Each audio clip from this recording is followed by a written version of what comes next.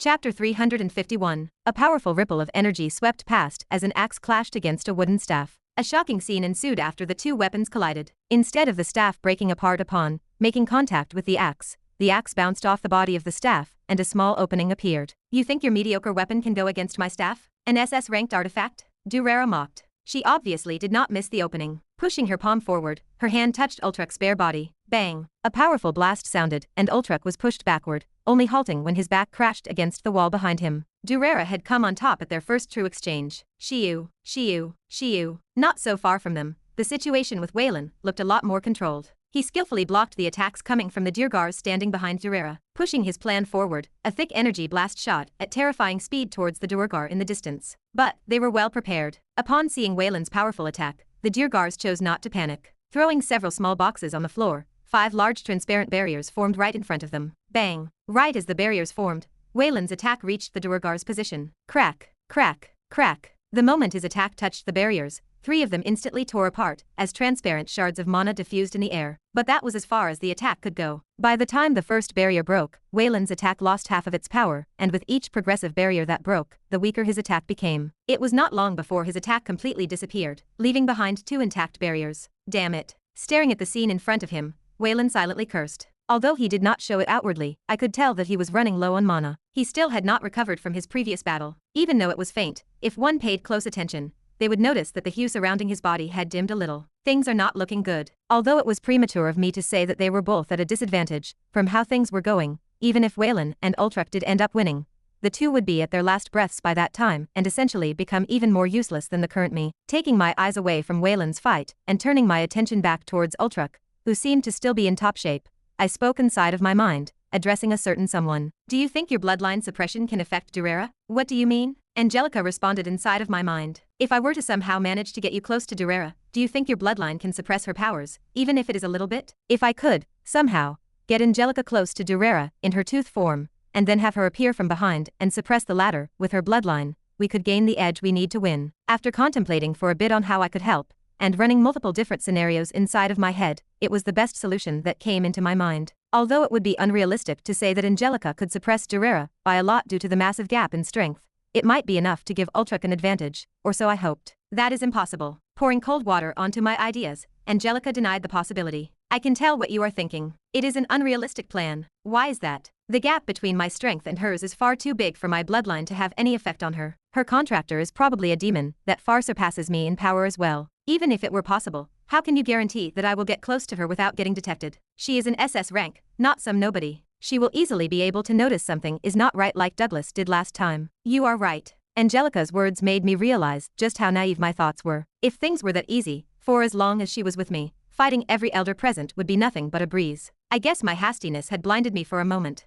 But then, what should I do? Time did not wait for anybody. Every second we wasted made our situation slightly more disadvantageous for those here and the others outside. "Have me go toward those little creatures." It was then that Angelica suggested something. Processing her words, my eyes soon lit up in understanding. "You do not mean..." "Indeed. Although I cannot do anything about her, I can do something about those little creatures fighting that human." The urgency of the situation left no room for arguments. I did not say anything about the fact that she called the Durgars little creatures and mused over Angelica's words. Indeed, if I had Angelica help Waylon defeat the Durgars holding him back, it would turn the situation into a 2 versus 1. Although Waylon was weaker than Durera, she was currently busy fighting someone whose strength was on par with hers. If Waylon was put into the mix, victory would almost be guaranteed. But that depended on how things would pan out next. "Alright, let us go with that plan." Having come to a decision, without wasting any second, I put my hand in my mouth and extracted one of my teeth. Wait. My hand suddenly paused as I thought of something. "Do you have any devil fruits with you? Or did you consume them all already?" I asked inside of my mind. "Yes, I used my last one before." My heart sank at her words. "Then, how are we supposed to do this?" Without the aid of the devil fruit,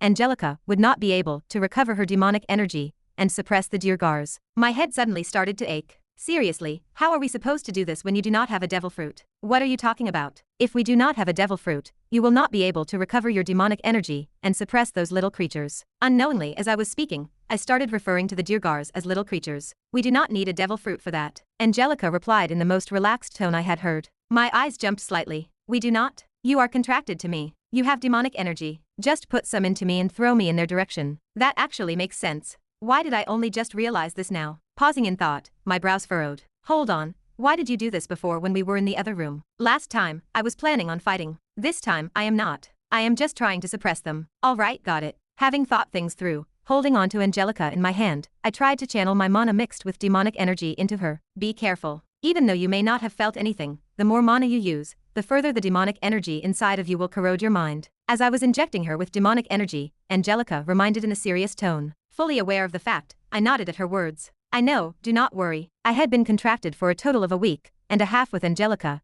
and although I tried my best to use the least amount of mana possible, given the circumstances, I had no choice but to use it quite often. So far, nothing had happened, but I could not guarantee that things would remain the same in the future. I had to be more careful. Enough. After injecting a large chunk of my mana into Angelica, I stopped after hearing her voice. I can only keep this for 1 more minute before I return to my regular form. Quickly get me over there. Got it. Nodding my head, I turned to face Waylon, who was standing not so far from me, attacking the Deergars in the distance. The conversation I had with Angelica only spanned for at most half a minute. So, nothing much changed since the last time I saw him. This was good. Hey, Waylon. Raising my voice, I called out. Now is not the time, Ren. Bang. Smacking away an energy blast, Waylon raised his broadsword and swung it downwards. Watching him fight, I once again opened my mouth and shouted, Waylon, listen to me. Do one big attack. What are you talking about? With furrowed brows, Waylon turned to glance in my direction for a short second. Now is not the time to be messing around. Can you not see that I am Boom. Cutting him mid-sentence, a small grenade-like object exploded right in front of him. A black gas cloud diffused in the air right after the explosion. Reacting just in time, Waylon closed his mouth and waved his hand, pushing all of the gas away. Right after, Waylon turned to glare in my direction. In response, I merely shrugged my shoulders and responded quickly, just trust me and force them to pay attention to you. I have a way to help you out. If that was not enough to convince him, I raised my hand and showed him the tooth in my grasp. The moment Waylon saw the tooth, he instantly understood what I was trying to do. Without wasting any time with unnecessary words, taking a step forward, the mana inside of Waylon's body shot out crazily, like a tidal wave. Clusters of mana threads surged out of his body, after which they all shot towards the broadsword in his hand, the length of the blade increasing drastically. From 2 meters to 3 meters and then 4 meters, it kept increasing until it finally reached 15 meters in length. Wielding an absolutely massive broadsword, if it could even be called that, Waylon stared at the enemy for a moment. The sheer aura of the blade instilled horror in the Deergars. Even Durera was almost distracted for a moment, but Ultruk did not let her. Their clash continued fiercely, both sides not letting up. Before the Deergars could make a move, Waylon briefly glanced in my direction, signaling me to start. Silently nodding my head, I did not waste a single second. The moment Waylon was about to cut downwards, I threw Angelica towards the Deergars' direction. Because my throw was extremely weak, and their attention was currently focused on Waylon's sword, none of the Deergars present took notice of my action. How big of a mistake that was. A couple of seconds after I threw Angelica, Waylon let out a shout that came from deep within his body and slashed horizontally. Ha! Whying. Staring at the incoming attack with grim determination, the Deergars took out all their defensive artifacts and tried to use them. But just as they were about to do that, an oppressive force suddenly entrapped their body. The force that was entrapping their body was not too strong, for it only made their movements slightly sluggish. But in a scenario where each second mattered, that slight disruption proved to be fatal. Ha! Hayek! The desperate screams of the Deergars rang out as blood splattered everywhere. Falling simultaneously, the headless bodies of 7 Deergars fell to the ground with a small thud. Standing almost 15 meters away from them was Angelica, who had the palm of her hand open, directed towards where the Deergars were standing before. Thin threads of demonic energy lingered around her body. There were a total of 11 Deergars before, and of the 11, 7 were dead with the rest gravely injured.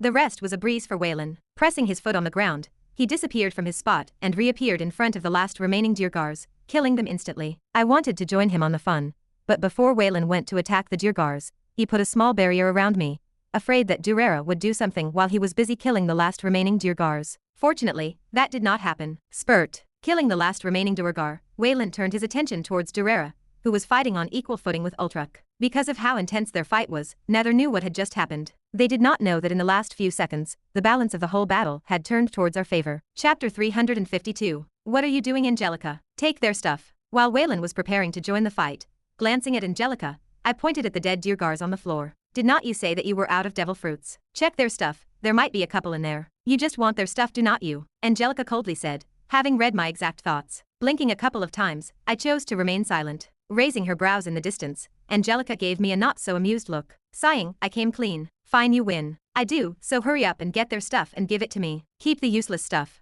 Having seen just how much trouble Waylon went through when he fought them, I could not help but covet the stuff that they had. There was definitely going to be something useful in there. Fine. Tempted by the idea of getting more devil fruits, Angelica eventually nodded her head and headed towards the corpses of the deceased Dirgars. Rummaging through their stuff, she briefed me on the things that she found. I have found another artifact, but just like the others, it requires a mixture of both mana and demonic energy to properly function. You can use it now, but when the contract is over you will no longer be able to use them. Pausing, she glanced in my direction and continued. That is unless you are planning on consuming a devil fruit. If so, you can probably use them even after the contract is over. No, I am good. I can just sell it in the black market for a good price. I quickly shook my head and denied her offer. Since the black market was for both villains and heroes, I did not doubt that there was a market for the things that Angelica picked up. When I returned to the human domain, I planned on selling all of the stuff I got today to fund my future endeavors. Anything else? Bang, bang. Cutting me off was a large explosive sound that came from the distance. Turning my head to face the direction of where the sound came from, I was once again reminded of the fight that was happening next to me. However, contrary to the last time I looked at them, this time it was Ultrak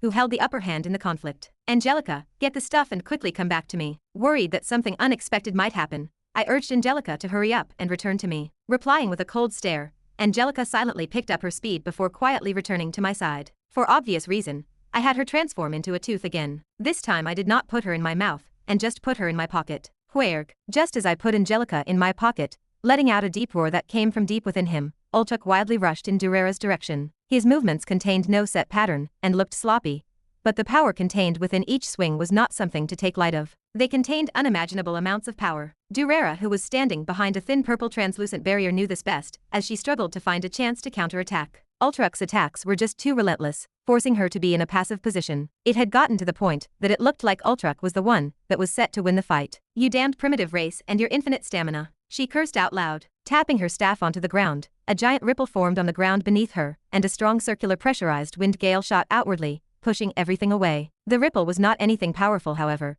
It did successfully manage to accomplish its goal, which was to distance Ultrak, who was swept off of his feet, and sent a couple of meters away from her. Fucking die. Taking advantage of the small gap that she had created, lightning crackled from the tip of her staff. In a matter of seconds, multiple bolts of lightning crackled around her staff, encircling it like a python strangling its prey. Slowly, the lightning condensed together, forming a rotating lightning plate. A wild and violent energy gathered within it, and an aura of destruction spread throughout the hall. A rare trace of solemnness surged onto Ultrak's face when faced with Durera's attack. It was too late for him to get close to her. He had to quickly counterattack her move with a move of similar power. Soon, a dark green hue began to surge into the surface of his body. Standing opposite each other, the two icily stared at each other as they prepared to unleash a terrifying attack. All of this happened in a matter of seconds, and before long, Durera opened her mouth. Do your best at surviving this. Raising her staff, she pointed the tip of her staff in Ultrak's direction. The electric plate that stood atop the staff suddenly whistled down. The space itself distorted an inch at a time as it traveled. Standing far and staring at the attack, my mind blank. If not for the protective shield that Waylon had set up around me,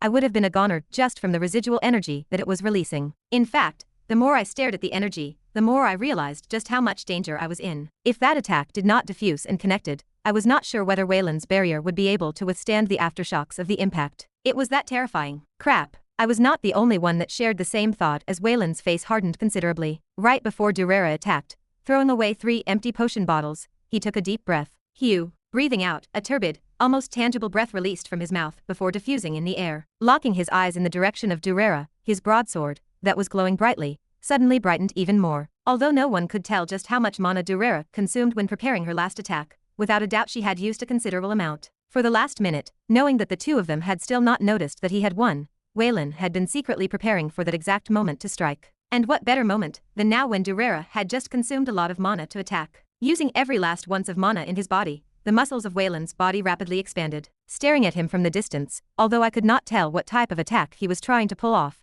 I could tell that it was no joke. Just from how the space around the broadsword distorted, it was evident that this was Waylon's last resort attack. The moment Durera released her attack, Waylon also attacked. Taking a step forward, he slashed downwards. Weeing. To my surprise, the slash looked like any regular slash. There was nothing special about it. No fancy lighting. No space-distorting energy blast, or any of those flashy moves that made the attack look spectacular. It was just a plain downward swing. However, what happened next completely shocked me. The second that Waylon slashed down, the space around Durera suddenly distorted.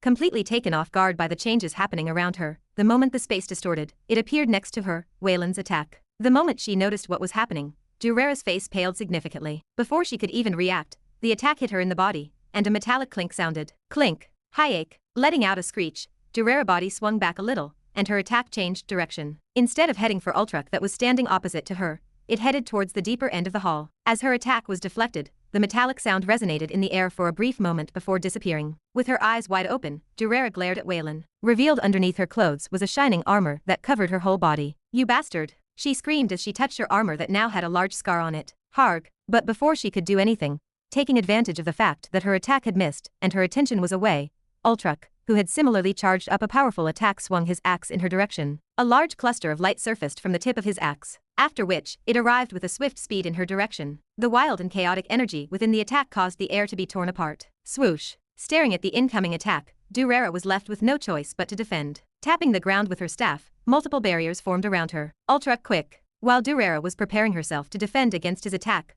Waylon, who was standing not so far from me, weakly called out as he pointed at the other side of the hall where Durera's previous attack headed. Turning his attention towards Waylon, Ultrak nodded his head in understanding. Crack! Stomping his foot on the ground, and not looking back, he reappeared before me and grabbed me by the waist. Oof! The moment his large muscular arms grabbed my waist, he knocked the air out of my body, as I struggled to catch my breath. Crack! Once he grabbed me, Ultrak stomped his foot on the ground again, and shot in Waylon's direction, and a similar scene occurred. Once he grabbed Waylon, using all of the last remaining energy inside of his body, he quickly ran towards the other side of the hall. Fortunately, his body contained an unbelievable amount of explosive power. With each step he took, he would cover over a large distance. It was almost as though he was continually teleporting. But even though we were moving at incredible speeds, Ultrak would look back from time to time in worry. That was because he knew that at the current speed we were going, we might not be able to fully evade the aftermath of Durera's attack. Ultrak may have been able to defend against the attack had he been in optimal condition, but now that he had used a lot of his aura, added with the fact that Waylon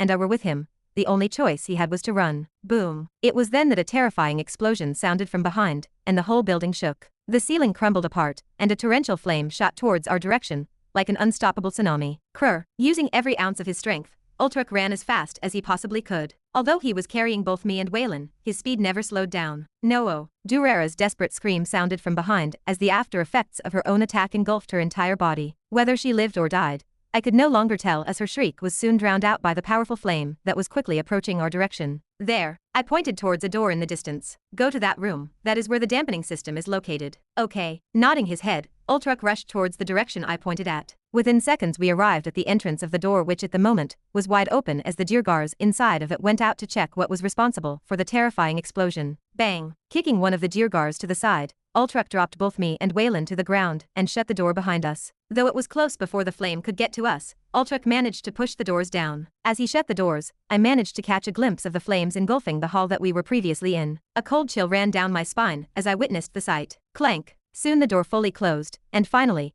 everyone slumped on the ground to catch their breaths. As I was the one that had used the least amount of energy, it did not take long for me to recover. Standing up, I looked around the room we were in. We have made it. We finally arrived at the control station of the dampening system enshrouding the whole of Inferno. Chapter 353. Let me have a look. Moving towards the control system that overlooked the dampening system, I placed my palm on the holographic screen. Right as my hand touched the hologram, a map of the entire building presented itself before me. Marked on it were a multitude of red dots that depicted the areas where the dampening devices were installed. The range they covered was also displayed on it. Scanning the holographic map before me, my brows knit tightly. Placing my hand under my chin, I softly muttered, This is a lot more troublesome than I had expected. Tapping one of the red dots marked on the map, a small window popped up in front of me. On the window were a series of complicated numbers and words. As I looked through the long, complex numbers and words displayed on the window, the chip inside of my head started processing the information in my mind. But it was useless. Even with the chip inside of my head, I could barely understand what was happening. The more I looked, the greater the frown on my face became. I should have expected this from the beginning. There is no way the dampening system would not have some sort of defense mechanism installed.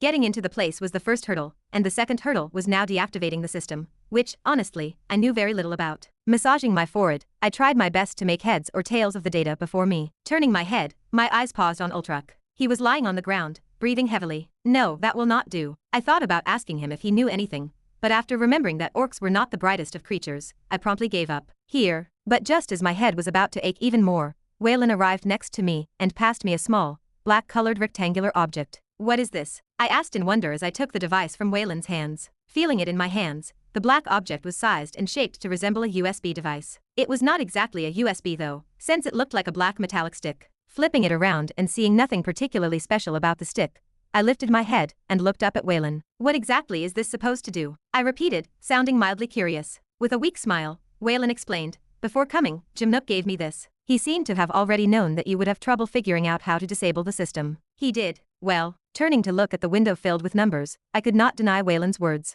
Or Jimnook's, for that matter. Although Jimnook did say that you could have done it by yourself, he also added that by the time you would be done, hours would have already passed. And so, before coming here, he told me to pass it to you. Good idea. For a moment, I thought that I was going to be spending the next couple of hours trying to figure out how to enter the system. Fortunately, Jimnook had great foresight. He had given Waylon the necessary equipment to help me disable the system. Given that time was of the essence, it was nothing short of a life-saving grace. Pointing at the holographic map in front of me, Waylon explained to me the uses of the stick. According to him, all you have to do is put this thing over there, and it should automatically disable the system within the next couple of minutes. Listening to his words, I nodded my head repeatedly before opening my mouth and saying, that is simple enough. It is. Just stick it in and let it do the rest. Got it, I will do it now. Without wasting any time, I inserted the USB stick-looking device inside of a small socket at the bottom of the holographic system. Clink. The moment I inserted the device into the socket, the panel flashed, and a small tab opened up. Database synchronization. 0%.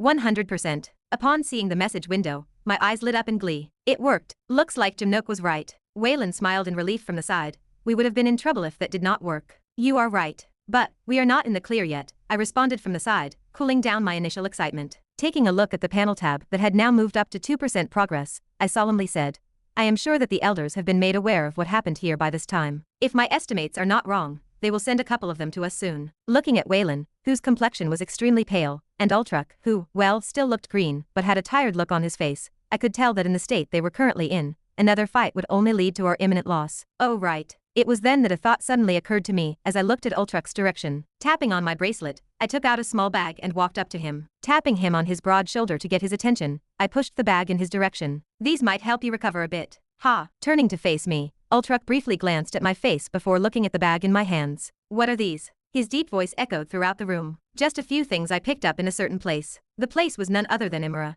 but he did not need to know that. After taking everything that I could possibly get from that place, there were a few things I had no use for, especially the fruits that were inside of the bag. They were useless to me. I was not exactly sure on how precious they were because I could not ingest them, but they would hopefully be of some use to Ultrak, whose aura was low right now. Since potions did not really exist for orcs, as they used aura, the orcs could not recover like we did with mana. They consumed special fruits like the ones in my hands. In retrospect, they did recuperate their aura at a much faster rate than us, but it still took a bit of time. By giving Ultrak the fruits, I was hoping that he would have a much easier time recovering his strength for when more enemies arrived. Show what is inside, human. Though initially skeptical, Ultrak took the bag in my hand and looked through it. The moment he opened the bag and saw what was inside of it, his eyes opened wide in shock. Seeing Ultrak's rapidly changing facial expressions was so amusing I could not hold back a smile. Pointing at the bag, his eyes darted between me and the bag. This. How? No, where did you get this? He said with slight excitement in his voice. Standing up from the ground, Ultrak hurriedly moved towards where I was and grabbed me by my shoulders before he started shaking me a little violently. Where did you get this stuff?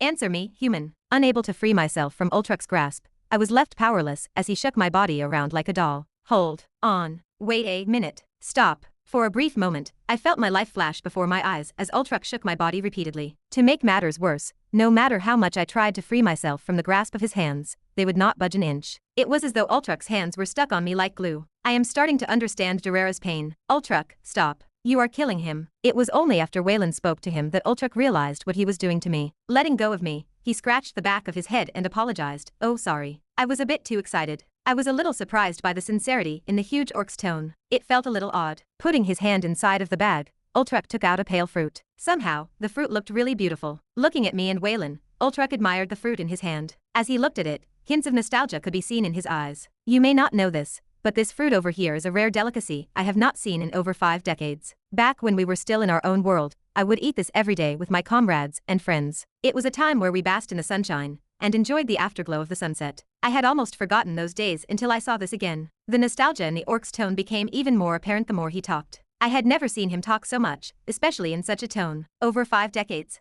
Waylon asked in surprise. Turning his attention towards the fruit, he tilted his head. Strange, I do not feel any mana fluctuations coming from it. That is because this fruit is not something you can consume. Splitting the fruit in two, a subtle energy sprang forth from inside it. It was a familiar energy that Waylon knew all too well. Aura. Correct. Nodding his head, Ultruck took a bite of the fruit. With the fruit's juices dripping from his large hands, Ultruck showed a delightful expression. It tastes just as I have remembered it. So, did it help you recover a bit? I asked. Recover? Yes. I mean, did the fruit help you recuperate some of the aura you lost?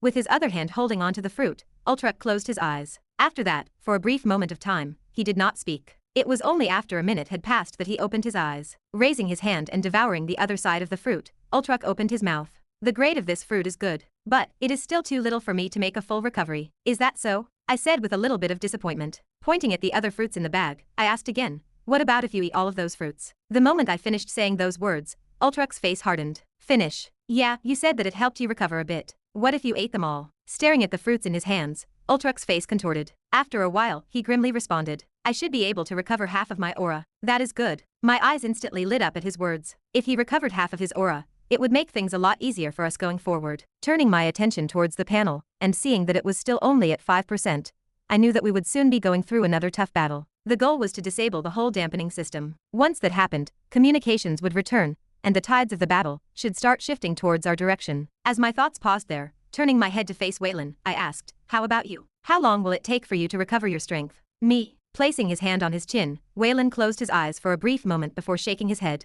At least 1 more hour. I will not be able to help much in the next hour. 1 hour. Frowning, I looked towards my right arm. Shaking my head, I said, I am the same. Not that it really matters, since you guys are way stronger than me. Well, I could just take care of the mobs. That would make things easier for them. Although they would not be able to do much harm to Waylon and Ultruck, they could still prove to be annoying. And, in a tough battle, such distractions could even prove fatal. It was best if I could recover quickly as well. Okay, eat the fruits now and recover quickly. We never know when they are going to come at us. By now, the enemy should already be aware that something happened to Durera, so we should probably get ready. Boom. But just as my words faded, a large explosion sounded and the whole room shook. Opening my eyes wide, I stared at Ultruck and Waylon. Their gazes interlocked with mine. Then, turning towards the panel, and seeing that it had only moved to 7%, my face sank. They came a lot faster than expected. Chapter 354. Boom. The metallic door that led to the room shook as a thunderous explosion rang out. They are already here. Focusing my attention on the door, my face turned solemn. After that, turning my attention towards the window that displayed the percentage of progress,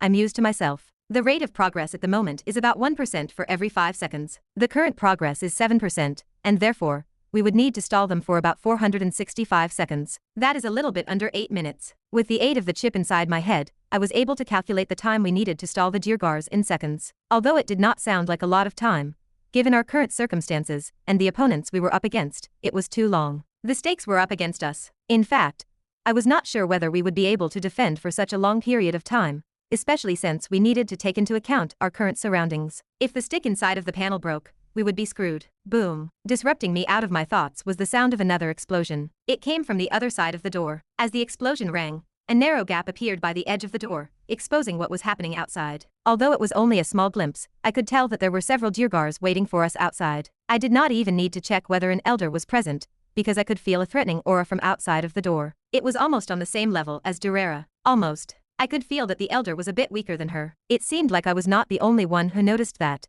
as Ultruck's face eased up a little. But only just a little. The odds were still stacked against us. The door will not last for long. You need to eat those fruits now. The more time you waste, the less time you will have for recovery, I said while pointing at the bag in Ultruck's hands. I can understand that you do not want to eat them, but we cannot afford to have you conserve the fruits. I smiled and added, if you want more, I will get you some later. You will? Ultruck's head snapped in my direction. It was so fast I thought his head could have popped off. Seeing how he reacted to my words, I knew that I had the crux of the problem in my grasp. Well, yes. I think I should be able to get more later. I will not make any promises, but I will keep it in mind. I had to go back to Amura one day or another, so getting him more of those fruits would not really be hard for me. Well, that was as long as Salug did as planned. If not, there would be no point in me going to Amura, where a marquis-ranked demon was eagerly waiting to roast me alive. I wonder how Salug is doing. I hope he is secretly getting strong, as planned. Ultruck's voice disrupted me out of my thoughts. That is good enough for me. After getting some form of confirmation from me, no longer hesitant, Ultruck rummaged through the bag and stuffed his mouth full with the fruits from Imra. Scrunch, scrunch. Juices flowed down from the edges of his mouth as he devoured the fruits as though he was drinking water. Boom. The door shook once more. Damn it, why could they not have made the doors more durable? I shouted out loud as I stared at the door which was slowly breaking apart. For a door that was supposed to lead to the dampening control system, it was a little too loose. Well, in the first place, they did not expect anyone to be able to infiltrate their own base. Although the dwarves have indeed planted some spies, they would not expect them to pull off a stunt of this caliber. Waylon murmured from the side, responding to my previous words. I guess you are right. If not for the fact that the elder behind the door had still not made a move, the door would have already crumbled. The only reason why he did not was probably out of caution, fear that we might end up ambushing him out of nowhere. Boom, boom. The door shook even more fiercely as multicolored lights flashed from the narrow gap in between the door. Putting my hand in my pocket, I threw Angelica towards the corner of the room. Get ready. I, of course, did not forget to throw her a few devil fruits. They were ones she had managed to loot from the Diergars earlier. Unfortunately, they were not very high-quality fruits, so I did not know how useful they would be. Try to recuperate as much demonic energy as possible. It looks like we are in for a tough battle. Because they were busy staring at the door, both Waylon and Ultruck did not notice what I did. Even then, it would not have mattered. Once I made sure Angelica was okay, turning my head towards Waylon, I asked in a serious tone, "How long do you think the doors will be able to last?" "Not sure. Maybe a minute." And that is me being optimistic. If an elder is personally making a move, I would give it half a minute. That is too little time. We needed to stall for at least the next 7 minutes. 1 minute was not going to cut it. Let us not wait before acting. The more time we waste the better. Okay. Nodding in agreement, I took my attention away from Waylon and checked my dimensional space. Let us see. Because I did not have enough time, I had still not checked what I had gotten from killing those Diergars. Perhaps, there might just be something that could prove to be useful to me. It was then that I finally spotted something. I have got something. My eyes lit up in glee as I took out a couple of things from my dimensional space. Tapping Waylon on the shoulder, I showed him 3 familiar metal boxes. I think I have got something that might be able to help us stall for time. What is it? Remember this? I said as I channeled my mana to the metal boxes. The moment my mana entered the black boxes, they lit up with a strange light and expanded. Before long, a large barrier formed before us. Where did you even get that from in the first place? Waylon asked with a look of surprise on his face. Looting, obviously, I responded with an obvious look whilst walking towards the door and placing the metal boxes by the side, close to the hinges. One in front, another on the left, and the last one on the right side. After that, I channeled my mana into them, and 3 barriers formed. As I was setting them up, turning to look behind me, I asked, "These things were able to block your attacks, right? It should be able to stall for a bit of time." "You are right." Pausing, Waylon furrowed his brows. "But I do not know just how useful it will be against SS ranks. The gap between each stage is massive." "That is fine, we just have him to hold him back for a little bit." I pointed at Ultruck, who was eating the fruits and slowly recovering his aura. "As soon as the door breaks, Ultruck will stall the strongest Duergar, while we defend against the weaker ones." "It is a bit risky," Waylon muttered reluctantly. With a serious, contemplative look, he glanced at the shaking door. "What are we going to do once we shut down the system?" "That. There is no need to worry about that. I have already got a solution." "Is that so?" "Yup, so all we have to do now is boom." Not even allowing me to finish my sentence, the door broke apart, revealing the Diergars standing behind. Holding on to several different artifacts oozing with power, they did not even wait for the door to fully fall before starting to mercilessly shoot in our direction. Shiu, shiu, shiu. The energy blasts from their weapons shot in our direction at terrifying speeds. They were so fast that I was unable to react in time. If not for Waylon, who was next to me reacting in time and activating the barriers, I would have seriously been injured. Warg. What followed the first attack was Ultruck's shout as his voice reverberated throughout the whole room. Without wasting any time, his figure shot towards the Duergar, who had the most powerful aura. Holding onto a massive hammer that was way bigger than he himself, the Duergar raised it and met Ultruck's attack head-on. Bang! A circular, pressurized wind spread out from their collision, sending everyone nearby flying away. Only a few were able to remain standing, and of those, I was not one. My body crashed against the back of the room, knocking the air out of my lungs. "Ku, you okay?" Waylon asked as he looked back at me. "I am fine." Sliding down, I raised my head and reassured Waylon that I was still somewhat intact. "Fuck, that hurt," I cursed. Wiping the side of my mouth, I weakly stood up. Damn it. If not for the barrier I had set up beforehand, I would have most likely died there. Just a simple attack from the 2 of them almost cost me my life. That was how scary SS ranks truly were. People were collateral damage to them. Fortunately, they both held back a bit. Had they truly gone all out, not only I would have died, but the other Diergars present would have joined me in the afterlife too. Bang, bang. The loud banging sound from the fight never ceased as both Ultruck and the Duergan Elder continued to fight in the distance. With each attack, they would progressively get further away from us. It became evident to us that they each wanted to avoid letting their own side suffer from the aftermath of their attacks. During their exchange, neither held the upper hand, and although Ultruck was in fact 1 sub-rank higher than the elder he was fighting, their fight at the moment was even because he had still not fully recovered his aura. He was fighting conservatively. "Watch out." Waving his hand forward and creating a small barrier around me, Waylon deflected the wind gales that arose from the conflict between Ultruck and the elder, as well as some of their residual energy. However, it came at a cost, as Waylon's face paled a tiny bit. Breathing out, he urgently said, "Ren, quickly get up." We do not have much time. Standing opposite to us were the Durgars from before with their weapons ready. All of their weapons varied, ranging from guns to hammers and even swords or axes. A bright glow enveloped their weapons as they all glared in our direction. Staring at the Durgars opposite, Waylon's face became grim. I do not have much mana in me. I do not know for how long I will be able to hold them back. Once again wiping the side of my mouth, I walked up to Waylon and reassured, do not worry too much. We have got help. The moment my words faded, and right as the Durgars were about to attack the barriers, their movements suddenly became sluggish as a bone-chilling pressure enveloped their bodies. What? Spotting this, Waylon's eyes jumped up. Sensing something, Waylon turned his head and looked behind him. With her hand raised, standing right behind me, Angelica held a couple of fruits in her left hand. Cracka, cracka, taking out a long metal stick, my reward for defeating the Durgar in the artifact testing facility, I grasped it tightly and let my mana flow in it. Then, with a confident tone, I spoke while looking at the enemy. She should be able to lend us a hand. Chapter 355. You handle the weaklings. Taking a bite of the fruit,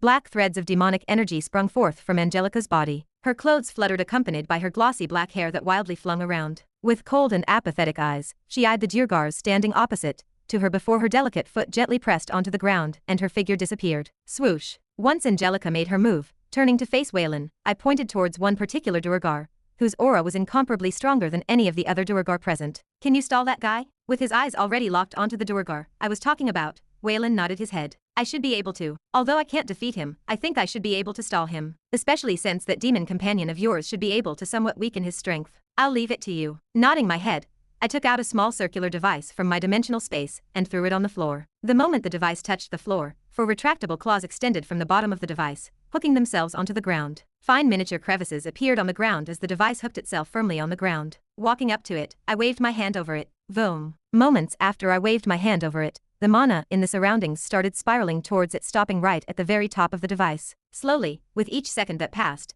the mana spiral would become bigger and bigger. Before long, a miniature portal had started forming. Bending down quickly, I inserted the coordinates of the room I had previously used when I was disguised as Carl. Alright, I'm done setting this up. Once I was done setting up the device on the ground, I looked at the timer and noticed that it had moved up all the way to 13%. Once the dampening system would deactivate, I shouldn't have a problem using the portal since there was no longer anything blocking the portal from connecting with the other portal I had set up before and where Waylon had come into the building from. Bang! An explosion suddenly sounded from behind me. With the metal rod in my hand, turning to face the direction of where the fight was happening, I clenched my right hand slightly. Still not good. Some of the feelings that I had lost had returned, but it was still not in the state where I could use it properly. My right hand was now more of a liability than an asset. Clenching onto the metal rod with my left hand, I put all my mana into it until the lightning started revolving around it. Cracka, cracka. Once lightning started to formulate around the rod, channeling wind seons at the bottom of the solace of my shoes, my toes pressed onto the hard ground, and my body shot towards the weaker Durgars in the distance. Cracka, cracka, yup. In an instant, I appeared before the nearest Durgar and slashed downwards diagonally. As I slashed down, a diagonal blue line formed in the air, tracing my attack. Caught off guard, the Durgar was unable to react in time, and so the moment I slashed down, the rod instantly hit him in the shoulder. Bang! Although the force of the attack wasn't very strong, as I was only using one hand, the moment the rod touched the Durgar's body, the electricity that come from the rod swiftly entered Durgar's body and stunned him. Clank! Taking advantage of the situation, I raised my foot and kicked him in the head. Swoosh! Drawing a beautiful arc in the air, my kick hit the Durgar right in the head, sending his head crashing into the hard ground. Bang! With a bang, his body planted face first onto the ground. Following that up, I raised the rod and stabbed it downwards. Fresh blood spurted everywhere, and what remained of the Durgar was just the body. That is one of 4. There were a total of 8 Durgar present. Of the lot, there was 1 S ranked 1, 2 A ranked 1s, 1 B ranked 1, 4 C ranked 1s, and 1 D ranked 1. The Durgar I had just killed was one of the 4 ranked 1s. At the moment, Waylon was handling the S ranks Durgar, while Angelica was holding back the 2 A ranks and B ranks. With her bloodline advantage, she was able to keep them in check, but just barely. Catching a glimpse of her fight, I noticed that she was currently in a bit of a disadvantageous position as the 3 Durgars attacked her from all sides. They were relentless as they didn't even leave her any room to catch her breath. Fortunately, all she had to do was stall them, not beat them. Although she was at a disadvantage, she was still handling it well. Without a doubt, she should be able to hold on for the next 30 minutes, which was all I asked for. Swoosh! Sensing something, my head snapped toward my left where I saw the pointy tip of a cold blade heading for my eyes. Clink! Heof! Reacting almost out of instinct, I stabbed the rod upwards, hitting the bottom of the blade. Once the top of the rod hit the blade, it redirected it upwards, and the tip of the blade narrowly missed my eyes. Cold sweat trickled down my back as I realized just how close of a call that was. Focusing my attention towards the perpetrator, I found a Duergar standing not so far from where I was. Next to him were the other 4 Duergars. Staring at them, and glancing toward my right arm, I silently cursed. Well shit. Shio, Shio, Shio. Without giving me a chance to properly analyze the situation, one of the Duergars, the weakest one, raised his gun and shot in my direction. Almost at the same time he started shooting, the 3 other Duergars also began to act. Following behind the energy blasts that shot from the gun, they quickly headed towards my direction. Stomping my foot on the ground beneath me cracked apart, and my body shot back. Despite doing so, my body was still slower than the incoming energy beams as they easily gained ground on me. Staring at the incoming energy beams, rather than panicking, I raised my left hand, the one that held onto the metal rod, and channeled all my mana into it. Within seconds, a translucent green hue enveloped the body of the rod. Once the hue completely enveloped the rod, my body soon came to an abrupt halt. Ha! Crying inside of my heart, I twisted the rod in my hand in a circular motion. Once I spun the rod in my hand, a sort of translucent circular shield appeared in front of me. Taking a step forward, I met the attacks head-on. Clink, clink, clink. A strange scene followed suit. The moment the energy blasts met the body of the rod, instead of hitting it, they changed direction completely, shooting away from me. Before I knew it, all 3 beams shot away from me. As expected, all my training with Waylon wasn't for nothing. I inwardly muttered as I looked at the rod in my hand, which was currently coated by the same green glow as before. The trick I had just used was a trick that I had learned from fighting against the demons during the waves. By coating my weapon with wind scions, I could essentially create an effect in which the wind scions would act as a repellent for anything that touched them. It had to be noted that this sort of thing was not something I could have pulled off before. Although it looked easy, it was nothing but easy. What I just did required a high level of control over scions, and if not for Waylon and Douglas's teaching over the past month, I would have never been able to pull off such a move. Swoosh! Not even a second after I managed to redirect the attacks away, the 3 other Duergars were already upon me. But I was prepared. The moment they arrived before me, lowering my left hand, the green glow enveloping the rod disappeared. Turning my head, I stared at the Duergars right in the eyes and inwardly muttered. The one. The atmosphere instantly froze, and the bodies of the 3 Duergars came to an abrupt halt. Following this, their faces paled, and their body trembled. With my eyes locked on a particular Duergar, putting the rod away, I raised my hand and enveloped his face with the palm of my hand. Crack! The sound of a skull breaking sounded, and blood spurted all over my face. At the same time I squeezed my hand, twisting the heel of my right foot. I twisted my torso and my body spun. As my body spun, I raised my left leg and kicked with it, further adding to the momentum of the spin. Crack! Midway through the spin, I felt a slight force on the heel of my left foot. What followed after was the sound of something breaking sounded. Thud, thud. Once I managed to stabilize my body, the bodies of the 2 Duergars I killed fell onto the ground with 2 small thuds. Without even looking at where the sound originated from, I focused my attention on the last 2 Duergars who were stunned by what they saw. I, of course, took advantage of this. Extending my left hand, the rod once again appeared in my hand. Lightly throwing it in the air, I once again twisted the heel of my right foot at an angle of 45 degrees. Simultaneously, I raised my left foot and kicked. Shiu. My foot soon connected with the tip of the rod, and the rod disappeared from my vision. As I had not channeled mana into the rod, no lightning formed around it. But that didn't really matter. To only deal with AD rank, that was enough. Swoosh. Using the momentum of the kick, once my foot kicked the rod, it did not stop as it quickly headed towards the last Duergar that was close to me. Raising both hands, the Duergar tried to block my attack, but it was in vain. Once my foot connected with his arms, the sound of his arms breaking sounded, and he fell backward onto the hard ground. Haik! Bang! Once the Duergar fell onto the ground, the rod appeared before the other Duergar and hit him directly in the head. Whether he had lived or died, I wasn't sure. Raising my foot, I stomped down and killed the last Duergar. Spurt! Blood once again sprayed everywhere. Ha ha! Once I killed the last Duergar, I noticed that my breathing was quite heavy. Swallowing a mouthful of saliva, and wiping the sweat that had accumulated on my forehead, I moved towards the main room and checked the holographic map. Data synchronization. 94%. Ha. 94%. That's go. Boom. But just as I was about to rejoice at the fact that the dampening system was about to deactivate, a terrifying explosion sounded near me. Turning my head, my face paled considerably, and what replaced it was a look of horror. All forms of fighting stopped, and the atmosphere froze completely. Oh shit. With a blank look on my face, my head stopped working as a feeling of death enveloped my entire being. You. A blue skinny hand pointed in my direction. Following this, a high-pitched voice sounded across the entire hall. You, because of you. Standing over Ultrak's body, with disheveled hair, and half of her entire face burned,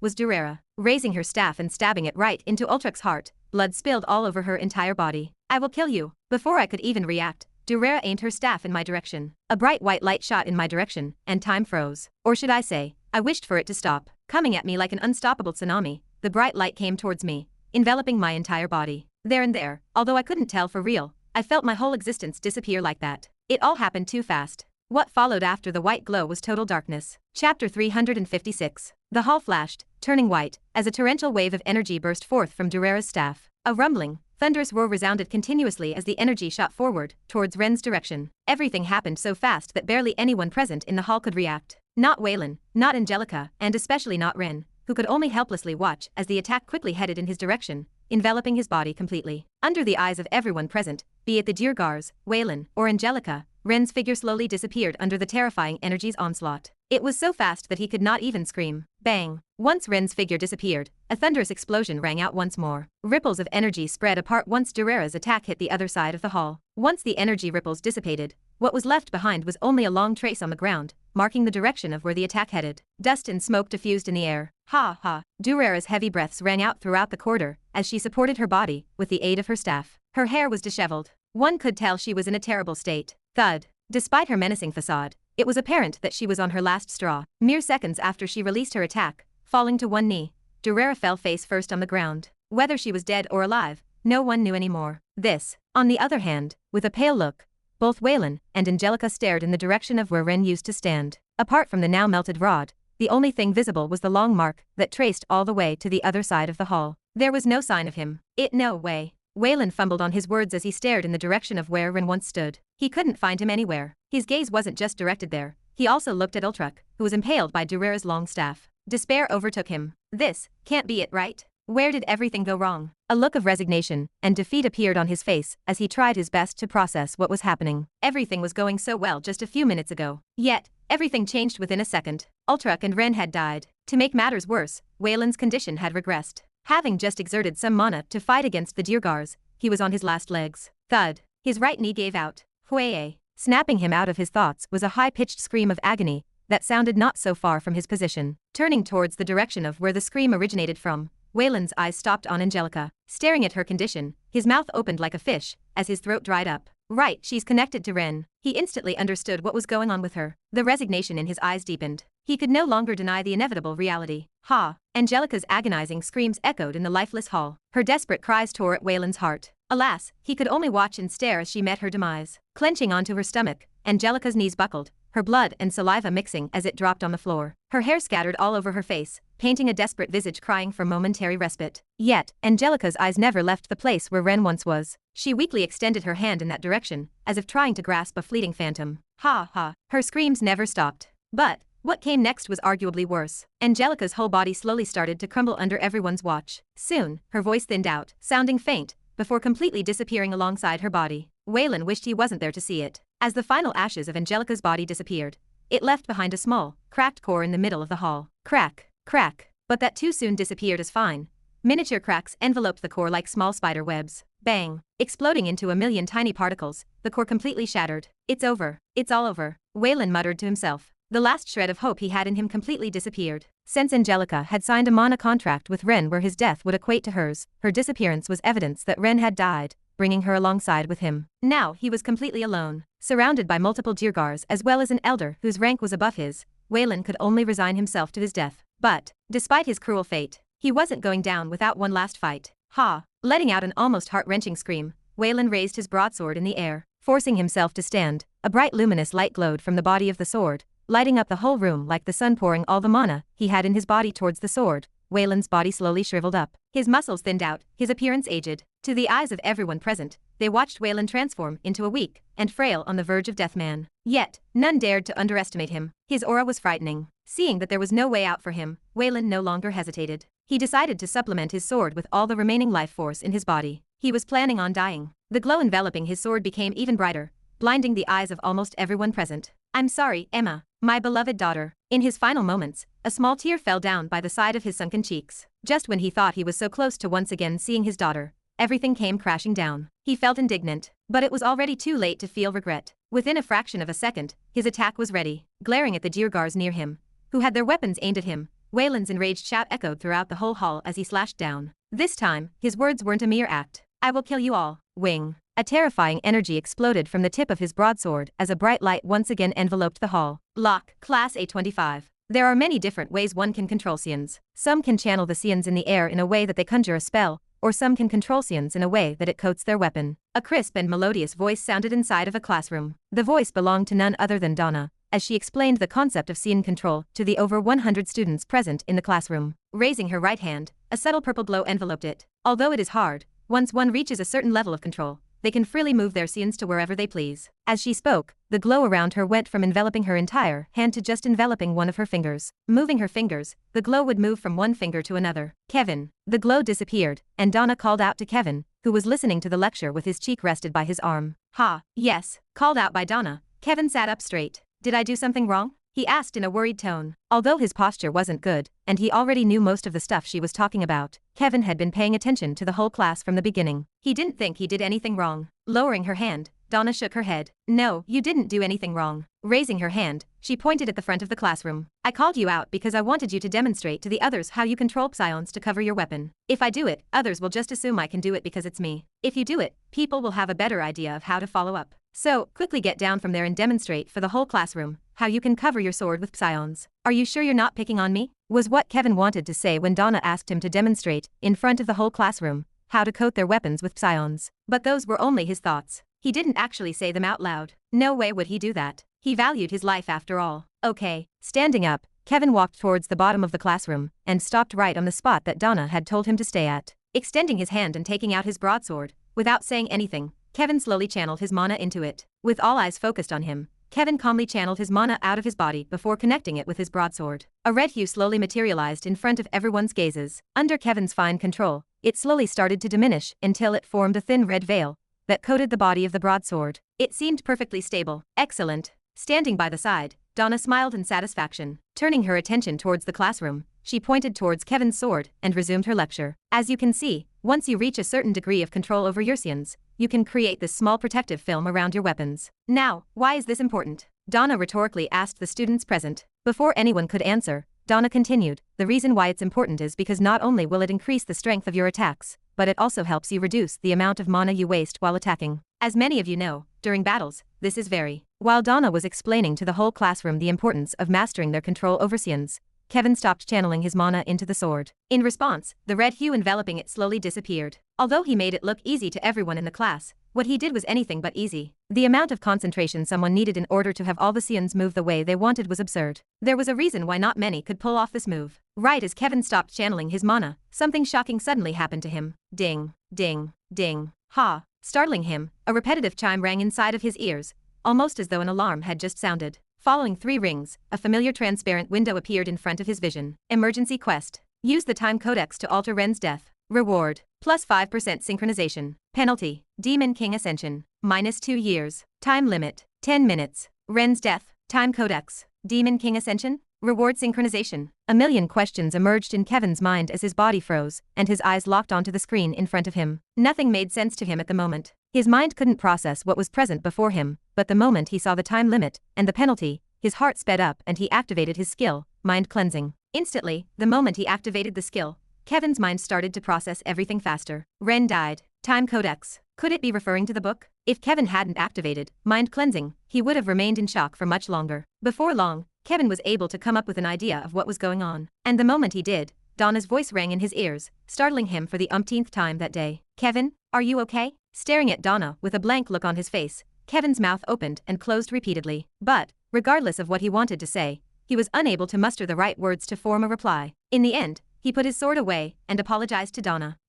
Sorry, I need to go. Wah. Before Donna could even finish her sentence, Kevin turned around and ran out of the room, much to the shock of everyone present in the class. Clank. The loud sound of the door smashing rang in everyone's ears, and Kevin's figure soon disappeared from sight. Chapter 357. Leviathan Building. Lock. Bang. Kevin hastily entered his room, smashing the door against the side of the wall. God damn it, where is that book? He repeatedly muttered out loud in haste. Dashing towards his room, Kevin ran up to his bookshelf and threw all the books down from it as he looked for the red book. Time remaining. 1 hour, 37 minutes. With the timer by the side of his vision, Kevin couldn't be any more worried. He was running out of time. Here it is. After getting rid of most of the books on the bookshelf, Kevin found the red book and placed it on the table. Without wasting any second, he opened the book towards the last page and started reading. I will kill you. Before Ren could even react, Durera aimed her staff in his direction. What followed after was a bright white light that shot in his direction, and time froze. Or, at least, Ren wished for it to have stopped. shooting at him like an unstoppable tsunami. The bright light came towards him, enveloping his entire body. Although he couldn't tell for real, Ren felt his whole existence disappear like that. It all happened too fast. What followed after the white glow was total darkness. Oh shit. Staring at the book, Kevin's face paled considerably, his arms trembled in shock. His knees buckled slightly, and he uncontrollably sat down on his chair. The system was right, Ren really did die.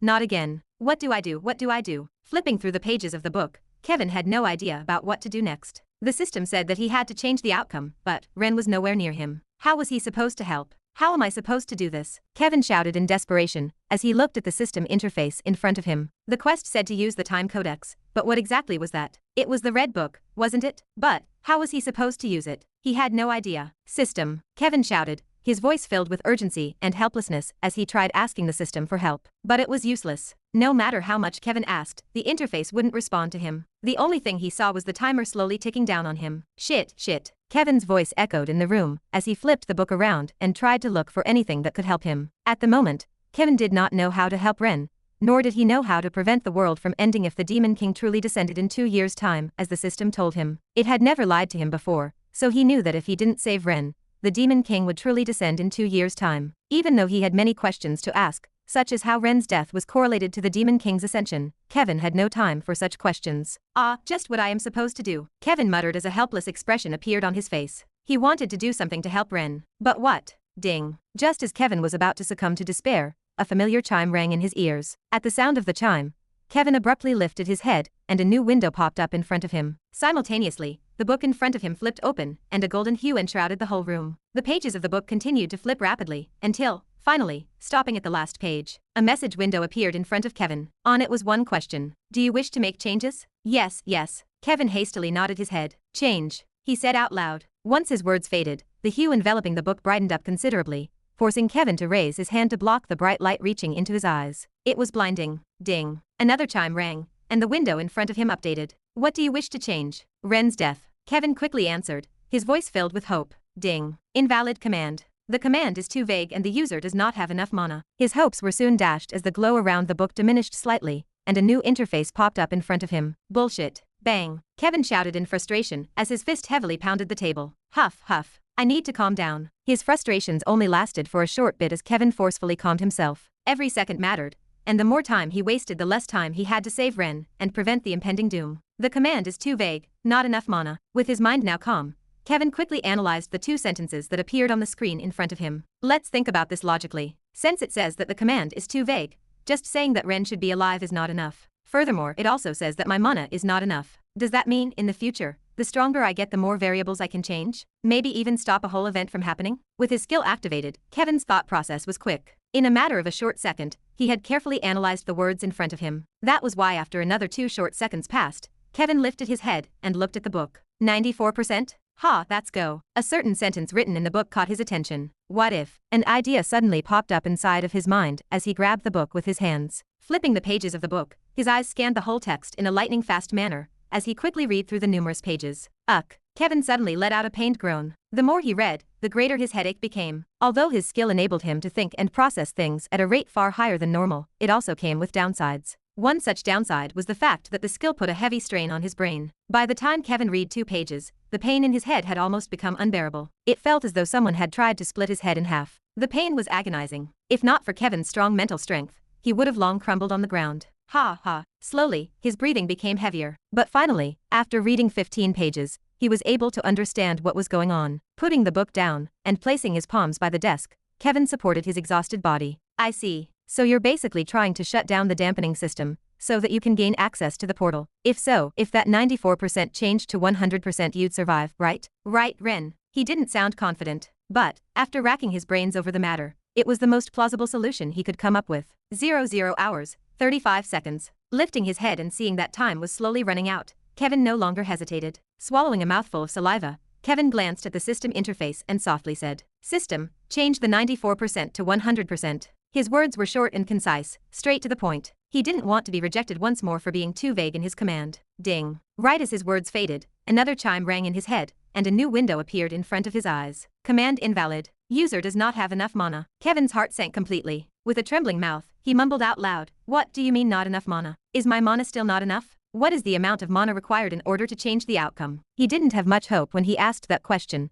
but contrary to his expectations, the system message changed as another chime rang in his ears. Ding. C rank. C rank. Kevin voiced out in a surprised tone. But the surprise only lasted for a brief second as his brows then knitted together into a tight frown. That was because he was still C- ranked. He estimated that his rank would increase within a month's time, but still not yet. Massaging his forehead, Kevin started to think. C rank. I can't break through in my current condition. What do? Ah, right, I have those. Just as the situation seemed hopeless, Kevin suddenly remembered something. Extending his hand towards the air, Kevin took out a few chalks of bluegrass from his system's dimensional space. I still haven't used these guys yet. It was the skygrass he had gotten from his trip to Imra with Ren. He had tried one small piece, but he felt that it was a waste to use it when his rank was still low. After all, skygrass was also useful when someone was at B rank. With this, I should be able to forcefully break through to C rank. Kevin softly muttered as he looked at the skygrass in his hands. Without hesitation, Kevin put the skygrass in his mouth and chewed it. Typically, one would make a lot of preparations before ingesting such an expensive herb,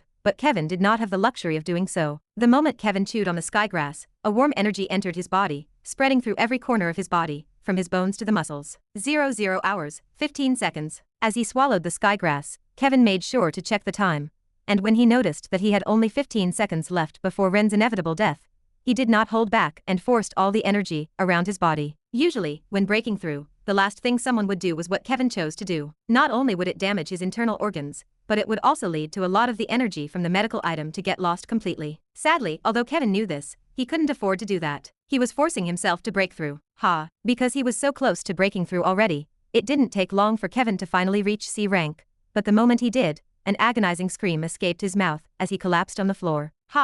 His breathing was extremely rough, and his whole body ached. Kevin could tell that the forceful breakthrough had damaged his internal organs. But he didn't care. Mustering every last bit of strength, Kevin lifted his head from the ground and muttered, "System, change the 94% into 100%, please." As soon as his words faded, Kevin's vision distorted. Soon, his vision turned dark. Slowly, he started to lose consciousness. Ding. As he was losing consciousness, a small chime rang in his ears, and a bright light enveloped his closed eyes. Ding. Quest completed. The reward will be assigned shortly. A window appeared in his vision. What followed after were a series of similar windows and chimes. Ding. Reward. Synchronization plus 5%. Ding. Processing reward. Ding. Reward processed. The reward will be granted shortly. The user will fall into a coma state for the next 2 weeks. The screens continued to appear in Kevin's vision, but at this point, Kevin was unable to process what was happening around him. His mind was in a state of burnout. I did it, didn't I? Kevin softly muttered, using the last remaining energy inside of his body. Although he couldn't really tell what was going on, from catching a small glimpse of the status windows in front of him,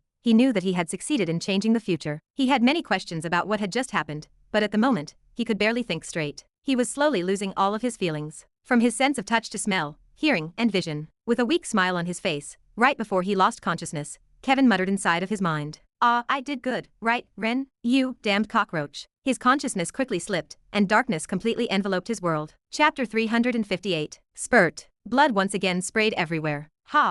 Once I killed the last Durgar, I noticed that my breathing was quite heavy. Swallowing a mouthful of saliva, and wiping the sweat that had accumulated on my forehead, I walked towards the main room, and checked the holographic map. But before I could even make it to the room, a rumbling sound rang out throughout the whole building. Rumble. Stumbling slightly, and leaning my body by the side of the wall, I looked up towards the ceiling. Vree. The ground beneath me buzzed, and the communication device that I had kept in my pocket for quite a while now suddenly started vibrating. It's done, I muttered to myself as I took out the communication device from my pocket. At the same time that my communication started vibrating, the others also noticed the changes that were happening around as everyone stopped fighting for a brief moment to check what was going on. Waylon. Angelica, let's go. Taking advantage of that one brief moment of distraction, putting the communication device back into my pocket, I called out for Angelica and Waylon, who had also stopped fighting. Giving me a quick nod, without saying anything, Waylon and Angelica proceeded to stop attacking. Following this, they rushed towards my direction, ignoring the Durgars who were standing behind them. Data synchronization. 0%. 100%. Entering the room and passing by the holographic map, I rushed for the portal which by now had already started fully functioning. Shiu. The sound of energy blasts being shot towards Waylon and Angelica sounded from behind, but I paid no attention to it as I focused my whole attention on the portal before me. With mana threads spiraling at the top of a small circular device, a portal appeared in front of my vision. Hurry up. Halting my steps right in front of the portal, I looked behind me and checked Angelica's and Waylon's positions. I will quickly call Ultruck and tell him to come back. Now that communication inside and outside worked, I could send a message to Ultruck telling him to come back. I had already briefed him on what to do before, so the moment I called him, and he felt the slight vibration, he would quickly rush towards us. That was at least what was supposed to happen. But just as I was about to send him a message, a thunderous explosion sounded in the distance. Boom. What followed after the explosion was a strong pressurized wind gale that spread throughout every corner of the hall. The Diergars that were previously attacking Angelica and Waylon stopped and looked in the direction of where the explosion came from. Taking advantage of this moment, Waylon and Angelica appeared next to me. You. A high-pitched voice followed after the explosion, as the dust cleared out, revealing a haggard figure standing at the top of a large body. Upon closer look, I noticed that the body was none other than Ultruck. Shit. I cursed out loud as my heart rate sped up. With disheveled hair, and half of her entire face burned, Durera stood on top of Ultruck's figure. A torrential wave of mana burst out from her body. How is she still alive? Fuck. I silently cursed at my circumstance. Just how strong one had to be in order to survive that terrifying explosion from before. I couldn't fathom it as I involuntarily took a step back towards the portal behind me. Ku. You.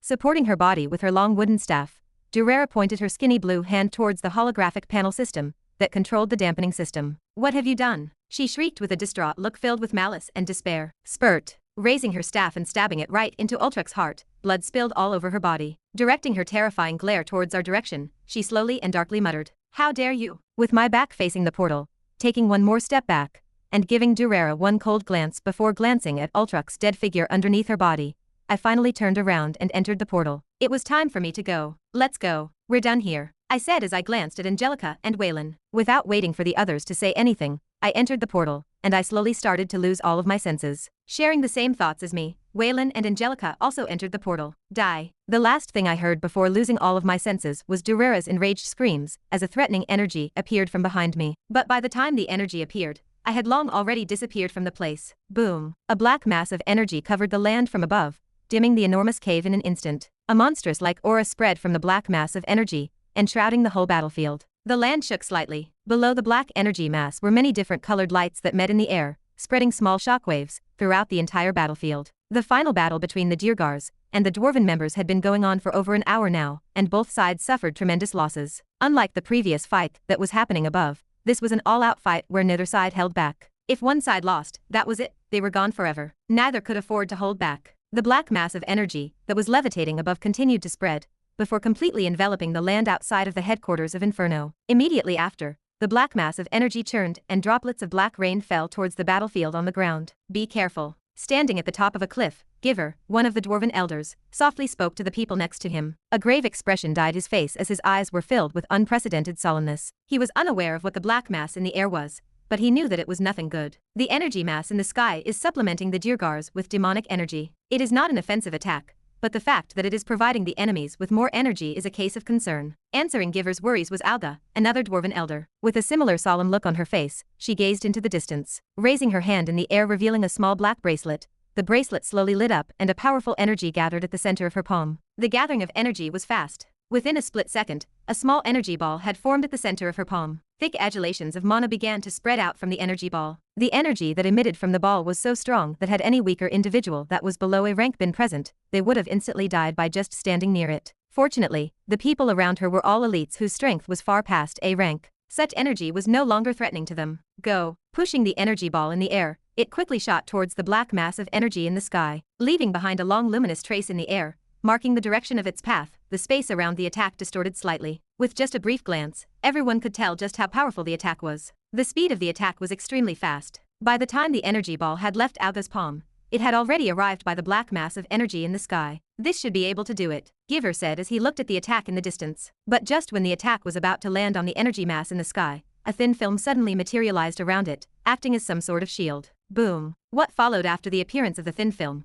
was a sound similar to that of a thunderclap. The defeating sound of the explosion drowned out all the other sounds that came from below the battlefield. Ripples formed around the small veil, and the residual energy from the attack spread out throughout the enormous cave. As expected, this is going to be a lot tougher than I had imagined. Alga sighed softly upon seeing her attack being blocked. She did not say anything else. With her eyes locked on the black mass, Alga's eyes furrowed deeply. If we don't take that down soon, we will soon fall into a disadvantageous situation. Lowering her head, she stared at the battle that was happening below with a worried look. Although we're currently at an advantage thanks to our surprise attack, if we don't find a solution for that anytime soon, we're going to be in deep trouble. Alga's words caused the atmosphere to turn tense. Actually, you don't have to worry about it too much. An aged voice suddenly sounded. The moment the voice reached everyone's ears, Everyone present turned their heads towards where the voice came from. Once they managed to figure out the identity of the one who spoke, a surprised look appeared on the faces of some of the people present. Human, Alga was the first to speak, as she raised her brow in a questioning manner. What do you mean by what you just said now? I meant exactly what I said. You don't have to worry too much about what's going on at the moment,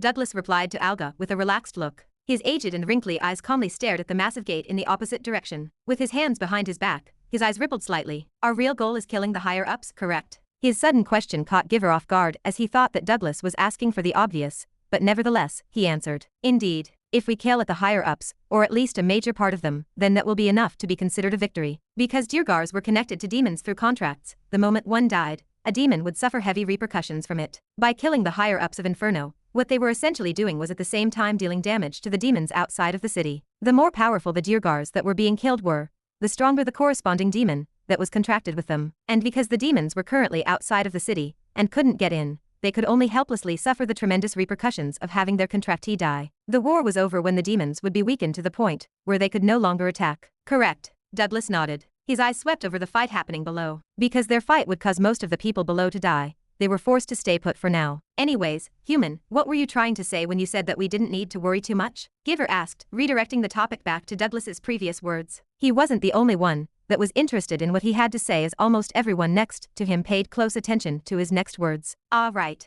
Douglas's brows relaxed a little. What I meant by my previous words was that, vree.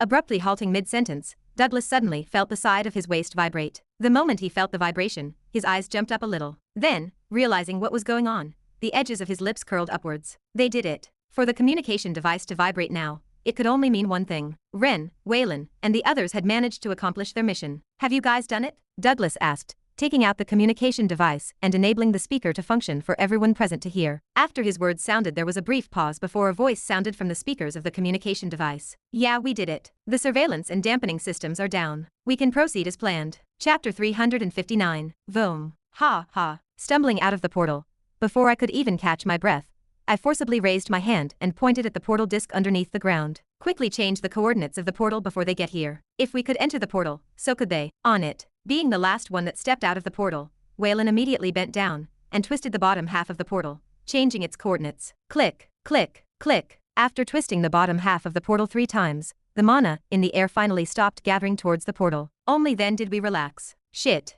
Waylon cursed as he slumped down on the ground. His already pale face paled even more, and his body trembled. You okay? I asked, leaning by the side of the wall. Coo. A groan suddenly escaped my mouth as a head-splitting pain coursed through my brain. What the? The pain was so strong that my mind blanked for a brief moment. Hey, Ren, are you okay? Waylon worriedly asked as he moved towards me, reaching his hand out in support. Don't touch me. Wah. Smacking Waylon's hand away, I weakly stood up. It hurts. Coo. A throbbing, constant, and unrelenting pain coursed through every area of my head as I had difficulty breathing. The pain was so unbearable that for a split second, I had thoughts of ending myself. Flashbacks of what happened back at the monolith replayed inside of my head repeatedly, threatening to eat away at my sanity. But before things got to that point, using the last shred of sanity within my body, I activated Monarch's Indifference. Instantly, the moment I activated Monarch's Indifference, my emotions dulled. Although the pain remained, most of the negative thoughts disappeared from my mind. Ren, Waylon carefully called out as he looked at Ren, who was standing opposite of him. Ever since reappearing from the portal, he had been acting weird. He looked to be in extreme pain, but that did not last for long, as he soon calmed down. Ren, are you okay?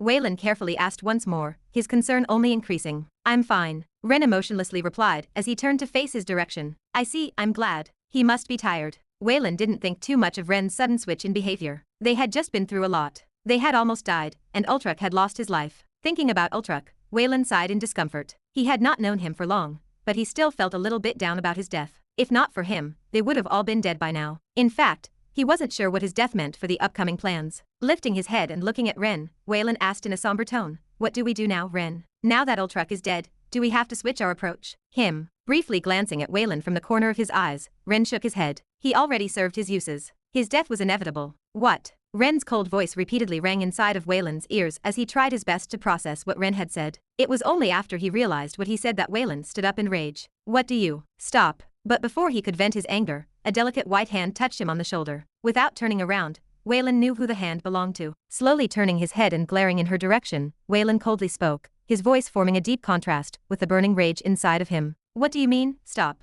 Unfazed by Waylon's unfriendly look, Angelica pointed at Ren and calmly explained, the demonic energy in his body has started corroding his brain. I can feel it. What? Already? Wayland replied, his brows jumped up in surprise. Turning his head to take a closer look at Ren, it was only then that he noticed fine threads of demonic energy lingering around his body. This is a problem, Wayland said with a troubled look, his anger previous subsiding completely. What do I do? If Ren was not in the right condition, the next and last part of the plan would be even harder to achieve, especially since Ultruck was dead. There's no need to worry too much. Angelica took her hand away from Wayland's shoulder. What do you mean? Wayland asked, sounding baffled. He couldn't understand why Angelica said that. He's currently using a skill to mitigate the effects of the demonic energy, but it's only partially working. Extending her hand forward, the threads of demonic energy lingering outside of Ren's body slowly moved towards her direction, connecting to the tip of her fingertips. I'm not exactly sure about what skill he's using, but at least for now, he is okay. I see. Angelica's words eased some of Wayland's worries. His brows relaxed, the frown disappearing from his face.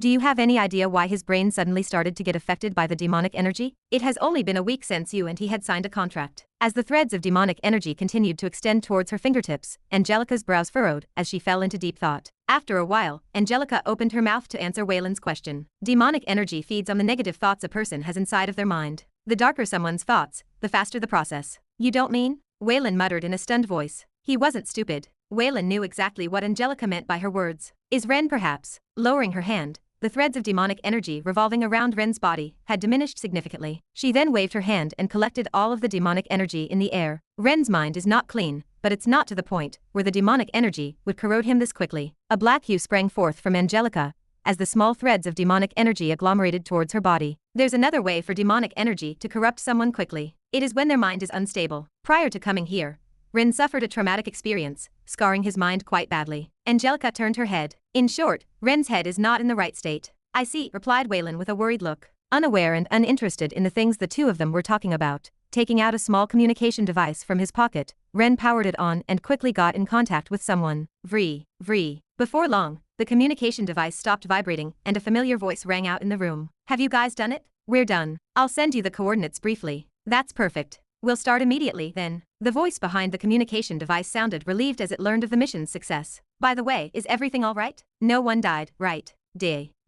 But before Douglas could even finish his sentence, Ren switched off the communication device. That was uncalled for, Wayland frowned. Although he knew that Ren was currently in the right state of mind, Douglas was asking an important question. They had to let them know that Ultruck had died. We don't want their morale to fall. Answering his question is detrimental. Ren spoke while staring into Wayland's eyes. Not a hint of remorse or emotion inside. It was soulless. Without giving Wayland a chance to reply, Ren turned around and headed out of the room. Clank. Closing the door behind him, Ren left the room. This is going to be harder than I thought. If not for Angelica's previous words, Wayland would have been unable to stay quiet. The current Ren was making it very hard for him to remain calm. Day.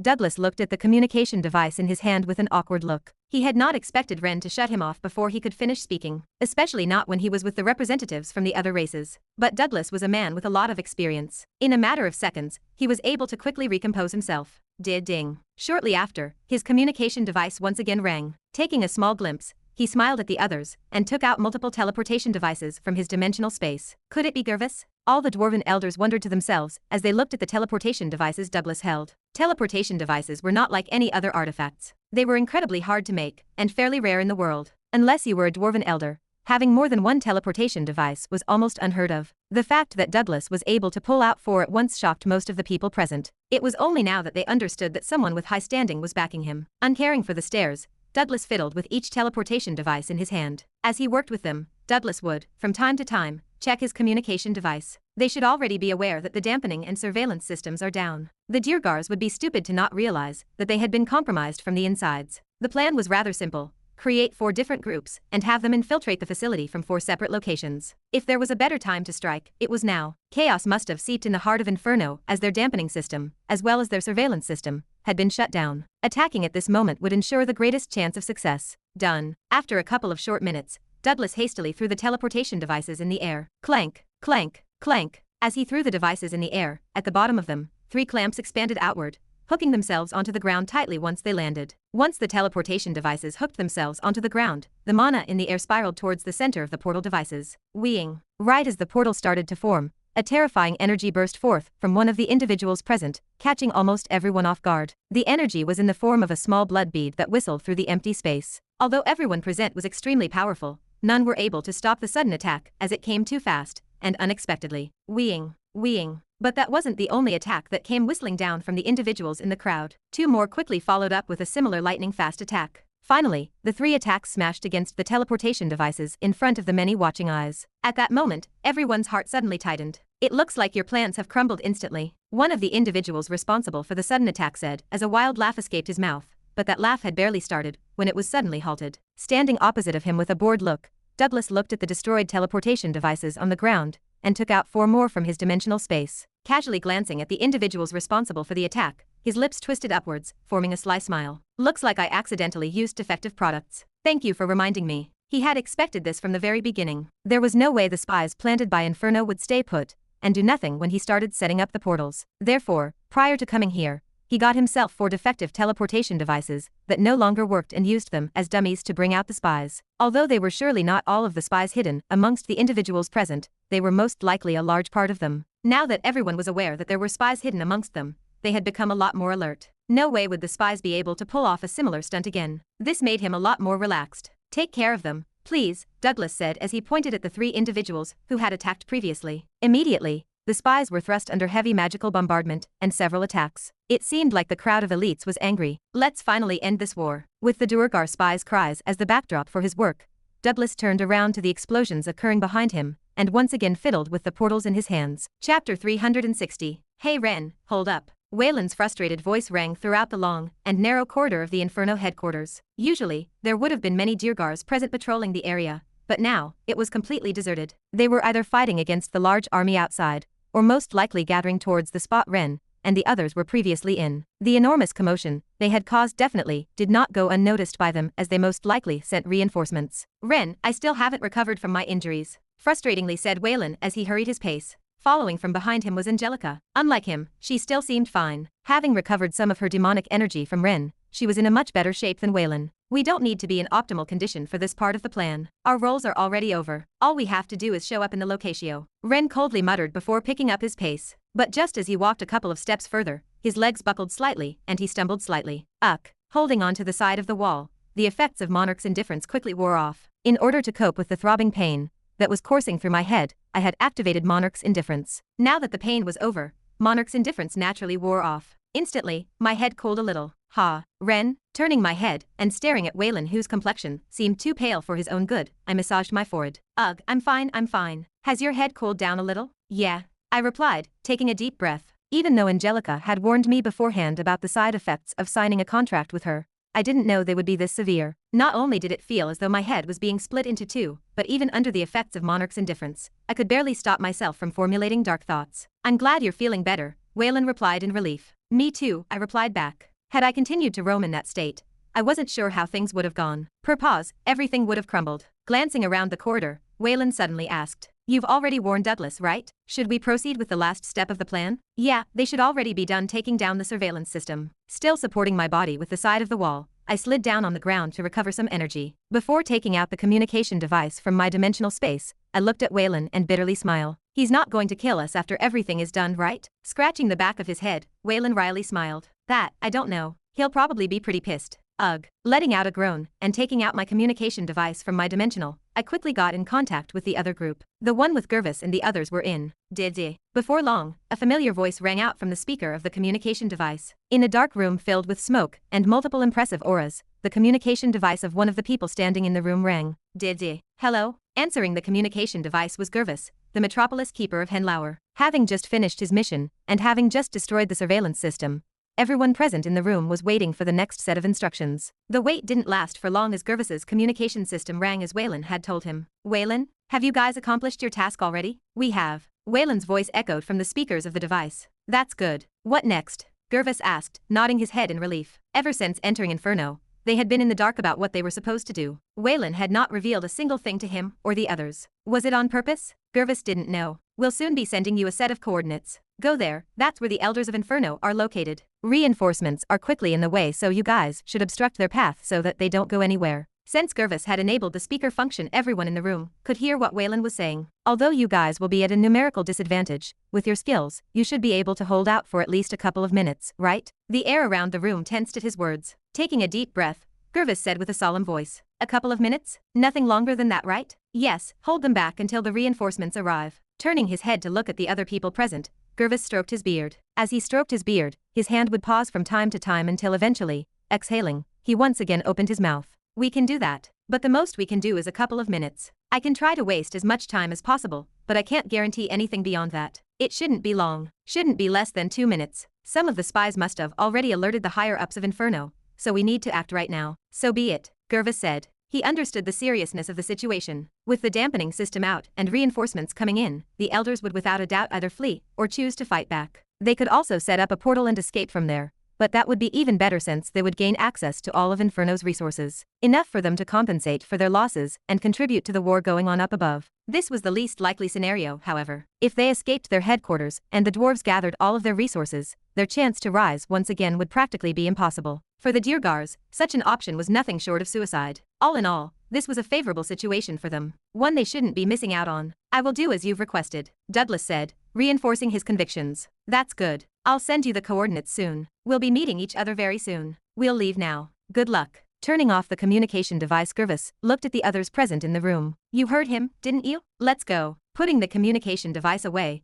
Gervis headed for the door of the room. Are you guys coming or not? As his words faded, Gervis stepped out of the room and took a look behind him. A smile appeared on his lips as he saw that everyone was fine with the arrangements. You don't have to worry. We know just how important the next part of the mission is. We will try our best to help you out. Eris, the elf of the group, replied. Her voice was smooth, yet intertwined with an ever so faint ring, reminiscent of a cup of tea mixed with a little bit of honey. Next to her, Rander didn't say anything and just nodded his head to express his agreement. Seeing that he had the support of Eris and Rander, Gervis smiled. That's good. Let's go. Turning around, he left the room and rushed towards the coordinates that Waylon had shared with him. Is this the place? Following the coordinates sent by Waylon, Gervis, Eris, and Rander stopped in front of an enormous door. An old oak door stood tall, towering over them. With intricate runes engraved by the side of the door gave an ancient and mighty feeling to those standing behind it. Since this was the point where the coordinates ended, the door most likely was the door that led to the Inferno Elder Council. We should be careful. The place was deserted, and if not for the fact that he could feel a couple of powerful auras lingering by the other side of the door,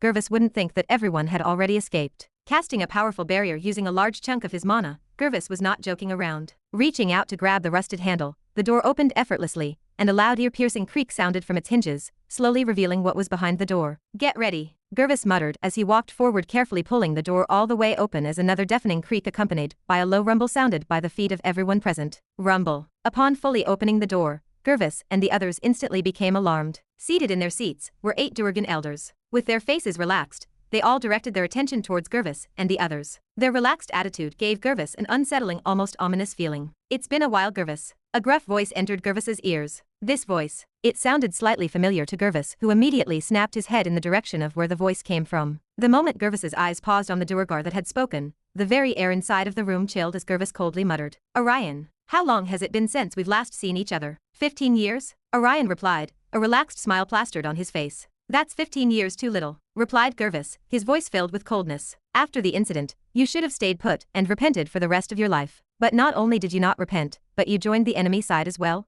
Ha ha ha. Orion's hoarse laugh resounded throughout the whole room. The laugh did not last for long as it was soon replaced by a bone-chilling pressure. Standing up and smacking his palm on the table, Orion glared at Gervis. Do you have any idea what I've been through the past year? Do you? His voice thunderously shook throughout the entire hall, as everyone present could feel the malice and hatred contained within each and every word that he said. What's going on? While Orion and Gervis were speaking, Eris had a confused look on her face. Turning around to face Rander, she transmitted her voice inside of his head. Dwarf, tell me what happened between the two of them. Ha! Startled by Eris's sudden transmission, Rander let out a strange sound. Fortunately, everyone present within the hall was too distracted by Orion's and Gervis's exchange to pay attention to him. It was only after he realized that it was Eris that was talking to him that he calmed down. You may not know, but the two of them used to be contenders for the Metropolis Keeper role. Rander explained from the side, taking note of her confusion. Although the two of them were never considered friends back in the past, they didn't hate each other as they did now. What exactly happened? Eris curiously asked, glancing at Gervis's back. She wanted to get a better idea of the situation. Nodding his head, with his eyes locked onto the exchange in the distance,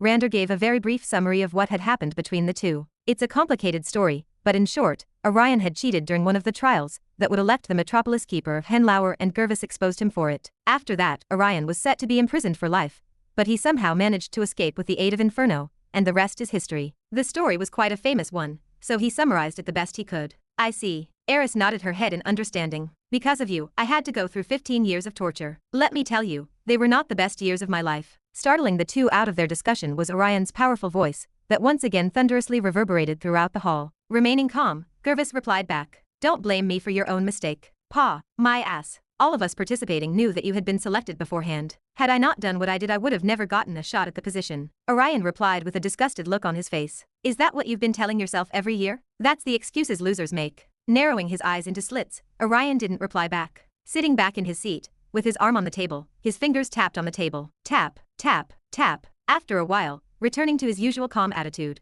Orion once again opened his mouth. You may be right. Maybe I truly did lose because I was not good enough. But so what? Staring at Gervis for a good couple of seconds, Orion suddenly grinned. The past is the past. I've long since moved on. After all, what matters is not what happened in the past, but what happens in the future. Seeing Orion smile and relax, Gervis suddenly had an ominous premonition. What are yo? Uck. But before Gervis could even finish his sentence, blood spurted from out his mouth. Looking down in his hand that was now reeking in blood, Gervis weakly looked behind him where another dwarf stood. With a cold look on his face, Rander lowered his head slightly. I'm sorry, but this was necessary. You've gone too much astray. It's about time I set this place back to normal. Those were the last words Gervis heard before his consciousness slipped. Chapter 361. Outside of Inferno headquarters. As powerful blasts shook the air, spreading a powerful gust of wind throughout the expansive battle, thick residuals threads of mana lingered in the air, carrying themselves in the form of color smoke. Suddenly, a subtle chime rang amidst the fierce battlefield. Ding. We've got a message. Bang. Raising his hand and pointing his gun towards one of the Durgars in the distance, Leopold pulled the trigger, and a powerful energy blast shot towards the Durgar, killing it instantly. Without paying much mind to it,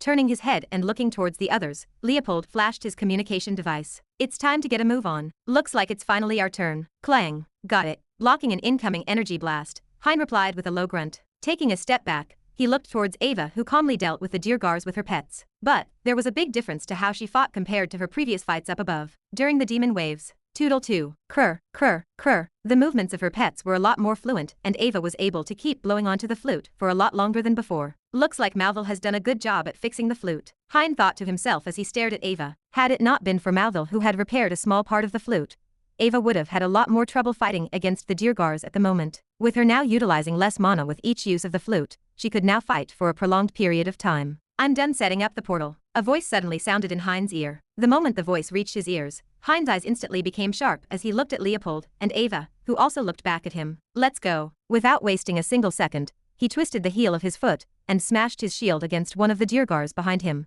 opening up a path for him and the others to go through.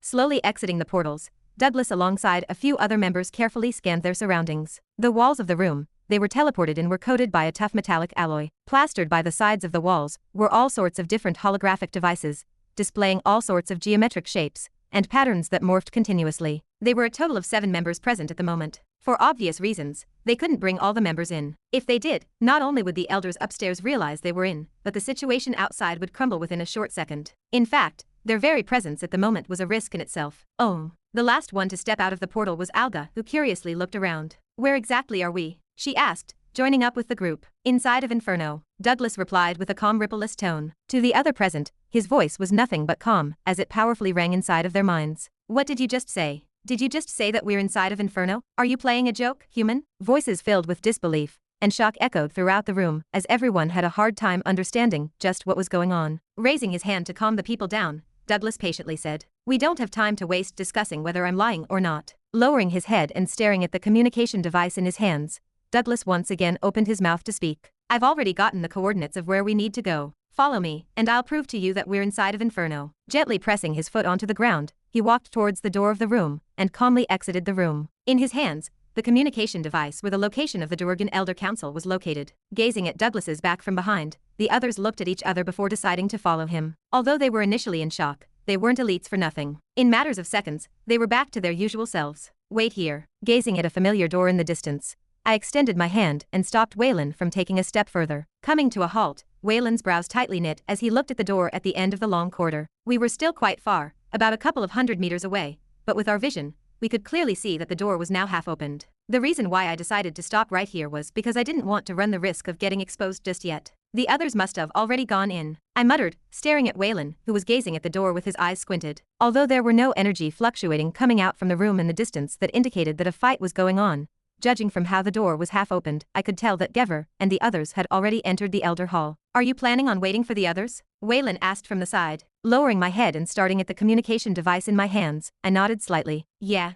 Realistically speaking, if we go in now, will be nothing but a burden. You're right. Waylon replied with a bitter smile on his face, signifying that he too agreed with my words. Quickly chugging a mana recovery potion, I added. Not only that, but we also have to give them time to sort everything out. Which side? Both. I mysteriously said as I glanced towards his left. A smile soon crept up on my face. Looks like they're already here. Right as my words started to fade, coming from the other side of the hall were the figures of multiple people headed our way. At their lead was Douglas, who calmly led them through the dark corridors of Inferno. Did you guys encounter any trouble on your way? Waylon asked, walking up to Douglas. Briefly nodding in Waylon's direction, Douglas's steps came to a halt as he calmly said. We met quite a few Diergars on our way here, but we cleanly wiped them out. With the communications and surveillance system down, the elders are probably unaware that we're here. Pausing, Douglas's brows knit for a brief second as he scrutinized Waylon from top to bottom. What happened to you? You're injured? No, my mana is severely depleted at the moment. Okay. Turning his head, Douglas looked at the others behind him. I guess only the elders and I can put up a fight against us at this point. Right. Waylon nodded his head in agreement as he stared at the group behind Douglas. Even though they were all currently suppressing their auras, in order to not attract the attention of the elders in the distance, the pressure they give out was no joke. Catching a glimpse of the door in the distance, Douglas raised his hand and pointed at it. I presume that's the place we need to go, right? Should we get going? The more time we waste here, the more people die outside. Since they had taken a large chunk of the elite from the battle outside, every second they wasted here would worsen the situation outside. Facing the door in the distance with unprecedented solemnness, Douglas along with the others quietly headed for it. All right, let's go. Waylon nodded his head in agreement. Then, turning his head to face me, he whispered, let's go. Yeah, give me a second. Sending a quick message through my communication device, I took a deep breath before following Waylon and the others into the room. If everything goes according to the plan, everything should end in the next hour. Thud. With a dagger stabbed deeply into his back, Gervis fell onto the cold hard floor with a small thud. With his eyes open wide, Gervis gazed at Rander, who was standing on top of his body, with a cold look on his face. You should have thought better about your previous decisions. This is on you, Rander uttered with a look filled with malice. Bending down and retrieving the dagger that was stabbed Gervis's back, Rander stared at the blood that dripped from the sharp body of the dagger. Taking his eyes away from the dagger, he glared at Gervis. I can't forgive you for leaving Jimnook behind and not punishing the ones responsible for his kidnapping. Raising his foot, Rander kicked Gervis's body with his foot. Thump. Why did you leave him at the hands of those idiots? Thump. Thump. Rander relentlessly continued to kick Gervis's body. The sound of his foot smashing against his body repeatedly sounded throughout the hall as Orion stared at the scene with amusement. Glancing behind him, where a Durgan elder was busy setting up a portal, he thought back at his previous encounter with Rander. Many did not know this, but he was in fact very close friends with Jimnook, the dwarven engineer they kidnapped in order to gain access to the beacons. It was thanks to his kidnapping that they were even able to shut down 2 beacons. It was at that moment that they thought that they were going to win the war, but unfortunately, things didn't end up that way. Before they knew it, their headquarters had been infiltrated and a massive army suddenly showed up out of nowhere. Fortunately, they were aware that the dwarves were planning something, as Rander has been in constant contact with them. He originally wasn't on their side, but in a desperate bid to save his friend, Jimnook, he decided to betray the dwarves and backstabbed Gever at the very last moment. Like we agreed, I've gotten rid of him. Now, tell me where Jimnook is. Rander's voice reverberated throughout the hall, snapping Orion out of his thoughts. With his eyes locked onto him, Rander continued to speak. We've signed a mana contract. As long as I betray the dwarves and kill Gervis, you will give Jimnook to me. He then pointed at Gervis, who was lying down on the ground, dead. I've held up my end of the deal. It's your turn. Wordlessly staring at Rander from his seat,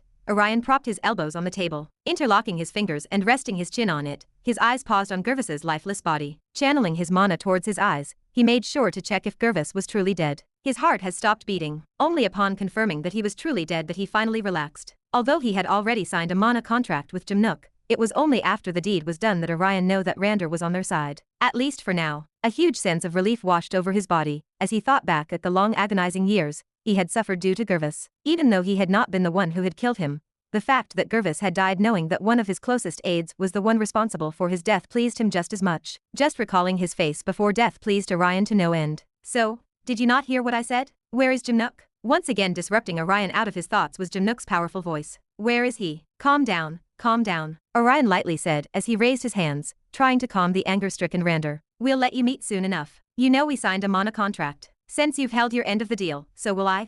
Suddenly, his brow raised. Lowering his head and staring at the small panel attached to his desk, his brows furrowed slightly.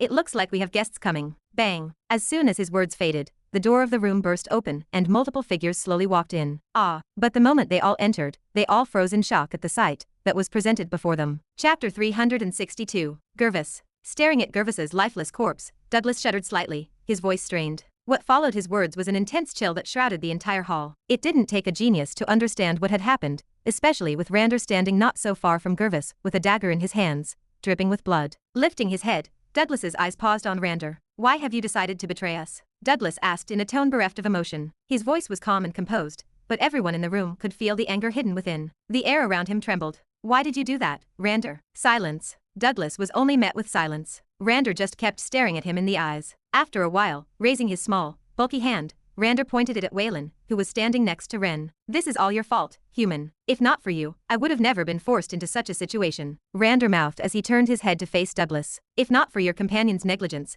Jimnook would have never have found himself in such a situation." His voice thunderously rang throughout the whole hall. It contained all sorts of different emotions, with pain and agony being the primary ones, as Rander mourned for the kidnapping of his friend. Lowering his head and staring at Gervis's dead body, Rander's expression turned to that of disgust. And him. Despite the fact that Jimnook had been kidnapped, one of the most important members of the city, he failed to punish the human responsible for the blunder and instead give him the power to take control of the operation because of some flowery words he spoke through the use of a monocontract. Walking up to him, Rander kicked his lifeless body. Thump. "Bullshit, I say. In the first place, the war could have been won with Jimnook's barrier alone," Rander shouted as he glared at each and every person present in the room. "The barrier could have lasted for at least 6 more months. If Jimnook was with us, we could have figured out a way of extending it for even longer, yet you chose to give up on him, and even supported the one responsible for his loss." Spit flew from Rander's mouth as his face turned red the more he spoke. Everyone could feel the deep-rooted anger he had within him from just his voice alone. "You call me a traitor? What bullshit. The only traitors here are those who gave up on Jimnook and chose to follow this human who has made nothing but mistakes." No one disrupted him as he spoke. A deafening silence enveloped the hall. Everyone quietly listened to everything he said. Some of the dwarven elders lowered their heads in shame as they heard Rander's words. They knew just how close he was with Jimnook. They understood where he came from. They felt a little bit of sympathy for him. But whether they agreed with him or not, that was a different argument. Everyone knew that Rander was merely deceiving himself when he said that they would have been able to win the war with Jimnook. It was far from the truth. Ha ha. Eventually, the sound of Rander panting heavily resounded across the hall as he poured all of his resentment on the others. After a while, taking a deep breath, Rander calmed down and looked at everyone present in the hall. "I don't care about what you guys thinking about me from now on. I've already said what I wanted to say. Call me a traitor for all I care. At the end of the day, to me, you're the traitors." Then, walking towards Orion and the others, he calmly halted his steps in front of them. Placing the palm of his hand on the table and leaning forward, he muttered, "Have I proven myself enough? I've killed Gervis already. You better let me see Jimnook as we've agreed." Calmly staring at Rander who was standing opposite him, Orion pointed at the people standing behind. More specifically at the forces of Henoler. "That'll be a bit difficult right now. He's locked in another room, and the portal needs a few seconds to set up." Turning his head and staring at Douglas and the others, Rander faced Orion once again. "How much time do you need?" He didn't need to be told what he needed to do. He understood exactly what Orion wanted him to do next. Seeing that Rander had perfectly understood his intentions, Orion suddenly smiled. "Not much. A portal doesn't take too long to function. We should be able to bring you to Jimnook within a couple of minutes." In fact, it took a bit longer than that to set up a portal since they were currently trying to set up a portal that could teleport more than 10 people at the same time. But they had already been setting it up before the attackers came. Therefore, the time they needed to waste was a lot less. Orion suddenly frowned, the smile wiped away from his face. "We've already wasted too much time here waiting for you to get rid of Gervis." Raising his hand and lifting one of his fingers, he solemnly said, "1 minute. All I want you to do is help me stall them for 1 minute. Can you do that?" His question made it sound like he was asking for nothing difficult, but that would only be applicable under normal circumstances. Normally, a minute's time would have been nothing. But given the current circumstances, where both sides had extremely powerful individuals ready to fight at any moment, a minute was an incredible amount of time. Within that short minute, anything could happen. It sounded simple, yet it was anything but simple. "Okay." Rander nodded before walking behind Orion and the other elders. Taking out a large axe from his dimensional space, a powerful energy burst out from his body. "I'll help you guys buy time while we wait for the portal to open." At his words, Orion suddenly burst out laughing. "Haha, that's all I." Piffed. Suddenly, disrupting the hall, and cutting Orion mid-sentence, was the sound of a subtle laugh that quietly sounded throughout the whole hall, catching the attention of everyone present. Turning their attention towards where the sound came from, everyone's eyes paused on a human standing at the end of the hall. Lifting his head and staring at everyone who was looking at him, the youth, Ren, realized his mistake and quickly shook his hands. Don't mind me. I'm just doing my thing. You guys keep doing your thing. I was just thinking of something funny." Unfortunately for Ren, Despite his words, no one took away their attention from him. The very air chilled even more. Raising his hand and pointing it in Ren's direction, Orion's mouth opened and closed like a goldfish, struggling to form a sentence. Yes, I'm the guy who pretended to be Carl, if that's what you're trying to ask me. Ren finished Orion's sentence for him. At this point, there was no point in keeping it a secret, and he was also wearing a skin mask, so even if they did try to look for him later, all they'd have on him would be an image of his fake face. Glaring in his direction, Orion slowly stood up. Next to him, the other Durgan elders did the same as they all glared in Ren's direction, with undisguised malice. Because they had been in the room the whole time, they had not understood how the whole situation had happened. The situation that led to the current fiasco. But now they did. It was all that human's fault. Had it not been for him tricking the elders into thinking that he was one of them, none of this would have happened. The human opposite to them had disguised himself as Carl and created this whole mess. Just the mere thought caused the blood of some of the elders present to boil as their jaws clenched tightly. Even though they had managed to kill Gervis, the strongest dwarven elder in the city, they had still suffered tremendous losses. Not only did they lose several important elders, but they were also forced to retreat from the war because of what had happened. The demons were not pleased by the development at all. In fact, they were beyond enraged. Not only were they unable to conquer the city, but they also suffered tremendous losses without even being able to do anything. Their rage was understandable. As they stood up, all of the Durgan elders focused their attention on Ren, especially Orion, who couldn't control himself and muttered out loud, Everything is because of you. If not for you, we would have never been in such a situation." A powerful energy burst forth from Orion's body as he stared daggers at Ren. Following his example, the other elders also did the same as multiple powerful auras sprang forth from their small bodies, heading towards Ren's direction. "Not on my watch." Stepping in between the elders and Ren, Douglas waved his hand and the aura that shot towards Ren was neatly cut in two. A powerful gust of wind blew over Ren as his long hair became undone. Following this, everyone in the room took out their weapons and multiple oppressive auras burst forth from the body of each individual present in the room. A terrifying and chilling standoff ensued as both sides prepared to kill each other. And just as the air was starting to get incredibly tense, a ringing sound rang out. Ding. The sound once again originated from Ren's direction. He nonchalantly took out a small communication device from his dimensional space and answered it. "Hello?" His relaxed, even lazy, voice rang inside of the hall, much to the confusion of everyone present. Glancing at the others, he lowered his head in apology, his voice never dimming. "I see, so you're also done. Okay, I'm a bit busy at the moment, but I'll tell the others about your accomplishments." The call was quick. It only lasted a few seconds, but the last words he said caught the interest of some of the people present. They weren't stupid. Something was up. Putting the communication device back in his dimensional space, Ren slowly turned his head to face Orion and the others. Scratching the back of his head, he opened his mouth and rhetorically asked, "So, you know the dampening system that caused you a lot of problems before?" Without waiting for him to answer, turning his head slightly, Ren's eyes paused on Rander. "Well, I've set it back up, so you don't have to worry about leaving this place. What do you The moment his words faded, the portal being set up in the distance disrupted. It wasn't long before everyone realized that the connection with the portal was fading away as the portal continued to morph in a vivid, pulsating manner. This continued for the next few seconds. It slowly dawned on everyone present that Ren's words were no joke. The dampening system was back up. Staring at the portal, trembling all over, Orion snapped his head towards Douglas and Ren's direction. "You." Spurt. But before he could even finish his sentence, Orion suddenly felt a stinging sensation in his back. The pain was only slight,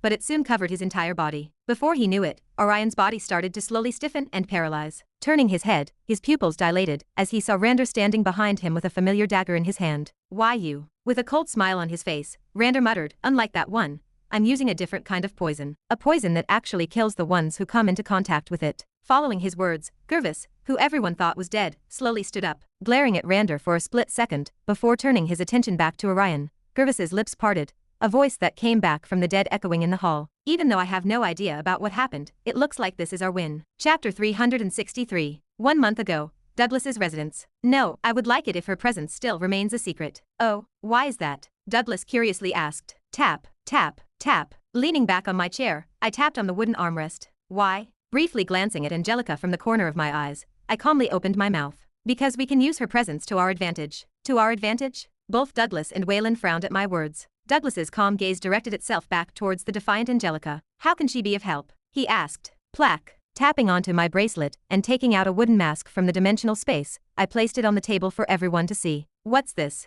Waylon questioned. Douglas, who was beside him, leaned forward to get a better look at it. I extended my hand towards the mask. "Rather than me telling you, how about you guys have a look yourself?" Raising his eyes, Douglas didn't say much and grabbed the mask. The moment his hands touched its surface, Douglas's calm face trembled slightly. "Interesting," he muttered, his eyes rippling slightly. It was clear that the mask had surprised him. Waylon obviously did not miss this and took the mask from Douglas's hands. Holy shit. Unlike Douglas, his words were a lot cruder, but it was also clear that he was as surprised as him when he saw the effects of the mask. This is way better than the skin masks we use. Putting the mask on his face, the moment it touched his face, his appearance slowly started to morph before changing to that of one of the guards I met back in the monolith. To be precise, it was the guard I had killed during my escape from the infirmary. This feels weird, Waylon muttered as he touched his face. Touching his nose and pinching it slightly, Waylon's hand traced his jaw. I don't feel like I'm wearing the mask at all, but I can tell that this is not my face. This is amazing. I could feel hints of jealousy in his voice as he spoke those words. To be honest, I couldn't really blame him. I too would have been jealous if someone else showed me the mask. It was just that good. Anyway, what did you want to tell us by showing this mask?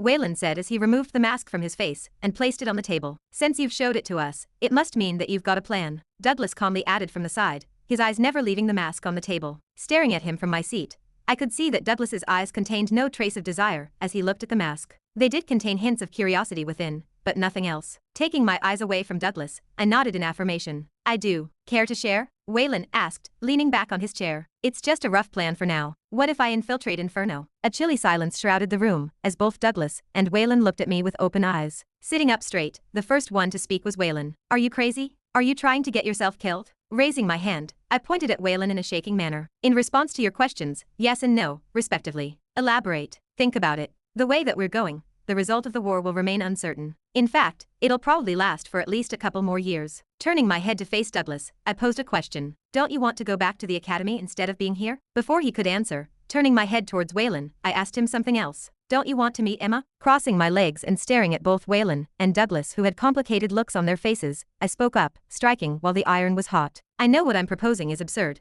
and what I have in my head is just a rough plan, but I do believe we have the necessary means to accomplish this. Finished speaking, I stared at both Waylon and Douglas, waiting for them to speak. After a while, the one who first broke the silence was Douglas. He leaned forward slightly and carefully asked, how confident are you in accomplishing this task? It depends. It's not that I'm not confident. It's just that we'll first need Jimnook to agree with it. Without him, a major part of the plan wouldn't work, and as I've said before, Angelica could be of big help to me. Unblinkingly staring at me from his seat, Douglas didn't say anything for the next minute. Waylon, who was sitting beside him, also kept silent as they both contemplated on the matter at hand. After a while, standing up, Douglas took out a communication device from his dimensional space and tried to get in contact with Jimnook. I'll try arranging a meeting with him. If you can manage to convince him, then we can proceed with what you've planned. That's all I'm asking for, I gratefully said to Douglas as he smiled back in kind. Since you're one of my students, it's my duty as headmaster to give you a helping hand. Pausing, Douglas recalled a sudden detail before his lips parted and a small smile appeared on his face. Even if you're no longer attending the academy. As soon as he finished saying those words,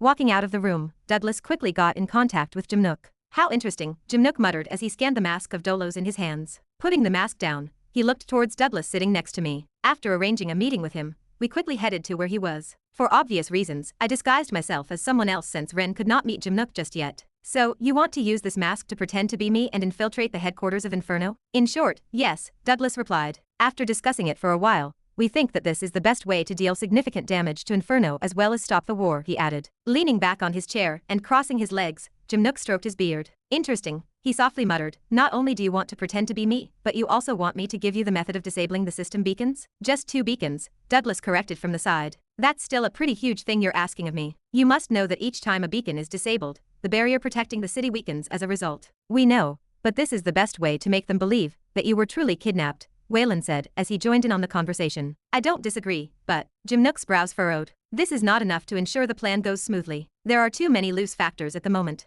I also agree with this, and that's why we came to talk to you. If we have an elder supporting us, we can increase our chances even further. I'm sure you know someone you would trust your back to, don't you? Douglas asked, his eyes looking straight at Jimnook, who knit his brows in thought.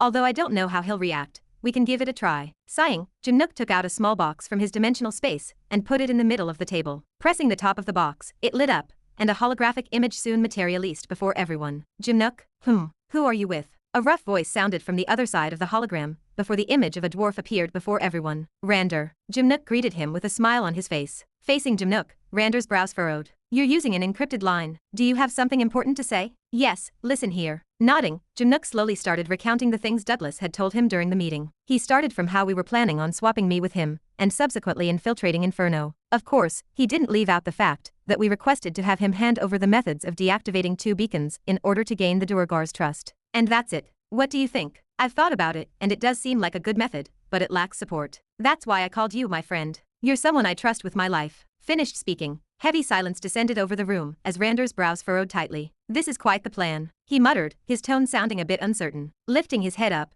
he calmly looked at everyone present in the room, before his eyes paused on Douglas. If I say yes, what do you want me to do? I can support you, but what will my role be? Don't get the wrong idea, human. I'm only asking to get a better idea. I'm not agreeing to anything just yet. We want you to betray the dwarves. I cut in before Douglas could even start speaking. The moment my words faded, both Jimnook and Rander snapped their heads in my direction, shock displayed on their faces. Waylon and Douglas shook their heads slightly. Before letting the others misunderstand, I continued speaking. It's simple, really. Since you're good friends with Jimnook, what would you do if he suddenly gets kidnapped? I'd do everything in my power to get him back, Rander replied in a matter-of-fact tone. I nodded in response. Exactly. And we can exploit this. You mean? Both Jimnook and Rander raised their brows at my words as they slowly started to understand where I was getting at. Yes, there's a high chance that once Jimnook gets kidnapped, Waylon will go under persecution. In the most likely case, he will not suffer any major setbacks since he is only partly to blame for Jimnook's kidnapping. And so you want me to pretend to be extremely enraged and eventually propose a deal with Inferno to trade Jimnook in exchange for betraying the dwarves. Rander completed the sentence for me, shaking his head in interest. I gave a slight nod. Exactly it. You can even propose a contract with them, telling them that if they hand over Jimnook, you will betray the dwarves. But the contract will not work since you're the Jimnook that they have kidnapped. Yeah, I see. That works. Rander repeatedly nodded as he mused over the plan. After a while, staring at Jimnook, he slowly said, the plan is doable. I'm not against it. Everyone's eyes lit up the moment he said those words. So you're willing to help? Waylon asked. Turning to face Waylon, Rander nodded in reassurance. Why not? The plan is still a bit crude, but once we take care of the minor problems, it can deal a massive blow to Inferno and end the war. Pausing, Rander's face suddenly turned serious. We have to keep this meeting amongst ourselves and never let anyone else apart from the 5 of us know about the plan. Not even Gervis or the others must know. The fewer people know about this, the higher the chance of this plan working will be. I agree, I said, nodding my head. Like the idiom said, in order to deceive your enemy, deceive your allies first. You were careless. Since you never kidnapped Jimnook, the contract was never active. All it took was one small detail to completely have you within my grasp. Rander uttered as he brought his face close to Orion. Staring at Rander with wide open eyes, Orion had trouble formulating any words as the poison in his body slowly started corroding his organs. Even though he was higher ranked than Rander by 1 sub-rank, Orion was unable to defend himself from the sudden sneak attack that had been mixed with an extremely potent poison. Had he not been as strong as he was now, he would have probably died already. But even the strongest could not escape their fate, as Orion slowly slumped on the ground, to the shock of everyone present in the room. As he fell on the floor, Orion's face was filled with horror and indignation. Chapter 364. Thud. With a loud thud, Orion's body fell face first on the ground. As his body fell onto the ground, everything froze and the atmosphere in the hall chilled completely. Apart from Waylon and Douglas, everyone had confused and astonished looks on their faces. Suddenly, out of nowhere, Rander, who everyone thought was a traitor, turned out to never have been a traitor, but was actually manipulating the whole scene from behind. Not everyone was clear about what had happened, but they all knew that at this moment, Orion had been taken out by Rander. I guess my job's done. I'm tired. Staring at the scene from afar, my eyes grew heavy. For the past week or so I have had sleepless nights, trying my best to infiltrate this place, and making sure everything went according to plan. It was hard. It was really hard. In an unfamiliar place surrounded by enemies, this place reminded me of my time back at the Monolith. Just the mere thought about the past made it hard for me to get a good night's sleep, as the nightmares would haunt me in my sleep. I could only cope with the nightmares by working even more, trying my best to make sure that my plan had no flaws. Wham! A soft yawn involuntarily escaped from my lips. Blinking a couple of more times, turning around, I headed for the door and exited the hall. Soon enough a massive battle would ensue, and given my current state and strength, I would be nothing but a burden. The best course of action for my sake was to just leave. Upon exiting the hall and walking quite far from it, entering a secluded room, and closing the door behind me, I took out my communication device and sent a message to Waylon and the others. Once you're done, come and wake me up. The message was short and concise with the coordinates of my location attached to it. Biz. Right, the dampening system is back on. It was then that I realized that the dampening system was back on, and I could no longer send a message. Oh well. Shrugging my shoulders and leaning back on the wall, I slid down and finally relaxed. It's finally over. At least my part was over. Everything else would be left to Douglas and the others. With the teleportation devices down, and their leader currently under the effects of a strong poison, everything was set for our victory. Finally, after planning everything for over a month, the plans came to fruition, and the war was now as good as over. Although the fight might be a difficult one, I had done everything within my power to give the dwarves a large advantage. If they couldn't even win after all I've done for them, they might as well just die. I'm tired. I muttered out loud, my eyes slowly closing. I don't know how I was able to last this long with everything that was going on. But I should be able to get some rest now, right? I can at least have this much. I inwardly to myself as my eyes slowly closed, and my vision slowly turned dark. Leave no one alive. Gervis's cold voice rang throughout the hall as a powerful energy blast shot towards from his large staff, towards the Diergars in the distance. I repeat, make sure you kill everyone in the hall. Spare no one. He of course reminded everyone to kill all the Diergars in the hall, since their goal was to stop the war and deal significant damage to the demons outside.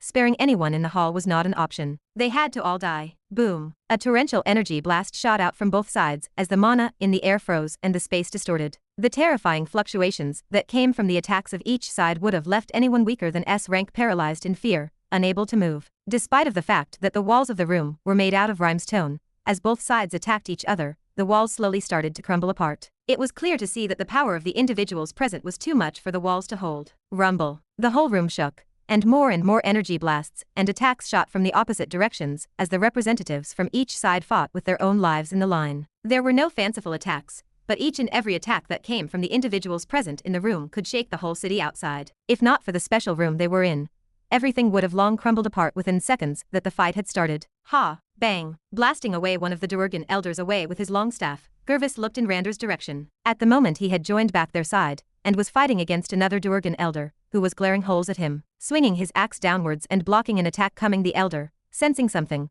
Rander turned his head and his eyes soon met with Gervis's. Once their eyes met, Gervis gave him an all-known look and mouthed, "We'll be having a long talk later." Some may not know this, but when Rander stabbed him in the back, Gervis had genuinely thought that he had betrayed him. He was stronger than Rander, but Rander was not an elder for nothing. Despite his strength, he was unable to react before he had already stabbed him in the back. Once he got stabbed in the back, he felt his own body paralyze, and for a brief moment of time, he actually thought he was going to die. But that sensation didn't last for long, as before he knew it, he had gained his consciousness back and was presented with a familiar scene. It was a scene where Rander stabbed someone in the back, but this time, the one at the end of the dagger was not him but Orion. It didn't take long for Gervis to understand what had happened, as he soon got a clear picture of what had happened. In order to deceive the enemies, he decided to deceive them as well. It was a great plan, but Gervis was not too pleased with it. Was he that untrustworthy? We will definitely talk about this matter later, Gervis said once more, as he turned around and sent another powerful energy spell towards a Duergan elder in the distance. Staring at Gervis in the distance, Rander's face became bitter. "I did it in order to ensure the highest chance of success, and it worked. And I didn't even stab him that hard." He inwardly muttered to himself as he lamented over his bleak future. He did this for the benefit of the dwarves, yet he was going to get an earful for what he had done later. He really was not looking forward to that.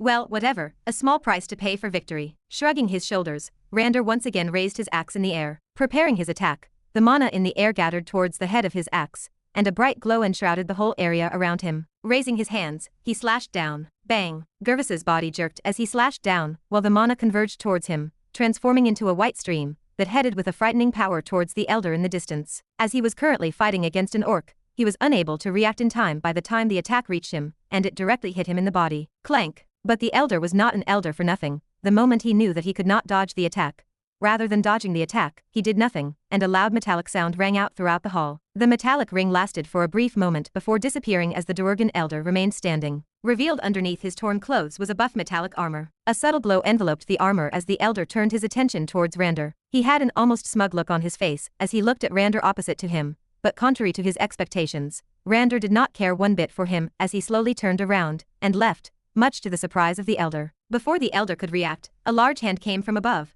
grabbing him by the head and smashing it towards the ground. Boom! With a large sound, the head of the elder smashed against the ground with a bang. Fine miniature cracks formed around the area where his head smashed. The one responsible for the attack was the orc from before. Rander's goal was never to defeat the elder. He was only trying to distract him to buy an opportunity for the orc. He knew that his attack wouldn't have worked since the elder had an armor. Being an elder, Rander obviously knew who the Duergan elders were and how they fought. So he knew from the very beginning that he wore an armor. Usually, armors were only worn by tanking-type individuals. Typically not many wore it since it consumed quite a lot of mana and weighted quite a lot. An example would be Orion and Gervis. As they were both long-range type fighters, in order to maximize their movements, they refrained themselves from wearing an armor. Still, even if they wore an armor, Rander wouldn't have had a problem taking them down since he mainly relied on the poison, rather than the attack to deal damage to them. As long as he just gave them a scratch, they would have found themselves in the same situation. Let's get this over with. Planting the heel of his foot on the ground, Rander shot towards a nearby Duergar and once again attacked. Bang! Bang! Tremendous energy blasts shook the entire hall as the terrifying battle continued. Blood spilled from both sides as the Durgars fought with their life on the line. Some tried to run, but were soon stopped by even more reinforcements coming. In the end, by the time the third hour passed,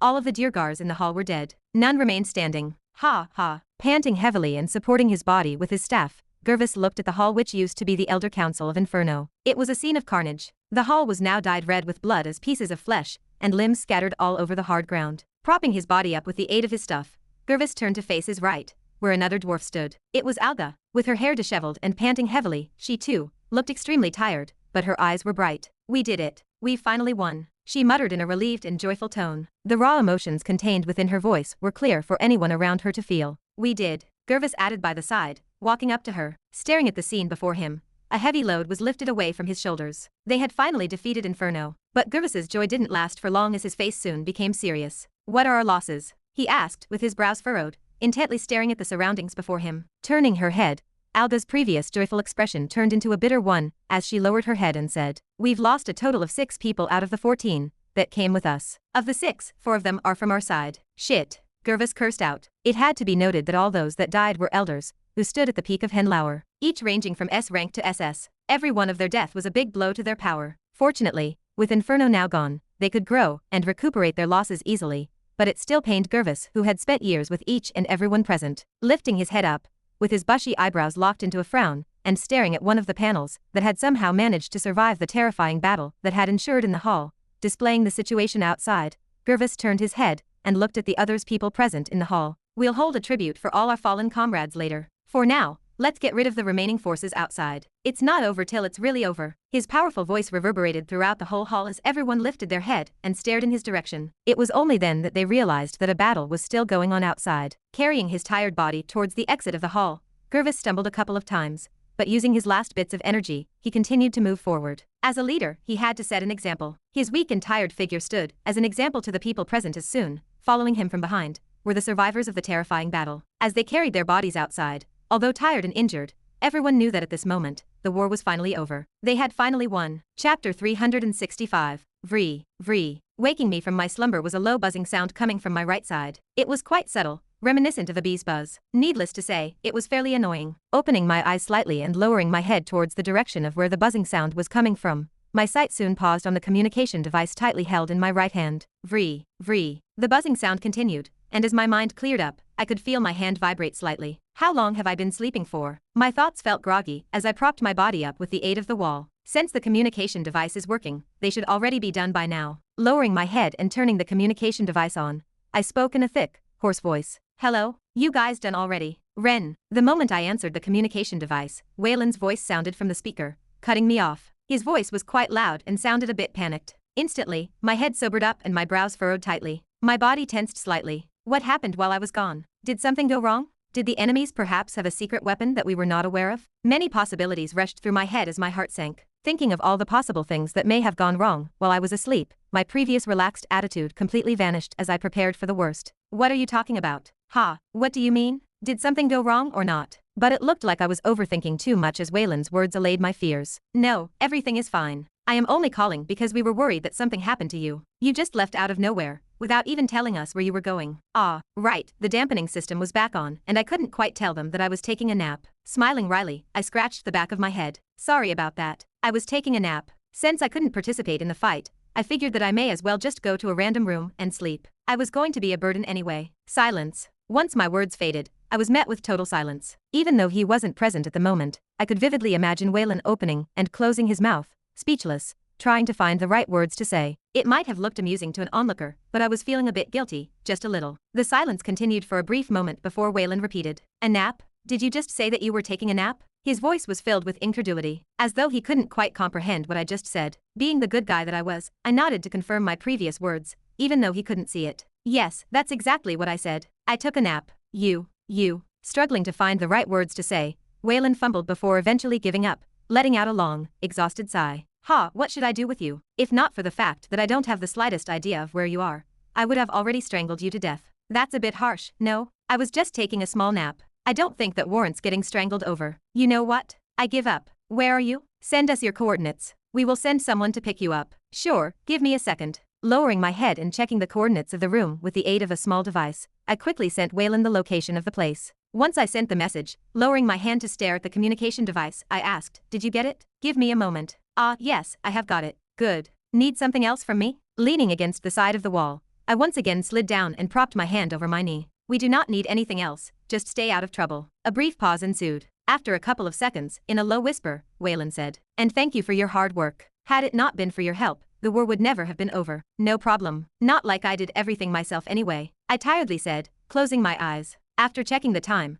I realized that I had only slept for a total of 3 hours. This was clearly not enough as my mind was still quite groggy. "I will hang up now. Soon enough, someone should come to pick you up. Once they knock on the door, open it, okay?" Sure, I replied, my eyes stinging slightly from the lack of sleep. "I will see you soon." "Great job. You too." Those were the last words I said before turning off the communication device, and my eyelids slowly came to a close. After the events of Inferno, the raging war that took place on the outer walls of Henneler came to a halt as the demons stopped their assault and retreated. Although not many knew what had happened, once Gervis, alongside the others, returned and announced the end of the war, everyone in the city rejoiced as the citizens and warriors alike basked in a joyous atmosphere. One point of concern was the fact that the demons had still not fully retreated, but the fact that they had stopped attacking and even showed signs of giving up did not go unnoticed by the dwarves, who rejoiced boisterously. The bars and taverns were filled with dwarves, orcs, and even elves as they happily chatted amongst each other. It was clear that the war, although it brought great suffering, had also strengthened the bonds of those who participated in it. They all held each other in high regard. Sitting inside of a particular tavern in Henneler, on a round table, were 6 hooded figures in black. "So you're saying that on your way to the dampening system you encountered a Durgan lady, and she's still alive?" One of the hooded figures spoke up in shock, his body trembling slightly. "What have you done with her? Have you told the others about her? Or do only you guys know?" The hooded figure asked, his tone containing a great depth of solemnity. "We weren't the only ones present back then since we had another dwarf escort us to the location you sent us.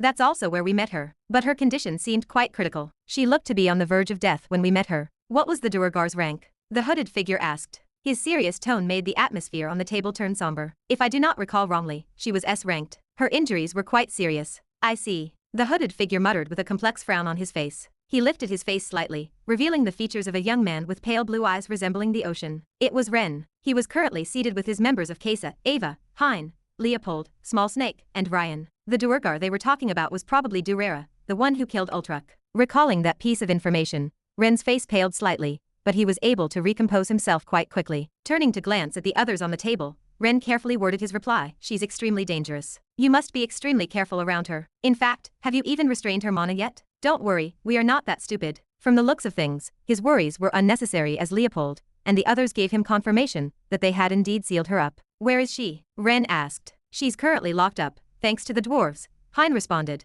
taking a small sip of the ale in front of him. "She's locked up?" Ren's brow raised a little before he leaned back on his chair. Stroking his chin, Ren had a thoughtful look on his face. Curious as to what he was thinking, Small Snake opened his mouth, deciding to ask directly. He had an ominous premonition. "What are you thinking so hard about?" "You can't be." "Can't be what?" Ren asked, raising his head, a sly smile appearing on his lips. All too familiar with the smile, Small Snake raised his hands and shook them in panic. "You know, I am against it. Whatever you are planning, I am totally against it." "What's wrong, Small Snake?" Ren asked, his smile only growing. "What's up with you? What are you talking about?" The others, or to be more precise, Leopold and Hein, grew confused at Small Snake's sudden outburst. Raising his hand and pointing it in the direction of Ren's face, Small Snake raised his voice. "You see that smirk over there? No? Well, I have seen it plenty of times. Whenever he smiles like that, you should know that nothing good will come. Trust me, I have experienced it too many times for you to imagine." Listening to Small Snake's words, Ren innocently tilted his head. "What are you talking about, Small Snake?" Right as he said those words, the corners of his mouth moved up slightly. This did not go unnoticed by Small Snake. He slapped the table and once again pointed his finger in Ren's direction. "You see it? That smirk over there? That is the smirk of a devil. The devil, I say." Tisk.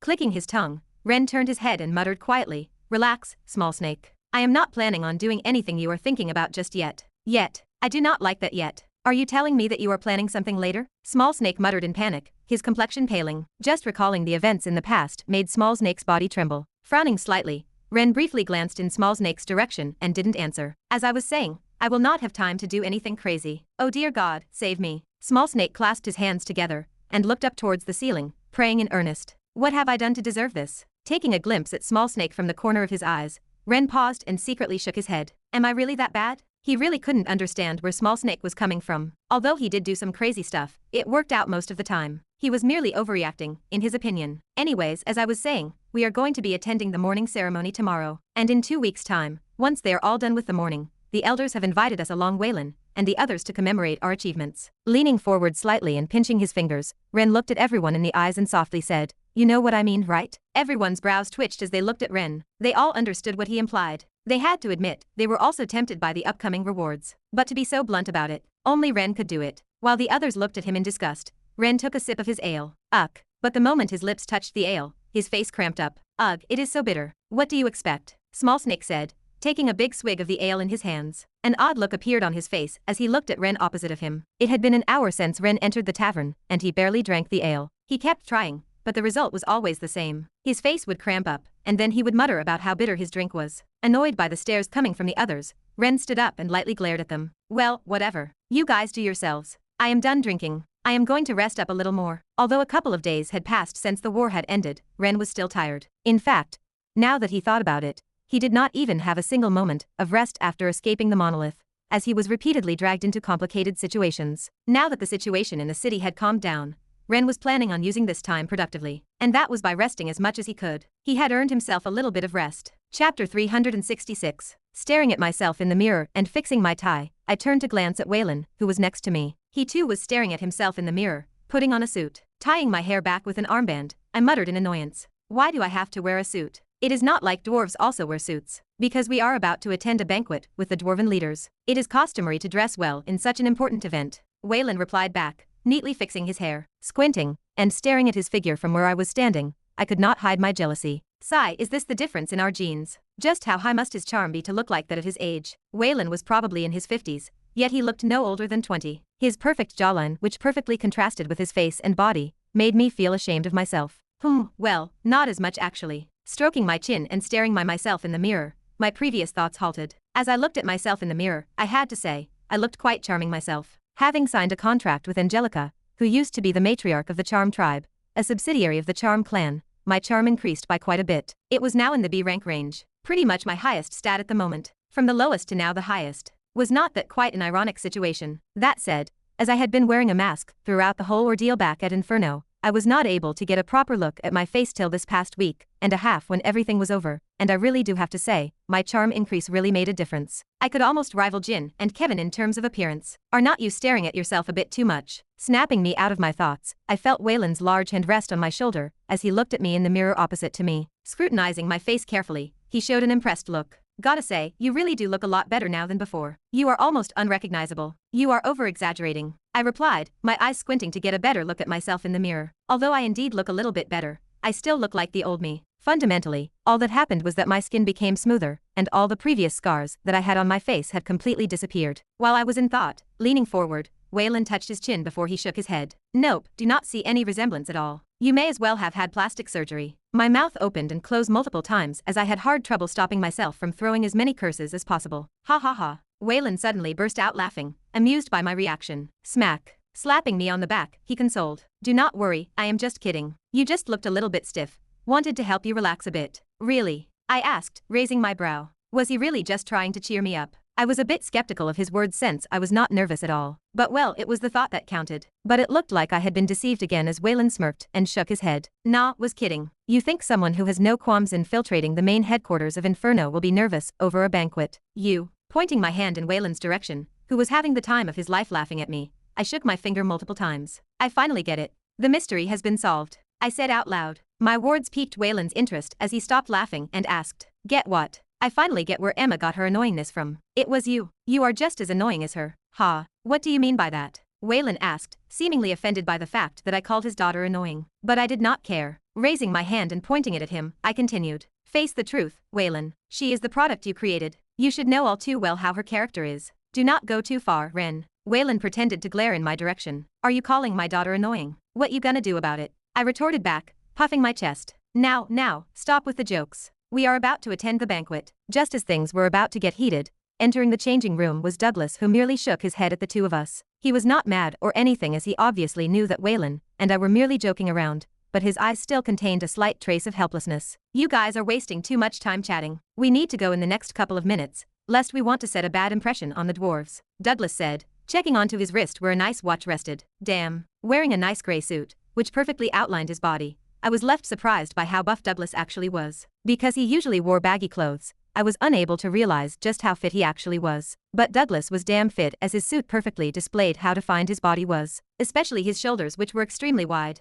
While I was looking at his clothes, turning to face Waylon, Douglas said, "We will be leaving in the next couple of minutes. Fix your hair and go downstairs." Then, turning his head to face me, Douglas's eyes paused on my neck area, or to be precise where my tie was. Raising his hand and pointing at it, he asked, "Do you need help with that?" The moment he said those words, my body froze. Lowering my head and staring at my tie, I looked back at Douglas and nodded my head. "Yes, please." This was probably the second or third time I had worn a suit, and well, I still could not tie my tie properly. Would always end up almost strangling myself. It was odd. Out of all the things I could do, tying a tie was just not one of them. I should probably spend some time learning this. Would probably only take me a couple of minutes to learn, but it just had never been on my priority list of things I had to do. With a soft smile on his face, reminiscent of a friendly neighborhood uncle, Douglas beckoned for me to come to him. "All right, come here." "Thanks." Thanking Douglas, I moved up to him, who slowly grabbed my tie and started tying it. This feels like an oddly familiar scene. As Douglas was tying my tie, my brows furrowed slightly as an old memory started to resurface inside of my mind. It was right after the banquet, after I defeated the bot. Outside of the mansion, tired, sitting on a bench with, unbeknownst to me, I had fallen into a slight trance as I reminisced over the past. Done. Already. It was only after I heard Douglas's words that I snapped out of it. Turning my body slightly, Douglas pointed at my reflection on the mirror. "There, all set. What do you think?" With my tie now done, and suit that perfectly outlined my body, I had to admit, I looked really good. Turning my head, I thanked Douglas. "I like it, thank you." Smiling softly, Douglas patted me on the shoulder before turning around and leaving the room. "You look much better now. Let us get going." "All right." Fixing my collar and hair a bit, I turned around and followed Douglas out of the room. The banquet was held in a separate location from the Elder Council, inside of a large building near the center of the city. According to Waylon and Douglas, this was an exclusive banquet to commemorate those that participated in the war and contributed. In other words, it was the award ceremony. It was where our contributions were announced and our rewards were handed. If I had to be honest, I was quite excited about this part. Now that everything was over, it was finally time for me to reap the rewards of my struggle. I already had something in mind. After mulling over it for the past week and a half or so, I thought that I had come up with a good request. Sitting inside of a small carriage, which was in fact an artifact, I turned to face Douglas and Waylon, who were both sitting next to me. "Are you guys sure you told them that I had signed a contract with a demon?" The fact that my mana was tainted with demonic energy was not something I could hide from the prying eyes of the elders. They may have not been able to tell back at Inferno, or were able to, but, because they were busy trying to fight the Dirgars, had glossed over it. But now that I was going to attend the banquet, there was no way they would not notice. I did not want any unnecessary drama to arise, because of the demon contract that I had signed with Angelica. After all, I did not want to face a similar situation that had happened back in the human domain, where I was forced to leave due to some special circumstances. Just remembering it depressed me. Why could not the world give me a break? Fortunately, it seemed as though my worries were unfounded as Douglas shook his head. "Do not worry, Rander has taken care of that matter already. You can come without any problems. Everyone has already been told about you. Just relax and enjoy the small banquet." Well, fine. As long as that was taken care of, I did not really have to worry about anything else. Propping my elbow by the side of the carriage and staring at the lively city, my shoulders relaxed a little. I really want to go home, I thought as I looked at the streets of Henlauer. I really wanted to go back and meet my parents, Kevin and the others. But I also knew that I could not do that at the moment. There were many things that I still needed to do. I first needed to remove the chip inside of my head. Without it removed, I could not go back, as the monolith would always pursue me. After that, I had to have my sword forged, which Malville was taking care of. And lastly, wait for the demons to completely retreat before even considering getting out of Henlauer. Although we had won the war, they had still not fully retreated yet. We could not quite get out just yet. If the conference is happening, maybe I will meet them there. Although I was not sure if the conference was still going to be a thing, by the time I was done with all the things I had just listed, it would be the time for the conference to start, and also the time when I would finally reunite with the others. "We are here." Before I knew it, as I was in the middle of my thoughts, 10 minutes had passed, and the carriage soon stopped in front of a tall and elegant building. Key clank. With the doors opening automatically, I slowly stepped out of the carriage and took a deep breath of the fresh air of Henlauer. We may have been inside of a mountain, but the air here was just as clean as on the outside. The only thing that was different was the smell, as a faint smell reminiscent of that of iron lingered in the air as it traveled through the nostrils of my nose, while I took a deep breath. The smell used to be something that I disliked, but now that I had been in the city for over a month, it was now a smell that I now associated with the city. Taking a step out of the carriage, Douglas looked behind, in my direction with a smile on his face. "Let us go. Make sure you set a good impression on them." "I know." Nodding, I followed behind it. Chapter 367. The moment I stepped into the hall,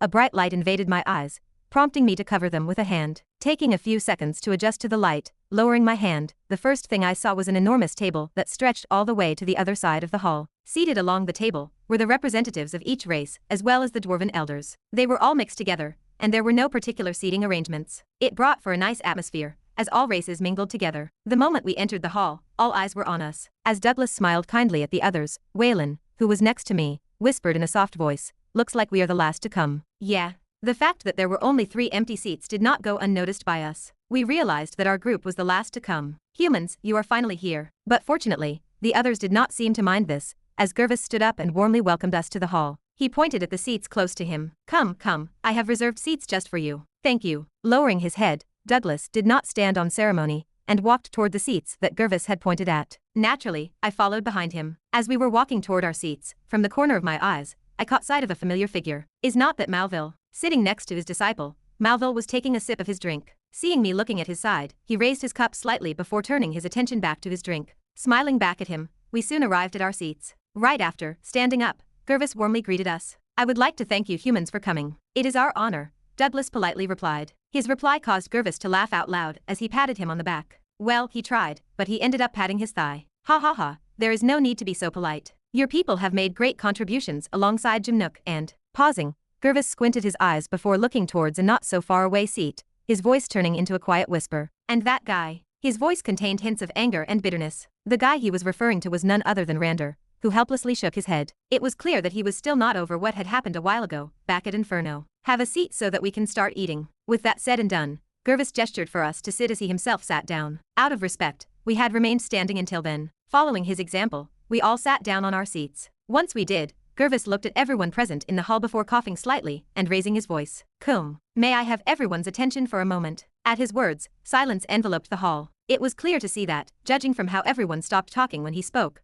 Gervis was highly respected by everyone present. "Thank you." The moment silence enveloped the hall, Gervis smiled. Glancing at everyone once more, after a brief moment of silence, Gervis started to speak. "If I had to be honest with all of you, at the very beginning of the war, I was not optimistic about our chances." His voice was soft, but each word that came out of his mouth reached the ears of all those present in the hall. "I thought that given our current capabilities, we won't be able to defeat the demons. We also had to worry about both external and internal attacks. Our chances were slim." He paused, letting his words sink in. His eyes were slightly emotional. Gervis looked at every single individual present in the hall. At that moment, it felt like he was reminiscing about the past, thinking about those who were no longer here. Then, lowering his head slightly, he thanked everyone. "And when I am saying I am truly grateful for your help, I mean it. Had it not been for what you guys did, we would have never been able to win the war. Be it dwarves, or whatever other race you are, the moment we fought together, such things no longer mattered, and all I can say is that we, the dwarves of Henneler, are extremely grateful for what you have done for us." As soon as his words faded, I started clapping my hands. Clap, clap,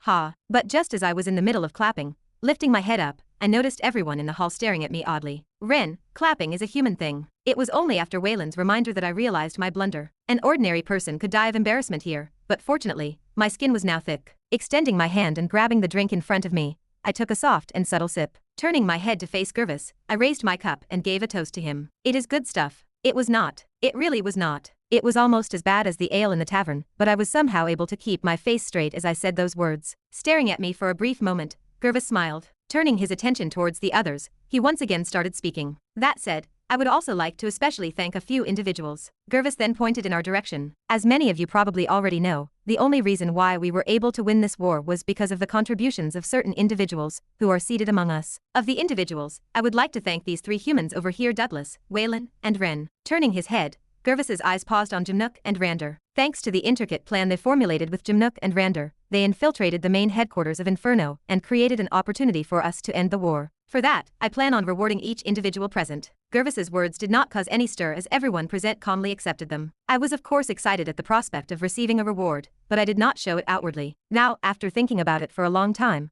I decided to reward Jimnook and Rander by granting them the highest level of authority, only second to mine, the Metropolis Keeper. Instantly, all the dwarves in the room opened their eyes wide in shock. Before letting the others voice out their opinions, Gervis raised his hand and cut them off. "My decision is final. They have made enough contributions to earn their current reward. If you feel that that is unfair, do something of their caliber before talking to me." All the dwarves that had previously tried to voice out their opposition stopped and sat back down. Scanning the crowd with his eyes, Gervis turned to face our direction. He then extended his hand to bring the attention towards us. Regarding you humans, instead of me personally giving you a reward, I would rather ask you for what you want. Since I do not know what you guys want exactly, I would prefer to ask you directly. Once he finished his words, Gervis looked at Douglas straight in the eyes. As Gervis was looking straight at him, Douglas glanced towards his right where Waylon sat. Staring at each other for a brief moment, they both nodded in agreement before Douglas opened his mouth to speak. For someone of my age and level, there are not many rewards that intrigue me. Understandable, Gervis muttered upon hearing his words. As they were both powerful figures, they understood that once someone reached a certain level, not many things attracted their attention. Still, I insist that you ask something from us. It would make us look ungrateful if we do not give you anything for all the help that you have given us. With a slight nod, Douglas worded his next sentence carefully. Then, I would like for you to consider the possibility of working together with humanity. The moment his words faded, the hall was enshrouded with silence. Gervis's brows knit in thought. Tap, tap, tap, tapping the table with his finger, his deep voice responded throughout the hall. What do you mean by that? Elaborate a bit further. Unfazed by the sudden shift in mood, Douglas continued. Do not get me wrong, I am not asking you to ally with the humans immediately. I am only asking you to consider the possibility. We have the same opponent, so you know that we are on your side. With his brows knit, Gervis propped his elbow on the table and supported his face with his hand. If we do choose to ally with humanity, we would first need to talk with the other alliance members. And, not only that, but we would also need to provide you guys with resources, so that you can catch up to our current level because frankly, you guys are still quite weak. We know, Douglas calmly replied, but you have seen how much we have grown ever since you guys came, without your aid. If you choose to support humanity, I am sure it will be beneficial to the Fantasia faction in the long term. Silence once again descended on the hall as Gervis stroked his long beard. For the next minute or so, Gervis did not say a word, and naturally so did the other people present in the room. After a while, glancing at Douglas, Gervis carefully said, Okay, I will give it some consideration. What you have done for us is akin to saving the lives of millions of dwarves. I will only look ungrateful if I refuse. Turning his attention away from Douglas, Gervis looked at the people in the room and announced, Once the situation settles down for the two other alliance members, I will propose the admission of humanity in our alliance. Once his words faded, a myriad different expressions appeared on the faces of the people present, but no one disagreed. They all knew that Douglas's previous words contained truth in them. Ever since the arrival of the other races, humanity had truly evolved into a medium to large-sized power. Given a few more years, they would without a doubt become even stronger. Thank you, that is all I am asking for, Douglas replied. A big smile finally revealed on his aged face. It is the least we can do, Gervis replied with a slight smile. Then, he turned his attention towards me. What about you, human? I have heard that you made quite a big contribution. What would you like as a reward? This is it. The moment he asked me that question, sitting upright, I carefully worded my next words. Well, my request is much simpler. I would like to select a skill if possible. After a lot of consideration, I thought that this was the most appropriate reward. I could have asked for an artifact, but with Malville working on my sword, I did not think it was necessary. Moreover, I still had plenty of artifacts, which I had gotten from the Diergars, that I had killed back at Inferno. Although most of them were useless as they required demonic energy to function, they could still be worth a lot if sold in the black market. I also thought about trying to get a martial manual, but then I remembered that those could only be found in the human domain. So, in the end, I was left with no choice but to choose a skill. Not that I was against it, as skills were extremely rare. In fact, they were far more valuable than any manual or artifact. There was another reward that I wanted, but, well, now was not the right time to ask. So, you want a skill? Gervis's voice sounded in my ears, disrupting me out of my thoughts. Meeting his eyes with mine, I nodded. Yes. After that, a subtle silence ensued before Gervis nodded back. Okay, that is doable. Chapter 368. Very well, you will be allowed to gain access to our treasure to pick whatever skill you want, Gervis said. Then pausing, he looked at me straight in the eyes and solemnly said, But I warn you, do not be too greedy. When one must choose a skill, one must choose a skill nearing their rank. If you choose a skill that is far above your rank, it would destroy your body, so be careful. I understand, I replied with a subtle nod. What Gervis said was not wrong. The only reason why Jin and the others did not have extremely powerful skills that were far above their rank level, with respect to their background, was exactly because of this problem. Their immature bodies could not contain the power of the skill. Most times they would end up suffering extreme consequences. As such, one had to be careful when choosing a skill. I am glad that you know. Smiling in satisfaction, Gervis turned to look at the others in the hall and raised his cup. Now then, since we are over with all of that stuff, it is time for us to celebrate our victory. Cheers, cheers, everyone replied back, raising their cups in celebration. And so for the next couple of hours, everyone feasted on the delicious food on the table. I also feasted like never before as I tried all of the food on the table. It had to be noted that the food was made by cooking special beasts. They were not simple beasts at that, but vicious and powerful wild ones that had to be hunted beforehand. Not only did the meat contain mana, but it also had additional effects in helping the body recover faster. With each bite I took, I could feel myself feeling more and more refreshed. The feeling felt euphoric to me. Since it is free, I might as well. Without holding back, I stuffed myself with as much food as possible, much to the shame of Douglas and Waylon. But I did not care. Unlike them, I was still in my growing phase. It was only after my stomach could no longer hold any more food that I finally stopped. I think I ate too much, I muttered while leaning back on my seat and rubbing my stomach, which was now bulging slightly. Regret slowly started to seep in. I had eaten so much that I felt like I could explode at any second. Aside from that, I also was slowly starting to feel sleepy. Fortunately, by the time I was done eating, the banquet had already come to an end and everyone slowly went back to their residences. Following Douglas and Waylon out, I also prepared to head out of the hall, but before I could go out, someone tugged my pants. Lowering my head, I spotted Gervis looking up at me from below. He was here to remind me about my previous request. Ren, I have talked to Rander, and he will be bringing you to the treasury tomorrow morning. Go get some good rest. The moment he mentioned the words treasury, my mind sobered up real quick, and I nodded my head. I understand. I will be up first thing in the morning. That is good. Have a good rest. Thank you. Lowering my head to thank Gervis, I rushed out to catch up with Douglas and Waylon, who had already exited the hall. Just like that, the reward ceremony had come to an end. The next day, waiting outside of my residence, I let out a long, exhausted yawn. After getting back from the banquet last night, I fell asleep almost immediately. I slept like a log. Honestly, if not for the fact that I was so excited about my reward, I probably would not have gotten out of bed. You are already up. Startling me out of my thoughts was a familiar voice. Turning my head in the direction of where the voice sounded, I spotted Rander in the distance. You are finally here. What do you mean finally? I am right on time, Rander replied, taking out a small item resembling a pocket watch and checking the time. In fact, I am a couple of minutes early. Well, to me it is finally, since I have been waiting for this moment since about a month ago. I replied back, walking up to him. A month? That is quite a long time. You were that confident in the plan working? Not really,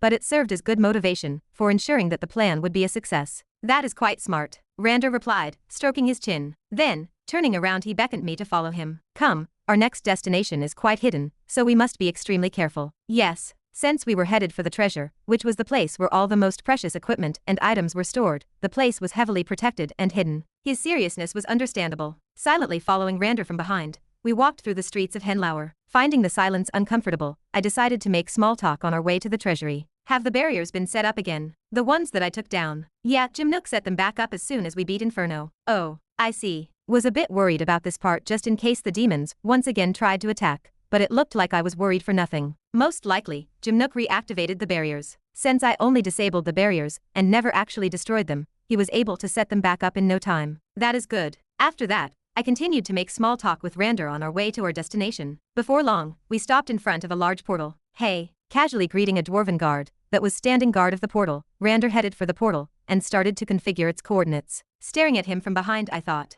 I see. So in order to keep the location of the treasury a secret, the dwarves must have only told the coordinates of the place to a select few individuals. Reminded me of what Inferno did. Alright, I am done. It was only after a couple of minutes after Rander went to the portal that, clapping his hands together, he turned towards me and indicated to me to get in the portal. I have already set the coordinates, you go in first. We cannot let others know of the location of the place. Okay. Taking a step forward and greeting the guard, I climbed up a couple of stairs and soon stepped into the portal. See you on the other side. Those were the last words I heard before my vision blurred and slowly I was enshrouded by a familiar uncomfortable sensation. Ugh, I hate portals, I muttered as I took a step out of the portal. Despite having been through quite a lot of them, I still hated the sensation I got from taking them. It felt as though I had been spun around in circles at extreme speeds. Nauseating to say the least. What is this smell? While I was recovering, a rustic scent lingered in the air, invading my nostrils. Lifting my head up, my eyes soon paused on an enormous ancient door that stood opposite of me. At the moment, there was no one standing outside of the door, but I knew for a fact that there were people guarding it. They were most likely hiding somewhere. It is nice, is not it? Coming out of the portal, Rander looked at the enormous door in the distance. A sense of pride could be felt in his words as his eyes paused on me. Yeah, I softly replied back. The more I stared at the door, the more noticed the complexities around it. It felt more and more majestic to me. Follow me. Walking towards the door, Rander took out a small badge from his dimensional space and placed it inside of a small socket in the middle of the door. Key click. With a small clicking sound, once the badge entered the socket, a soft rumble sounded and the ground trembled. Rumble. Take a step back. Pushing me back a bit, Rander watched as the enormous doors opened up before us. Since it is a secret, I cannot tell you much about the place, Rander said as he interlocked his hands behind his back. All you need to know is that even if multiple SS ranks tried to break through the door, it would take them at least a day to break through the place. And that is if they were all attacking with their strongest attack. Bang. With a small bang, the sides of the door smashed against the walls, enabling me to see what was on the other side of the door. Ah, no words could describe what I felt when I caught a glimpse of what stood behind the door. I was speechless. With countless treasures ranging from all sorts of artifacts to cores and skill books, neatly displayed throughout the enormous room, my eyes could not help but start to glimmer. My heart slowly sped up. Halting his steps by the side of the door, Rander looked at me and said, "I will wait for you over here." Raising his hand and pointing towards the room, he continued, "You are free to pick anything you want from the room. You said you wanted a skill book, right?" "Yes. Then you can find those over there, at the very end of the room," he said as he pointed towards the very end of the room, on the right side. "Thank you." Unable to hold my excitement, I nodded my head at every one of his words. Seeing how excited I was, Rander sighed and shook his head. He was all too familiar with this scene. "Go, choose your skill, but remember, you are only allowed to choose one. Do not take any more than you are supposed to." The last part of his sentence was said with an incredibly serious tone, as Rander warned me about the consequences of being too greedy. "Do not worry, I am not that stupid," I honestly replied back, curbing down on my excitement a bit. Although everything was tempting, I was not someone who was blinded by greed. Thanking Rander one more time, I quickly headed in the direction he previously pointed at, the direction where the skill books were located. The room was fairly large, about the size of the Locks Arena ground. As I headed towards the skill book section, there were many things that attracted my attention, but I had a clear goal from the very beginning. Even though everything in the room was tempting, I did not let them tempt me away from what I really needed. Where is the B skill section? I should also check the A rank section while I am at it. Before long I arrived at the place Rander pointed at, and the first thing I did was look for all the B-ranked skills available. I also kept a lookout for the A-ranked section. Although I would not be able to use it immediately, by the time I broke through B rank, I should have no trouble learning an A-ranked skill. If I had to estimate, I would estimate that within half a year or less I would have no problem breaking through to B- rank. I was C+ ranked at the moment, but that was thanks to the contract. Once that expired, I would regress back to my old strength. Well, that was unless I improved during that time, which in that case, I would not regress and remain the same. As I was in deep thought, pondering over which level of skill I should get, the corner of my eyes caught the side of a small section. A small section where only a couple of books rested, but the energy coming out from each book was palpitating, borderline terrifying. What if, catching sight of the area, a dangerous thought flashed through my mind? No, no, no, let us not be delusional. Shaking my head, I tried to get rid of all useless thoughts from my head. That section over there was the S-ranked section, and for a brief moment, I was almost tempted into going there. But after rationally thinking about things, I instantly dropped the idea. By the time I would end up breaking to S rank, at least 5 years would have passed, and in the meantime, I could have used the skill that I had gotten from here to further improve my strength. Plus, I actually already knew of an S-ranked skill that I wanted, was just too weak for it to get it. Let us see what they have. In the end, for the next hour, I looked through the B rank and A rank sections, till finally, after a long time, I narrowed my search to 2 skills. Status. Name. Eyes of Chronos. Rank. A. Description. Upon using this skill, the user will be able to see everything in slow motion. The more mana is used, the slower the time will be in their eyes. Status. Name. Quick burst. Rank. B. Description. Upon using this skill, the user will be able to display a quick burst of speed that is 10 times the user's regular speed. Effective skill will only last for a single burst, with a cooldown of 5 minutes per user. Staring at the description of the 2 skills before me, stroking my chin, I muttered, "Which one should I choose?" Chapter 369. Waiting by the door of the treasury, Rander turned his head toward me, sensing my gaze. "Have you selected your skill?" he asked, squinting. "Yeah. Which one is it?" "I choose this skill." I handed Rander the skill book that I had chosen. Lowering his head and staring at the book, a surprised look flashed on Rander's face. "Eye of Chronos." "Yes." After thinking things through, I decided that this was the most optimal skill for me at the moment. Quick burst was nice since I could activate it immediately, unlike the third movement of the Keiki style, but the 5-minute cooldown at the end was what made me turn away from it. In the end, after thinking things properly, the Eye of Chronos was the only option for me. If I am not wrong, you are still C+ rank. That means you won't be able to learn this skill until you break through to B rank. Are you sure about your decision? Rander questioned, looking at the description of the skill book in his hands. Raising my head and meeting Rander's eyes, I nodded. Yes, I'll go with this. Although I couldn't learn the skill immediately, I was not in need of any skills at the present moment. Since I was going to stay in Henoler until things outside calmed down, and also wait for Malville to finish forging my sword, I was not pressed for time. Well, okay, as long as you're fine with that decision. Gervis did say that you could pick whatever you want. Now that you've chosen, let's go back, Rander said, shrugging his shoulders. Taking a step out of the treasury, he looked at me right in the eyes and asked once again. Once we leave, you won't be able to change your mind, so I'll repeat it one more time. Are you sure about your decision? Do you really want to pick that skill? I'm sure, I replied without an ounce of hesitation. This was the ideal skill that I needed, and I wasn't going to let it slip away just because of some short-term gains. Gazing in my direction for a brief moment, Rander lowered his head and placed his palm by the side of the door. All right. Motioning me to get out, he tapped the emblem that he had previously attached to the wall. I've already recorded your choice. I'll now be closing the treasury. As soon as his words faded, Rander retrieved the emblem stuck on the wall, and the ground once again started to shake with a low rumble. Rumble. Moving out of the portal with his hands behind his back, Rander stared at the treasury doors slowly closing away. I wish I could have taken more, I thought to myself as I stared at the treasury from behind Rander. It was just a wish, but I also knew that it was impossible. Well, that was unless I made any more contributions. I should just be happy with what I have. The skill was obviously not the only reward I had gotten from the whole ordeal,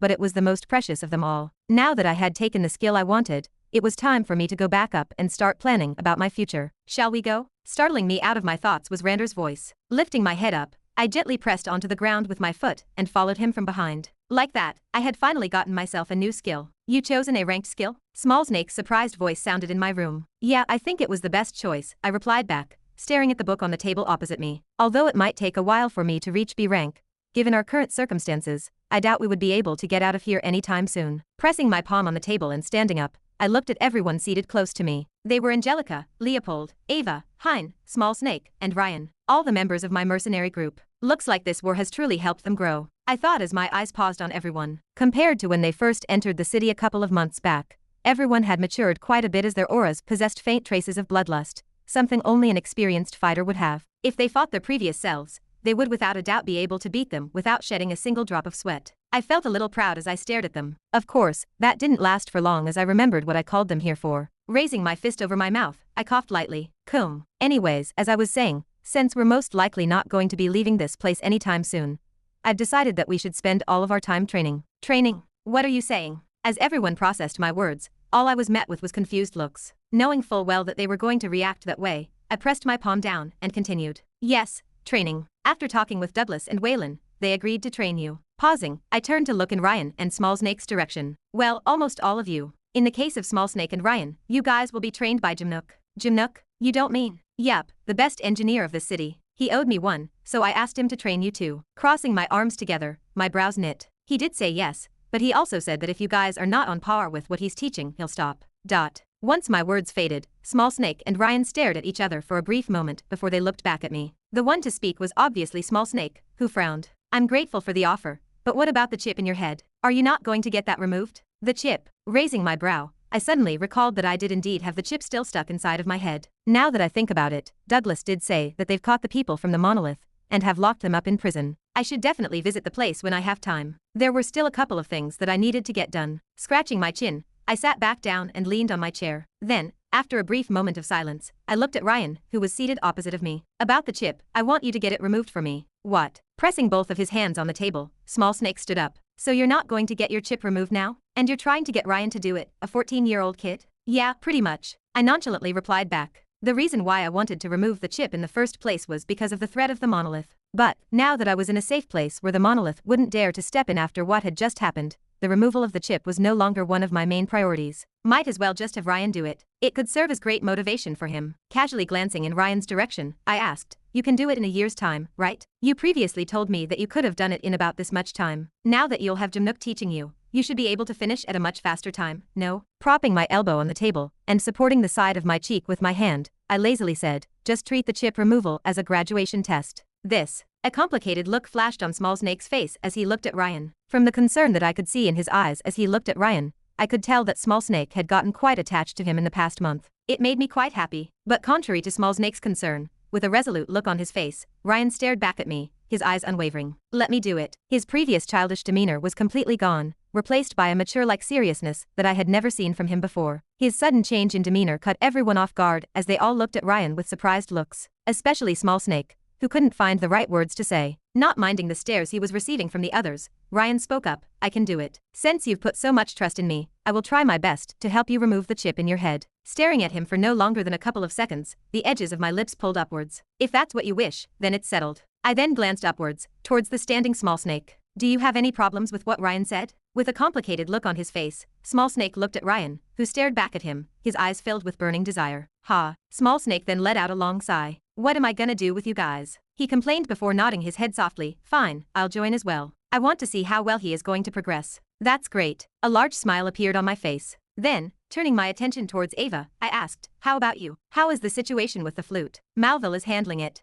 I'm not exactly sure, to be honest, Ava replied back with clear eyes devoid of any of its previous shyness. The war seemed to have changed her. I see, I'll have to talk to him later then. Since he was also taking care of my sword, I could use the time when I was checking on it to see how he was progressing with Ava's flute. The only problem I saw with the flute was that it was an S-ranked item, or even higher. So, when it does get fixed, Ava would no longer be able to use it. I had to find a way to solve that problem. About you two. I then turned to face Leopold and Hein. Since you guys contributed quite a lot too, you should be able to get yourselves some good swords and guns. You should probably do that when you have time. Will do. Both of them replied at the same time. That's good. I wasn't the only one that got rewarded. The others did too. But compared to me, their rewards were a lot smaller. Even then, getting a good artifact should not be a problem for them. Lastly, Angelica. Turning in Angelica's direction, who was quietly sitting on a chair without speaking, an odd look flashed across my face. Well, she's already sorted her stuff, so there isn't much I can say about her. Unlike us, she didn't need to train as much. Though not many knew, she had also gotten rewarded quite well. Since the dwarves had looted the Inferno headquarters, there were a few devil fruits around. Because they had no use for it, they just decided to reward Angelica with them. Therefore, she was all set for the future already. Well, I guess that's it for now. Standing up, I looked at the others. Let's not waste any more time with this meeting and start training. It's rare for us to have a moment like this, so let's make full use of what we have. Finished with what I wanted to say, I dismissed everyone from the meeting, watching everybody leave my room, taking a deep breath. A resolute look flashed across my eyes as I swore to myself, I'm going to make full use of this time that I have to become as strong as possible. With threats appearing one after another, I had to make full use of this moment to become as strong as possible. Since I now had the opportunity to do so, I was planning on using it as best as I could. Chapter 370. Pitch black darkness enveloped the world. I've always been meaning to ask, but if the Demon King manages to take over Earth, what are you planning on doing? A voice suddenly resounded throughout the nothingness. What? Are you thinking that I'll just go run to some other planet? Another voice replied back. Will you not? If only things were as simple as that. The voice cracked a little. Unprecedented bitterness and sadness hid beneath the voice as the veil hiding the obscured figure trembled slightly. Aha, it's not possible, he muttered, obviously finding it hard to continue speaking about the topic. What do you mean it's not possible? If we truly can't defeat the Demon King, don't you think we should just ditch this place? The other voice asked, with a mix of confusion and curiosity hidden beneath his words. Just get the people you are close with and teleport somewhere far away from the Demon King's reach. I know you have the mean. Smack. But before the voice could finish speaking, the loud sound of something smacking sounded. The sound was reminiscent of a hand smacking against a flat surface.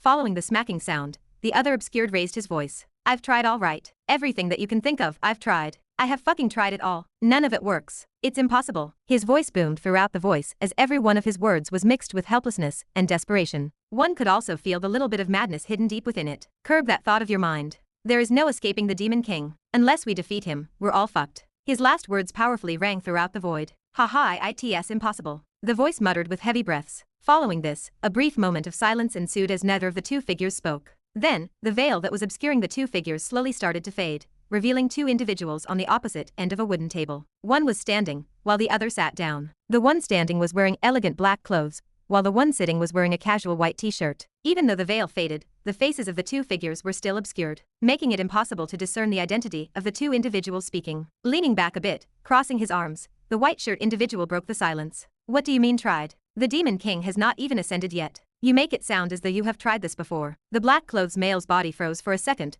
before he quickly waved his hand. You're thinking too much. He then sat down and stared at the other individual opposite of him. Taking a moment to choose his words carefully, the black-clothed figure finally managed to calm down a bit. Swallowing a mouthful of saliva, he started to explain the reason for his previous outburst. The reason why I'm saying that it's impossible to defeat the Demon King once he conquered Earth, is because by then, he will break through the world limits and finally gain to access the Akashic records. Placing the palm of his hands on the table, the white-shirt figure was taken aback. The Akashic records? What in the world are you talking about? Raising his hand and touching his forehead, the black-clothed male thought for a moment. Then, instead of answering the question, he asked one. Have you ever wondered why we are able to see status windows? How we are able to gain access to skills, or where mana comes from? The black-clothed individual interlocked his hands together. Has that thought ever crossed your mind once? How many of those things are possible? Or did you think that everything has come just because of some supreme power out there that has given everyone access to skills and mana? The black-clothed male's words powerfully rang inside of the white-clothed ears as he deeply mused over his words before replying back.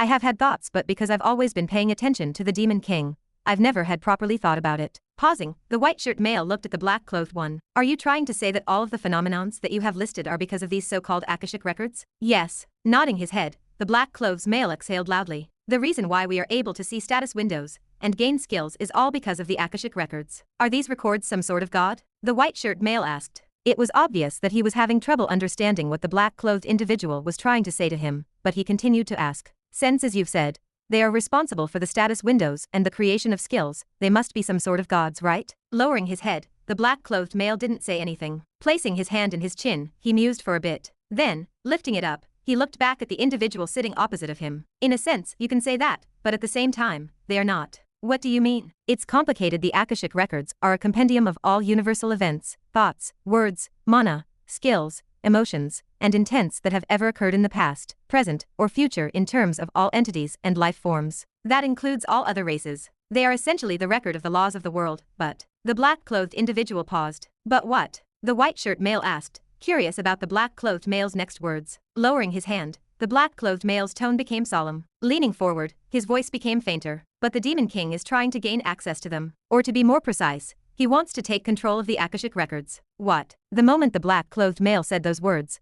the white-shirt male stood up in shock. Is that even possible? Are these records a physical entity? His voice was filled with incredulity as he slowly started to understand the reasoning behind the black-clothed individual's previous outburst. They are and aren't at the same time, but once you reach a certain level, gaining access to them is not impossible, and that's what the Demon King is trying to do, and in order to do that, he must conquer the earth and consume all of the mana in the world so that he can break through to the next rank. Supporting his body with the aid of the table, the white-shirted individual asked, "In short, we have no choice but to beat the Demon King?" "Yes," the black-clothed individual replied. Leaning back, he stared upwards and helplessly said, "The Demon King is incredibly powerful. I'm not very confident in my chances against him." But the white-shirted individual didn't think like that as he said, "You haven't even faced him. What makes you think you can't face him? You're the strongest in humanity, the first to break through to SSS. What makes you think that you can defeat him? Have a little bit of faith in yourself. If only things were like that." The black-clothed male muttered, Suddenly, sensing something, the black-clothed male's body jerked towards the right, and a powerful aura swept out of his body. "He found me," he muttered in an incomparably solemn tone. "Who found you?" The white-shirt male asked, similarly staring in the direction where the black-clothed individual was staring, but he saw nothing. Staring back at him, he asked,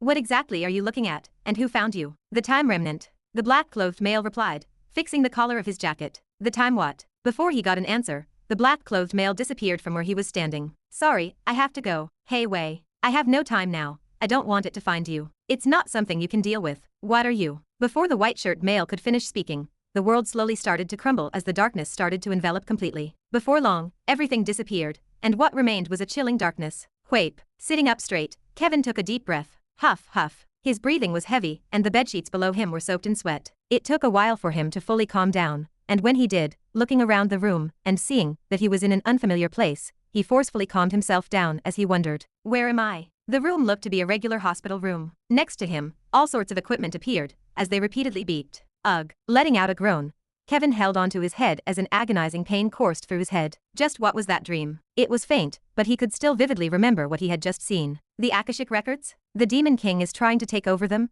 and the only way he can do it is through the conquest of the earth. The more Kevin thought about it, the more agonizing the pain in his head became. It was as though it was trying to reject all the information he had just seen. He couldn't understand anything. Could this vision have just been a fabrication of my imagination? He thought as he tried to explain the contents of his vision. Ding. But before this idea could even gain any traction, a familiar chime rang in his head, and his system interface showed up in front of him. Quest reward. Synchronization plus 5%. Completed. Additional rewards. 5,000 credits. Advanced potion times 5. So it wasn't a dream. The moment he saw the quest window, he knew that whatever he had witnessed moments ago was real. As he understood this, the questions in his head only multiplied. Who were the two that were talking in the vision? And what was the time remnant the black-clothed individual was talking about? So many questions, yet no answer. As he was trying to make heads or tails about what had happened, Kevin suddenly recalled something, and his body jerked up. Wait, is Ren okay? The reason why he was in such a state was because he was trying to save Ren. By using the red book, he forcefully broke through to C rank, and changed the events depicted his death in the book. But where was the book? Frantically looking around the room, Kevin looked for the red book, but he saw nothing. Shit, the book must still be in my room. It was clear that his mind was still groggy,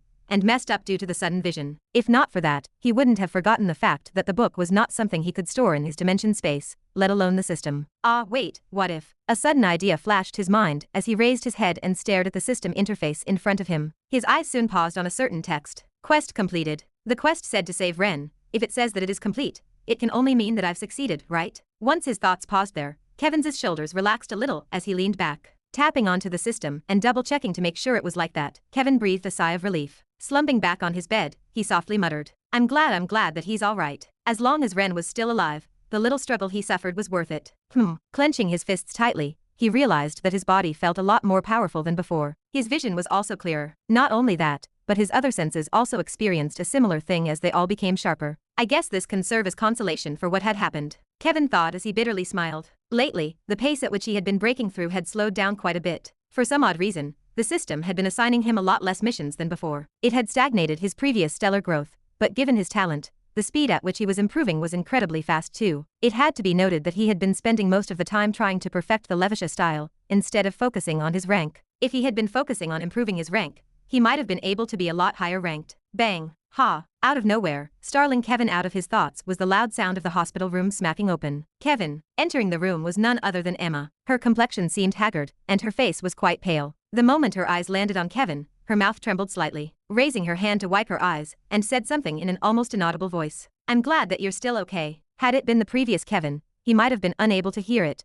but now that his ears were a lot more sensitive, he was able to hear every word that Emma muttered. His heart warmed, but that didn't last for long as Emma's face soon became indifferent. The moment Kevin saw that, his heart froze. Without saying anything, Emma slowly walked in his direction. Watching Emma slowly making her way towards him, her indifferent face made Kevin swallow a mouthful of saliva. He felt an ominous premonition. Raising his hand in her direction, he waved slightly. Hey. Chapter 371. Staring at Emma, who was indifferently staring at him from above, Kevin weakly smiled. Hey, you. Despite how hard Emma tried to keep a straight face, before long, her body trembled. She had a hard time formulating her words as her eyes grew blurry. Why? Why did you do that? Her voice was faint and weak, but Kevin was able to make out every single word that came out of her mouth. Are you so desperate to break through that you would reduce your body to that state? Are you still not over his death? Lifting his head up, and meeting Emma's eyes, Kevin shook his head. No, it's not that. Then why? She screamed, tears flowing down her cheek. Why would you do that to yourself? Do you not understand how worried everyone was when they saw you in that state in your room? You wouldn't understand, Kevin replied. He couldn't quite bring himself to tell her the truth. That he had done what he did to save Ren. He wanted to, but he couldn't. Who would believe him in the first place? Ren was dead. He'd only look crazy to Emma if he said those words. You. A hurt look appeared on Emma's face as she heard Kevin's words. Am I that untrustworthy to you? No, it's not that. Shaking his head, Kevin took out the wires that were attached to his body, and weakly stood up. What are you doing? This obviously flustered Emma, who rushed towards him, and tried to put him back on the bed. Got you. But just as Emma was about to grab him, extended his hand forward, Kevin grabbed Emma by the arm, and pulled her towards the bed, helping himself up in the meantime. Hayak. Falling onto the bed, she screamed in panic. Staring at Emma, who was on the bed, Kevin teasingly smiled. Thanks for helping me up. You. An enraged look appeared on Emma's face as she looked up towards Kevin. Turning his back in Emma, and walking towards the exit of the room, Kevin's smile faded. Thinking back at all the things that had happened recently, Kevin felt the sense of urgency rise from within him. From the synchronization episodes to the fact that the Demon King was going to ascend in 8 years' time,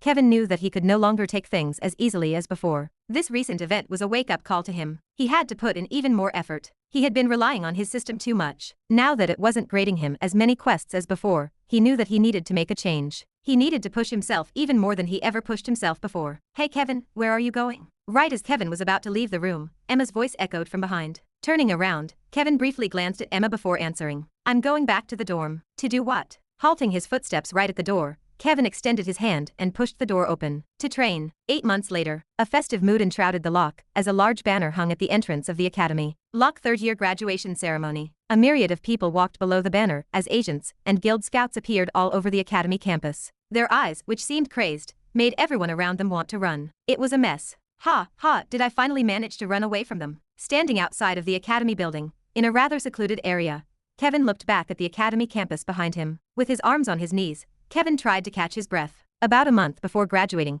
a series of guilds crazily started contacting him, in hopes of recruiting him. This was understandable. Being the top-ranked guy for 3 years in a row was without a doubt something that all guilds would crave when recruiting someone. But there was a limit to how crazy things could get. With him constantly being harassed on the phone every day and night, Kevin was forced to change his phone number. But even that didn't work as they would somehow find out about his new number immediately. About time you arrived. Waiting for Kevin in the area was Emma, who was looking at him with her arms crossed. Her foot repeatedly tapped the ground. Standing next to her were Jin and Melissa. The three of them all wore long robes with the academy logo engraved on the back. Kevin too wore a similar attire, as they were the academy graduation robes, signifying that they had graduated from the academy. Sorry, had to take a small detour. Kevin apologized before walking up to them. Glancing behind him one more time, Kevin had a nostalgic look on his face. I'm finally leaving this place. After spending over 3 years at the lock, it was now finally time for him to leave. It'd be a lie if he said that he wasn't sad. A lot of good memories were made in this place. Glancing at the others from the corner of his eyes, Kevin's eyes paused on Melissa. Out of the four, she seemed to be the one that cared about leaving the least. In hindsight, she spent most of her time in the lab, therefore, she didn't have any attachment to the academy. You don't seem to care at all about the fact that we're leaving the academy. That's 'cause I don't, Melissa bluntly replied. What are we even doing here anyway? We're waiting for Amanda.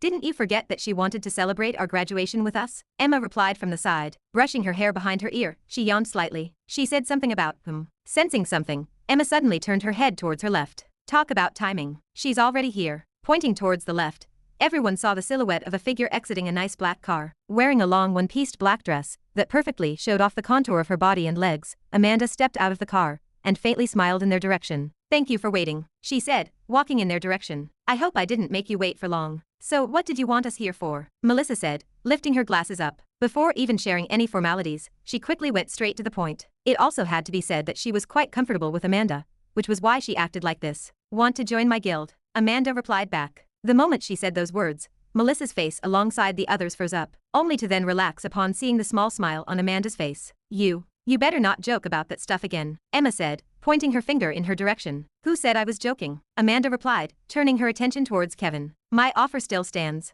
If you're not planning on joining the union, you can always join my guild. No thank you. Kevin kindly declined with a smile. That's too bad. Amanda didn't seem too fazed by his rejection. She only tried for the sake of it. I mean, who wouldn't want someone as talented as Kevin in their guild? Brushing the side of her hair behind her ear, she looked at Kevin and asked, so you've made up your mind into joining the union? Yeah. Kevin nodded. Even though he knew that Ren was alive, he still decided to join the union. It wasn't about getting revenge this time, but more because he decided that this was the best course of action to take in order to further boost his strength. Just like they were planning on using him, Kevin was planning on using them, each to their own benefits. So, what should we do now? Emma suddenly asked from the side. Rubbing her stomach a little, she looked around and said, are we going to go eat or anything? I'm kind of hungry. With a helpless look on her face, Amanda looked at Emma before she nodded her head. I've booked a good place where we can all stay to celebrate your graduation. That's good, 'cause I'm starving. Without waiting for Amanda to say anything else, she quickly headed in the direction of her car and quickly got in. Once she got in, rolling the passenger window down, she shouted, what are you waiting for? Let's go now.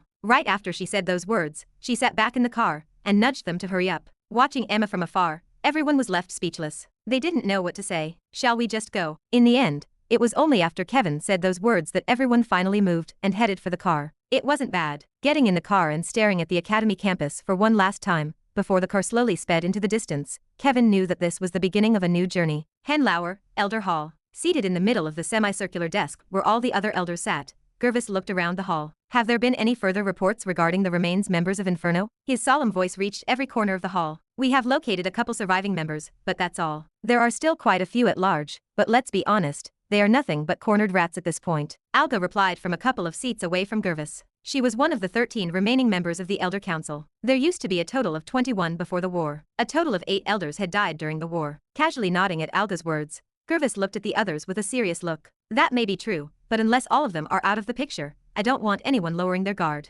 Although they had taken out most of the high-ranking members of Inferno, quite a few still managed to escape. It was fair to say that their main force was gone, but that also didn't mean that they should lower their guard. Just because they were not as powerful as before didn't mean that they couldn't cause any trouble. Just because someone was cornered didn't mean that they couldn't bite back when you'd least expect it. As someone with a lot of experience, Gervis firmly believed in this, hence why he tried to warn all the elders present to keep a lookout at any of the remaining members of Inferno. Of course, he also did send out a task force to remove as many of those rats as possible. It was only a matter of time before all the remaining members were killed. That matter aside, the reason why I have gathered all of you here is because of the humans' request. The one about joining our alliance. Instantly, silence descended upon the hall. Sweeping the room with his eyes, Gervis continued. I've just received word that the elves and orcs have also managed to defend against their enemy. Of course, that is thanks to our help. As they had won the war, the dwarves, being their allies, had to provide assistance to the elves and orcs. They naturally did. This was part of their agreements as allies. If they had the ability to help,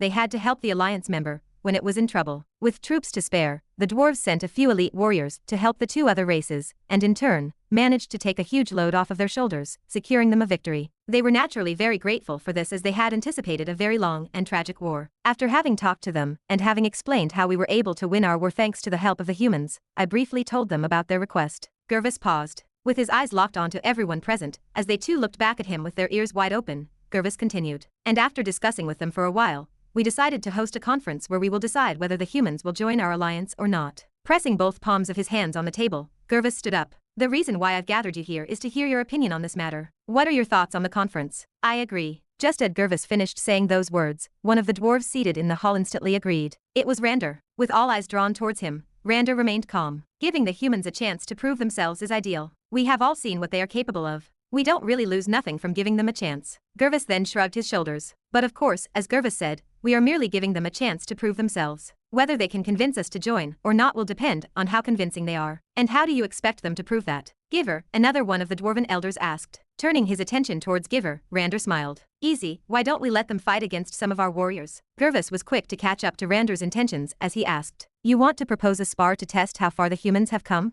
That's correct, Rander replied. We may have seen a glimpse of what they can do from Douglas and Waylon, but it also has to be noted that the two of them are the most elite members of humanity. What I truly want to know is whether they are worth investing in. Hearing Rander's words, Gervis stroked his beard. You make a good point. Then, turning to face the other members, he asked, what do you guys think? Do you agree with what Rander said? I agree with the proposal. Alga was the first to reply as she stood up and looked at everyone present. They don't even need to fight, but they must at least prove to us that they are worth taking in our alliance. Having one more ally can be beneficial to us in the long term when fighting against him. I too agree. Another dwarf stood up. Me too. Then, one by one, everyone in the room slowly started to agree with the idea. It wasn't long before everyone in the hall agreed. Staring at the scene with a satisfied look, Gervis clapped his hands once. Okay, since all of you seem to agree, I'll tell you all now that in 4 months' time, the conference will begin. It will be held in the Elven Domain. Chapter 372. Bang, bang. The sound of small shockwaves resounded as circular pressurized wind gales pushed outwards from the point of contact between a fist and a punching bag. Ha! Letting out a cry,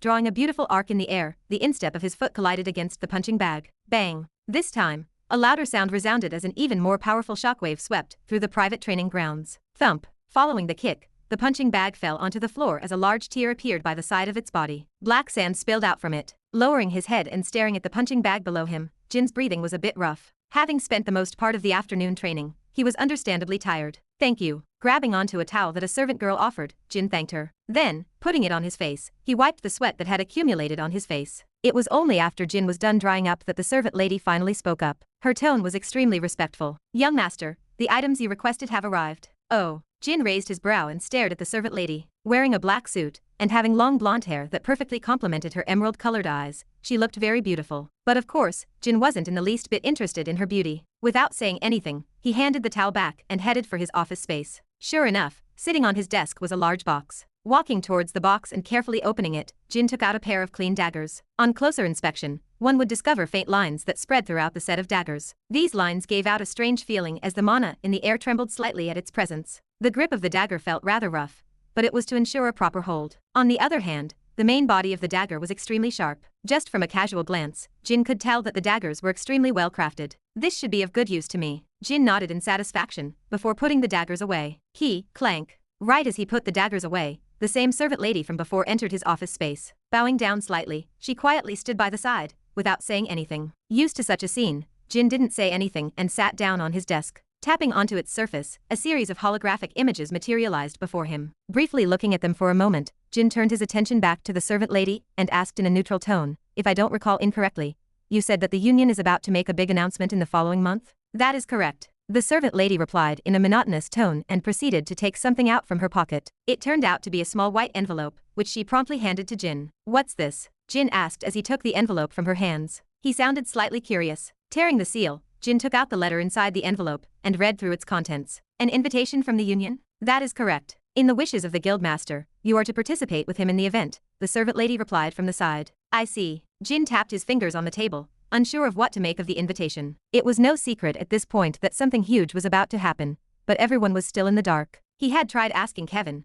who was now working at the Union, for information, but even he had no idea about what was going on. Staring at Jin, who was in deep contemplation, the servant lady patiently waited for him. It was only after she saw his brows relax that she finally spoke up. Young master, there is another thing that I would like to brief you upon. What is it? Jin said as he casually glanced at the lady. Amanda from the Demon Hunter Guild has tried to get in contact with you. What would you like me to do? Amanda? A surprised look flashed on Jin's face. Then, his brows knit tightly, as he quietly muttered, she must be trying to talk to me about that matter. He already had an idea of what Amanda wanted to talk about. During the past year that he had spent in the guild, there was only one thing that had been annoying him to no end. The emergence of demon pills, a pill that essentially acted like a devil fruit, and boosted the power of whoever consumed it. It was essentially like steroids, but much worse. The individuals who consumed the pill would be exposed to demonic energy, forcing them to crave more of it. It was a drug that spread throughout the whole human domain this last year, and essentially forced the Union and central government to act upon it as the consequences of the pill were enormous. He didn't know much about it before as he was still in the academy,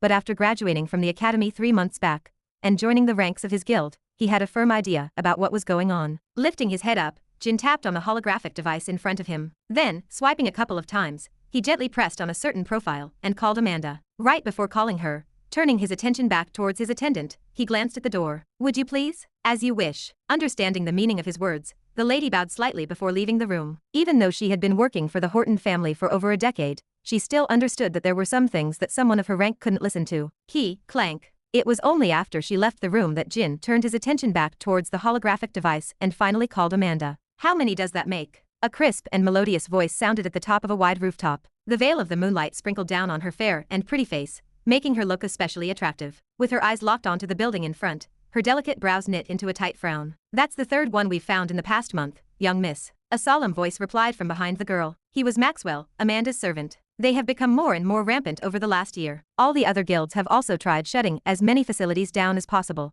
but as soon as one is destroyed, a new one is built. "That is quite troublesome," the girl, Amanda, replied. Then, extending her hand forward, a bow appeared in her grasp. A thick and powerful wave of mana suddenly sprang out from Amanda's body, as the sound of the bowstring being stretched echoed in the surrounding area, following which, a translucent arrow materialized in between her fingers. Closing one of her eyes, Amanda aimed her bow at the warehouse in the distance. She was about a kilometer away from the warehouse, and it was deep into the night, but Amanda had no trouble staring at the building as her eyes locked tightly on a particular window. Before releasing the string, she softly asked, "Have you evacuated all the residents and people nearby?" "Yes. There will be no innocent victims." "Okay." At Maxwell's confirmation, she finally released the bowstring. Kaka. With the sound that was reminiscent of that of a thunderclap, the arrow suddenly disappeared into the quiet night. Shio. A faint and muffled projectile-like sound reverberated through the air as a blue translucent streak of light headed towards the warehouse in the distance. It didn't take long for the arrow to arrive at the warehouse. It reached the place in a matter of seconds. Then, without missing an inch, the arrow broke through the window with a crash, and what followed after was a tremendous explosion that shook the surroundings. Boom. A mushroom cloud sprung up in the air as the warehouse was obliterated into nothingness. Lowering her hand holding onto the bow, Amanda quietly stared at the scene from afar. Before long, the shockwaves that originated from the explosion swept past her, and her clothes and hair fluttered slightly. "You have improved quite a lot, young miss," Maxwell complimented from the side as he stared at the remains of the warehouse in the distance. "Check if there are any survivors," Amanda said, her eyes still locked on the building in the distance. "Will do." Maxwell's words echoed through the rooftop as he disappeared from the spot he was standing. Finally relaxing her brows, Amanda closed her eyes and tried to recuperate the mana she lost. Vree. But before she could even do that, she felt her phone vibrate. Letting out a sigh, Amanda took out her phone and checked the caller ID. It was Jin. She was a bit surprised by the fact that Jin had called her at this hour, but she nevertheless answered. She had, in fact, been trying to reach him for quite a bit, but he had always been busy handling guild matters that he barely had any time to answer her calls. The moment she answered, Jin's voice reached her ears. "Am I disturbing you?" "No," Amanda replied as the sound of sirens and the raging fire sounded in the background. I can hear something in the background. Did you perhaps just partake in the destruction of another trade spot?" "I did." "How many does that make this month for you?" 3. Replying to Jin, Amanda's answers were short and concise. "I've heard that you've been trying to reach me. What do you need?" Turning her head to face the building in the distance, her black, obsidian pupils directly reflected the raging fire that came out from the warehouse in the distance. "I want to cooperate with Starlight Guild." Her voice was faint, but one could feel the resoluteness in it. "We're short of hands right now, and we can't take care of all of the trade points. If we cooperate together, we can spare our forces and save time." Her words contained some truths and falsehoods. Them cooperating together would indeed save them both of them some time, but at the same time, the reason why Amanda was short of force was because of a different reason. Jin had an idea, but he didn't say anything about it. "That's a tempting offer." Jin's voice remained calm despite what he said. His next reply came after taking a few seconds to deliberate over Amanda's offer. "Taking care of the trading points has been quite an annoying problem for us. If not for the bounties offered by the central government, we wouldn't have even bothered with it. That's why I'm offering to collaborate." Amanda spoke bluntly,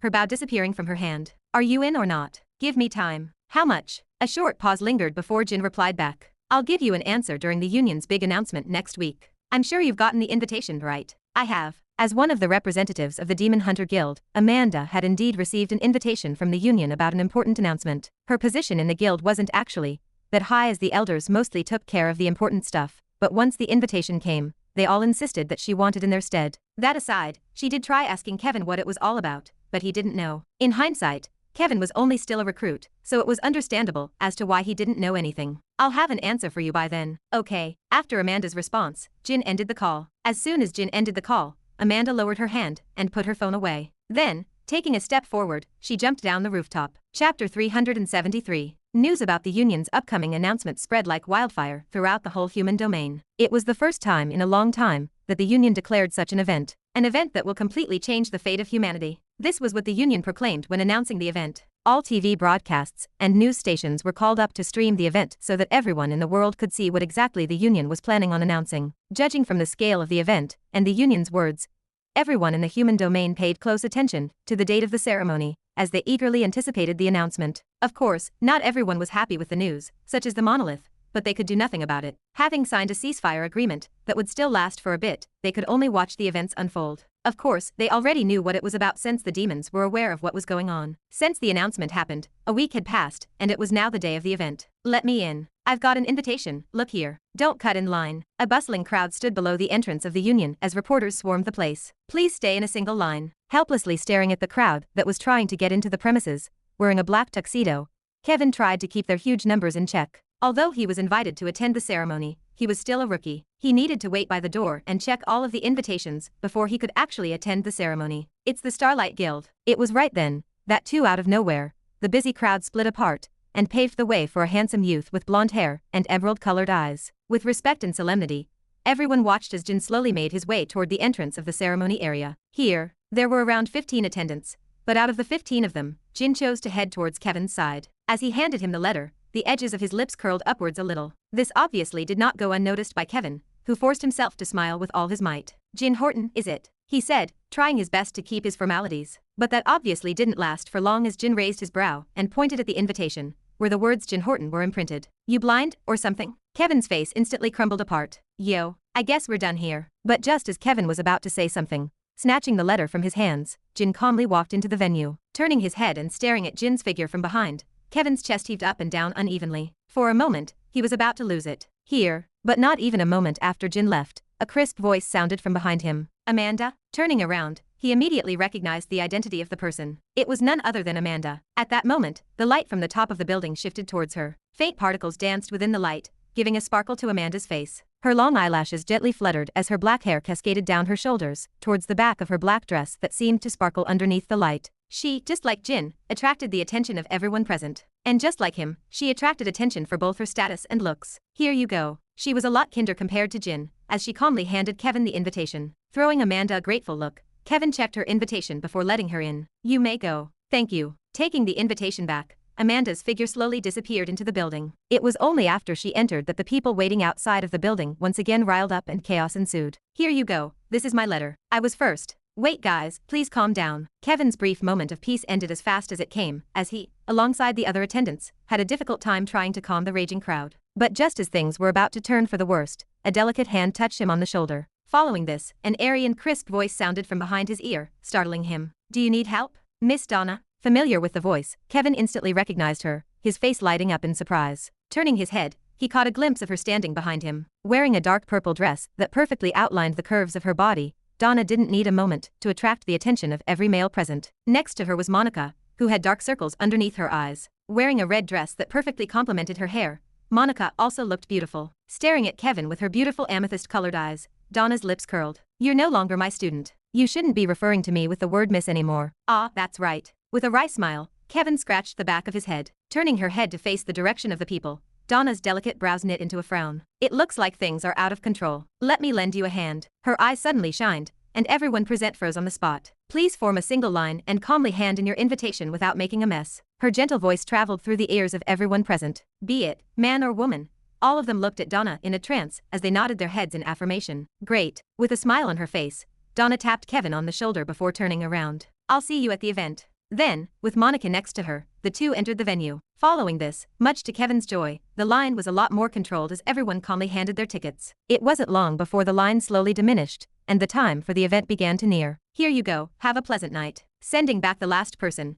Kevin finally sighed in relief. Too bad Emma can't come. With the whole situation happening back at her home, Emma couldn't come for obvious reasons. But she was much more relaxed now, thankfully. With the fact that her father was now alive, she was no longer worried about her family situation. I think her uncle is here. Now that he thought about it, her uncle was probably going to be attending the event today. He needed to take a good look at him, for one of the reasons why he joined the union was to set him back in his place. All right. Fixing his clothes, Kevin looked around one last time to make sure that no one else was present before heading back in and closing the door behind him. It was time for the ceremony to begin. Bright white lights enveloped a large hall, where multiple figures, all wearing expensive dresses, walked around, observing and reveling in the ambience. Some held onto small, thin wine cups, and would take a sip of their drinks from time to time. Every single person present in the hall was someone with a large background. They were akin to celebrities to the outside world. So, have you come up with a decision? Standing opposite each other, holding onto a glass filled with champagne, were Amanda and Jin.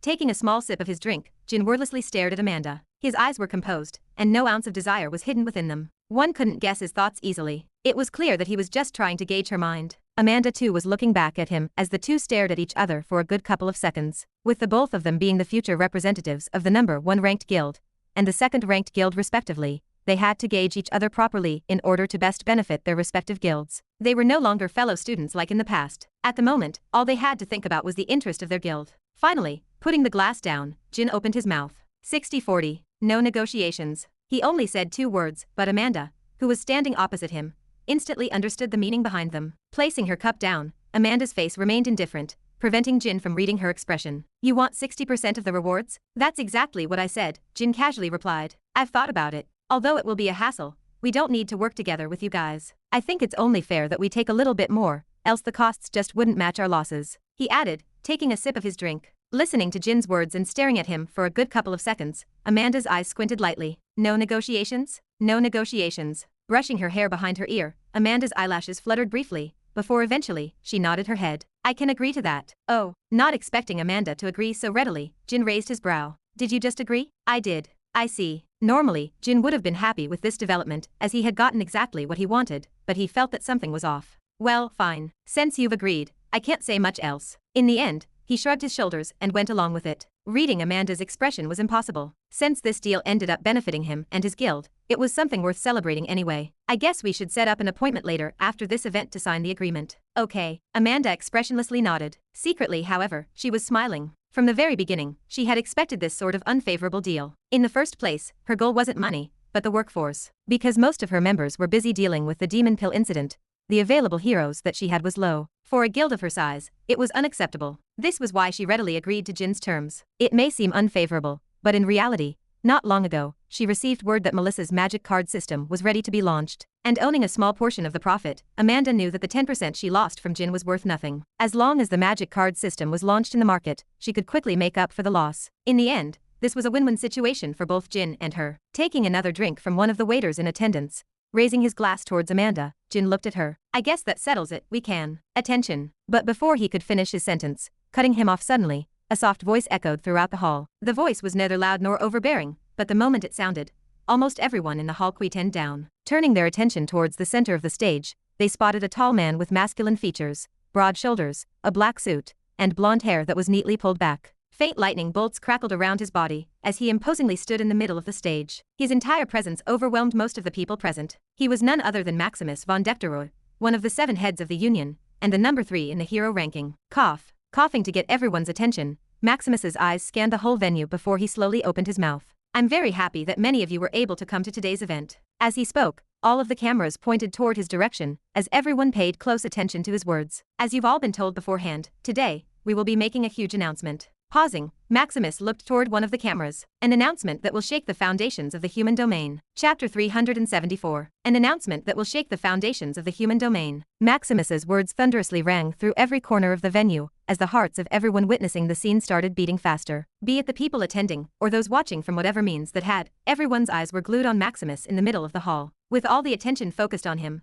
Maximus's composure remained firm. Then, opening his mouth, he finally made his announcement. We've just received news that in a month from now, the 3 other races have decided to host a conference in the Elven domain to discuss whether humanity will be able to join their alliance. Silence. Absolute silence enshrouded the hall, and the whole human domain. Everyone, from the people present in the hall or watching outside, opened their eyes widely as Maximus's words repeatedly rang through their ears. The silence did not last for long, however, as all the reporters simultaneously stood up and the flashes coming from the cameras repeatedly flashed across the stage. Your Excellency Maximus, are your words true? Will humanity finally join hands with the other races? What is the so-called event that will happen in a month's time? Any more details on that? The questions were endless.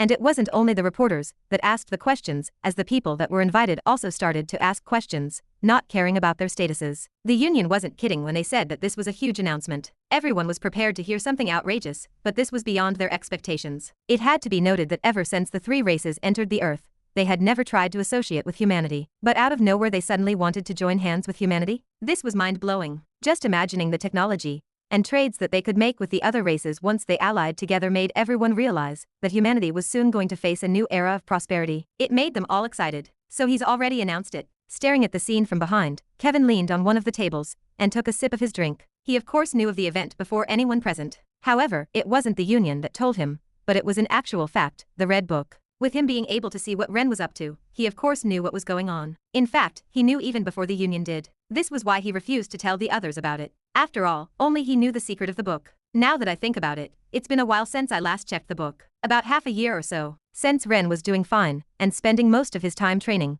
Kevin no longer felt the need to check the book. He too had been training like crazy during this past year, and he wanted to see for himself just how much Ren had improved. Since they were going to reunite soon, he didn't want to be spoiled too much. A competitive flame ignited in his eyes as his thoughts paused there. After all, he was planning on having a good spar when they would once again meet. If possible, he wanted to give him a good beating too. The amount of crap Ren said the last time he checked the book pissed Kevin off quite a bit. Everyone please quiet down. Disrupting Kevin out of his thoughts was Maximus's voice. Following this, a terrifying pressure enveloped the entire hall, instantly shutting down the mouths of all the people present. Thank you. Once everyone stopped talking, relaxing his shoulders, Maximus continued. I know that all of you have a lot of questions to ask, but I would like for all of you to please calm down and let me continue talking. I've only said a small part of what I wanted to say. His words seemed polite, and the way he worded them made it seem as though he was asking a favor from the audience, but the commanding tone could not be hidden from the people present, who nodded their heads in obedience. Good. Taking a step forward, Maximus continued his announcement. As I was saying, the three other races have agreed to host us in the Elven domain with the scope of deciding whether we are eligible for joining their alliance or not. They had one request when telling us to come, and that was to show them why they should allow us to take them into the alliance. Pausing, Maximus's eyes scanned the audience like a hawk. In simple terms, they are asking us to prove ourselves, our worth. Like a bucket of cold water had been poured on the heads of everyone present. Everyone cooled down from their previous excitement, and heavy tension enshrouded the hall. What exactly are they trying to have us prove? That we can fight? Or something else? Someone spoke amidst the tension. He was a reporter from a famous news agency. Turning his attention towards the reporter, Maximus nodded his head. They have asked us to display to them the abilities of our top-ranked people, as well as the younger generation. Once again scanning the room with his eyes, Maximus's eyes paused on a few individuals within the hall. Before long, his eyes paused on Kevin that was standing at the back of the hall. Being stared at by Maximus from the distance, Kevin suddenly felt an electric shock course through his body, jolting him into shock. Strong, he inwardly muttered. It was only a stare, but Kevin could feel just how big the gap between Maximus was. With a faint satisfied smile on his face, Maximus turned his attention back towards the hall. It's like when choosing an investment. We need to convince the other races that we are worth investing in, prove to them that we are not dead weight. We don't want to be treated as cannon fodder now, do we? Silence once again descended in the hall as complicated looks flashed across the faces of some of the people present. It was never pleasant to hear that they were being treated as mere objects, that were being tested to see if they were worth the investment or not. But they also knew just how important this opportunity was for them. It wasn't long before the frown of some of the people present started to recede. Then, another person decided to speak up. How many people can we bring? Good question. Tapping onto a small device in his ear, Maximus opened his palm and raised it. 5. Instantly, confusion spread throughout the hall as they looked at Maximus's raised palm. Shaking his head, Maximus replied, 500. We are to bring 500 people maximum. We've tried to ask for more, but the elves aren't too keen on letting too many of us in. The noises in the hall once again quieted down as they all understood the implication behind his words. Even though they were being granted a chance, with only 500 people present, they were going to be at the mercy of the other races. If they did anything to piss them off, they could find themselves annihilated. How are the members selected? Another reporter asked. He was from A.I.S.R, another famous news agency. His question instantly drew the attention of the people present as they were all interested in the answer. After all, many wanted to participate in the event. This was a chance for them to represent humanity. If they managed to perform well, they would without a doubt bring a lot of prestige and honor to their names. Everyone in the hall shared these same thoughts as all eyes focused on Maximus, waiting for his reply. Clearly experienced in reading expressions, Maximus knew exactly what they were thinking, and once again poured cold water on the heads of some of the people present. 400 of the 500 members have already been selected. What? Once again the hall became nosy, as some people expressed how unfair this was to the others. But it was clear that Maximus did not care about their opinion at all as he continued. I don't care if you think this is unfair, but the 400 people that we've selected have already proven to us that they are the top elites of humanity. Raising his hand and lowering it down, Maximus gestured for everyone present to shut up. Don't worry, as I've said before, of the 500, there are still 100 spots that are open for people to enter. And how do we access them? This time, instead of it being a reporter asking the question, it was actually one of the guests present in the hall. Turning to face the guest, Maximus replied, "It's simple, we've set up a small tournament that will take place for the next month or so, just before the conference starts. The top 100 contestants of the tournament will get the chance to participate in the conference." Maximus's words sounded throughout every speaker in the world as many of those that were interested in joining finally saw hope. Letting his words sink in for a good minute, Maximus adjusted his tie slightly. "Now, I think that's enough for the announcements." Straightening his blazer, he waved his hand and made his way toward the stairs that led to the bottom of the stage. Oh right. But just as he took a couple of steps away from the mic, recalling something, he turned to face the mic once again. "I almost forgot. For those 400 people that have been selected, you will soon receive a message on your devices telling you about participation, but I want you guys to keep something in mind." Midway through, Maximus's face suddenly turned solemn. With his eyes locked on everyone in the hall, his deep and powerful voice resounded throughout the whole venue, shaking it slightly. "If you're selected, you are not allowed to refuse. You are here to represent humanity. Your refusal will be treated the same as treason." A cold chill ran through the spine of some of the people present as they felt the slight killing intent hidden behind his words. Some of the reporters, who were only regular humans, even fainted at his words. But Maximus's words were clear. If they were selected and refused, they would become criminals. Letting that thought sink in, everyone drew a cold breath. "I'm glad everyone has understood the severity of the situation." Nodding in satisfaction, Maximus finally left the stage. Vree. Not even a second after he left the stage, the smartwatches and phones of some of the people present started vibrating one by one. Vree. It wasn't long before the hall was enveloped by continuous buzzing sounds. I guess this was inevitable. Kevin too felt the vibration as he took out his phone and looked at the foremost notification on his watch. 2. Kevin Voss. Message. "Congratulations, you have been selected as one of the participants for the events that will decide the fate of humanity. Status. This message is confirmation of your participation. You will receive a follow-up message soon." Ha. Reading through the message, Kevin let out a long sigh. "At least this will save me a bit of time." He had always intended to participate, so he was quite glad that he didn't have to participate in the tournament that was going to happen soon. Lifting his head up and staring at the hall, Kevin soon noticed a couple of familiar figures also checking on their phone. Oh, looks like Jin and Amanda also got an invitation. Inside a large mansion, laying down on a brown leather sofa and eating a bunch of grapes, a youth casually looked at the TV. "I'm glad everyone has understood the severity of the situation." Maximus's voice rang from the speaker of the TV. Vree. And right as Maximus's words faded, the youth's wrist vibrated. Turning his wrist slightly, a smirk appeared on the youth's face as he muttered, "As expected. They aren't blind." 2. Aaron Rhinestone. Message. "Congratulations, you have been selected as one of the participants for the events that will decide the fate of humanity. Status. This message is confirmation of your participation. You will receive a follow-up message soon." A chuckle escaped Aaron's mouth as he looked at the message. Location. Rochefield household. Laying down on her soft bed, Emma blankly stared at her phone, watching the live stream of the event from her room. Although she wanted to attend the event, the only one that was invited from her family was her uncle, and as such was unable to do anything about the situation. Squinting her eyes to get a better look at the event, she tried to look for Kevin, but no matter how hard she tried, she couldn't find him. Eventually, Maximus started to speak, and her attention was drawn to his words. "Conference? Elven domain?" The more she heard, the more the confusion on her face grew. Vree. And before she knew it, her phone vibrated. Then, a message suddenly appeared. 2. Emma Rochefield. Message. "Congratulations, you have been selected as one of the participants for the events that will decide the fate of humanity. Status. This message is confirmation of your participation. You will receive a follow-up message soon." Ha, I was invited? Similar scenes appeared all over the human domain as more and more people received the same messages. On this day, the whole of humanity had a sleepless night. Chapter 375. A day after the shocking announcement made by the Union, a bustling atmosphere filled the whole human domain as everyone went to their local Union branch and signed up for the upcoming tournament that was going to be held in 2 days. Everyone, be it young or old, wanted to participate. Some were a bit hesitant about joining when they heard that they couldn't leave, but the Union suddenly released another piece of news, which assuaged everyone's fears. Whoever participated in the conference and performed well would be able to join the Union as an honorary member. Not just that, they got to enjoy the benefits of being part of the Union without actually being tied down with it. It was then that those who were initially reluctant no longer hesitated and signed up for the tournament. So you've also got invited. Standing below one of the Union branches, basking beneath the warm sunlight, was Kevin. With the gentle sunlight enveloping his features, his crimson eyes shined brightly, making him look especially handsome. Suddenly, a nice breeze brushed past his body, freshening his mind. Congratulations. At the moment, he was talking to someone on the phone. The person was none other than Emma, who shared the news about her invitation to Kevin. Albeit a bit late, she had her reasons for not telling sooner. Naturally, Kevin understood why and didn't say much else. Yeah, I think most of the high rankers of the lock got an invitation to the conference. Amanda, Jin, Han Yufei, Troy, Yu, and some other names that I don't really remember. Apart from that, I heard they summoned most of the ranked heroes. Not all though. Some were forced to stay behind. Well, it's understandable. Imagine what would happen if all heroes left the human domain at the same time to attend the conference. All hell would break loose here. Even though the Monolith and the Union had signed an agreement, at the end of the day, that was only applicable to them. If the demons chose to invade the human domain, humanity would be rendered helpless. As such, the decision to only bring 500 individuals was the best one. Not that they had a choice anyway.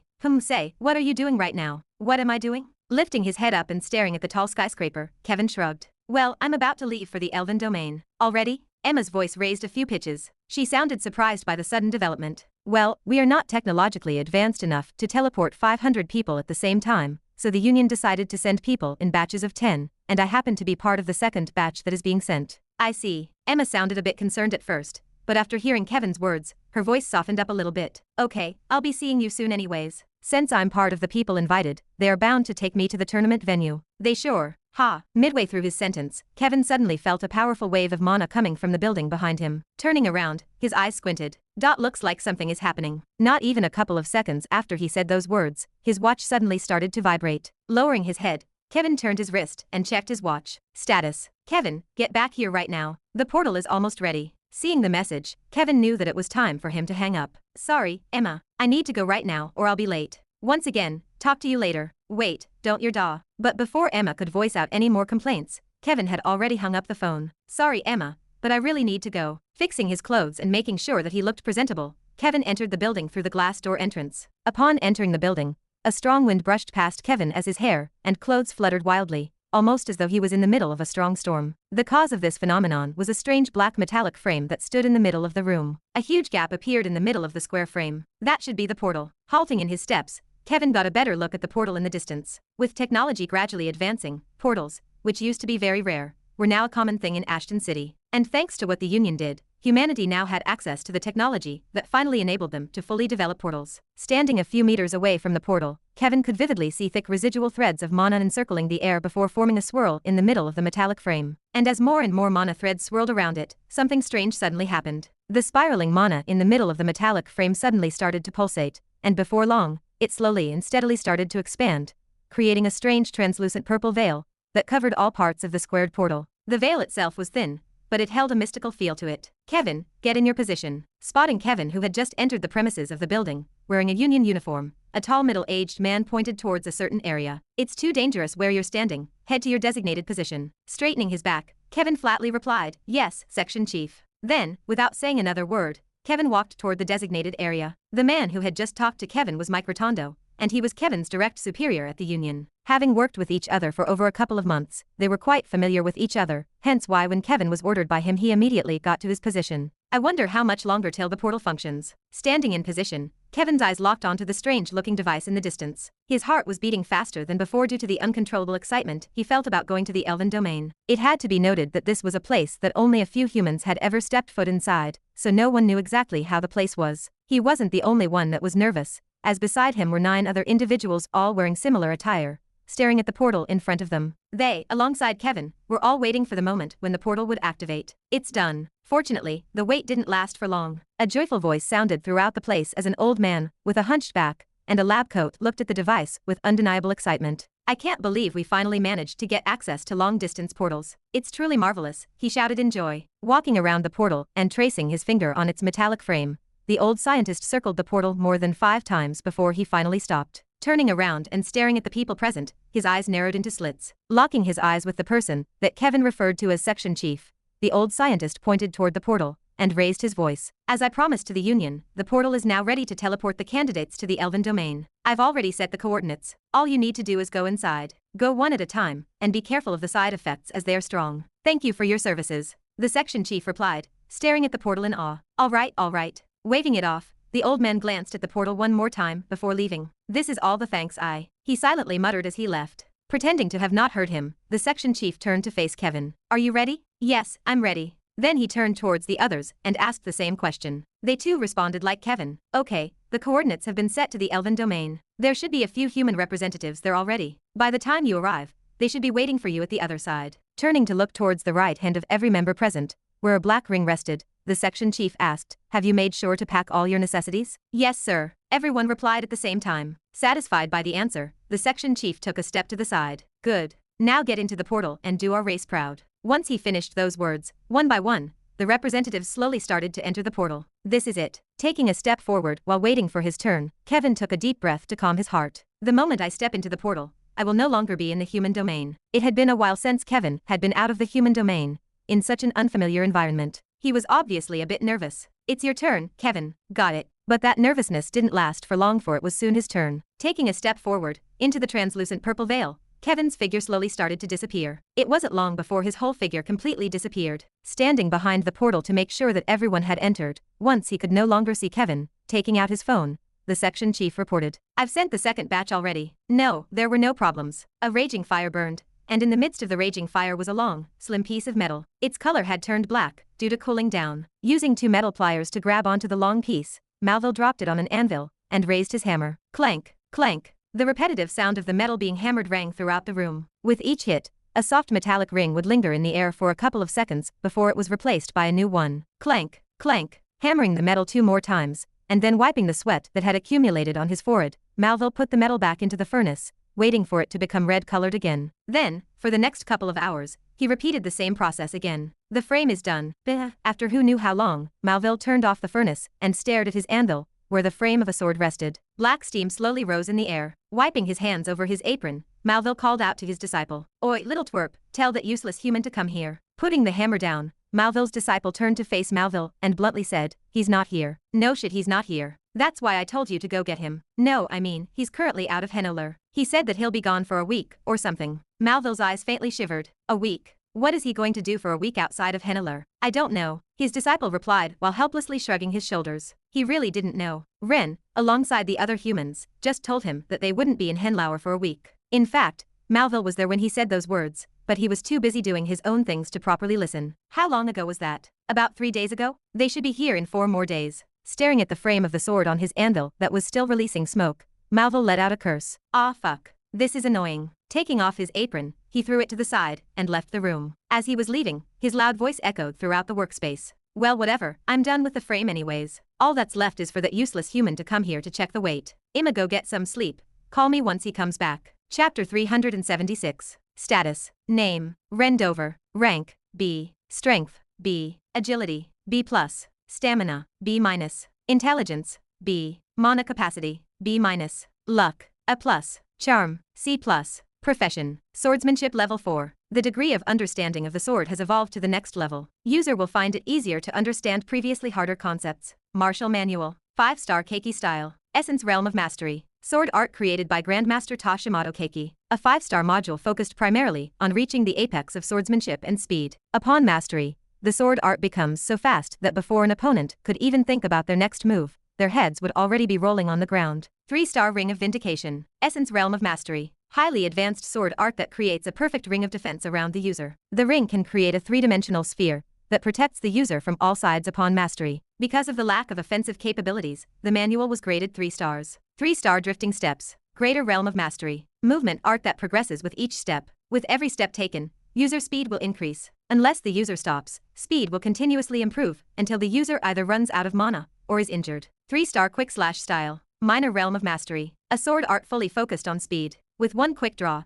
the user gains the ability to kill an opponent without them noticing anything had happened. Created to replicate the Keiki style. After years of research, this sword art was the result. 3-star Full Body Martial Arts. Greater Realm of Mastery. Hand-to-hand combat technique dedicated to utilizing every single part of the body to incapacitate the enemy. It may be a 3-star art, but upon mastery, it can be used to complement other forms of martial art. Skills. Monarch's Indifference. Rank G. A skill that enables users to erase all emotions, and act as a supreme monarch that only calculates the best option regardless of circumstance. The 1. Rank D. A skill that enables the user to instill fear into the opponent's minds, resulting in them feeling like they were standing before a sovereign that overlooked everything. The skill may work on individuals who are one rank higher than them. However, if the difference between the two parties is greater than 2 ranks, the skill effect diminishes. Eyes of Chronos. Rank A. Upon using this skill, the user will be able to see everything in slow motion. The more mana is used, the slower the time will be in their eyes. I am slowly getting there, I inwardly muttered as I stared at my charm, which was now in the C+ rank range. After my contract with Angelica dissolved, my charm and my stats immediately dropped back down to where they were originally supposed to be. For about a week, staring at myself in the mirror, depression once again overcame me as recollections of my handsome days would spring upon me from time to time. Still wasn't over it if I had to be honest. Sigh. That aside, my strength did drastically rise over the past year, and just a few months ago, I broke through to B rank. Can't have everything, I muttered in consolation. Swoosh. Closing down my status window, a clear mountain breeze blew past and shook the leaves of the tree that I was sitting on. The rays of light coming from the sun filtered through the gaps of the leaves, creating a small net that sank over me. A calm peace enshrouded the area that I was in, inviting anyone present to want to relax. Of course, that was merely what was perceived on the outside. Rustle. Rustle. It wasn't long before the peace was broken as a clear rustling sound resounded from the nearby bushes. Roar. With a powerful roar, coming out of the bushes was a large brown bear with red eyes and sharp claws that were about the same size as my arms. A threatening aura expanded from its body, scaring away all of the nearby birds as they flew into the sky. An evolved black bear, whom it is also C+ ranked at that. Not bad. Staring at the bear with great interest from the tree that I was sitting on, my eyes squinted slightly. That was because a little fox was standing opposite the bear, growling at it with its canines. Looks like the bear was in the middle of his hunt. It had to be noted that this was no regular bear, but an evolved one. Their diet was drastically different from what they were prior to when they were normal bears. Roar. With another roar, the bear raised his body halfway up in the air and shot towards the fox that was standing opposite to it. It wasn't long before the bear and the fox neared the area that I was in. Well, guess that's my cue. Yup. Tugging my body forward and leaving the branch that I was sitting on, my body slowly fell to the ground at a high velocity before perfectly landing on the top of the bear's head. Bang! Despite our size difference, the moment my foot pressed onto the skull of the bear, with a loud bang, the beast's head crashed against the ground. Dust diffused in the air, masking my eyesight. Swoosh. But of course, this was no problem for me. Waving my hand slightly and channeling my windscience, a small wind formed, blowing all of the dust away. Well, that's dinner sorted. Cleaning my hands, I got off the bear and took a good look at it. With all 4 legs outstretched from its body, the bear laid on the ground unmoving. I didn't need to check whether it was dead as its skull was practically crushed into a pulp. Grr. Just as I was about to skin the bear, I heard a slight growling sound coming from behind me. Turning around, I noticed the small fox from before glaring in my direction. Before I could even make out what was going on, the fox darted in my direction. Its claws were outstretched trying to claw into me. I just saved you, and instead of being grateful, you are attacking me? Click. Without even moving, turning my attention back to the bear, a subtle clicking sound rang out, and I heard a small thump from behind me. Ugh, how did Waylon say that I should skin a bear? Staring at the bear in front of me, I started to ponder over the different methods that Waylon had taught me about skinning a beast, but in the end, shrugging my shoulders, I just decided to put the bear's body into my dimensional space. Oh right, there's you too. Once I put the bear back into my dimensional space, turning around, I found the dead body of the fox from before. Guess we're having roast and stew tonight. Picking it up, I also put it in my dimensional space. Humming a tune, I headed back deep into the forest, towards my camp, and where the others were. The location of the camp wasn't far, about a 10-minute walk from where I previously was. Coming out from one of the bushes, the first thing I saw were multiple tents set up on a flat piece of land. In the middle of the tents, a fire crackled, and sitting around it was everyone apart from Douglas, who for obvious reasons, couldn't come. They were all having a merry good time talking to each other, and drinking whatever drink they had in their hands. I'm back. I smiled as I approached. Back already? Waylon was the first to react as he looked at me from his seat. After him, the others also looked in my direction, but in contrast to the warm welcome that I had expected, they had all looks that asked the question, where is the food? Not one of them seemed to think about anything else. I spoiled them too much, I thought, as a bitter smile appeared on my face, but I kept walking regardless. I was the one who dragged them out to the forest as soon as the demons retreated. This was so that everyone could get some good training, which they did and learned a lot from. But still, they did hold a bit of resentment towards me. After all, with how advanced the dwarves were, training there was not a problem. The one that held the most resentment was probably Small Snake, who would snort from time to time whenever he would see my face. Why do I need to train when you know that I have no talent? He would repeatedly mutter. But of course, I ignored his words. He needed to get used to such dangerous environments. He wasn't always going to be inside of a safe location like back in Henlauer. Ren, we should head back soon. We've trained enough.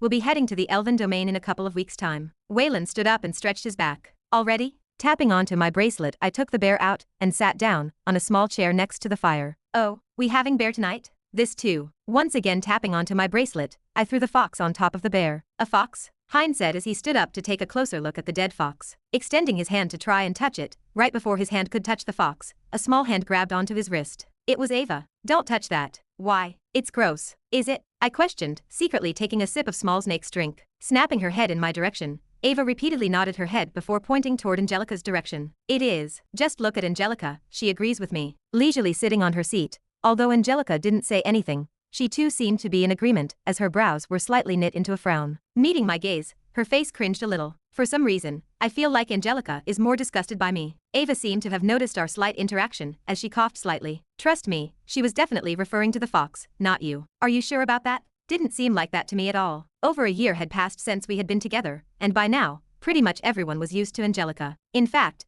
you could say that she and Ava seemed to get along quite well. Well, whatever. I shrugged my shoulders. Didn't really care about what they thought as I looked at Waylon, who approached the bear. Then, taking out a small dagger from his dimensional space, he stabbed it in the middle of the bear's stomach. Staring at him from my seat, I opened my mouth and asked, "About what you said, did Douglas contact you and tell you?" Removing the guts from the beast, a pungent smell diffused around the area we were in. Ava and Angelica instantly glared in our direction. Of course, they only glared. The one who was doing this was Waylon, who was by far the strongest of the group. Taking out the heart of the bear, Waylon nodded his head. Throwing the heart to the side, he continued to remove the organs. Yeah, he contacted me not too long ago. Did he say that we had to be back now?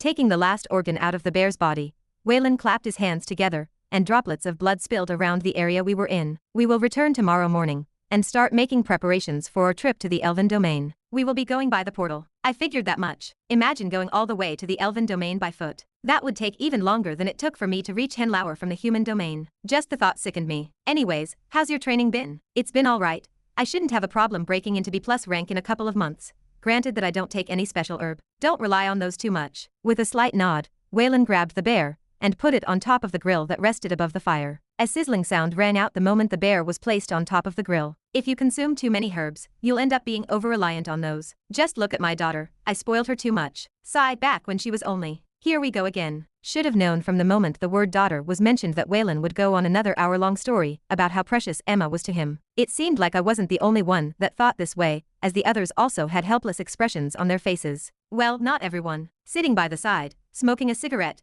Leopold would repeatedly nod his head as he listened to Waylon's words. Well, this isn't too bad, I thought as a smile crept on my face as I stared at everyone present. Who knows, this could very well be the last moment of peace that I would enjoy for a very long time. I hoped not, but my previous experiences suggested otherwise. Leaning back on my chair, I tried to make the best out of the little time of rest I had remaining. Chapter 377. Rumble. With a low rumble, the ground shook, and the doors of Henlauer opened up. Without saying anything, we entered the gates. Welcome back. Greeting us at the entrance of the city was another dwarf. By now, most people already knew who we were, and hence, whenever they saw us, they would greet us. Thank you. Greeting them back, we once again entered the city. Rumble. It wasn't long before a low rumble sounded again, and the gates closed shut behind us. Go get some proper rest. We will start our preparations for the Elven Domain over the next few days. Got it. The first thing we did was go back to our own residences to get changed. Having stayed in the nearby forests for over a month, everyone needed to get a proper bath. Although our tents were indeed advanced, they still didn't have showers built in them. As such, whenever someone needed to wash,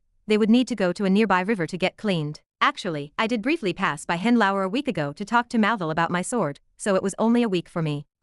Once I arrived at my residence and separated myself from the others, I headed for the shower. Turning the valve on, I let the warm water fall on my tired body, which had a couple of scars on them, before I relaxed completely. Once I was done with the shower, drying my hair with a clean towel, I sat on the bed. As I sat down, the water droplets that dropped down from my body traced down my toned body before they reached the clean bedsheets, wetting them. Let's see if anyone contacted me during all this time. Opening my desk drawer, I took out my watch and booted it on. Since there was no signal outside of the city, as the dwarves tried to limit most outside communications, I had no idea about what had happened while I was gone. It wasn't even a moment before a long string of text appeared on my watch, all of them coming from the same individual. Oh, Malville called me. Is he finished with the sword? Him calling me only meant one thing: the sword was almost ready. After the incident with Inferno, and after spending 9 months improving my swordsmanship, I was finally able to convince him into forging a sword for me. Not many had such a privilege, and so I was very happy with this development. That aside, I also feel much better now that I no longer have the tracking device inside of my head working. Thanks to Jimnook's coaching, Ryan was able to develop to the point where he could now easily hack into my chip and tamper with the device. He could turn it on and off whenever he wanted to. This was a great piece of news to me, as I could definitely make do with it in the future, especially at the conference where I was going to meet up with the Union. With the chip tracking device off, they would of course be unable to tell that I was 876, but for sure I was going to let them understand that they had messed with someone extremely petty. Well, that was granted if the opportunity for it came. If there wasn't, I could just wait for later. Right, that fucker will also be there. Recalling a certain face inside of my memories, my lips tugged upwards. I've still got quite the score to settle with you, don't I? If there was someone whom I hated much more than the Union, it would be none other than the individual that brought me to that place to begin with. The pain I had suffered there, the sound of my teeth grinding together sounded across the room. Hugh. I took a deep breath, trying to calm down. There was a time for everything, and now was not that time. Standing up and quickly getting changed, I headed for the door of my room. CLI, clank. Right now, my priority should be visiting Malville and seeing how much he progressed on my sword. I wanted to leave for the Elven domain with a new sword, especially since the ones I have been using weren't the right fit for me.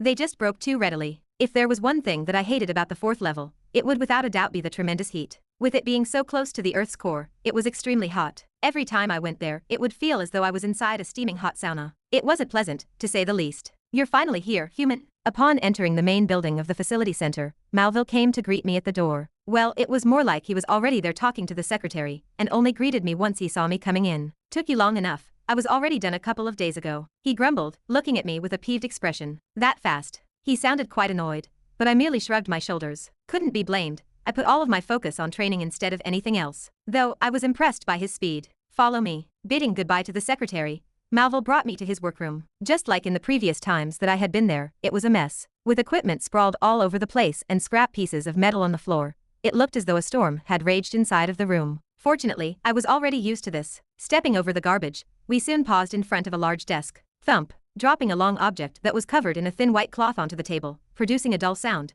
Malville slowly unfolded the sword. The moment he unfurled the cloth, and my eyes paused on the sword, my face twitched slightly. Is this the completed sword? It took me a while to process the sword in front of me, if it could even be called that. It looked nothing like it. Rather, it looked more like a burned stick. With no sharp edges, no grip, and completely nothing that would make it look like a sword, the thing that was in front of me could not even be considered one. Don't tell me that he failed? But that was impossible. With Malville's pride, he would never show me something like this unless there was something more to it. As my thoughts paused there, I looked up to Malville, who was looking at the sword with traces of satisfaction on his face. Extending his finger forward and tracing it over the body of the piece of metal, Malville muttered to himself. How beautiful. Really? You call that thing beautiful? I really wanted to say those words out loud, but I managed to keep my mouth shut throughout the whole time. It was only after a couple of minutes passed that Malville finally regained himself and coughed slightly.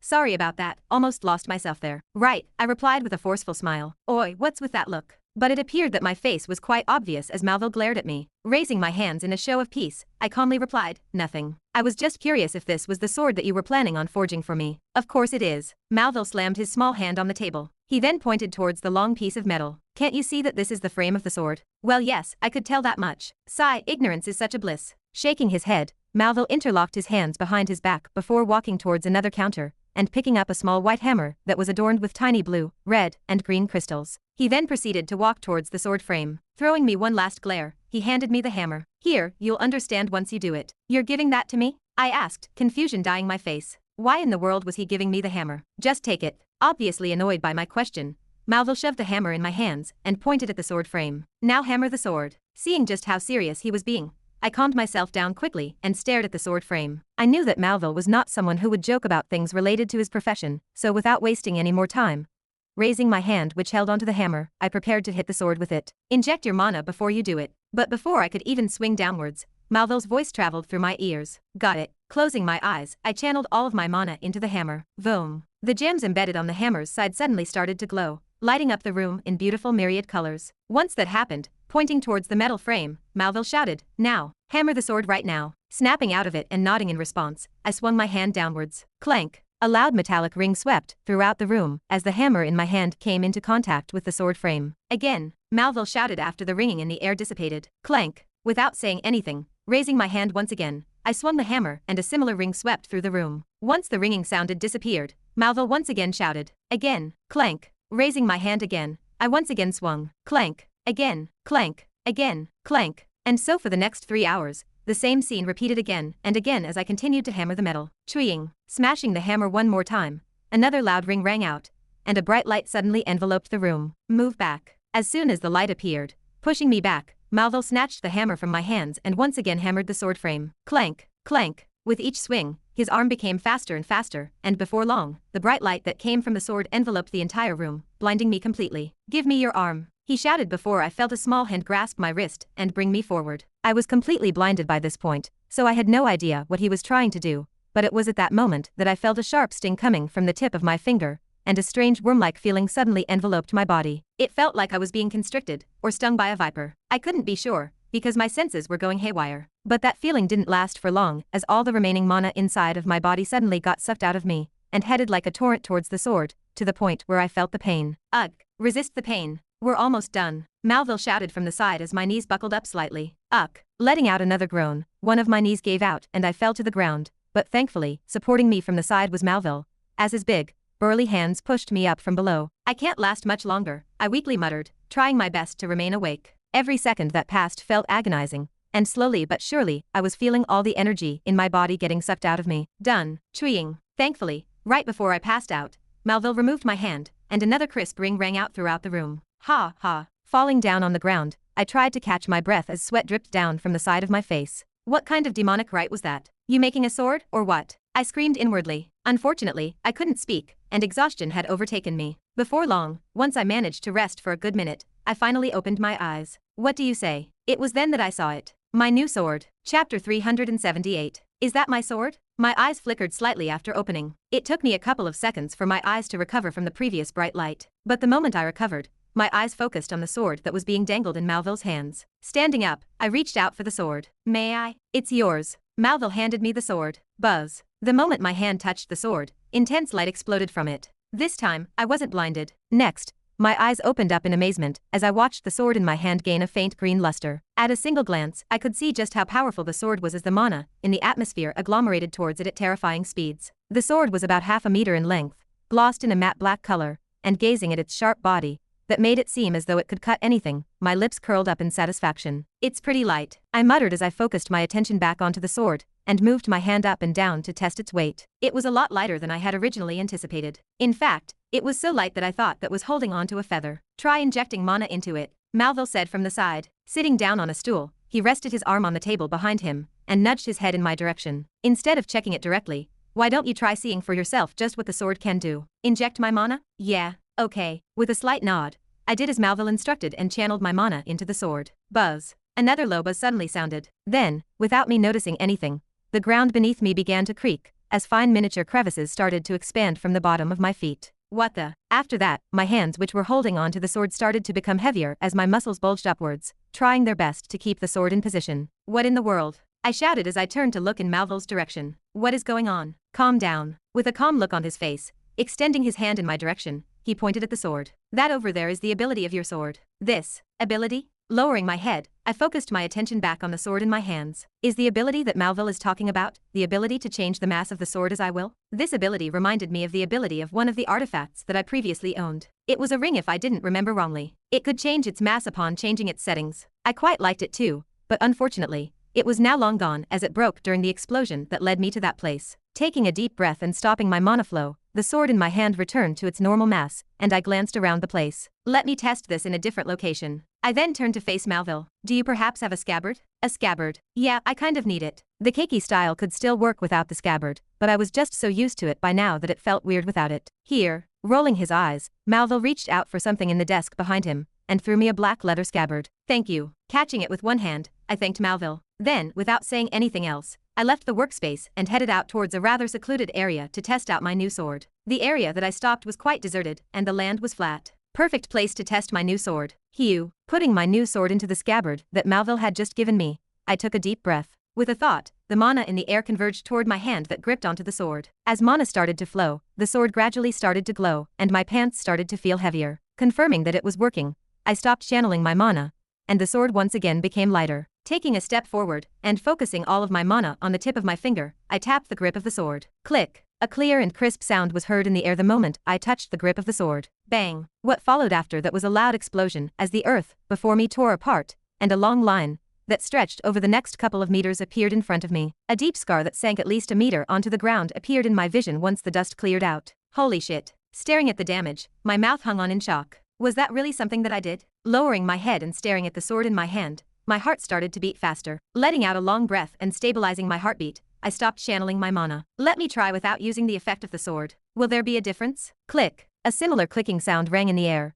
but contrary to the previous attack, the ground did not break apart. Instead, a small line appeared in the distance, but that was all. The difference is huge. F equals ma. This was a formula that I previously thought was useless back when I learned it back in school. That was back then. Now things were different. Couldn't be any more grateful for it. Thanks to the mass increase, accompanied by the acceleration that was brought from the keiki style, a tremendous force was released from my sword, resulting in such a terrifying attack to occur. Honestly, the more I thought about it, the fonder I grew of the sword. It was the perfect fit for me. Looks like I've done a pretty good job, huh? Startling me out of my thoughts was Malville's voice. Turning around, I nodded my head. Yeah, it's amazing. Hee hee. Malville laughed in satisfaction at my response. Then, stroking his beard, he tilted his head and extended his hand. Give it back. This time it was my turn to tilt my head as I looked at him in confusion. But seeing just how serious his face was, without wasting any more time, walking in his direction, I handed him the sword. Here, thanks. Taking the sword, Malville traced his finger over its body. It looks like I still need to polish it. It's not exactly done. The fact that I had to seal it because of your rank is probably why. You sealed it. Throwing me a casual glance, Malville rolled his eyes. You think someone like you can handle a sword of this caliber with your rank? No. I shook my head with a bitter smile. He was right. At my current rank, B rank, I wouldn't be able to properly use the sword. Had he not sealed it, the mana consumption would just be too much for me. On a good note, if it was sealed, it meant that my sword was still not at its fullest capabilities. Just the thought made my eyes shine. Focusing my attention back on Malville, I suddenly thought of something. How long do you need to polish it? Giving me a long stare, Malville smirked. I know what you're thinking about. Relax, I'll have it done before you leave this place. I'll hand it to you right before you leave. Is that so? Okay. It was only after hearing Malville's words that my shoulders relaxed. Since I had no idea for how long I would be in the Elven domain as well as know when the next time I would be back in Henlower would be, the next time that I would meet Malville again, years may have passed. Fortunately, my worries were unfounded. All right, I'll quickly get to work. You should also go back for now. Hugging onto the sword which was double the size of his body, Malville turned around and headed back in the direction of where his workshop was. I'll get it done on time, so relax. Got it. I replied back, staring at his small figure slowly going back towards the main building. I guess I should start preparing myself as well. Once Malville's figure completely disappeared, looking around the place, I decided to head back and pack up. My stay in Henlower was coming to an end. Since then, a week had officially passed, and it was now the day I would head out for the Elven domain. Are you guys ready? Standing in front of a large portal, Douglas looked in our direction. We were 9 people in total. Him, Waylon, Ava, Hein, Small Snake, Ryan, Angelica, Leopold, and me. Originally we were supposed to go with the dwarves, but decided against it, and just decided to head there an hour after. The reason why we decided to head an hour after was because, where in the world is Malville? Ava muttered out loud as she leaned by the side of the wall. Turning to face Ava, our eyes met, and we both bitterly smiled. He told me that he'll be done by today. That's what he said to me too. I wasn't the only one that was waiting for Malville, as Ava too was waiting for him. Having worked on it for over a year now, the flute which I had given to her a while ago was almost completely fixed. Of course, just like my sword, Malville had sealed it. That being said, it was now a lot more efficient than before, and not only that, from what Ava told me, it could now even allow her to have more beasts under her control. This was a massive boost in strength for me. He's here. Just when we were about to directly head to his workshop to find him, in the distance we saw a glimpse of a familiar figure. Running towards our direction, with sweat all over his face, was a young dwarf. Instantly, our brows knit. Isn't that Malville's disciple? Having seen him multiple times already, we were all able to recognize him instantly. Running in our direction, his figure looked haggard and tired. Typical Malville, letting his disciple do the heavy work. I feel bad for him. As his leader and master, he should be more responsible. I muttered out loud as pity flashed across my eyes. It was then that I suddenly felt a pair of eyes burning holes at the back of my head. Turning around, I found Small Snake glaring daggers in my direction. What are you looking at me for? You. Raising his hand and pointing it at me, Small Snake opened and closed his mouth multiple times, seemingly struggling to get his words out of his mouth. Do you have any idea about the words that you've just? Ha, here is your stuff. But before Small Snake could even finish his sentence, Malville's disciple arrived before us, instantly drawing my attention away from Small Snake. With heavy breaths, he took out 2 objects that were wrapped in thin white cloths and handed them to me and Ava. Thanks. Thank you. Looks like we're ready, Douglas said, standing by the portal. Since you guys have your stuff, we should get going. Then, turning around, he proceeded to make his way toward the portal. Let's go. Wait. But just before he could enter, Malville's disciple spoke up. Instantly everyone looked in his direction. With all of our eyes focused on him, a bitter smile emerged on his face as he scratched the back of his head. Master told me to go with you. Silence enshrouded the area around us. Before anyone could say anything else, he continued. Master said that I need to check on the 2 artifacts to see if there are any problems with them. Okay, you can come. Before I could say anything, cutting me mid-sentence, Douglas gave his approval. Looking at me, he tapped his wrist. We don't have much time and one more person won't hurt us, so let's go. Vroom. No longer wanting to waste any more time, Douglas directly stepped into the portal and vanished. Following him was Waylon, and the others, who also had no qualms with the sudden addition of Malville's disciple. Well, since everyone is fine with it, shrugging my shoulders, I followed the others into the portal. He may end up being useful. Finally, the long-awaited conference was about to begin. Chapter 379. Isinor. That was the name of the capital of the Elven domain. Situated on the northern and central hemisphere of the New World, one would think it to be a very cold place filled with snow. They couldn't be any more wrong. If there was one thing humans knew about the Elven domain, it was that it's beautiful. Thanks to the Elven magic, which was closely related to nature itself, an expansive land that was filled with greenery, and the most breathtaking scenes came to be. All the humans that had ever crossed this land said the same thing: it's the most beautiful place that I've ever seen.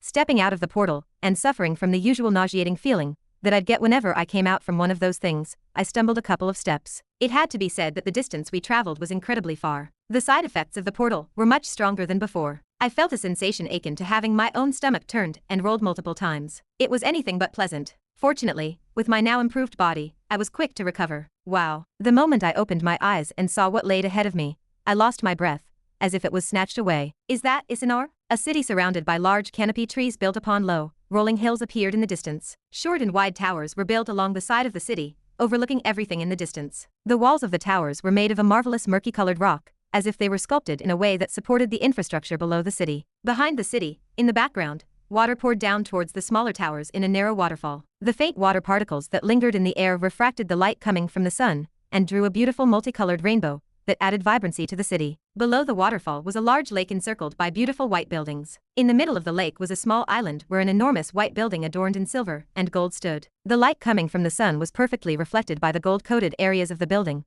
further adding to its elegance. Welcome to Isinor. A melodious and crisp voice rose in the air, waking me up from my daze. Then, turning my head, I saw a beautiful elven lady greet us at the entrance of the portal. With delicate features and beautiful hair that was a mix between gold and silver, I could immediately tell that she was a high-ranking member of the elves. She wore a white tunic paired with breeches covered by long, thin robes. Smiling kindly, she turned and extended her hand towards the city in the distance. Nice to meet you. I've heard a lot about you humans. My name is Acelia, and I will be bringing you to the city. Then, turning around, she elegantly walked over a small pathway. Let's go. The first one to follow her was Douglas, who stared at the city in the distance with a rare sparkle in his calm eyes. Behind him, Waylon was the second to follow as he too looked at the city with a rare excitement. He must be missing Emma quite a lot, huh? It was understandable. After having not seen his daughter for such a long time, he must for sure be wanting to meet her at all cost. Especially since he heard about the things that she was going through. The others should also be there now. Gazing at the city in the distance, my lips tugged upwards. I guess I'll be seeing them soon too. Lightly pressing my toes on the ground,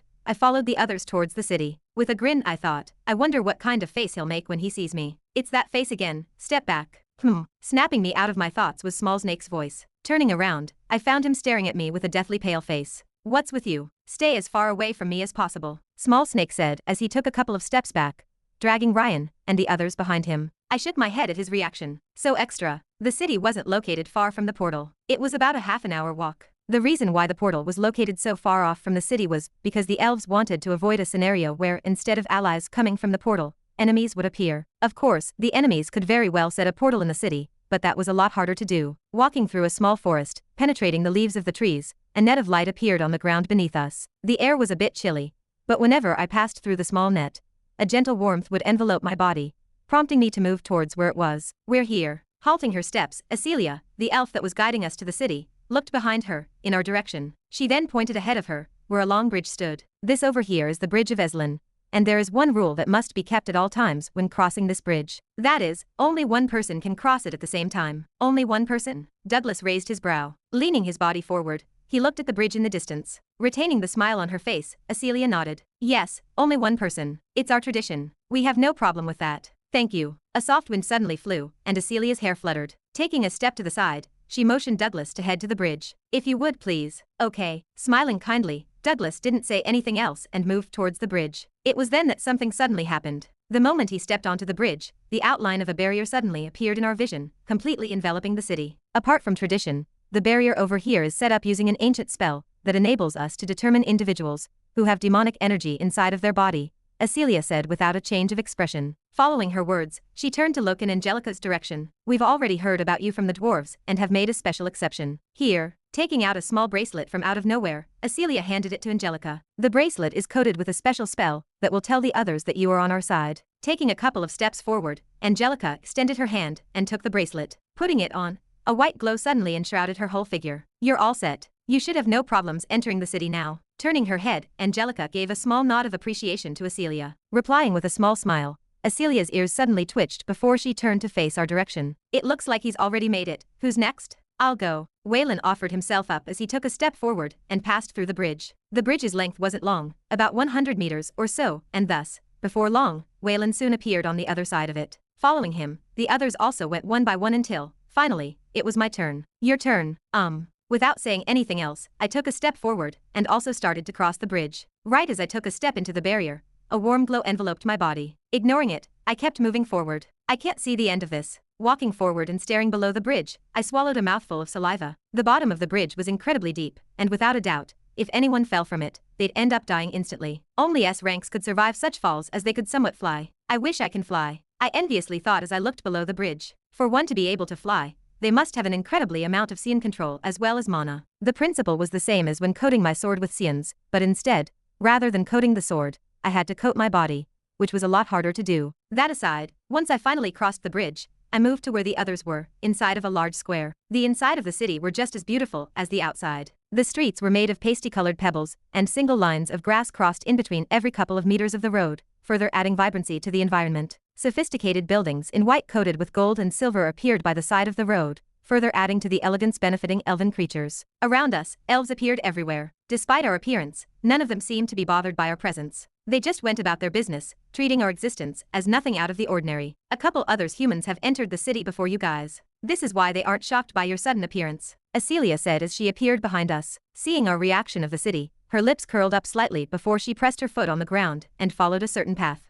Follow me, I will be bringing you to your residences. It will be right next to the dwarven ones. Are we not going to stay with the other humans? Waylon asked. Hope filled his eyes. Turning back, Acelia shook her head. Unfortunately not. You guys are guests from the dwarves. They requested for you to be with them. Of course, if you want to see the other humans, you may be able to do that during the inauguration of the conference where we'll host a banquet for all the races to join. Pausing and placing her finger over her chin, Acelia's brows knit slightly. The ceremony should be in about a week's time when everyone is here, so you won't have to wait long. Of course, you can also meet them in their residence, but they'll be coming at different times, so I'm not sure if the people you're looking for will be there. All right, Waylon replied with a simple nod. Undisguised disappointment could be felt from his voice. Walking up to him, I tapped him on the shoulder and whispered, I think this is for the best. Why do you say that? I know you miss Emma, but what do you think will happen when you suddenly show up in front of her after not having seen her for a few years? Waylon's face froze at my words. Nodding my head, I continued. That's right, she will most likely be very angry at you. Not that it's bad, but you should also take this chance to properly analyze how the situation in your family is. I'm quite certain Emma is not the only one that got invited from the Rochefield family. Try to get a better understanding of the situation before you act. With Waylon's brother? Cousin? Honestly, forgotten how he was related to Waylon, but with him having taken the reins of the family for quite a while, even if Waylon suddenly showed up again,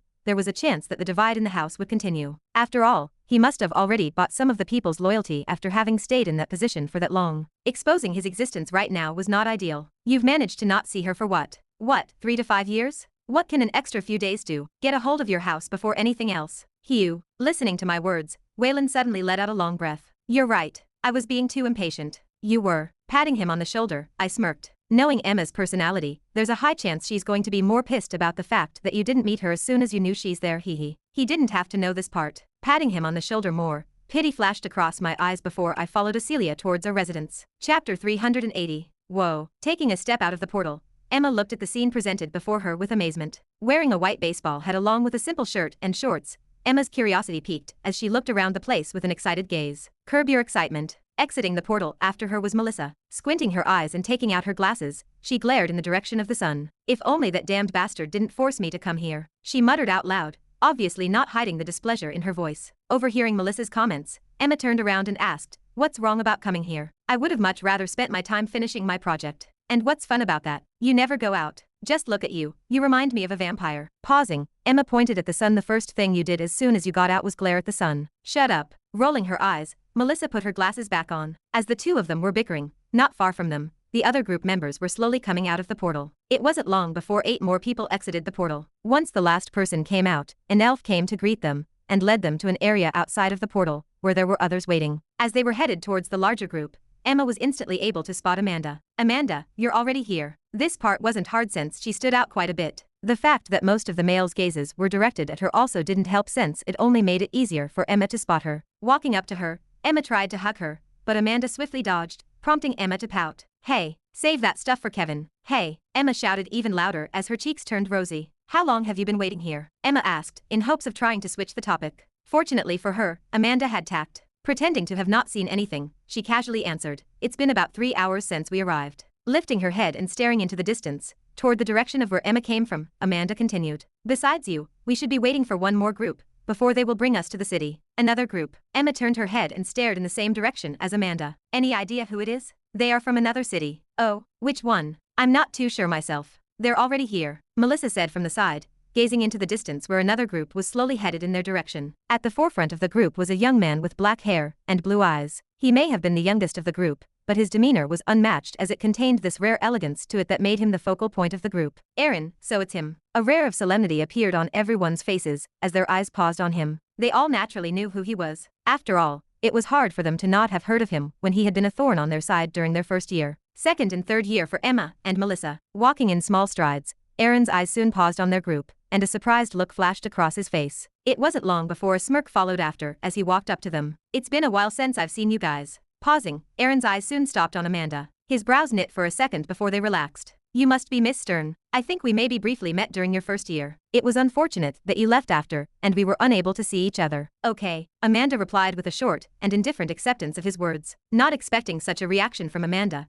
Aaron's smile froze for a very short second before he regained his calm. "It seems like Miss Stern isn't too keen on talking to me, so I will take my leave." Smiling at Amanda, Aaron turned around and left. Staring at his back from behind, Emma turned to look in Amanda's direction. "Hey, are you sure you want to treat him like that? His guild is pretty powerful. You sure you won't regret this in the future?" "No." Amanda shook her head as she stared at Aaron's back. She knew very well what type of background Aaron had. He was the heir of the most powerful guild in Ludwig City, one of the 4 great cities in the human domain. In terms of power, his guild was not as great as hers, but in terms of influence, it was very powerful. They were not someone that the current Amanda could deal with if they truly decided to attack them. Lowering her head and staring at Emma, Amanda softly said, "The reason I'm doing this is because he is already working with another diamond-graded guild in Ashton City." "He is?" Surprised flashed in Emma's eyes at this revelation. "Why would they reach out for the other guilds?" "Because they are greedy," Amanda coldly replied, her voice taking a chilly tone. News about her father's disappearance had now spread wide, and not just the guilds in Ashton City, but even the other guilds from outside wanted to have a slice of her guild. Amanda was obviously enraged by this, but she was also helpless at the same time. "Thank you for coming all of the way here to Isanor." Disrupting Amanda out of her thoughts was a crisp and melodious voice that came from the distance. Lifting her head,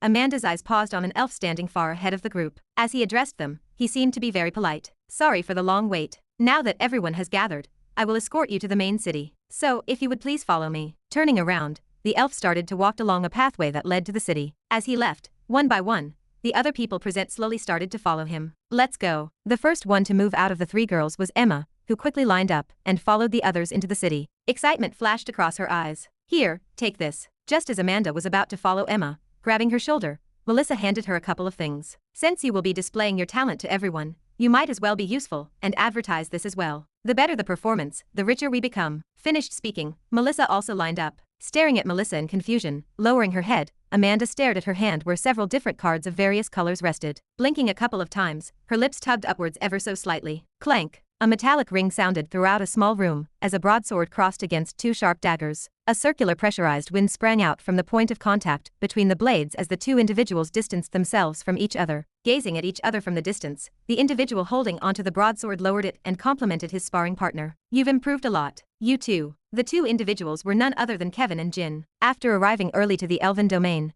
and meeting up together, they decided to spend most of their time sparring against each other. As they had been doing this for the past 2 years back at the lock, both of them were quite familiar with the way the other fought, hence why they were able to fight against each other evenly. Although they had not sparred together ever since leaving the lock, the both of them were still quite familiar with each other's styles. Hence, they were able to make the most out of their training. If there was one thing that was different about the 2, it was that Jin was now a rank lower than Kevin, at B-.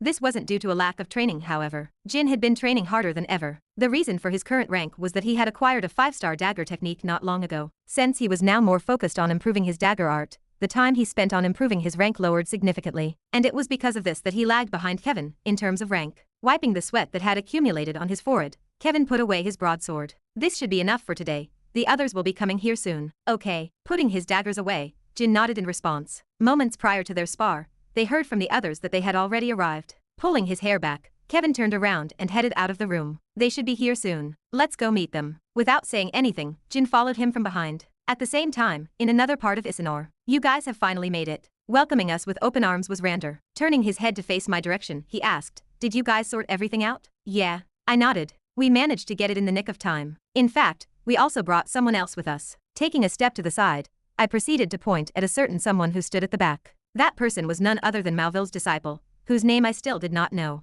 Ho ho, isn't that Malville's disciple? A look of surprise flashed across Rander's eyes as his gaze paused on the only dwarf in our group. He of course also knew who the dwarf was. Given Malville's fame, it was hard for the elders to not pay attention to him. After all, if one of their most famous blacksmiths had a disciple, he would most likely become someone important in the future. As an elder, Rander had to pay close attention to such things. Good, good. This will be a great experience for him. What followed after the surprised look was a satisfied one, as he repeatedly nodded in approval. With him around, we won't have to worry about our weapons breaking, he jokingly said as he patted him on the shoulder multiple times. After saying a couple more things to Malville's disciple, he focused his attention back on us. Alright, now that you are all here, I presume that you guys have already seen your rooms, correct? Yes, we have. We're currently going to go for a stroll around the city, to get a better idea of the place, Waylon replied. At the moment, he was wearing a skin mask in order to hide his face. He wasn't the only one wearing a mask, as we were all wearing one. Although the chip inside of my head was disabled, I didn't want to take any chances, and therefore chose to wear a mask. If someone recognized me,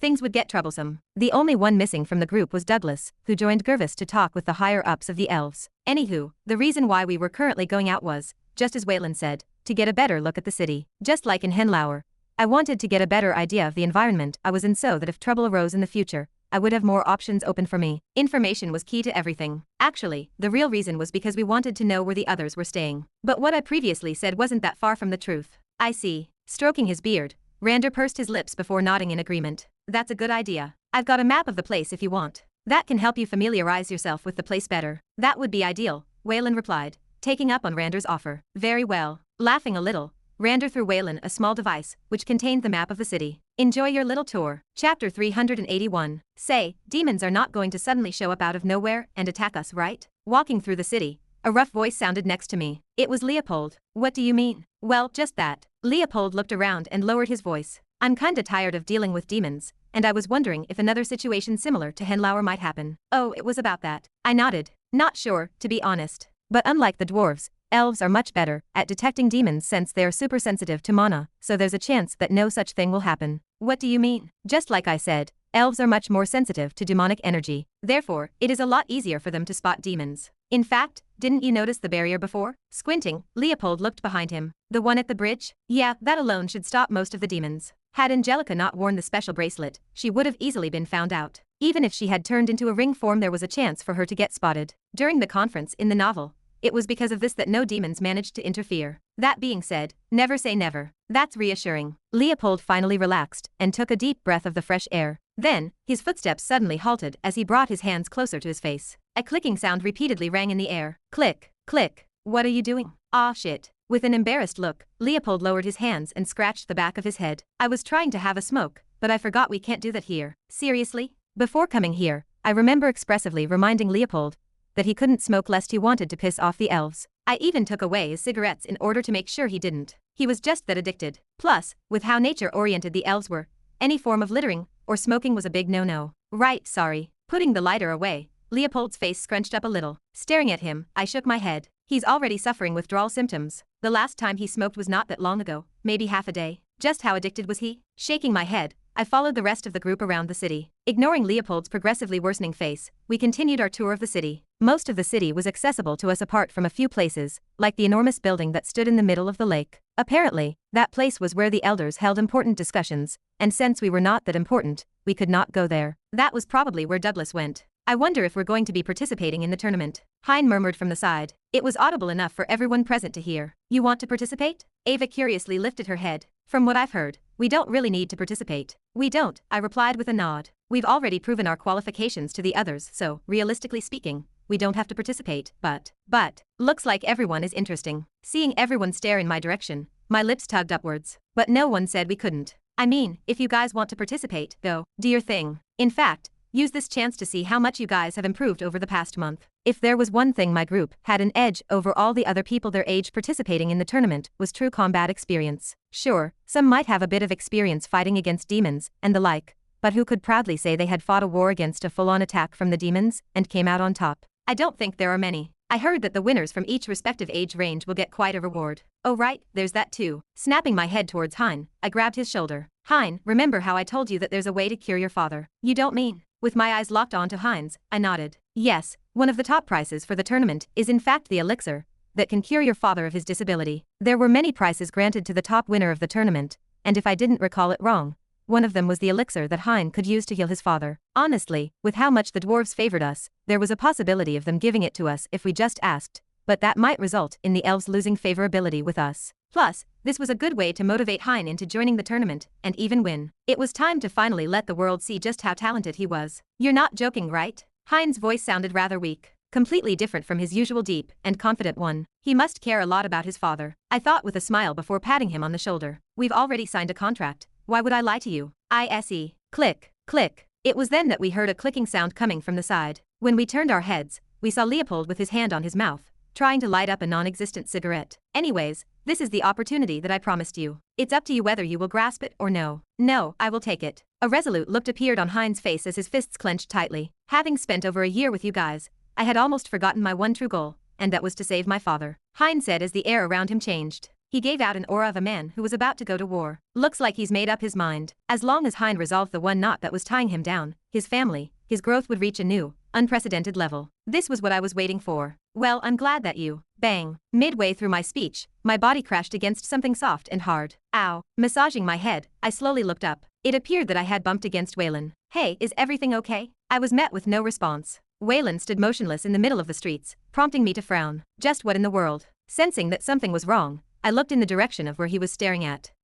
It was then that I let out a strange noise, as my face froze. Walking on the opposite side of the street, far into the distance, was a certain group. But that wasn't the reason for my reaction. They're here. As I was saying, if we're going to meet each other during the tournament, I'm going to go all out and won't hold back. Emma's energetic voice rang out. Having crossed the bridge with the group and entering the city, once she got a close look at the place, Emma couldn't hide her excitement, curiously looking at everything like a newborn child. Oh wow, look at that. Taking out her phone, she snapped photos of the place. Once she took enough pictures, Emma put her phone away. What was I saying again? Trying to recall what she was trying to say before, Emma's brows knit, forming a frown. Right. Then, hitting her right fist on the palm of her left hand, she turned to look at Amanda and Melissa with a challenging look on her face. If we meet each other in the tournament, don't expect me to hold back. I'll show you how much stronger I've gotten during the time we've not seen each other. I'm not fighting. With a scornful look, Melissa took her glasses out and replaced them with sunglasses. Squinting, Emma looked at Melissa and muttered out loud, "Those don't really fit you. As long as they do the job, it doesn't really matter." Lowering her head and staring in Emma's direction,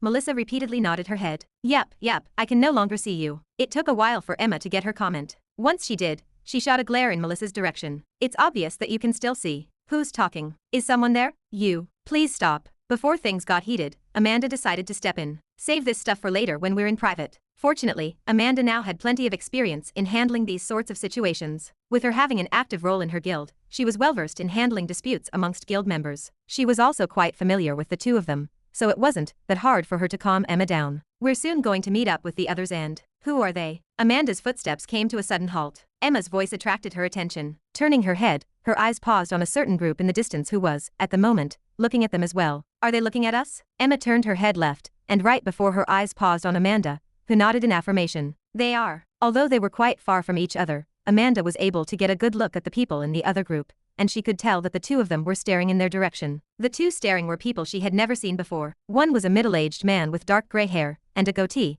while the other was a young man with light brown hair and green eyes. Why does he feel familiar? Amanda thought, her eyes squinting. That young man. He felt familiar. But how? His demeanor reminded her of someone, but at the same time, it wasn't exactly the same. There were differences. Still, that nagging feeling continued to grow in Amanda's heart as she stared in their direction. Creep. That was, however, disturbed by Emma's comments as she stared at the middle-aged man in the distance with a scornful look. Turning her head, Amanda saw Emma visibly shiver as she took a step back. Ugh, I thought I was used to the stares, but when an old man stares at me like that, it's still creepy. Paying close attention to Emma's words, Amanda turned her attention back towards the group in the distance. They're gone. But they were already gone before she knew it. I'm glad they are, Emma replied by the side, still visibly shaken by the experience. That guy's eyes were totally creepy. He was looking at me with ugh, I'd rather not talk about it. Shivering from cringe, Emma vented her frustration to Amanda. Did they also look at you like that? I'm not sure, Amanda replied. She had been so distracted by their appearance that she had not seen the looks on their faces. They're probably from another group that came earlier. Anyway, let's go. With her hands in her pocket and styling her sunglasses, Melissa followed the group. Turning her head, Emma followed Melissa. I have to agree with you for once. Stopping next to Melissa, Emma tilted her head and asked, Hey, are you not creeped out by what you just saw? Someone talking to me. You. Brushing her silky black hair behind her ear, Amanda's eyes continued to linger towards the previous spot where the humans stood. Strange. The more she thought about it, the stronger the familiar feeling she felt when looking at him grew. It was starting to invade her mind as she stood in a daze, trying to piece the puzzle together. But before she could do that, a voice called out to her. It was Emma. Amanda, are you coming or not? Turning her head and seeing that the group was quite a distance away from her, taking one last glance at the previous spot, she followed the two. I'm coming. Chapter 382. Step. Walking through the city of Isinor, silence enshrouded our group as no one spoke. A somber and tense atmosphere enveloped the area around us. Piffed, the silence did not last for long however, as a small laugh soon escaped from my mouth. The instant my laugh sounded, Waylon shot a glare in my direction. You done? Yeah, but that didn't help me in any way, as my lips trembled even more. A memory suddenly flashed inside of my mind, and it wasn't long before I was unable to contain my laughter anymore. I laughed out loud. Ha ha ha. Holding on to my belly, I laughed as I had never before. Tears slowly started to gather by the side of my eyes, as I couldn't help but slap my thigh. I can't believe she called you a creep and looked at you that way, ha ha ha, I can't. The more I laughed, the darker Waylon's face became. I of course knew my limits. Just when Waylon's face was about to explode, I raised my hands in defeat. Alright, I'll stop, piffed. Unfortunately, I was unable to keep my face straight. Before long, another laugh escaped from my mouth and Waylon's face became even darker. What was supposed to be an emotional cliché moment where Waylon would stare at his daughter with longing eyes from the distance, expressing his sorrow about his inability to meet her, turned into a moment where he was scorned and called a creep by her. Recalling that moment, another laugh escaped from my lips as pity flashed across my eyes. Obviously, Waylon was not pleased by the laugh as he venomously stared at me. Another word and you're done. His threats may have worked on someone else, but as someone who had been with him for over a year, such threats were no longer effective. Walking up to him, I patted him on the shoulder. Don't worry too much. You should be happy instead. Happy? Waylon raised his brow and coldly looked at me. Why should I be happy about the fact that my daughter treated me like some sort of creep? Because it means that you've taught her well. What? Taking my hand off of his shoulder, I explained. Well, think about it. Why in the world would she recognize you when you're wearing a mask to hide your features? Had she looked back at you with the same eyes as yours, I'd be worried. My words seemed to have some sort of effect on Waylon as he calmed down and logically thought things through. Then, his shoulders slumped down in defeat. You're right. Of course I'm right. If I were in the same situation as he and Nola reacted differently, I'd start to worry. Actually, what if I was in Waylon's spot and Nola reacted the same way? As my thoughts paused there, I instantly started to realize what kind of pain Waylon was going through, and the pity I previously had for him turned into sympathy. Still hurts that I was called a creep. Once again placing my hand on Waylon's shoulder, I apologized. I'm sorry for laughing at you before. Now that I've thought things carefully, I can understand your pain somewhat. Lifting his head up, Waylon turned to face me and our eyes met. Thank you. Piffed, never mind. Unfortunately, I was still unable to hold my laugh back as I took a look at his face and recalled the previous moment. It was just too funny. Smack. Smacking my hand away, Waylon distanced himself from me. Don't talk to me. Oh come on, I was just messing around. Following Waylon from behind, I tried to apologize, but all my words went to deaf ears as Waylon completely ignored me. This is nice, I thought with a smile as I followed him from behind. This was the first time in a while that I had a relaxed day without fighting or training. Just these casual jokes helped me alleviate some of the mental burdens I was suffering from. Even though I was no longer contracted with Angelica, and as such no longer had any demonic energy inside of my body, my mind was still broken. It was slowly healing, but the scars and traumas that I had gone through couldn't just be overwritten that easily. If that was possible, I wouldn't need to worry about the frequent nightmares and thoughts that would haunt me from time to time. It was moments like this where I could feel my mind slowly start to heal, or at least, delude myself into thinking that I was suffering.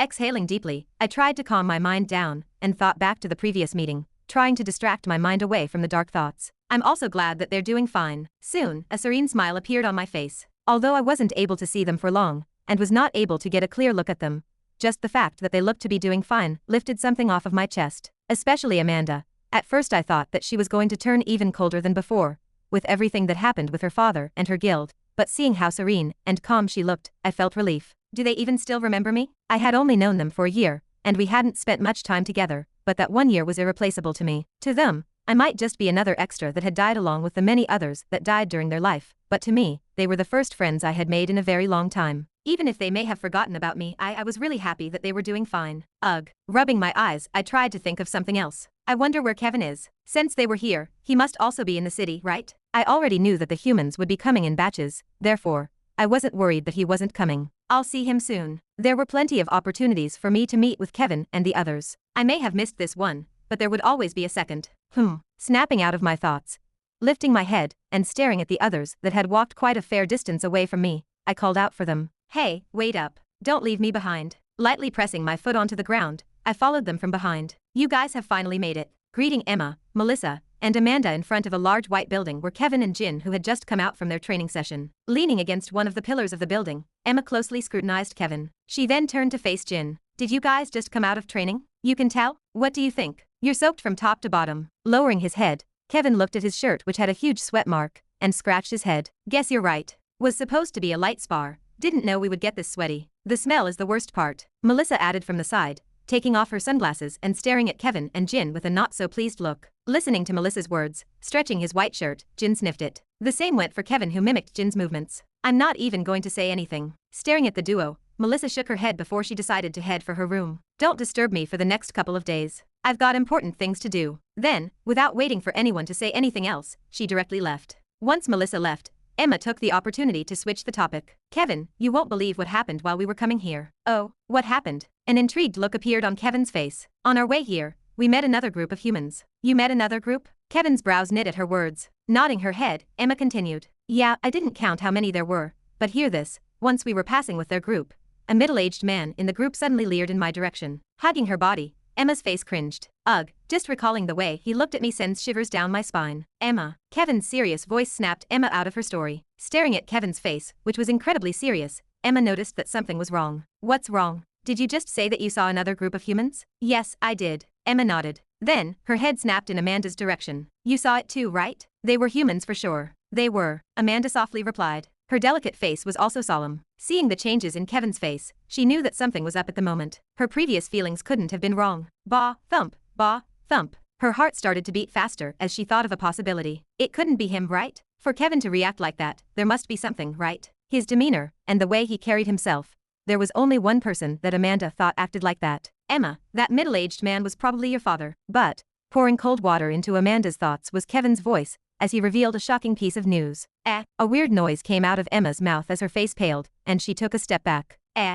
Halting her steps, Emma's face suddenly brightened up as she patted Kevin on the shoulder. Ah, ha, ha, I see what you did there, you must be joking. Nice joke. Her strained laugh rang in the air. Ha ha ha, I didn't take you for a joker, Kevin. Her facade quickly crumbled as soon as she saw how serious Kevin's face was. You're joking, right? Her voice sounded even more strained. Kevin shook his head. I'm not joking. Apart from you guys, all the humans that have arrived should be in this building. They won't let anyone wander around until everyone has gathered. Kevin paused. Didn't I tell you how your father was safe, and on a secret mission? Emma weakly nodded her head, trying her best to process the information that Kevin was telling her. From what I know, he was on a secret mission in the Dwarven domain, and from the rumors I've heard, there's a human group over here that came from the Dwarven domain.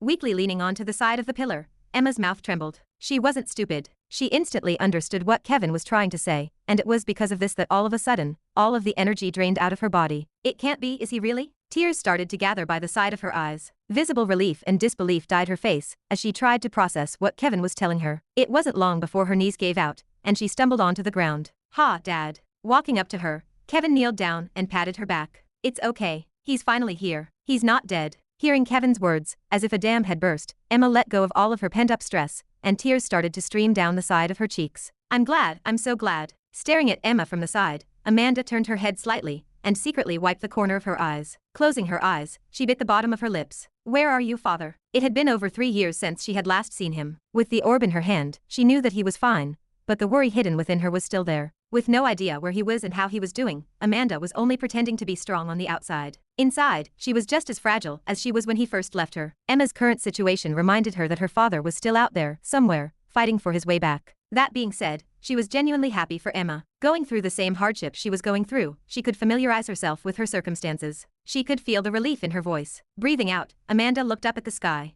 I miss you, Father. Chapter 383. Elven Tear. Some might call it a miracle drug. The item was something that the elves were highly famous for. It could practically heal all diseases regardless of their seriousness. It could even bring back someone from the brink of death. That was how effective the elven tears were. But of course, just like the name suggested, it could only be created by the elves, and even then, it wasn't like they could easily make them. In fact, it was quite hard for them to make. Perhaps in the past, back when they still had the world tree at their disposal, creating miraculous elixirs like the elven tears might have been easy. But that was then, and this was now. Times had changed, and each elven tear was incredibly valuable. So valuable that it had created great havoc in the human domain once upon a time, when someone managed to get their hands on one elven tear and decided to sell it. At that time, it was sold to an anonymous bidder for a tremendous price of 2 billion U. I need it. Sitting on his bed, Hein leaned forward and rested both of his arms on his legs. I need to get that elixir at all costs. A determined look flashed across his handsome face as his fists clenched tightly. Remembering the troubles his father had gone through while trying to provide for both him and his siblings, an inexplicable feeling arose within Hein,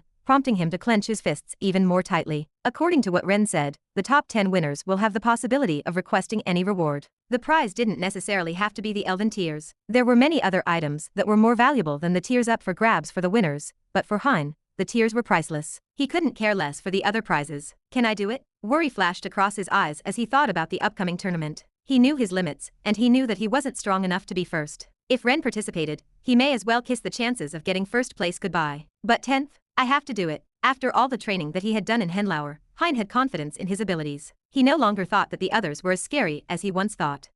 Blinking a couple of times, Hein suddenly turned his head towards the right side of the room. Oh no. Standing up from his bed, he rushed towards a particular wooden desk where a shield rested on top. A small black smudge appeared by the side of the shield. How did you get dirty again? Taking out a handkerchief from his dimensional space, Hein wiped the small smudge that was on top of his shield. This clean freak attitude was something that he had developed back in Henlauer, when he was scolded by Malville for not being careful enough with his shield. If I ever see a smudge on that shield, I will not give you a shield. Treat it as if it is your most prized possession. It is fine if it breaks from fighting a lot, but if you show me just how much you don't care about your shield, why should you bother asking to have one made for you? Those words deeply resonated with Hein, who understood the intent behind Malville's words. As such, from that point on, Hein literally did as Malville said, and treated his shield as though it was his baby. And just like now, whenever the shield got dirty, Hein would immediately stop whatever he was doing and clean the shield. His behavior annoyed Ava quite a bit as she would look at him the same way Angelica would look at Ren. But Hein just couldn't help himself. There's another one over here. Leaning his head to the side,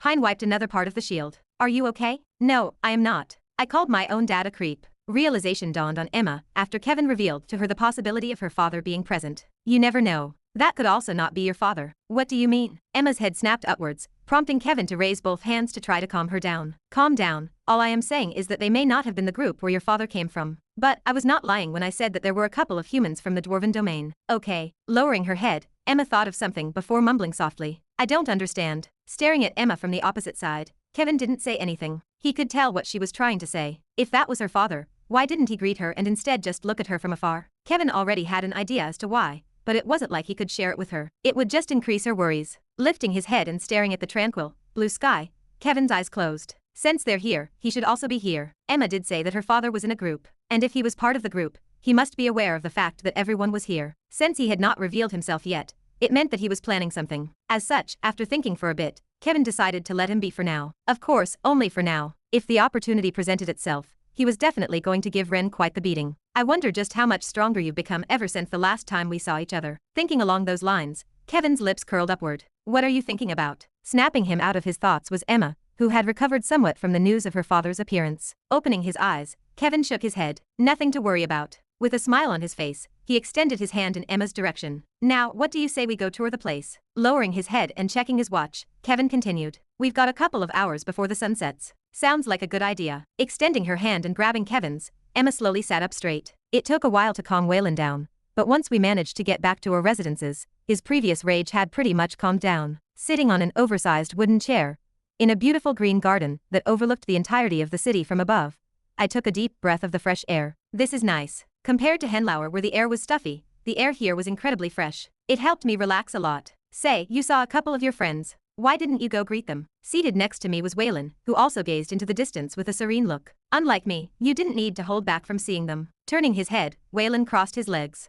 Why are you holding yourself back from seeing them? I'm not. Placing a hand over my face and removing the mask off of it, I locked my gaze into the distance. It's not that I don't want to meet them, it's that I couldn't at that moment. Couldn't?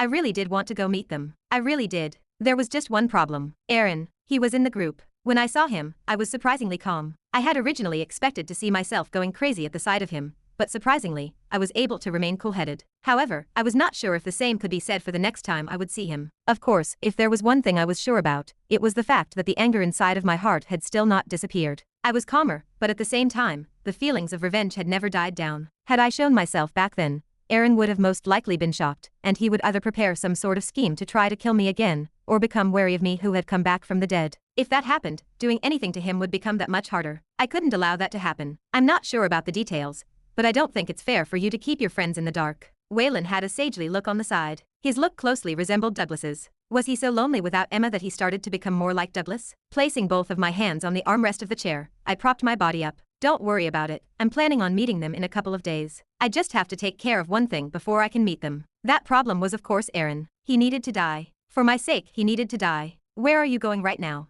I am going to go back to my room to get some proper rest. Planning on doing anything else one of these days? Like stalk the others? Looks like I hit the nail on the head. The moment I said those words, a difficult look appeared on Waylon's face before he turned his head to the side and pretended to have not said anything. Yeah, I'm good. Shaking my head, I headed back to my room. There were a couple of things I needed to get done in these few days before the ceremony would begin. Isanor, unknown location. Step.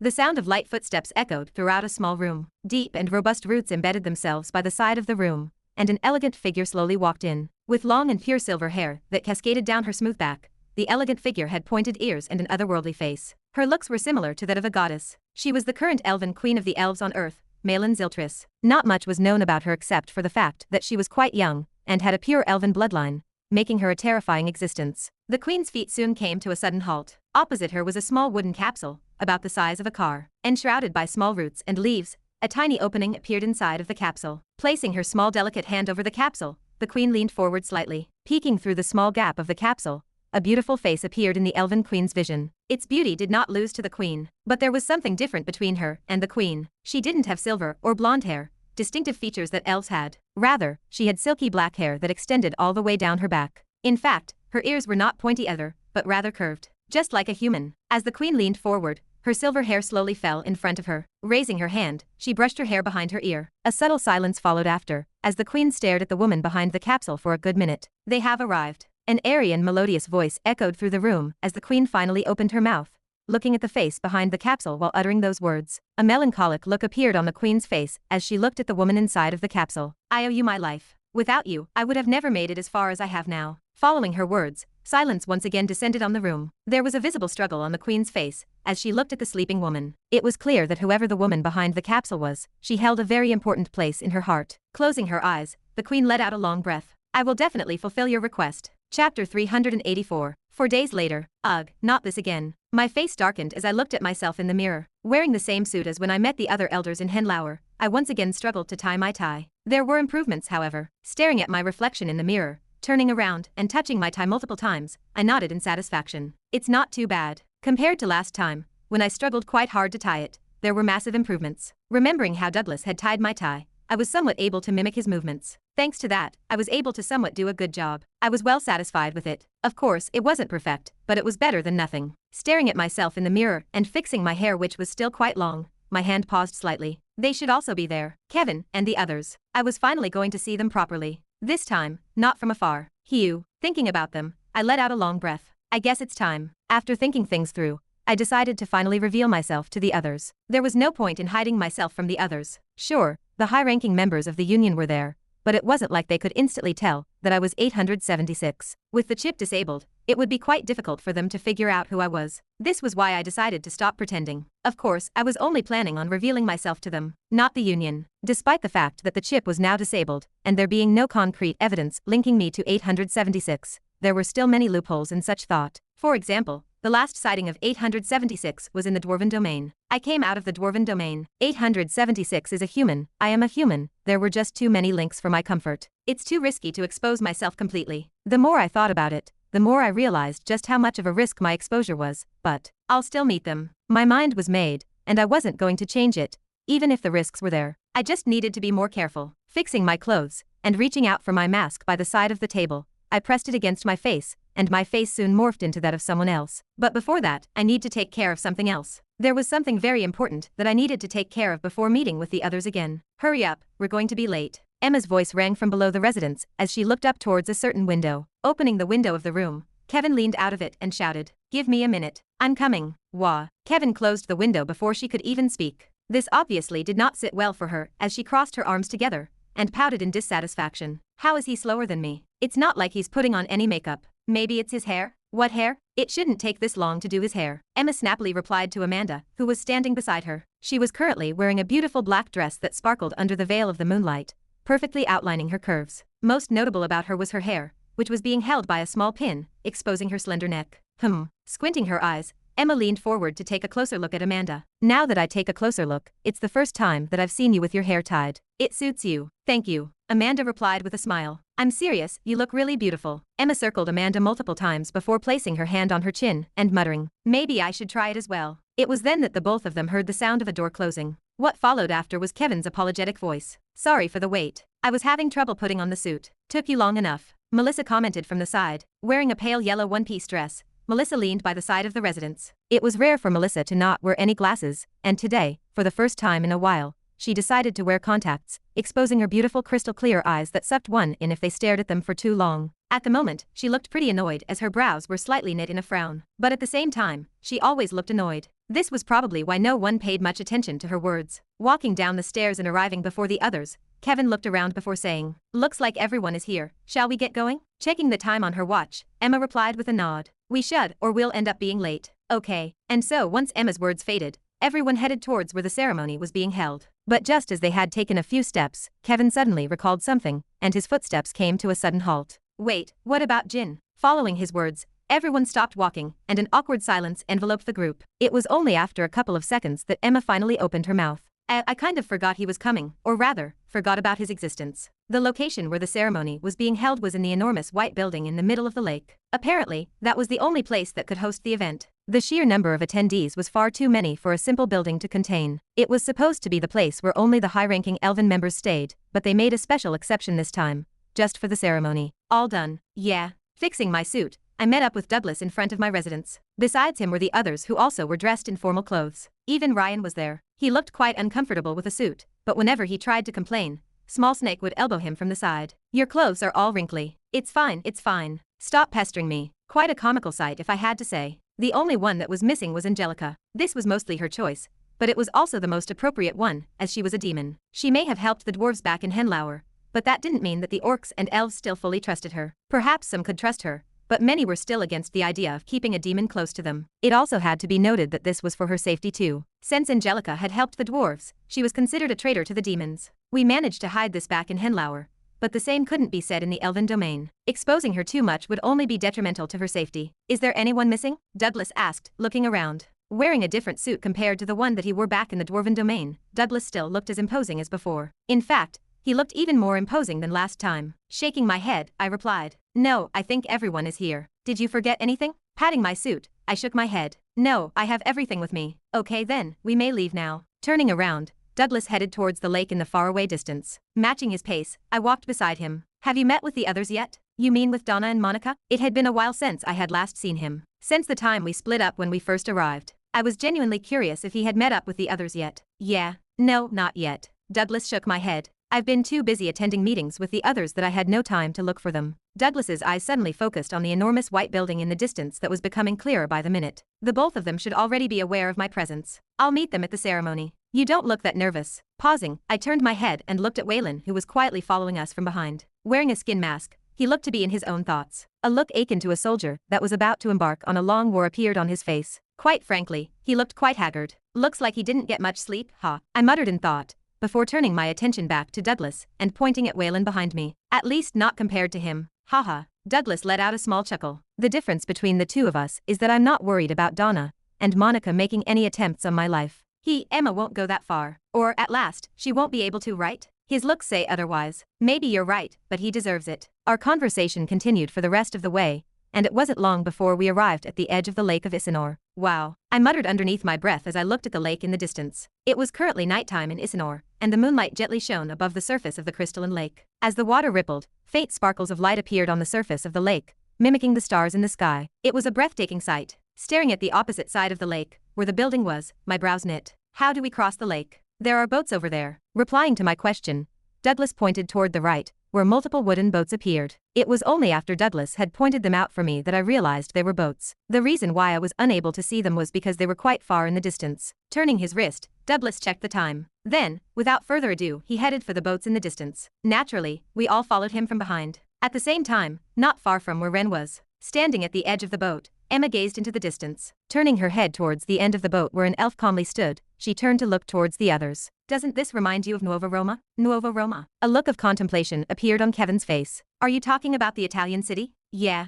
Oh, what about it? Emma pointed at the boat. When I was looking for a place to tour, I remembered checking a couple of cities, and Nuova Roma had something similar to this. According to the history, they were trying to create something similar to Venice, an old Italian city that was wiped away after the first cataclysms. They had similar boat rides over there. Interesting, I didn't know that. Yeah, what's more? Halting Emma mid-speech was a low knocking sound. The sound was a bit softer than when knocking on a door. We've arrived. Following the knocking sound, the elf that stood at the back finally opened his mouth, and his crisp and melodious voice entered the ears of everyone present. Then, the boat came to an abrupt halt. Wow. Emma, who was caught off guard, almost fell off the boat. Amanda, who was quietly sitting down, calmly stood up, and Kevin, who was next to Emma, helped her rebalance herself. Thanks. Hopping off the boat, Emma looked back at Kevin and thanked him. Wiping her forehead, she then turned to look at the building in the distance where multiple figures could be seen slowly entering. Unable to contain her excitement, Emma went ahead of the others. Let's go. Chapter 385. Stepping into the building, an amazing scene presented itself before my sight. A sweet fragrance instantly invaded my nostrils as I took a step into the building. The hall was bathed in the hues of nature, a story told in strong browns and forest greens,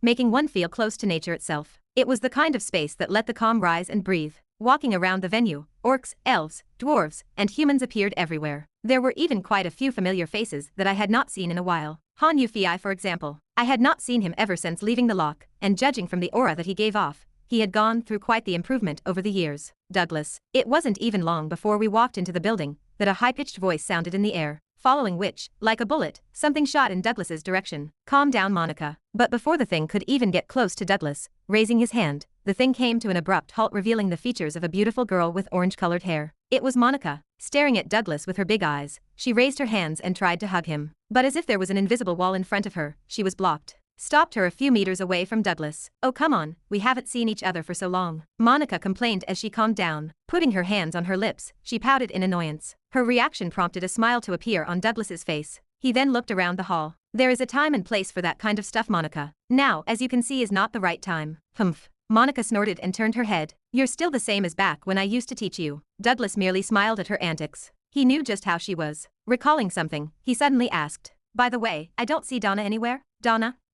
Turning around, Monica squinted her eyes. She was just here with me. I can't see her anywhere. Looking around for Donna, Monica eventually shrugged her shoulders. She's probably with Amber. Can't seem to see her. A look of understanding appeared on Douglas's face. That's right, I remember. You, Donna, and Amber were inseparable back in the academy days. It's nice that you guys are still so close. Well, we see each other a lot less because of WM. Abruptly halting her words, Monica's head snapped in my direction, and our eyes met. Blinking a couple of times, and cocking her head towards her right and left, her eyes suddenly opened wide. Raising her hand, she pointed it in my direction. Yo, shush. But before she could say anything, putting his finger on his mouth, Douglas shook his head, indicating to her to not say anything. Blinking a couple of times, Monica raised and lowered her hand multiple times before she let out a long breath, and calmed herself down. Then, turning her head towards Douglas, with a curious look on her face, she pointed in our direction, more precisely, mine, and asked, So, who are they? New disciples of yours? Well, you can say so. As he said those words, I suddenly felt a tap on my shoulder. Turning my head, I realized it was Douglas. With a smile, he patted my shoulders. At least he is. Oh, nice.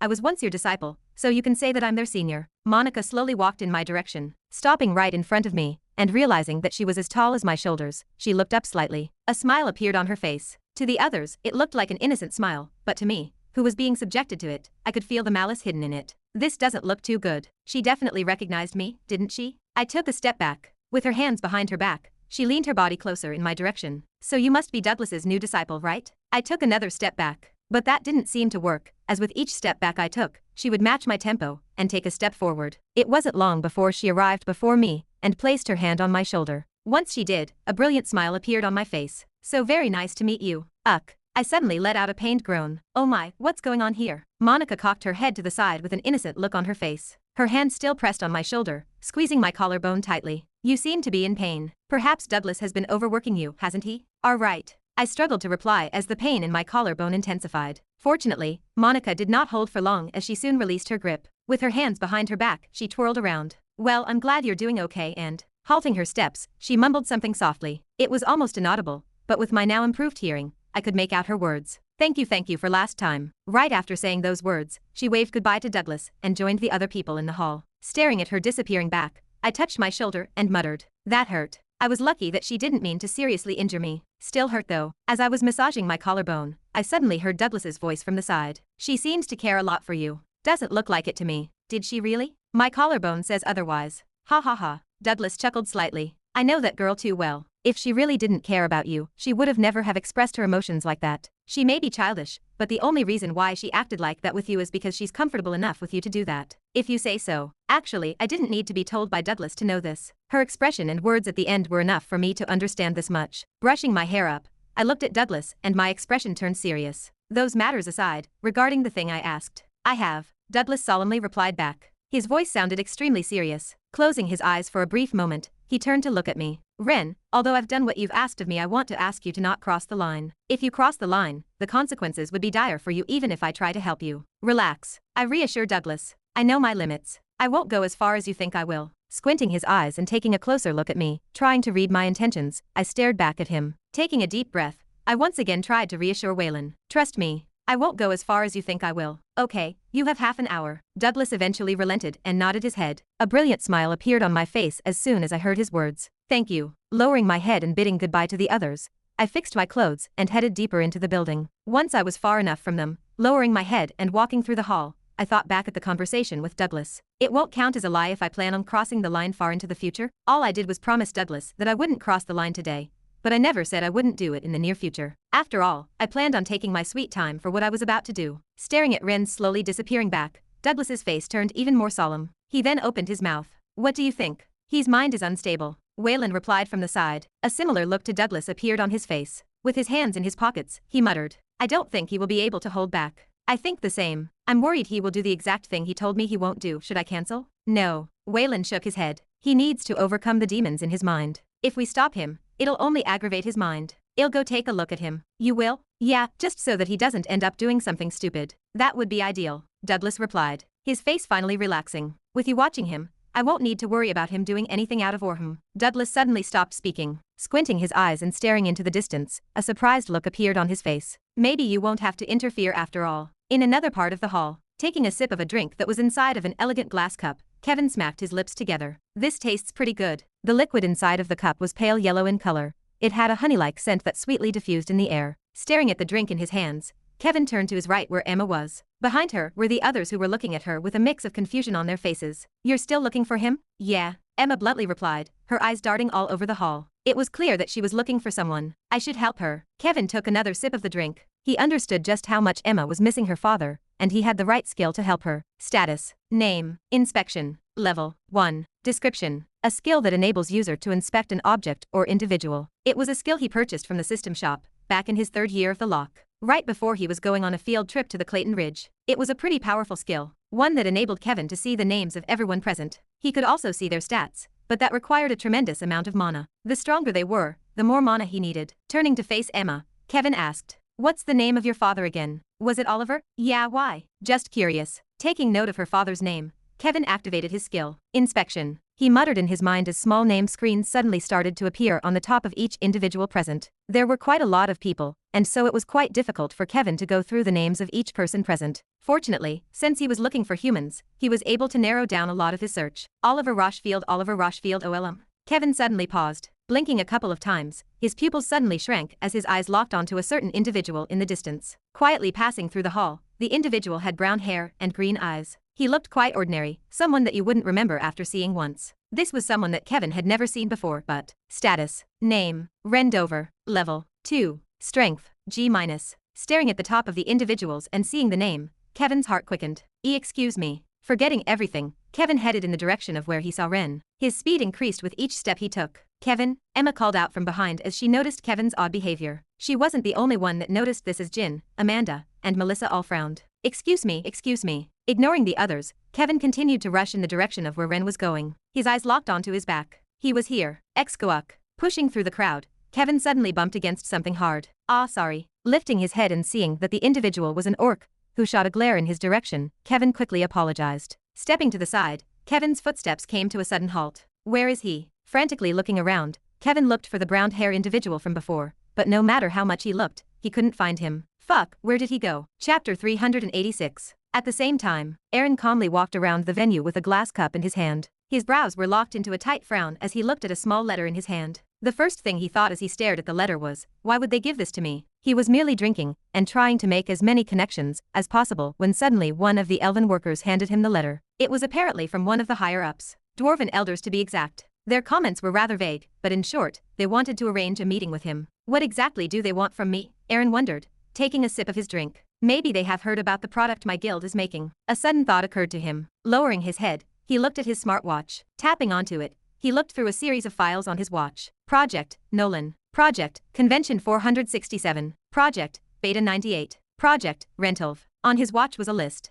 A list of projects that his guild was working on behind the scenes. Being the #1 guild in Lowington City, one of the 4 great cities, their guild invested in many side projects. This was just what guilds did. Staring at the list, Aaron's finger soon paused on a certain file. Project, Alpha-12. Project detail, automated machine. Time of operation, 12 minutes, 9 seconds. Capabilities, D rank. Licking his bottom lip, Aaron had a sudden look of enlightenment. They must be curious about this. He had been worried over nothing. The reason why the dwarves wanted to meet with him had to do with this. Project Alpha-12, one of their latest projects and something that they had been working on for over a decade. The project idea was simple. Create an automated artifact that would act on its own and kill monsters without the need of sending actual heroes. Sort of like a golem. It was a project in which they had invested billions and billions of you. It was still in the testing phases, but without a doubt, it was something that would revolutionize the world once it got out. Most likely, one of the elders from his guild leaked the contents of the project to one of the dwarven elders in hope of catching their interest. I am sure it is this. A smirk appeared on Aaron's lips. Folding the letter neatly,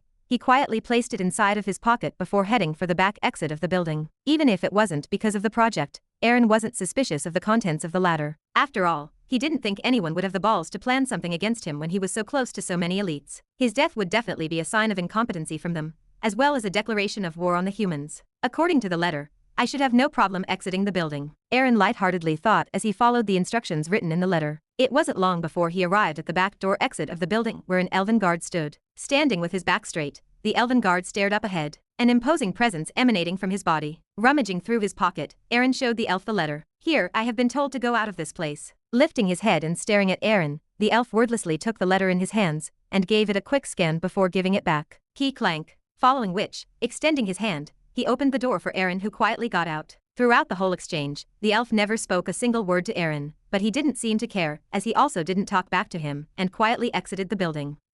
Once he got out, Aaron let out a long breath. He felt a lot more relaxed. Since the elf had taken his letter and accepted it, it must mean that the contents of it were legitimate. He no longer needed to worry about it being a sham. Whoosh. As he took a step outside of the building, a fresh nightly breeze brushed past him as his clothes and hair fluttered. Around him were a lot of trees, making it hard for him to see ahead. What next? Glancing around the place and only seeing trees, Aaron licked his lower lip. Taking out the letter and taking a good look at it, his head tilted sideways. Go straight, okay. And so Aaron headed deeper into the forest. Not an inkling of worry was displayed on his face as he followed the directions indicated in the letter. Rustle. It was then that out of nowhere a rustling sound rang from next to him. Snapping his head in the direction of where the sound came from, Aaron saw the silhouette of a figure in the distance. Because it was dark, it was hard for Aaron to make out the features of the silhouette, but staring at its outline in the distance, Aaron could tell that it was not a dwarf. It was simply too tall to be a dwarf. But he was still not worried. With a relaxed tone, he called out for the figure. Hey, are you the guy that I am supposed to meet? His tone was polite, but the narcissism and pride behind it could not be hidden. You are here to meet me, right? Lifting his head and staring at the greenery, he muttered. I am not exactly sure as to why you want to meet me here, but here I am. Rustle. Once Aaron's words faded, the silhouette slowly walked forward, and Aaron, who was paying close attention to it, suddenly frowned. Doesn't he look like a human? He thought as his eyes squinted, trying to get a better look at the features of the silhouette. He wasn't as big as an orc, nor did he have pointy ears like an elf. The more he stared at the silhouette, the more Aaron was sure that it was a human.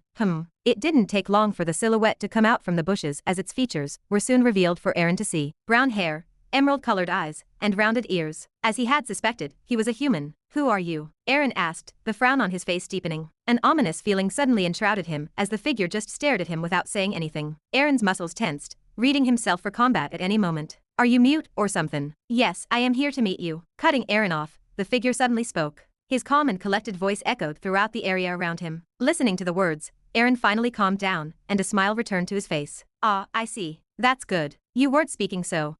Midway through his sentence, Aaron suddenly stopped speaking. That was because the figure suddenly did something completely unexpected. Placing his hand on his face, the figure slowly clenched his hand and ripped something off of his face, revealing two distinctive blue-colored eyes that were as deep as the ocean. His black hair slowly fell onto his shoulders, and a serene look appeared on his face. But the serene look did not last for long. What replaced it was a cold and indifferent one. Standing beneath a tree, half of his face was obscured. What's going on? He looks familiar. Blinking a couple of times, trying to comprehend what was going on, Aaron tilted his head. It was then that the figure suddenly took a step forward and his face became clearer to see for Aaron as the moonlight shone directly onto his face. The moment Aaron was able to get a clear look at the figure, his body froze. Coldly looking at Aaron from the other side, the figure softly said, "You remember me? Fuck, where is he?" Kevin shouted in frustration. His voice was quite loud, gathering the attention of the people around him. Realizing what he had done, Kevin bowed slightly. Hugh, letting out a long breath, he lowered his head and walked away. He was walking in the direction of where he had last seen Ren. He only missed him for a split second. He was bound to be close. No. Ren.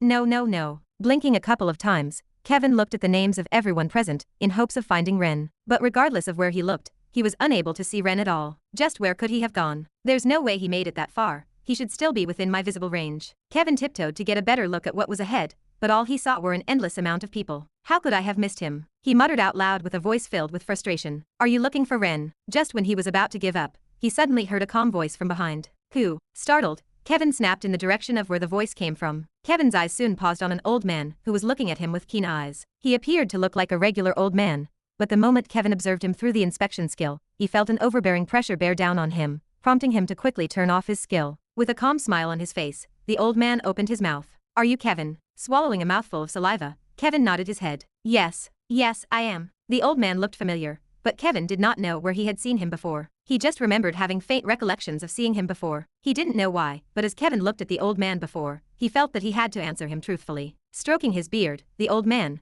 who was none other than Douglas, opened his mouth. You're looking for Ren, aren't you? Ah, Kevin did not know what to say. How did the old man before him know what he was looking for? Was he somewhat related to Ren? Kevin nodded his head again. Yes, over there. Douglas pointed towards the distance. His calm and serene voice gently traveled through Kevin's ears. If you're looking for Ren, he's gone through the back exit of the building. You don't need to worry about exiting. I've already told the guards that a group of humans will be going out. A group of humans. Kevin's head tilted. But before he could ask the old man more questions, a voice sounded from behind. Kevin, there you are. What are you guys doing here? It was Emma and the others. Everyone was here. What do you mean what are we doing here? You were previously causing a scene. Leaning forward, Emma looked up at him. Worry flashed across her face. You okay? Ah, yes. Kevin took a step back and pushed Emma away slightly. Shaking his head and clearing his mind, Kevin remembered why he was here and turned his head to where the old man was previously standing. But the moment he turned his head, the old man that was previously there was long gone. Kevin, are you okay? Yeah, I think so. Absent-mindedly nodding his head,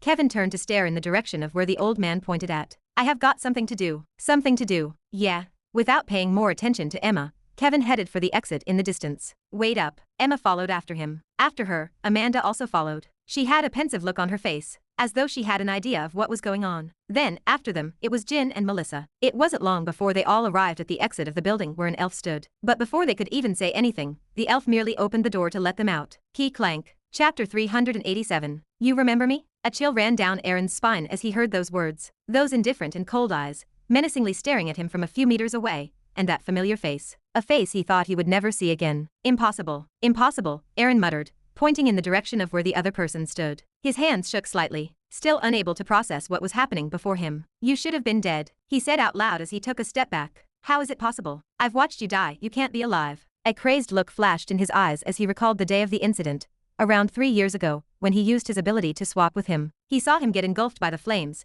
It should have been impossible for him to have survived that kind of impact. It was impossible. Why would I be dead? Ren cocked his head to the side, unmoving from his spot. You.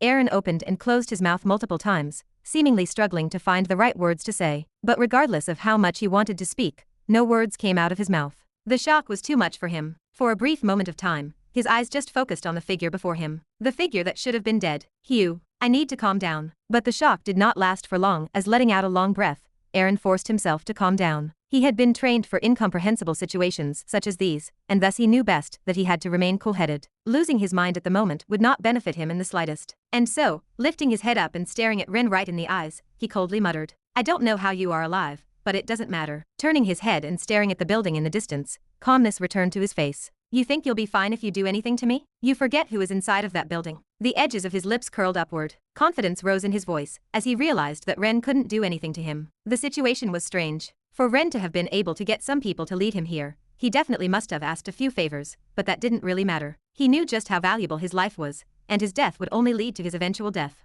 Aaron clicked his tongue multiple times. Tisk, tisk, tisk, you should have stayed dead. Now that I know that you're alive, I'll do anything within my power to. Bang. With a loud bang, Aaron's vision suddenly went dark as he felt a tremendous impact on his head. The air was knocked out of his lungs, and a forced sound escaped from his lips.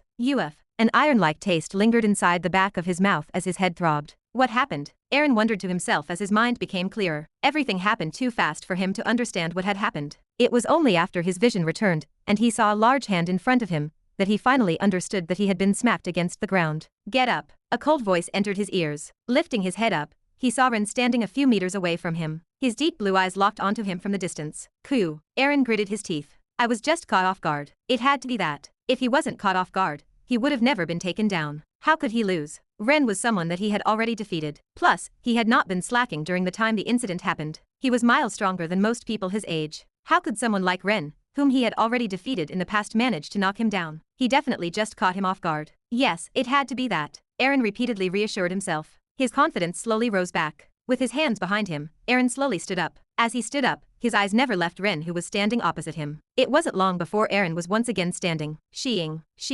Taking a pair of daggers from his dimensional space, Aaron took a stance, and Ren once again spoke. Come at me. Show me how much you've improved. Ren's posture seemed rather leisurely, and his facial expression unchanging, seemingly treating this brief exchange as nothing worth his eyes. Is he looking down on me? Wiping the corner of his mouth, Aaron looked at his finger where he saw a smear of blood. His fists clenched into a fist. Then, without saying anything else, pressing his toes into the ground, he appeared right behind Ren. See if you can keep up with my speed. Twisting his torso, he swung his dagger towards Ren's temple area. His movement was so fast that it left after images behind. Swoosh. But just as the dagger was about to hit Ren in the temple, Ren's eyes flickered slightly, and he leaned his head back. All Ren did was a simple movement. There was nothing special about it, but Aaron's attack, which was going at speeds faster than a bullet, shockingly missed completely. Landing in the grass, Aaron looked behind him where Ren stood. His eyes opened wide in shock. That's it. 2 words. Ren only said 2 meager words, yet when Aaron heard them, it felt as though 2 thunderbolts had struck his mind, sending him into a daze. How?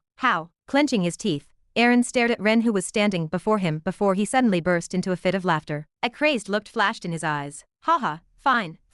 I'll show you something you won't be able to dodge. Pressing his foot onto the ground, a low bang sounded as Aaron jumped in the air. Then, as he was in midair, Aaron proceeded to twist his body into a spiral. His 2 cold daggers shone underneath the moonlight. It was then that his eyes locked on Ren, and he smirked. Swap. The mana inside of Aaron's body suddenly drained, and his body disappeared, reappearing right in the spot Ren was standing. Following this, Ren appeared in the air, where Aaron previously was. That's right, Aaron had just used the skill responsible for causing everything. Using the momentum he had accumulated from the spin, as soon as he reappeared, Aaron threw both daggers in his direction. Shiu. Like unstoppable missiles, the 2 daggers split the air apart with a low bang, breaking the sound barrier. The daggers then arrived before Ren in a matter of seconds. They were so fast that it was as though they had teleported before him. Hap. Letting out a low cry, Aaron forcefully stopped his body and planted both of his feet on the ground. Lifting his head, he stared at Ren. But, clank. Raising his hand, Ren merely grabbed the 2 daggers with his hands from the sharp side as blood spilled from his hands. Then, with a low thud, he softly landed on the ground and threw the daggers away. Lifting his head, Ren looked at Aaron. Disappointing. He muttered. What? Aaron took a step back. How did he stop that? Aaron's mind blanked, and his heart started to race uncontrollably. That attack he had just used was one of his strongest moves. Not many individuals could stop that move, as the speed of the daggers were just too much for people to stop. He believed that when someone was at least in the A rank they could stop it. But how was he able to stop it? It can't be. Fear finally started to set as realization suddenly dawned on Aaron. The man before him was far stronger than he was. Once Aaron realized this, without hesitation, he turned around and tensed his legs. He was going to make a run for it. Fuck it, as long as I get back into the building nothing will happen to me. He was confident in his speed. So long as the others were made aware of his presence he wouldn't have to worry about the man before him. In fact, I'll ask them to kill him for me. Having made up his mind, Aaron pressed his foot onto the ground and shot towards the building in the distance, but before he could even cover a meter's distance, he suddenly felt a large hand grasp him by the back of his neck. Uck. Bang. Following this, his head once again came into contact with the hard ground, knocking him unconscious for a split second. All thought processes in his mind came to a sudden halt. Ka. It was only after a couple of seconds that Aaron finally screamed out loud. The pain had finally set in. Yua. But before he could think of anything else, Aaron suddenly felt Ren's hand grasp the back of his hair. Bang. His face once again smashed against the hard ground. Reeing. His ears started to ring, and Aaron's mind blanked. Hugh, stop, he begged. At his words, Ren finally let go of his hair and twisted Aaron's body upwards, to face the sky. His two cold and emotionless blue eyes staring at him from above. Do you want to know why I'm still alive? He asked. The very sound of his voice chilling every part of Aaron's body. Before Aaron could even reply, Ren squatted down and continued. You see, after you swapped bodies with me, I went through a lot. I was burned alive, had to scar my face with extremely powerful poison, had to be injected with mind-breaking serums, and had many of my bones shattered and broken in the process. Lowering his head, Ren stared at Aaron, who was looking back at him, unable to utter a single word back. And one might think, how could someone who has gone through this much possibly still be sane? Raising his head, Ren pointed it towards his head, his lips trembling. Unfortunately, I'm no longer sane. You took that away from me. Snap. Following his words, Aaron suddenly heard the sound of a finger snapping, and a warm sensation enveloped his body. Ha! He suddenly let out a scream. It was an agonizing scream that came from the depth of his heart as he felt his whole body be completely engulfed in flames. Make it stop! Make it stop! Aaron screamed as he rolled around the grass, in hopes of extinguishing the flames that were engulfing his body. As he rolled around, Aaron was able to see Ren's blue eyes staring at him from above. No emotions laid behind them. Kill me. I want to die. He shouted once with all his might as his throat started to become sore. Snap. Before Aaron knew it, another snapping sound rang and the fire in his body finally extinguished. Hyup, hyup, hyup. A weird nasal sound came from Aaron as he tried to take a deep breath. The pain had already completely overwhelmed his body. He couldn't move, nor think properly. The only thing he could do was stare at Ren, who was staring at him from above, with his deep blue eyes. Aaron opened his mouth. MHSG, Yahudi. Please stop. A zombie-like sound escaped from his lips as he was unable to speak properly. It hurts, right? Ren's word sounded right next to his right ear. Imagine me. I went through this pain twice. Sheeing. Aaron suddenly felt something cold trace his face. Don't think for 1 second that what you went through was the worst pain you've experienced. What you've experienced is only the tip of the iceberg. Following those words, Aaron felt something on his face. Suddenly, his neck stiffened, and electricity coursed through his body, as he felt even more agonizing pain run through half of his face. His eyes flung wide open. Hua, hua, hueye. No, no, no. His desperate echoes reverberated throughout the whole forest. Chapter 388. Swoosh. A gentle wind blew past a forest as the leaves rustled. The gentle moonlight shone from above, creating a tranquil environment. Hey, Kevin, hold up, where are you going? But the tranquility did not last for long, as it was soon broken by multiple individuals who ran through the forest. To be more precise, it was 4 individuals chasing behind one individual, Kevin. Halting his steps, Kevin scanned the surroundings. He was so lost in his own thoughts that he had not noticed the others behind him. The old man told me to go out this way, but where is he? The forest was huge. So huge that Kevin estimated that it would take him a whole day to explore it. Finding Ren inside of the forest was like finding a needle in a haystack. Kevin. Suddenly, Kevin heard a voice coming from behind him. What followed after was the sound of rushed footsteps. Kevin slowly lifted his head. Coming over from behind a couple of trees were Emma, Amanda, Jin, and Melissa. They were all looking at him with weird faces. Ha! Caught off guard by the unexpected sight, Kevin stared at them with a dazed look. Then, quickly recalling what he was here for, he spoke up. What are you guys doing here? That's the question we want to ask, Emma frustratingly said, walking up to him. Stopping a couple of feet away from him, she looked around the forest. You suddenly started acting weird out of nowhere. I called out for you multiple times, but you never replied, so I followed you here. You followed me? Well, yeah. You had a very serious look on your face. I thought that something was up. Emma turned her head. You guys also followed for the same reason, right? Everyone silently nodded, clearly siding with Emma. Staring at them, Kevin scratched his head. He had been so focused on looking for Ren that he had lost his composure and ended up worrying the others. Sorry, I didn't mean to startle you guys like that. Whatever. With a deep sigh, Emma rubbed her face and then looked at the moon in the sky. At least she doesn't look too pissed. Kevin sighed in relief. But then Emma frowned and glared at Kevin. Oi. What? You still haven't told me why you're here. Oh right. Kevin turned his head before he scratched the back of it. Not gonna say anything. You see, things are kind of complicated. Not satisfied with the answer, Emma's glare intensified. I think we deserve an explanation, after you made us worried and caused a whole scene. Ugh. Kevin groaned. Lifting his head and staring at the others who were looking back at him, Kevin let out a deep sigh. How should I tell them that I was looking for Ren? Would they even believe him? Maybe Amanda as she already knew. But what about the others? Ew. Eventually, he let out another sigh. He trusted everyone here, and so he didn't mind telling them about his skill inspection. Whether they believed him or not, it was up to them. Ha. But just as he was about to open his mouth, a muffled shout rang in the distance. Everyone's head snapped in the direction of where the sound came from. Then, everyone exchanged glances with each other. What was ha? Kevin? Emma tried to speak up, but before she could say anything, Kevin had already run off towards where the sound came from. Kevin, wait up. Staring at Kevin's disappearing back, Emma called out for him and rushed from behind. Amanda, Jin, and Melissa followed suit as their figures slowly disappeared into the forest. Not so far away from them, overlooking the forest from above, with his hands behind his back, Douglas stared into the distance. He appeared to have a solemn and pensive look on his face. Ha! With each scream that rang out, his brows would knit further. Should we interfere? Next to him, Waylon had a worried look on his face. Staring at Ren in the distance, from the way things were going, he could tell that something horrible was about to happen. Squinting his eyes, Douglas did not reply. Ha! Another scream rang out. Turning his head, Waylon urgently said, he's already lost control of his rationality. If we don't stop him now, he'll end up killing that kid. At all costs, they couldn't let Ren kill Aaron. The consequences of such actions were too detrimental for them. They had done this in hopes of helping Ren get over his mental demons, but from the looks of it, things may have backfired. Ha! I'm going. Unable to watch the scene any longer, Waylon decided to make his move. It would only take him a second to arrive at the scene, so he should have no problem stopping Ren. Wait. But before Waylon could act, extending his hand towards the right, Douglas stopped Waylon. What is the meaning of this? Waylon asked in frustration. Raising his hand,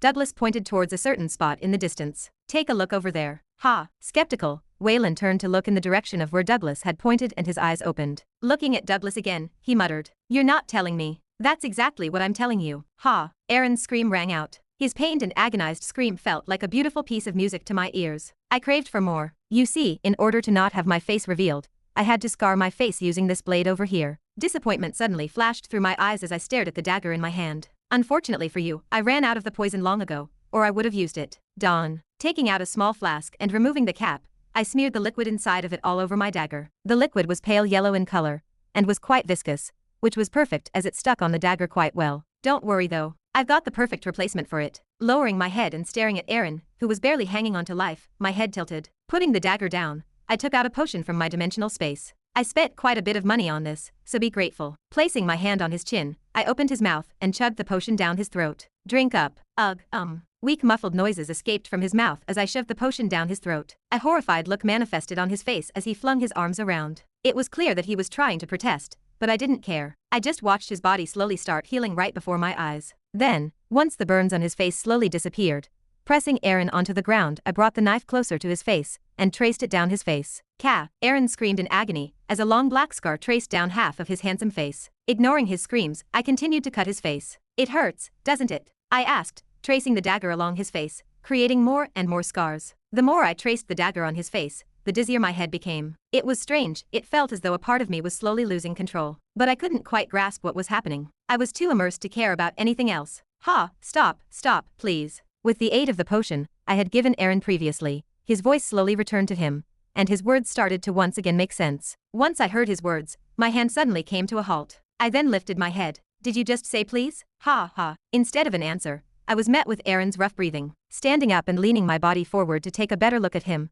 I noticed that Aaron's eyes were not focused. They seemed rather dull. He already broke. Haha, of course, he didn't break. I laughed. There was no way he could have broken with just this little pain. Come, I'll make you return to normal quickly. Getting on my knee, I once again fed Aaron with another potion. The injuries in his body healed at an even faster pace. I was satisfied. Let's continue. Taking out the dagger, I traced it along his face once again. Fresh blood dripped down from the side of his face. Why aren't you screaming? My face froze. Tracing my dagger along his face, I got no reaction from Aaron, who just looked up toward the sky with a blank look. My eyes became unfocused. Aaron? I called out, leaning my ear close to him. Ha ha. No. You can't break now. Grabbing Aaron's face, I shook it, trying to get a reaction out of him. But no matter how many times I tried to shake his face, he wouldn't respond. No.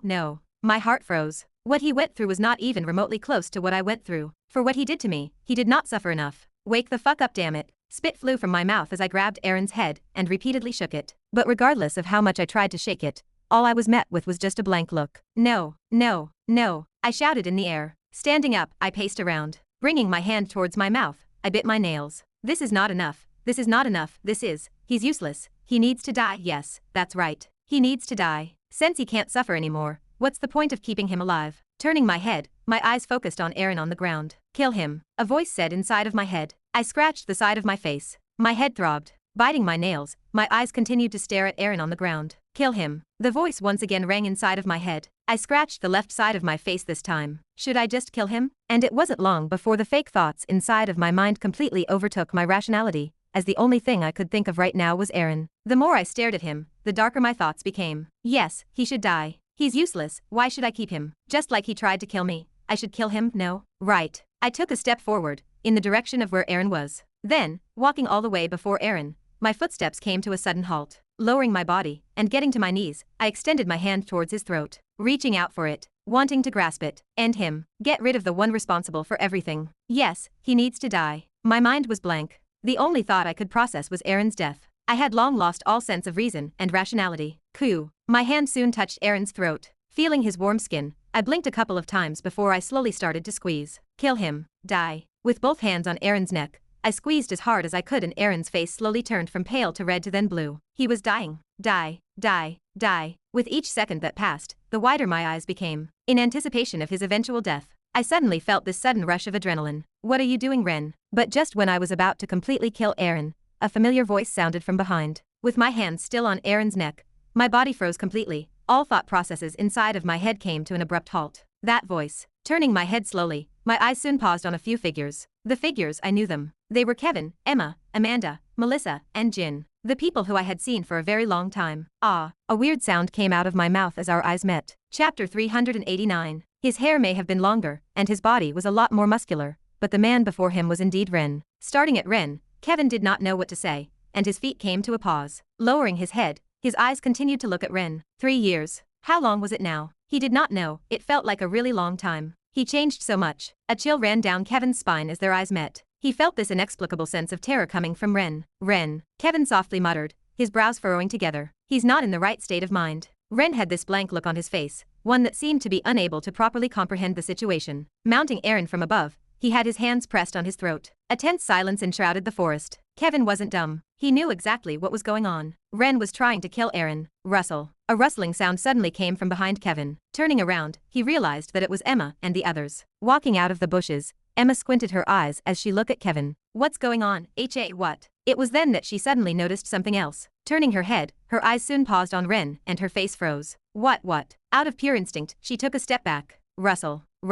Behind her, Amanda, Jin, and Melissa also walked out, and when they noticed Emma's expression, they turned to look in the same direction as where she was looking at. Their faces froze too. Impossible. Emma muttered out loud, breaking the silence. Pointing her hand, which was trembling, in Ren's direction, her mouth opened and closed multiple times. What is he doing here? She turned her head and looked at Kevin, her mouth trembling. Wasn't he supposed to be dead? Tell me I'm not seeing things. The presence he gave off scared her. It was this chilling presence that made her hair stand. It sort of reminded her of the time back in Hallberg, but this time it was a lot more extreme. The bloodlust exuding from out of his body felt suffocating. She wasn't the only one that felt this way as Jin, Amanda, and Melissa all warily looked in Ren's direction. Something was off about him. What are you doing, Ren? Kevin softly said in a calm manner. He understood where Ren was coming from. He had read about the things that he had been going through, and fully understood that at the moment he wasn't in his right state of mind. If possible, Kevin would have turned a blind eye to what was currently happening, but that was impossible. If Aaron died, horrible consequences could ensue. He couldn't allow Ren to kill Aaron. At least not today. Swallowing a mouthful of saliva,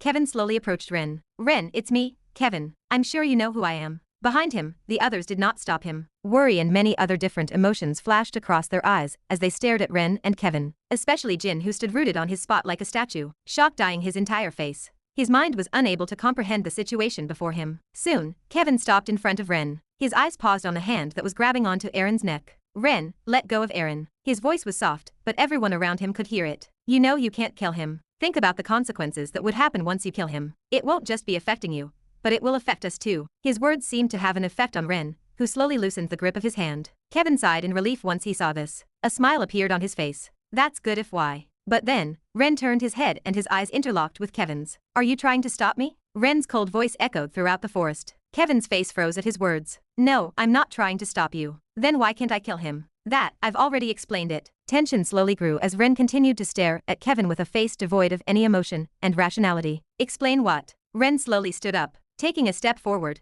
he stopped right in front of Kevin, their faces about 10 centimeters away from each other. Why are you stopping me from killing him? Do you know what I've gone through because of him? Ren's calm voice rang throughout the forest, as his eyes became even more unfocused. Not backing down, Kevin nodded. I know exactly what you've been through. I've seen it in the book. Kevin wanted to add, but of course, he couldn't say that. Would Ren even believe the fact that he could see his life through a book? You understand shit. Ren suddenly shouted out loud, grabbing his head with both hands. You don't understand anything, ha yo. If you truly understood, then why are you stopping me? A heavy pressure suddenly released from Ren's body. The pressure was so powerful that Kevin was forced to take a step back. Ren, calm down. Shut up, Ren shouted, his eyes losing all semblance of reason. Kevin's heart sank when he saw this. It's too late. The current Ren could no longer be reasoned with. Ren, you really don't want to do this. Don't make me do this. Ignoring Kevin, Ren lowered his head and stared at Eren. Then, pointing his finger at him, he raised his head and stared at everyone. Anyone that stops me from killing him will be my enemy. Ren, stop. It was then that a soft voice rang out. Taking a step forward, Amanda looked at Ren. Despite her face being cold, Kevin could see worry hidden within her eyes. Please stop, she softly muttered, biting her lower lip. I may not know what you've gone through, but I don't want you to suffer more. Her voice was quiet, but each word she said rang powerfully inside of Ren's head as his brows trembled slightly. Taking a step back, he muttered, You're also against me? Sadness flashed across his eyes. No, Fine, whatever. I don't care, he shouted. His face, which remained indifferent throughout the whole time, finally broke apart, revealing one riddled with many conflicting emotions. Clenching his fist and coating it with mana, Ren raised it and aimed it in Eren's direction. A heavy bloodlust enshrouded the whole area. I need to kill him, he repeatedly muttered before he punched out. Bang! But before Ren's fist could even reach Eren, his body shot in the opposite direction, crashing against the trees in the distance. Kevin clenched his teeth. You forced me. Haha, I see. Ren's laugh rang out throughout the forest. Standing up, he glared at Kevin. So you decided to go against me? No. Bang! The ground beneath Ren suddenly broke apart, and he reappeared right in front of Kevin. Fast, Kevin thought as he took a step back, dodging Ren's fist. But just as he had dodged his fist, he suddenly heard a paper-like sound coming from his right side. Bang! Before he knew it, he felt a tremendous force smash against the right side of his face as his head planted itself on the ground. Swoosh! Before Kevin's mind could even make out what was happening, a similar sound rang above his head and Kevin rolled over. Bang! From the corner of his eyes, Kevin saw Ren's fist smash against the hard ground, tearing it apart. Before Ren could follow up, with both hands behind his back, Kevin flexed his core and jumped up. Then, twisting his heel, he kicked toward Ren's heads. Bang! But just as his foot was about to land on Ren's head, raising his left hand, Kevin suddenly felt a powerful grip take hold of his shin. Raising his head, Kevin's eyes met with Ren and everything came to a sudden halt. Is this it? Disappointment clouded his face as he increased his grip. Kevin let out a pained groan. Clenching his teeth, a red hue suddenly sprang forth from Kevin's body. Jumping up with his other leg, he twisted his body and kicked toward the other side of Ren's face. His movement was so smooth and fast that he left after images behind. Bang! But, just like before, Ren grabbed his other leg, shocking Kevin. How? Clenching onto both of Kevin's legs, Ren coldly stared at Kevin. You want to stop me with this much? Then, letting go of Kevin's feet, Ren raised his foot and kicked Kevin right in the middle of his chest with the sole of his foot. Bang! Like a broken kite, Kevin's body flew towards the other side of the forest, crashing against multiple trees. Kevin, Emma shouted in worry as she ran up to him. Cough, cough. Coughing multiple times, Kevin tasted a sweet sensation inside of his mind as he stared at Ren. He's strong. Although he had still not gone all out yet, Kevin could tell that the current Ren was extremely strong. In fact, he wasn't the only one that noticed this as everyone around him shared the same feeling. Oi, what do you think you're doing? Of course, everyone but Emma took a step forward. Taking her eyes off of Ren, Kevin watched as Emma stood up and glared in Ren's direction. You think you're some sort of tragic hero who thinks their whole world is against them. She spoke out loud. Taking out her two short swords, Emma pointed them in Ren's direction. I can tell that you've gone through a lot, and there are a lot of things that I want to say, but I can tell that you're not in your right mind, so, let me help you get your sanity back. Without further ado, Emma shot in Ren's direction. Fuck, Emma, don't. You're no match for him. But it was too late as Emma had already neared Ren. Propping his body up with the aid of the tree, Kevin held the side of his chest and ran forward. Hake, reappearing right in front of Ren, and letting out a low cry, Emma slashed down with both her short swords. Something shocking suddenly happened. Raising his hands, Emma's short sword soon came into contact with Ren's hand, and blood spilled on the ground. The whole area froze. You're crazy. A look of shock appeared on her face as she looked at Ren, who coldly looked back at her. Without saying anything, Ren pulled his head back and prepared to headbutt her. But before he could do that, Jin suddenly appeared from behind and aimed his dagger toward his back. He came so fast and unexpectedly that Ren was unable to react in time. Spurt. Blood spilled on the ground, and Ren's face finally changed as he let go of Emma's short swords. Taking advantage of the moment,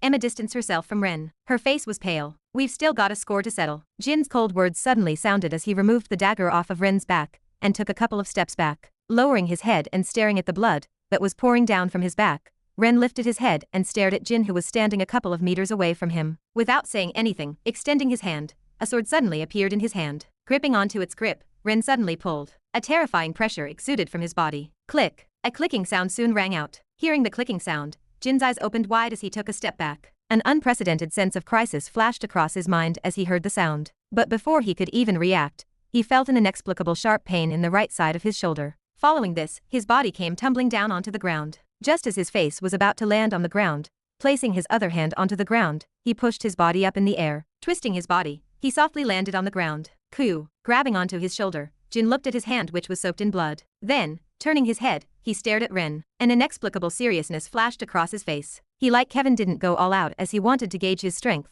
but from this exchange, he and everyone present understood one thing. Ren was strong. Incredibly strong. Chapter 390. Had to take him before things got serious. Thud. Placing Aaron's body down on the ground, Waylon turned to face the distance. Next to him, with his head lowered, Douglas looked at the battered-up Aaron. Thanks to the potion that Ren had given him, the injuries that he had sustained from the torture were slowly healing up. But that was obviously not enough. His body may be healing, but his mind wasn't. Fortunately, Douglas came prepared. Bending down, he pushed a small pill inside of his mouth. How is he? His mind is unstable, but he should be fine now. He'll probably be back to normal by tomorrow. Douglas stood up. Staring into the distance, he shook his head. It looks like Ren was not wrong when he told us that he might lose himself today. They had already been warned by Ren beforehand that there was a chance that he might end up losing his mind. In case that happened, he wanted them to stop him. Everything that was currently happening had been planned out for the past week. Originally, Ren had been planning on taking care of his issues with Aaron after the conference, but after realizing that he might be unable to hold back whenever he saw him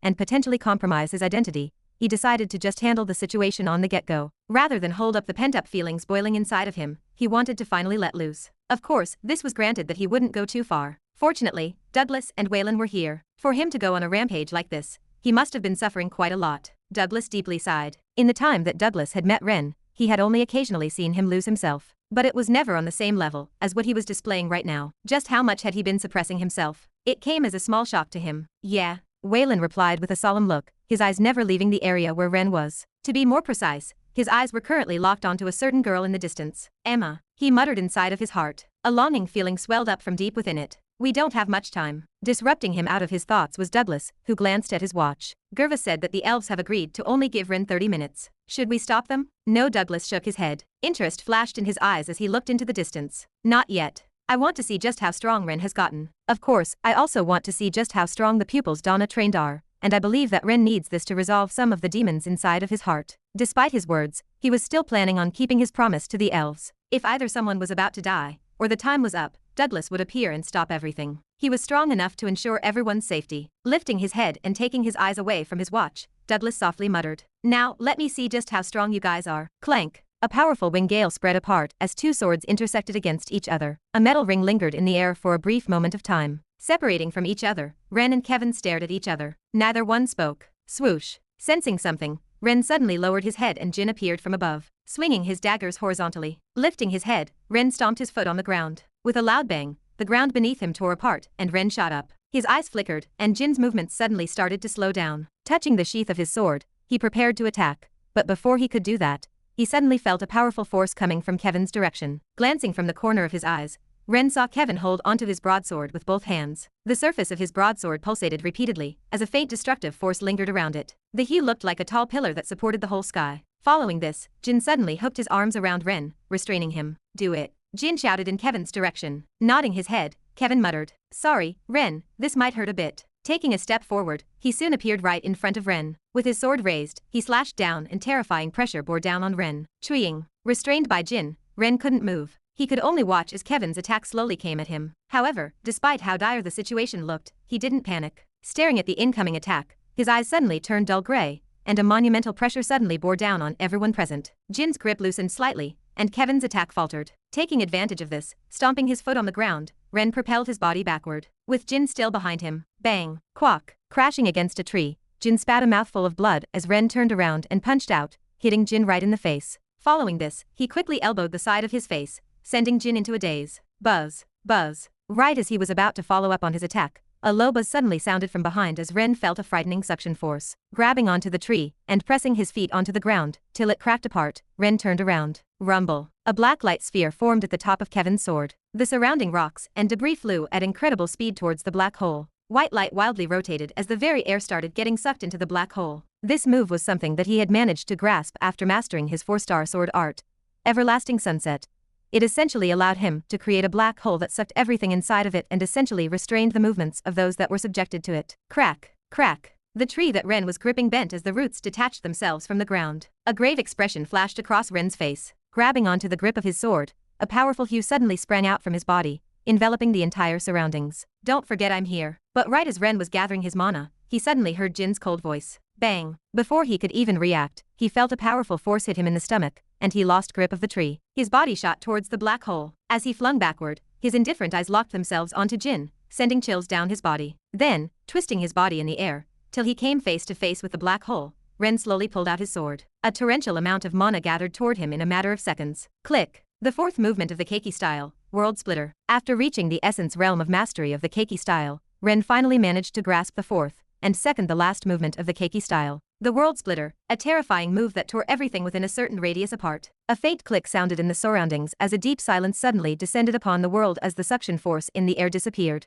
Then, out of seemingly nowhere, like a piece of paper, the black hole was suddenly dissected into multiple different pieces. Rumble. The ground tore apart, throwing dust and rock alike in the air like fast projectiles, and seismic quakes struck the place. Everyone lost their balance and fell to the ground. With their eyes wide open, horror flashed across them as they stared at Ren softly land on the ground with a low thud. Thud. Ha ha. With heavy breaths, Ren stumbled a couple of steps. Stabbing his sword onto the ground, he fell to one knee. Ha. A strange sound came out of Ren's mouth as he turned his head. Where is he? His head darted all over the place, panic dyeing his face completely. Where is he? Where is he? He shouted out loud, completely forgetting his surroundings as he looked for Aaron's figure who had gone missing. Ha, no. Grabbing onto his head, Ren fell to both knees and screamed. No, no, no. Digging his nails into his face till he bled, the scream soon disappeared. Lifting his head, his bloodshot eyes paused on Kevin and the others. Where is he? Wah. I said where is he? Standing up, Ren's chest moved up and down unevenly. As he walked, he stumbled on his steps. It was clear that he was tired,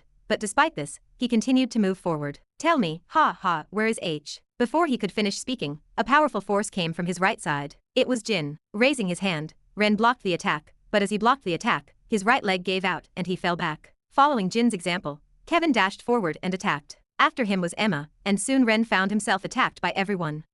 Ren tried to react, but at the end of the day, his mana reserve was limited. He was already at a numerical disadvantage, and with everyone attacking him from all sides, it wasn't long before he could no longer defend himself. Bang! Pushed back by a powerful impact, Ren skid back a couple of meters away. Ha ha! His rough breathing echoed throughout the quiet forest. Raising his head, his cold and indifferent blue eyes rippled slightly. Holding on to his right rib, Kevin stumbled forward. Ren, get back to your senses. He pleaded as he stared at Ren. But Ren shook his head. Where is he? Where did you hide I'm? His voice was rather weak. So weak that it made the others understand just how much pain he was going through. Shiyu. It was then that a silver streak of light coursed through the air, and directly smashed against Ren's chest, sending him crashing against a tree. Bang! Qua! An agonized scream rang out, and Ren weakly fell to the ground. Supporting his body on all fours, Ren coughed up blood. Turning his head, his eyes paused on a long arrow. The very tip of it was blunt, but the force behind it was terrifying. At least 3 of his ribs were broken. Lifting his head, his eyes soon interlocked with Amanda, who had finally made her move. You. He hatefully glared in the direction. Why? Biting her lips, Amanda lowered her head,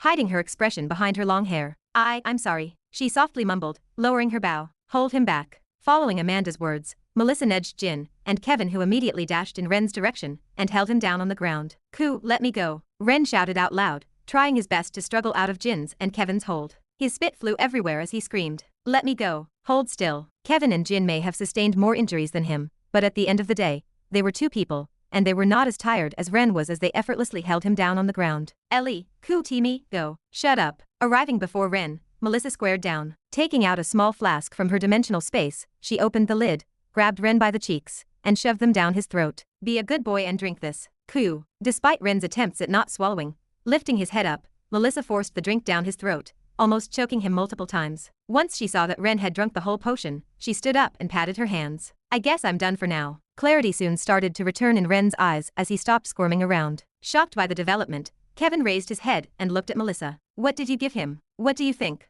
Some sort of mind-cleansing potion? Close enough. I gave him a period tablet. Ha, kidding. Turning around, Melissa caressed her slender neck. I just increased his serotonin levels. His mood should return to normal. Ah, I see. Pretending to understand her words, Kevin nodded his head. As long as it worked, he honestly did not care. Turning his head and staring at Ren, Kevin finally let go of his grip and stumbled back, but first against the ground. Ha ha. Breathing out loud, he fixed his eyes on the moon in the sky. I'm tired, he quietly muttered, before a relaxed smile soon appeared on his face. Staring at Ren, who had finally calmed down, his shoulders relaxed. At last, the fight had ended. Chapter 391. What happened to me? I do not quite remember. My mind was hazy, and my body hurt all over. Ha. I breathed out, and my eyes slowly opened up. The first thing I saw once I opened my eyes was the full moon hanging in the sky. Next to it were the millions of stars surrounding it. Beautiful, I thought. Alone in the sky surrounded by many different stars, a deep sense of tranquility enshrouded my mind. You back to normal? It was faint, but I could hear a familiar voice next to my ears. I turned my head, and my eyes soon paused on a figure. Leaning against a broken tree, with his arm on his knee, Kevin looked at me. Looks like you have recovered.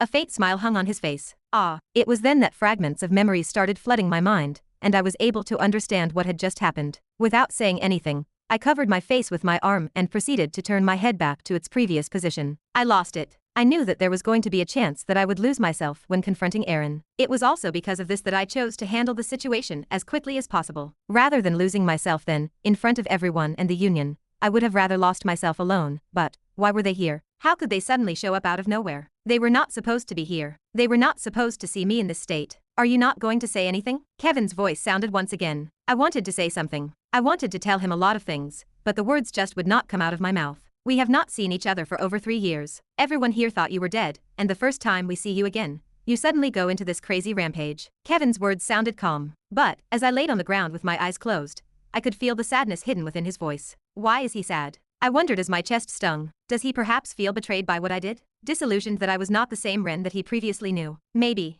Silence enveloped the surroundings. You really don't have anything to say? Kevin asked as he disrupted the silence. I shook my head. What did I have to say? Do I tell them that I am broken? That the me that they used to know was no longer there? I don't know what to do. I somewhat know how you are feeling. His words made my brows furrow slightly. Moving my arm down, I peeked through the narrow gap. Letting out a deep sigh, Kevin lifted his head and stared at the moon in the sky. Ha, Ren. I have got many things that I want to say to you, but, lowering his head, our eyes met. He smiled faintly. I am just glad that you are okay. Ah. My lips trembled, and my eyes started to hurt. Covering my eyes once again, I tried to hold myself back, but it was hard. What I have been through, the loneliness and pain I felt when I was suddenly thrown into the monolith. Just when I thought that things could not have been worse, I was forced to become a fugitive, and had to escape the human domain. It was then that the loneliness inside of my heart increased. I started to realize that maybe, just maybe, the world was trying to tell me something. You do not belong here. And maybe the world was right. At first, I thought that it was just me, but with each passing day, the idea started to take more and more semblance inside of my mind, until finally, I thought, maybe I truly do not belong here. Once the idea sprouted, despite my many attempts at trying to not think about it, it continued to grow inside of my mind. It was not long before that was what I thought each night, when I went to sleep. The times I thought of killing myself, trying to numb myself from the pain that I was undergoing each day. I thought that maybe I really did not deserve to be here, but I am just glad that you are okay. Those words, they were simple words, yet, the moment Kevin said them, it felt as though someone stabbed me straight into the heart. His words pierced harder than a dagger ever could, and my emotions stirred once again. Say, are you crying? Kevin's voice sounded once again. This time, it was a lot closer. Hey, are you really crying for what I said? My brows knit as I heard his voice. The previous emotions that I felt numbed down, and what replaced them was annoyance. You really did cry. Sensing the subtle teasing tone hidden within his voice, my mouth twitched. The annoyance within me grew even more, and before I knew it, my mouth opened. Fuck off. Ha, did you just tell me to fuck off? I did. The tone of your voice pisses me off. Wah. You finally understand how I feel whenever I hear your voice. It was then that, cutting Kevin off, I heard another familiar voice. Without even seeing who spoke, I could tell who the voice belonged to. Melissa. Who other than her would ever say those words? I kind of already knew the feeling before. I replied back. You did? Yeah, after all, I used to talk to you. A brief moment of silence ensued after I said those words. Of course, the silence did not last for long as I soon heard the sound of sleeves being pulled upwards. All right. Wait, Melissa, stop. Stop. Kevin's panicked voice sounded. I did not even need to look to understand what was happening. Let me go, Kevin. As you can see, he is still not in the right state of mind. I need to give him an extra dosage. 1. No, he needs 10 more before he finally recovers. PFTT. Before I knew it, my stomach started to tingle, and my mouth trembled. I suddenly burst out laughing. Ha ha ha ha ha. Oh look, great. He has completely lost it. Melissa's voice rang amidst my fit of laughter. Removing my arm away from my face, and propping my body against a tree behind me, I finally got to see a closer look at everyone present. They had changed a lot. Compared to the last time I saw them, when they looked a lot more childish, the people in front of me had now fully matured. Finally letting go of Melissa, a relieved look appeared on Kevin's face as he said, I am glad you are feeling better. I could feel the genuine relief in his voice as he said those words, and I smiled as a result.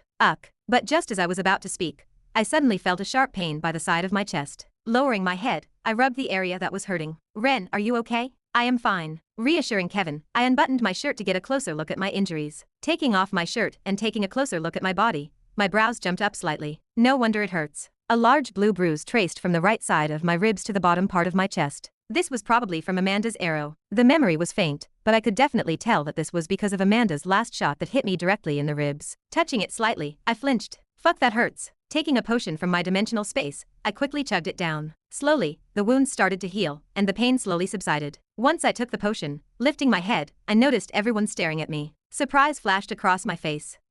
What are you guys looking at? Raising his hand, Kevin pointed it towards my body. Ren, you. Oh, right, I forgot. Realization suddenly dawned on me, as I scratched the back of my head. Right, I am currently shirtless. How careless of me. Grabbing my shirt, I put it back on. As I was putting it on, I tried to apologize to the others. Sorry, I completely forgot. Right as I was buttoning my shirt back, a hand grasped my wrist. Turning my head, I found Amanda next to me. Her eyes locked onto my body. What are you doing? I asked. But she promptly ignored me. Extending her hand, she took my shirt away. Oi. Startled by her sudden action, I looked up, but when I did, the words that I was about to say became stuck. You. With an indifferent look, Amanda just stared at my body. At first, I found her behavior odd, but when I looked at her, and looked into her black eyes, I could see a rare display of emotion hidden deep within them. I saw that same look before, but I just could not quite remember when. Standing up, Amanda turned her back against me, seemingly trying to hide her expression away from me and the others. Why is she reacting like that? I wondered to myself, staring at her back from where I was. Turning my head and seeing the others, who displayed similar odd reactions, I looked down, towards my body, and it was then that I finally realized why everyone was reacting so strangely. Without saying anything, grabbing my shirt, I quickly buttoned it up and stood up. Scratching the back of my head, I tried to play it off. Haha, surprised by how much I have changed. Walking up to them, I shrugged my shoulders. Don't worry about those. I can get them removed anytime. They are nothing major. Please stop lying. It was soft, almost inaudible. But when I heard those words, my feet came to a sudden halt. Turning my head, I looked at Amanda, who still had her back turned on me, her shoulders trembling a little. Biting my tongue, I forced a smile. It is fine. What you saw were just scars I got from my training. They aren't anything worth being woe. Ren, stop. A hand pressed against my shoulder. It was Kevin. Shaking his head, Kevin had a complicated look on his face as he looked at me. I won't ask you to tell us what you have gone through, but please, stop trying to pretend that you are all right when you are not. Stop pretending? Yes. Stop pretending to be someone you are not. Staring in Amanda's direction, before turning to look at the others, I let out a long breath. Hugh. Lifting my head, I stared at the sky. Stop pretending. When was the last time that I have done that? The last time I acted like my true self? Was there ever a time? Thinking about it, I have never ever been my true self. I always wore a mask to hide my real feelings. The reason why was obvious. No. As the leader of the group, I couldn't show them their weak side. Who would follow a broken leader? No one. Even with my parents, I had to pretend to be someone else as I had taken the body of their real son. Even at the lock, I always pretended to be this weak extra, and accepted the abuse from the others just so that I wouldn't have to expose myself. Was there ever a time when I did not pretend for once? Closing my eyes, memories flashed inside of my mind. From the happy times to the sad times, I started to recall everything. They say someone remembers their saddest moments more vividly than their happiest ones. It was only now that I finally understood what they meant. Out of all the memories that I tried to recall, most of them were made up with sad ones. You don't have to pretend to be someone you're not when you're with me. I won't judge you for that. Kevin's words powerfully rang inside of my mind as I opened my eyes again. Breathing out a couple of times, I tried to suppress the inner turmoil inside of my head before finally, mustering every little bit of strength inside of my body, I muttered, "Please help me." Chapter 392. They say that saying sorry was hard, but it was only now that I realized that asking for help was just as hard, or perhaps even harder than apologizing. Please help me. Uttering those words, it felt as though I used up all of the strength inside of my body. I felt completely drained of energy, almost as though I had sprinted a full marathon. Uneasiness swept my body, and my heart beat faster. Yet, despite feeling this way, the feeling I got after the initial lethargic sensation wasn't all too bad. I felt this sense of relief wash over my body, as though a heavy boulder had been lifted off of my shoulder, finally allowing me to stand up straight again. I couldn't quite explain it in words, but it just felt liberating. Ha! I deeply exhaled. It's okay. It was then that Kevin finally spoke. Taking a step forward, with his hand on my shoulder, he looked at the moon in the sky. I know that you've been through a lot over the past few years. I won't pretend to know just how much you've suffered, and that I even understand what you're going through, but I want you to remember one thing. Kevin paused.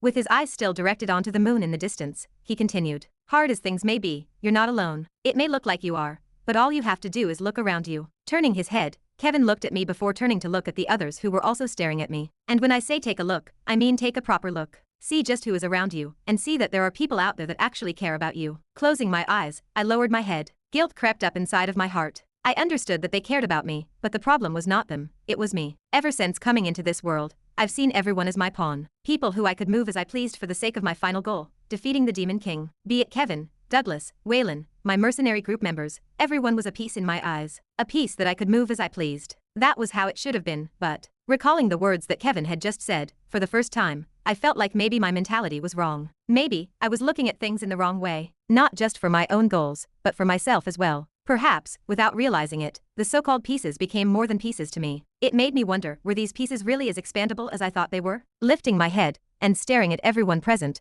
my eyes soon paused on Kevin, and I finally opened my mouth. I think I understand somewhat, thank you. Thank you for making me understand my flaws. A smile appeared on Kevin's face as he removed his hand away from my shoulder. Turning his back on me, he muttered, You know, I don't know when, but from the very first time I met you, I felt like there was this invisible wall that you erected on yourself. As though you wanted to get as far away from us as possible. It was quite odd, but I never questioned you. I feel like you're hiding something, but who doesn't? Everyone has got their own little secret that they can't tell the others. I get that, but, swoosh. Turning around, a soft wind brushed past Kevin as his clothes fluttered. But it looks like whatever your secret is, it's eating away at you. My brows jumped at his words. Before I could say anything, Kevin raised his hands. Don't get me wrong, I'm not telling you to tell us what your secret is. I'm just saying, if need help, we're here for you. Opening my mouth, I tried to reply to his words, but I struggled to find the right words to reply with. This world is a novel world and I'm the author. There was no way I could tell them this. Setting the fact that they would most probably not believe me, even if they did, I didn't want to make them feel like they were just some novel characters I wrote on a whim. I didn't want to let them think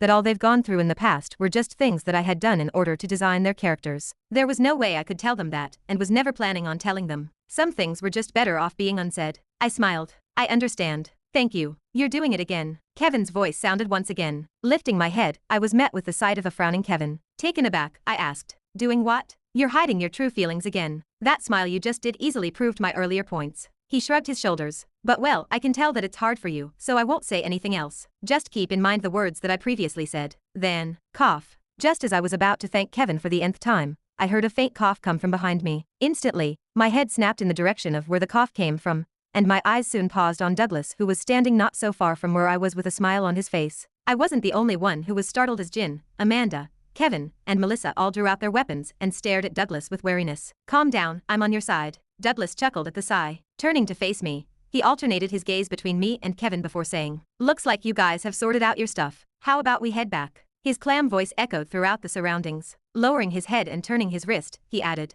Time is almost up. The elves will be mad if we stay here any longer. Ah, you're the old man from before, Kevin suddenly said from behind me. Surprise flashed across my face as I heard his words. Alternating my gaze between Douglas and Kevin, I asked, Ha, you've already met? Yeah, he's the one that told me your location. He what? This time it was my turn to look surprised as I turned to look in Douglas's direction. My eyes instantly squinted. Cough. I think I made the right call. Covering his face with his fist and pretending to cough, Douglas calmly smiled. As you can see, all's well that ends well. You may have lost yourself a bit, but I can tell that some of the burdens in your heart have been resolved. Listening to Douglas's words, I secretly shook my head. So that's how it is. No wonder they were able to find me. It's because Douglas told them. Everything was starting to make sense. I had been wondering why they suddenly showed up out of nowhere while I was taking care of Aaron. The whole area around us should have been sealed, therefore, for them to come, it shouldn't have made any sense. I merely shrugged it off before since my mind was too preoccupied with other things, but when I think about it now, it should have been impossible for them to enter. Staring at Douglas, it finally dawned on me. I finally realized how they were able to enter this area. Were you also the ones that took Aaron? Yes, we have.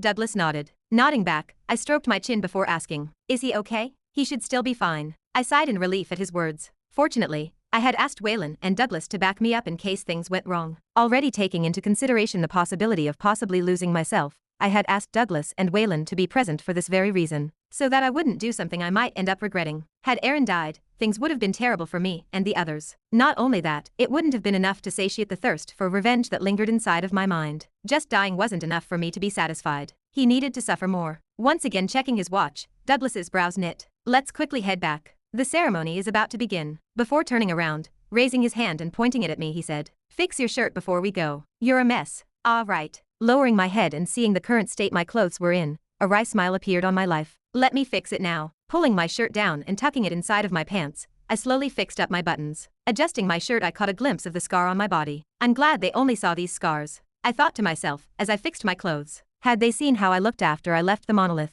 I wondered just what types of faces they would have made. Well, the only thing that was scarred back then was my face, not my body. Body-wise, it was more about the burns, as my body had been burned to a crisp. They do look pretty gruesome though. Looking back at the scars on my body, I could somehow sympathize with their reactions. The current scars that were on my body were merely scars I got from my training over the last few months in Henlauer. This was when I was fighting in the wild against random beasts. I wasn't perfect. Despite my strength, there were times when my opponents were just too challenging, and the scars just sort of accumulated. Since I didn't want to waste money on scar-removing potions or high-quality healing ones, I just kept them there. Didn't really care about how my body looked. In fact, there was still a huge scar on my shoulder from the time I wreaked havoc at the Inferno headquarters, as well as from when I was fighting against the demons that were attacking the outer walls of Henlauer. You ready? Once I was done fixing my clothes, Douglas's voice sounded from the distance. Lifting my head and staring at everybody, with a smile on my face, my foot gently pressed onto the ground, and I followed after them. Yeah, I'm coming. He's strong. Heading back to the hall, Jin stared at Ren's back. As he did, it felt as though he was looking at an enormous mountain he couldn't see the peak of. Recalling his previous fight with Ren, Jin could feel the difference between the two of them. Not only was his rank higher than his,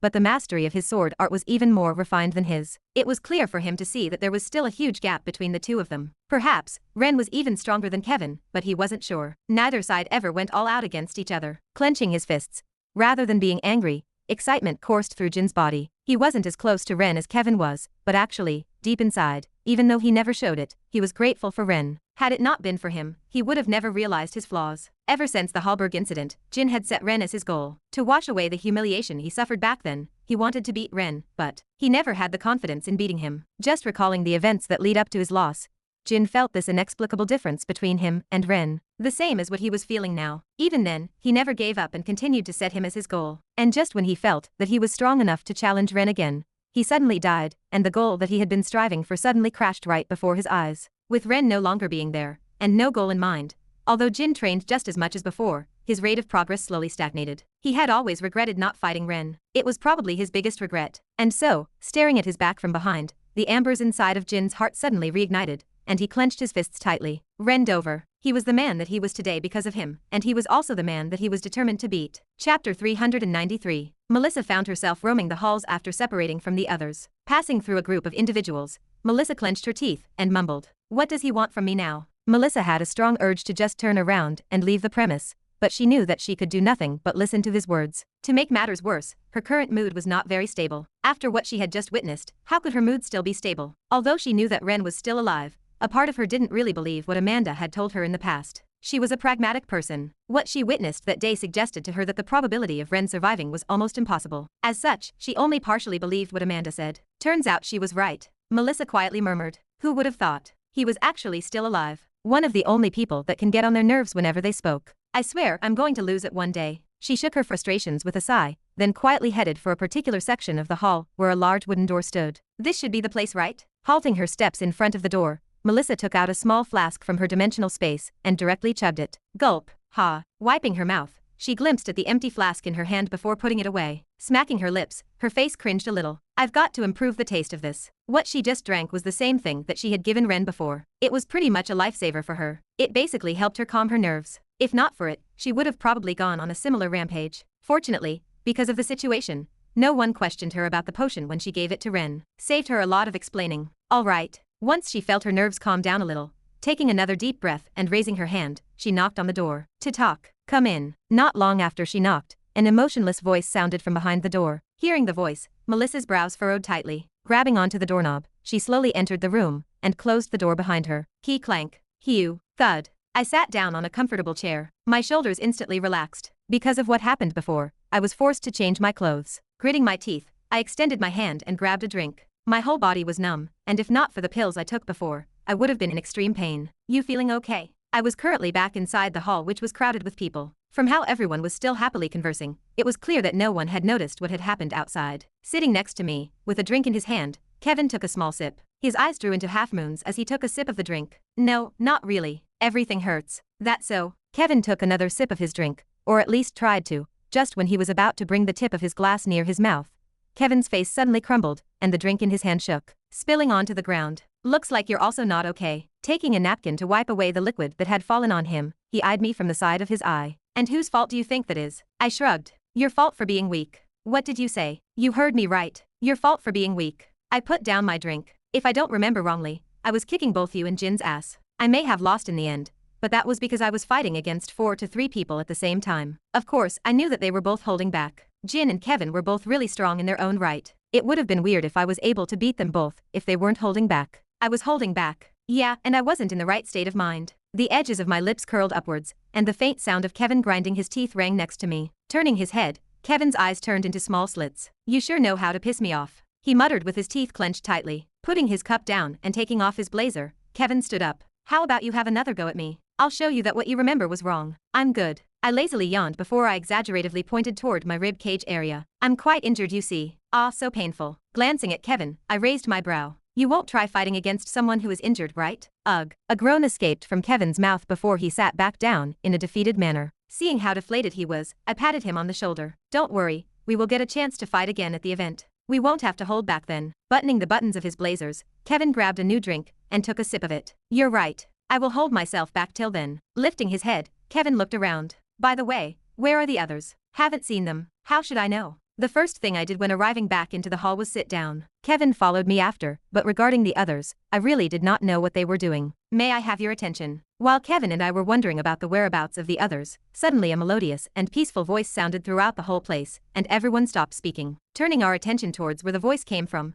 a mesmerizing figure appeared in the distance. There were a lot of words that could have been used to describe how beautiful she looked, but I refrained from telling them as I was too mesmerized by her looks, or rather, it was the sense of tranquility that enshrouded her body, seemingly trying to suck me in. The more I looked at her, the more entranced by her looks. But it was then that I suddenly felt a sharp pain by side of my ribs, right where I was injured. Coo, groaning, I turned my head and realized that the pain came from Kevin elbowing me. With a solemn look on his face, he warned, "Careful." Thanks. Snapping out of it, I lowered my head and thanked Kevin. Had it not been for his intervention, I would have remained dazed for a bit longer. The mana around her body is very pure. If your mind is weak, you might end up getting mesmerized by it, Kevin explained from the side, his eyes locked onto the figure in the distance. Right. I nodded my head solemnly. Kevin was right. Because of the purity of the mana surrounding the figure in the distance, my mind fell into this weird daze. This was one of the features of pure-blooded elves. Definitely had to take note of this in the future. Normally I would have never fallen into such a situation, but it was clear that my current mind was still not very stable. Thank you all for coming here today. As most of you know, disrupting me out of my thoughts, the elf's crisp and melodious voices rang throughout the hall as everyone present directed their attention to her. At the same time, Emma sat down on a large red sofa, curiously glancing around the room. She tried her best to remain composed.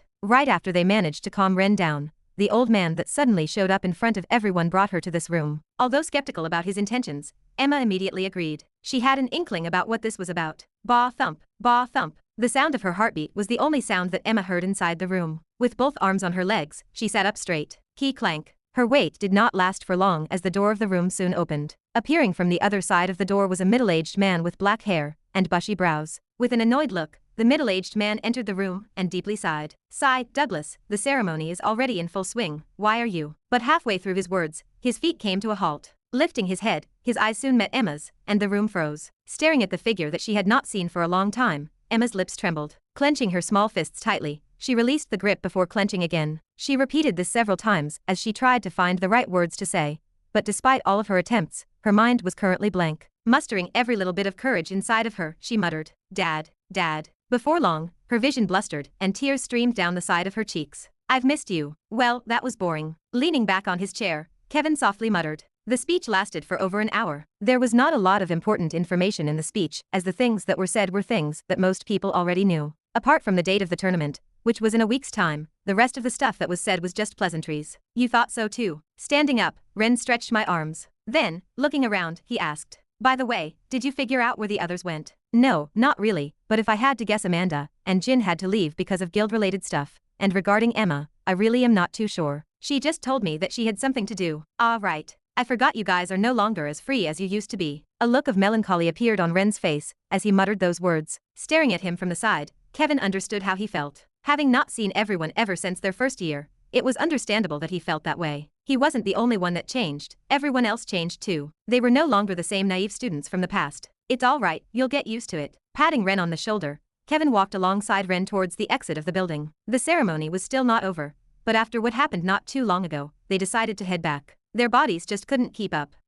Just as he was about to near the exit of the building, Kevin's feet came to an abrupt halt as he stared at the panel in front of him. Furrowing his brows and staring at the red message that had appeared in front of him, Kevin muttered, just what in the warning, warning, warning, time remnant has set its eyes on you. Advice, caution. This was not the first time that he had seen the message. In fact, he had been seeing this same exact message for quite a while now, but he just never understood it. Time remnant. That was the only thing that caught his interest, but despite his many attempts at trying to figure out what it was, he was never able to figure out what it was. He did remember hearing about it in one of his visions, but that was all. Something wrong? Ren's voice rang from the side. No, nothing. Kevin smiled. I should not get him involved in this. Whatever this time remnant was, it was definitely after him, and judging from how the person in his dreams seemed so wary of it, Kevin knew that this time remnant was something he had to be very careful of. Kevin didn't want to drag Ren into his problems. He had already gone through enough. Plus, what would he know about it? Author note. Another chap in 30 minutes. Sorry for yesterday, my time schedule was too messed up. Wanted to return to a normal schedule so I had to skip a day. Will, of course, try to make up for it. Chapter 394. Gua. Aaron's eyes shot wide open. Clenching onto his heart,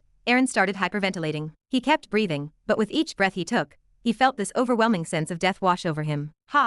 Only after taking a couple more breaths did Aaron finally calm down a little. What happened to me? He looked beneath him. His bedsheets were soaked in his own sweat. Touching his forehead, Aaron wiped his forehead, which was dripping with sweat. Faint memories started to surface inside of his mind as his face paled considerably. Clenching onto his head and letting out a groan, Aaron lifted his head and looked around him. Wooden floor, white walls, and a white ceiling. He was in his own residence. His hyperventilation did not stop as he bit his lips till his lips bled. His body shook all over. Hugging his body, he repeatedly muttered, spare me, spare me. He could feel this vivid sense of pain course through his whole body. He just wanted it to stop. What is this smell? Sniffing around, Aaron suddenly smelled a strong and pungent smell, reminiscent of that of alcohol. Lowering his head, he pulled his shirt and smelled it. It's coming from me, he mumbled underneath his breath. When he realized this, he pulled himself off his bed. He moved straight to the mirror. He stumbled a couple of times, but it wasn't long before he stood face to face with the mirror. I'm still okay, Aaron muttered, touching his face and body all over. Though faint, images of different scenarios propped up inside of his mind. Recalling them, his body trembled all over. The pain, it felt so vivid, as though he had truly experienced it. Even now, he couldn't quite get rid of the sense he had experienced. It was just a dream, just a dream. I must have drank too much. He's dead for sure, Aaron repeatedly muttered as he stared at himself in the mirror. It had to be that. The smell of alcohol in the room, and the fact that he was still all right were testaments to that. Also, the fact that the person responsible for torturing him was someone who was supposed to be dead. Aaron realized that there were simply too many holes in his dreams to make it seem that what had happened had truly happened. He laughed. It must have been a bad dream. His laugh was forced, but he was merely trying his best to remain composed. Although he had no idea about what happened at the party, he was planning on checking later to make sure it really was a dream. Phew. But just as Aaron had calmed down, and he had managed to convince himself that everything that had happened last night was merely a dream that came as a result of him getting too drunk, from the corner of his eyes, he caught a glimpse of a small letter by the side of his desk. What's this? An ominous feeling washed over him as he laid eyes on the letter. Taking another deep breath to calm his nerves down, Aaron slowly walked toward the letter. Extending his hand, which was trembling, he slowly unfurled the letter. Aaron breathed a sigh of relief. Reading through the contents of the letter, he realized that it was just a long list of rules regarding the upcoming competition. Sitting back down on his bed, he let out another deep breath. I need to stop drinking. Ever since waking up, he felt paranoid about everything. Just the slightest thing startled him. A sharp pain coursed through the right side of Aaron's head, prompting him to flinch slightly. Fortunately, the pain only lasted for a brief moment. Scratching the area that hurt, he muttered, strange, why does the side of my head hurt? Thump. Dropping a large dumbbell onto the ground, I took a white towel from the side and wiped the sweat from my face. He's probably forgotten about everything that has happened. About 2 days had passed since the incident. The one where I tortured Aaron. At the moment, Aaron was probably thinking something along the lines of, everything I went through is a dream, or some bullshit like this. This was exactly what I wanted him to think. The torture was merely something for my own self-satisfaction. I had other plans for him. With the aid of Douglas and the others, we were able to somewhat create enough alibis and evidence to make it seem that he really had been drunk, and everything was just a dream. You're early. Currently, I was in a private training room near my residence. This was a small perk I got thanks to the dwarves. From about 100 meters away, Amanda's voice rang out. Looking at her, I nodded. Yeah, I'm used to it. Since the training room was massive, and it was at my disposal, I told the others that they could use it whenever they wanted. Naturally, everyone took me up on my offer. Well, everyone except Melissa, who did not want to have anything to do with training. You look quite tired. Well, the dumbbells are pretty heavy. In order to get used to the mass-changing properties of my sword, I had to resort to this kind of muscle training. If not for this, even if I used the keiki style, and increased the mass of the sword halfway through my swing, by the time I was done with my movements, my sword would just drop to the ground, and an opening would appear. How heavy? About 500 kilograms? That much? Well, anything lower would not work. Amanda nodded her head. Extending her hand, she took out her bow. Wearing her training gear, Amanda had a small hairband on her mouth as she gathered her hair behind her in a ponytail, revealing her slender neck. I see, should we do the usual? Yeah. This was actually not the first time that Amanda and I met up. It was probably the 4th time by now. I was a bit surprised the first time. It turns out we both trained at the same time. For her, this was the routine she was used to ever since taking over the guild in her father's stead. Apparently, she had to train very early since her days were usually very busy with guild-related stuff. For me, it was more of a habit I developed when training in the wilderness back in Henlauer. Either way, this was good for me. Training with someone else was a lot more efficient than just training alone. Plus, there were a lot of things that I wanted to ask of her, especially regarding Nola and my parents. Raising her bow and aiming it at me, Amanda's soft voice rang out. Are you ready? Taking a deep breath and extending both of my hands forward, I channeled the Winsians inside of my body until a green hue shrouded my body. Right now, Amanda was helping me train my reflexes and agility. One thing that I noticed was that one of my lacking aspects was my agility. Not only that, but long-ranged opponents were especially hard for me to deal with. Amanda was a big help to me. Ready. Okay, I'm starting. Amanda released the string of her bow. A translucent blue streak of light shot out from her bow. Following the first shot, Amanda extended her hand again and pulled the string again before releasing it. Not even a second after she shot her first arrow, 2 more arrows shot out, and following this, more and more quickly headed in my direction. It wasn't long before a wall made of blue streaks appeared in front of me. Staring at them from the distance, my face turned serious. This is going to be tough. I had set a couple of handicaps on myself for this training. I wasn't allowed to use any skill or any manuals apart from the full-body one. Since my goal was training my agility, this was the most appropriate choice. Shio, Shio, Shio. Cutting through the air like missiles, the arrows soon materialized in front of me. Gently pressing my foot onto the ground, I took a step back.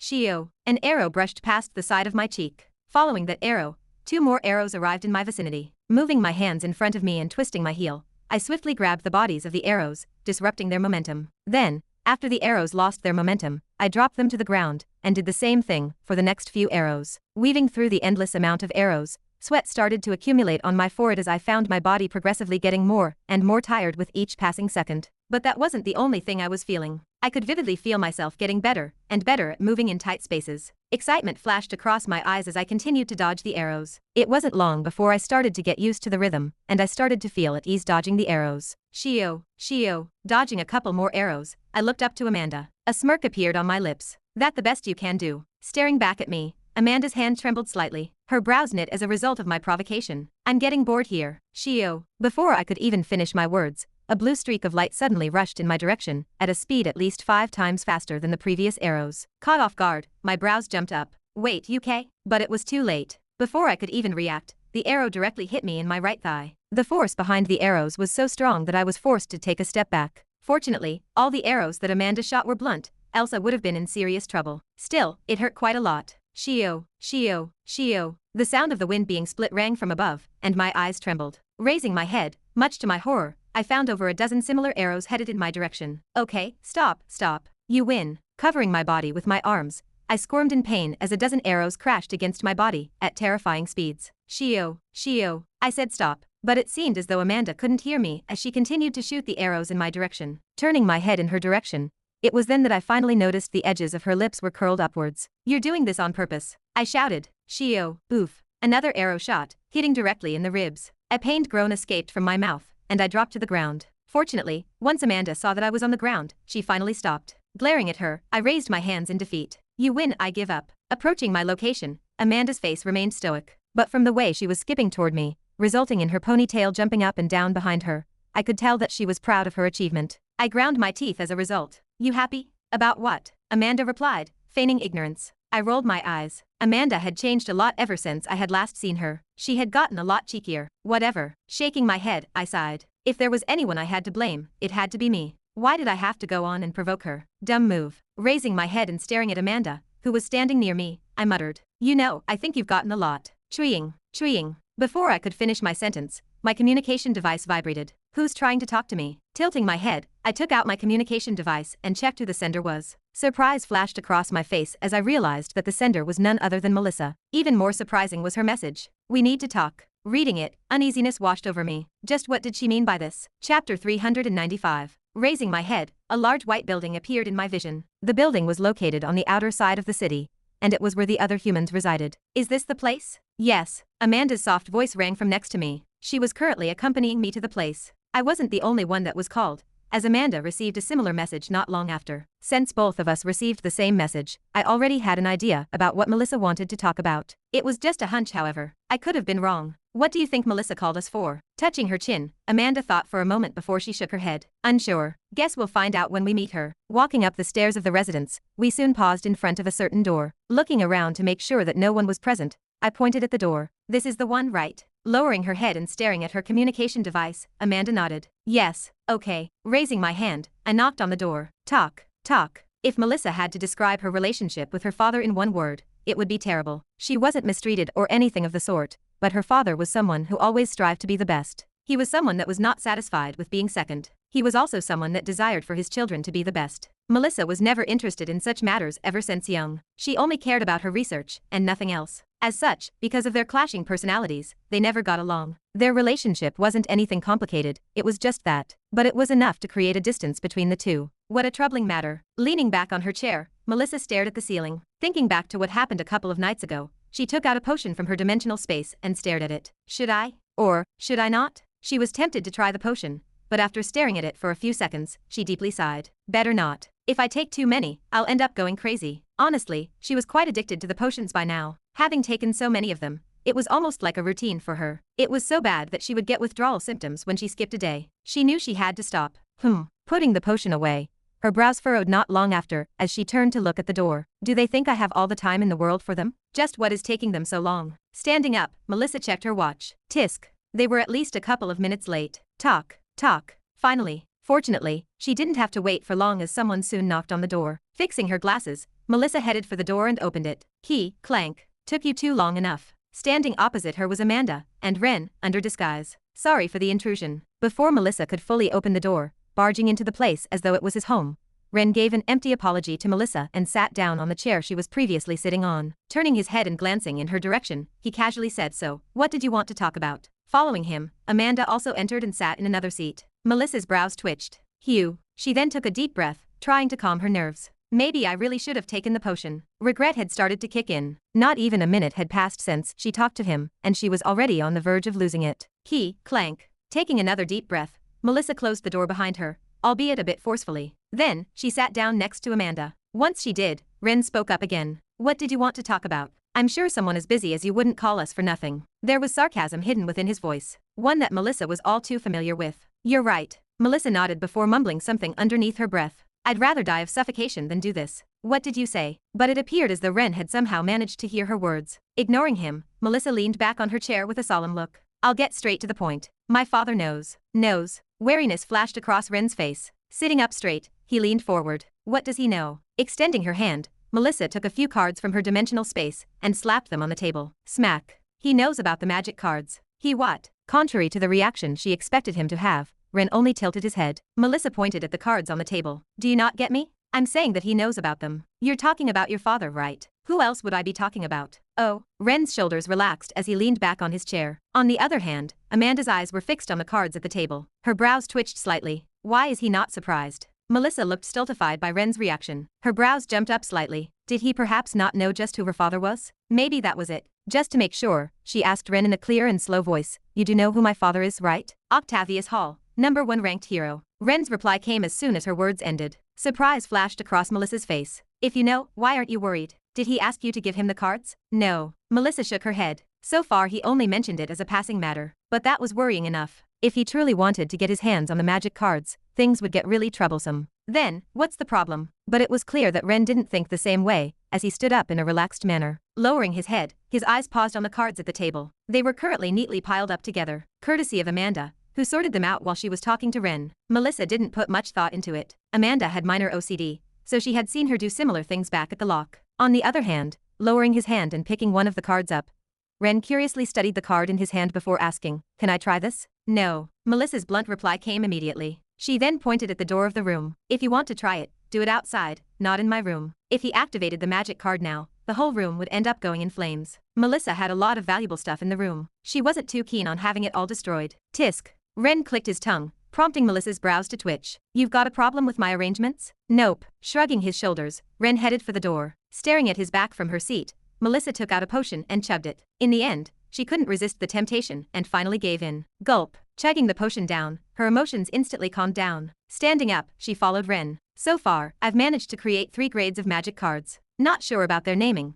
but the last grade has a power equivalent to a C rank attack. That's kind of weak," Ren commented. Stopping in front of the door, he pulled the handle back and opened it. Click. "I'm the only one working on this project. What do you expect?" Melissa retorted. She could have hired more people to help her with the magic card development, but since she wanted to hide the news from her father, she chose to do it by herself. Even if she had them under a mana contract, the more people that knew, the higher the chances of her father finding out became. In the end, it was all for naught. It turned out that her father still found out. Sigh, whatever. Just go out and try them. I've encrypted 4 different magic circles on the card. Choose whichever one you want. Sure. Exiting the room, Melissa followed him out. Amanda also quietly followed from behind. Melissa could see keen interest in her eyes as she followed after. Bang. Not even a couple of steps out of Melissa's room, and I heard a bang come from below the residence. Curious, I moved towards the wooden handrail and looked below. What is he doing here? Surprise flashed across my eyes as I spotted a familiar figure standing below. Dust and smoke rose in the air, masking most of his features. But from the way he was holding onto his shield and his body size, the guy standing beneath was definitely Hein. What happened to him? I wondered to myself as my brows knit in thought. He had his own residence. What did he have to come here for? What are you doing here? A deep voice reverberated, following which, a tall and muscular figure walked out from the dust. He looked quite familiar, but I wasn't able to recognize him instantly. John Burson. Thankfully, Amanda recognized him. Turning her head to look at me, she explained. Currently C+ rank. He was one of the exchange students that came in the first year. At the moment, he seems to be an extremely promising candidate for the next S-rank tanker-type hero. Oh. I now finally realized who the person was. It was the same guy that beat Hein back at the tournament. Leaning on the handrail, I chose to observe. What are you doing here? I know for sure you were not one of the 500 people selected to come to the conference. His deep and loud voice attracted the attention of the other residents. One by one, a small crowd formed. Not minding the crowd, John continued. Since you aren't one of the people on the list, you must have somehow managed to sneak in. That's kind of stupid. There was no way one could have sneaked in. In order to make sure there was no one from the monolith, the Union strictly checked everyone going in, and also made sure to only teleport 500 people. It was impossible to have another person. Wait, I didn't sneak in. Hein finally spoke, trying to defend himself. Then, why are you here? That. A complicated look flashed across Hein's face. He looked unsure of how to answer. So, you can't even answer that. A burst of mana suddenly sprang out of John's body. Since you can't answer, I'll. Before John could finish speaking, having enjoyed enough of the show, I finally spoke up. I brought him here. Instantly everyone's attention was drawn to me. Since I was wearing a mask, I honestly didn't mind the attention. Turning his head, the mana inside of John's body faltered. Squinting, his eyes met with mine. Who are you? You don't need to know that. I pointed my hand at Hein. Let him go for now. If he had truly sneaked in, you think the elves wouldn't have noticed? What do you know? John frowned at my words. I facepalmed at his reaction. Turning my head, I looked at Melissa. Flashing the cards in my hand, I decided to ask a question. I'm allowed to use this, right? Surprise flashed across her face for a brief moment of time. It wasn't long before an innocent smile appeared on her face. I've always tested the card on robots. I never tried it against a human. Her innocent smile suddenly looked a lot more devilish. A cold chill ran down my spine. I'm actually quite curious about its effects. Chapter 396. Yup. Jumping down from the building and softly landing on the ground, I walked over to Hein. You okay? Yeah, he replied, his eyes darting all over the shield. My brows furrowed at his actions. What's wrong? Nothing. Taking out a handkerchief, he slowly wiped away the dirt that was on his shield. A sigh escaped from my lips once I saw this. Ever since Henlauer, he had always been acting up like that whenever his shield got dirty. I didn't even know how to react at this point. That aside, apart from minor dust on his body and shield, he truly did look fine. We'll talk more later. For now, step back. Way. Cutting him off, I extended my hand and turned my head. Don't worry, I'm only borrowing him. You can fight him later. My goal was to test the magic cards. I wasn't going to kill him. Hein could easily fight against him in the future. Plus, at the moment John was still stronger than Hein by one minor rank. Fine. What I said seemed to have some effect on Hein, who eventually stepped back. I nodded in satisfaction. Looks like he still had some respect for me. You still didn't answer me. Who are you? John's voice rang from behind as a powerful wave of mana sprung from his body. Ignoring him, lowering my head, I stared at the cards in my hand. Fireball, Ice Wall, Quake, and Blind. They were the spells encrypted in the magic cards. They were quite the simple spells, but they were still quite powerful. At least, they were powerful enough to deal with the person in front of me. The reason why Melissa chose to encrypt these spells was because the others were just too complicated for her current level of development. Lifting my head and staring at the place which was surrounded by people, I looked back at John. Looks like a big crowd has formed around us. That's good. John lowered his body and took out his shield.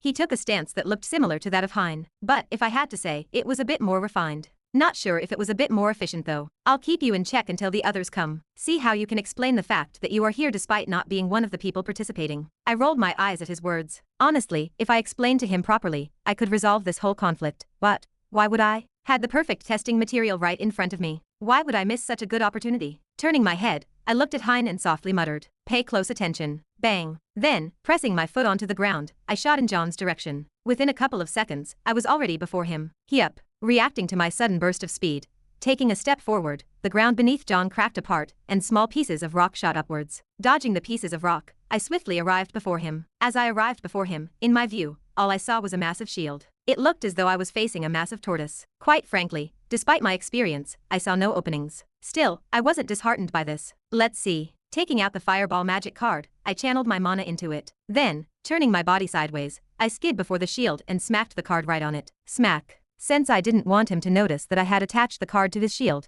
I put quite a bit of force into my attack. The moment my hand smacked against the shield, a circular pressurized wind gale outwardly shot from the contact point between my hand and the shield. Swoosh. As a result, the ground around us bent down. Then, pressing my foot on the shield, I jumped up and did a backflip, distancing myself from him. Was that it? Once I distanced myself from him, lowering his shield, John looked at me. Confusion flashed across his face. Was that the strength of your attack? He once again questioned. The edges of his lips tugged upwards. Without saying anything, I touched my chin. Is one enough? From what Melissa told me, it would take 1 second and a half to activate the card. However, if I wanted to, I could also delay the activation of the card by 10 more seconds by channeling my mana inside of a specific area that would delay the flow. This was a feature that I suggested to her a while back and the one that I wanted to test out. Glad she listened. Try attacking again, John taunted. Ignoring his taunts, I took out another magic card and once again dashed in his direction. The speed at which I was going was the same as before. Bang. Right as I arrived before the shield, stomping my left foot on the ground, my body shot toward the right side, and I once again smacked a card on his shield. Smack. Another powerful wind gale shot out between the point of contact between my hand and the shield. Despite this, John remained unmoved. I think 2 is enough. Distancing myself away from John once again, I stopped. Since the time limit was only 10 seconds, there wasn't enough time to add a third one. But considering my opponent's strength, this was enough. Are you done playing around? Standing upright, John halted his steps. Furrowing his brows tightly, he glared in my direction. I don't know what you just did. I'd be careful if I were you. Shua. Before he could even finish his sentence, his shield glowed, and a bright flame suddenly erupted, enveloping his body completely. He didn't even have enough time to scream, before his whole body was entrapped by the flames. Actually, though faint, I could hear a small scream coming out from his lips. Oh shit. As seconds ticked, and the flames engulfing John grew, my eyes opened wide. The flames were a lot stronger than I had originally thought. Turning my head in Melissa's direction, I found her looking at John's burning body with excitement. With a notepad in front of her, she scribbled a bunch of stuff on it. Next to her, Amanda had a helpless expression on her face. Turning her head, our eyes met and I shrugged. What did I expect? What's going on here? It was then that a familiar voice suddenly sounded. Turning my head, I spotted a familiar figure rushing in our direction. Long black hair, amethyst color hair, it was Donna. Swoosh. Appearing right before John, Donna waved her hand and the flames engulfing his body completely disappeared. Ha ha. Once the flames disappeared, John knelt down on the ground. His breathing was extremely rough, and a part of his hair was burnt. Fortunately, that was the extent of his injuries. I sighed in relief once I saw that. Fortunately, he specialized in defense. Had he truly been heavily injured, I would have found myself in a bit of trouble. It wouldn't be to the extent of me getting kicked out by the union, or anything like that, but it would still be bothersome. Did you do this? Snapping me out of my thoughts was an airy voice. Turning my head, my eyes interlocked with Donna's. She had an icy glare on her face as she looked at me. Gulp. Stared at by Donna, I swallowed a mouthful of saliva. She may have not been releasing any pressure, but the aura that her body gave off was no joke. It felt suffocating, to say the least. Fortunately, it wasn't anything too bad. Having been close to ranks before, the pressure she gave out wasn't anything I wasn't used to as I quickly regained my composure.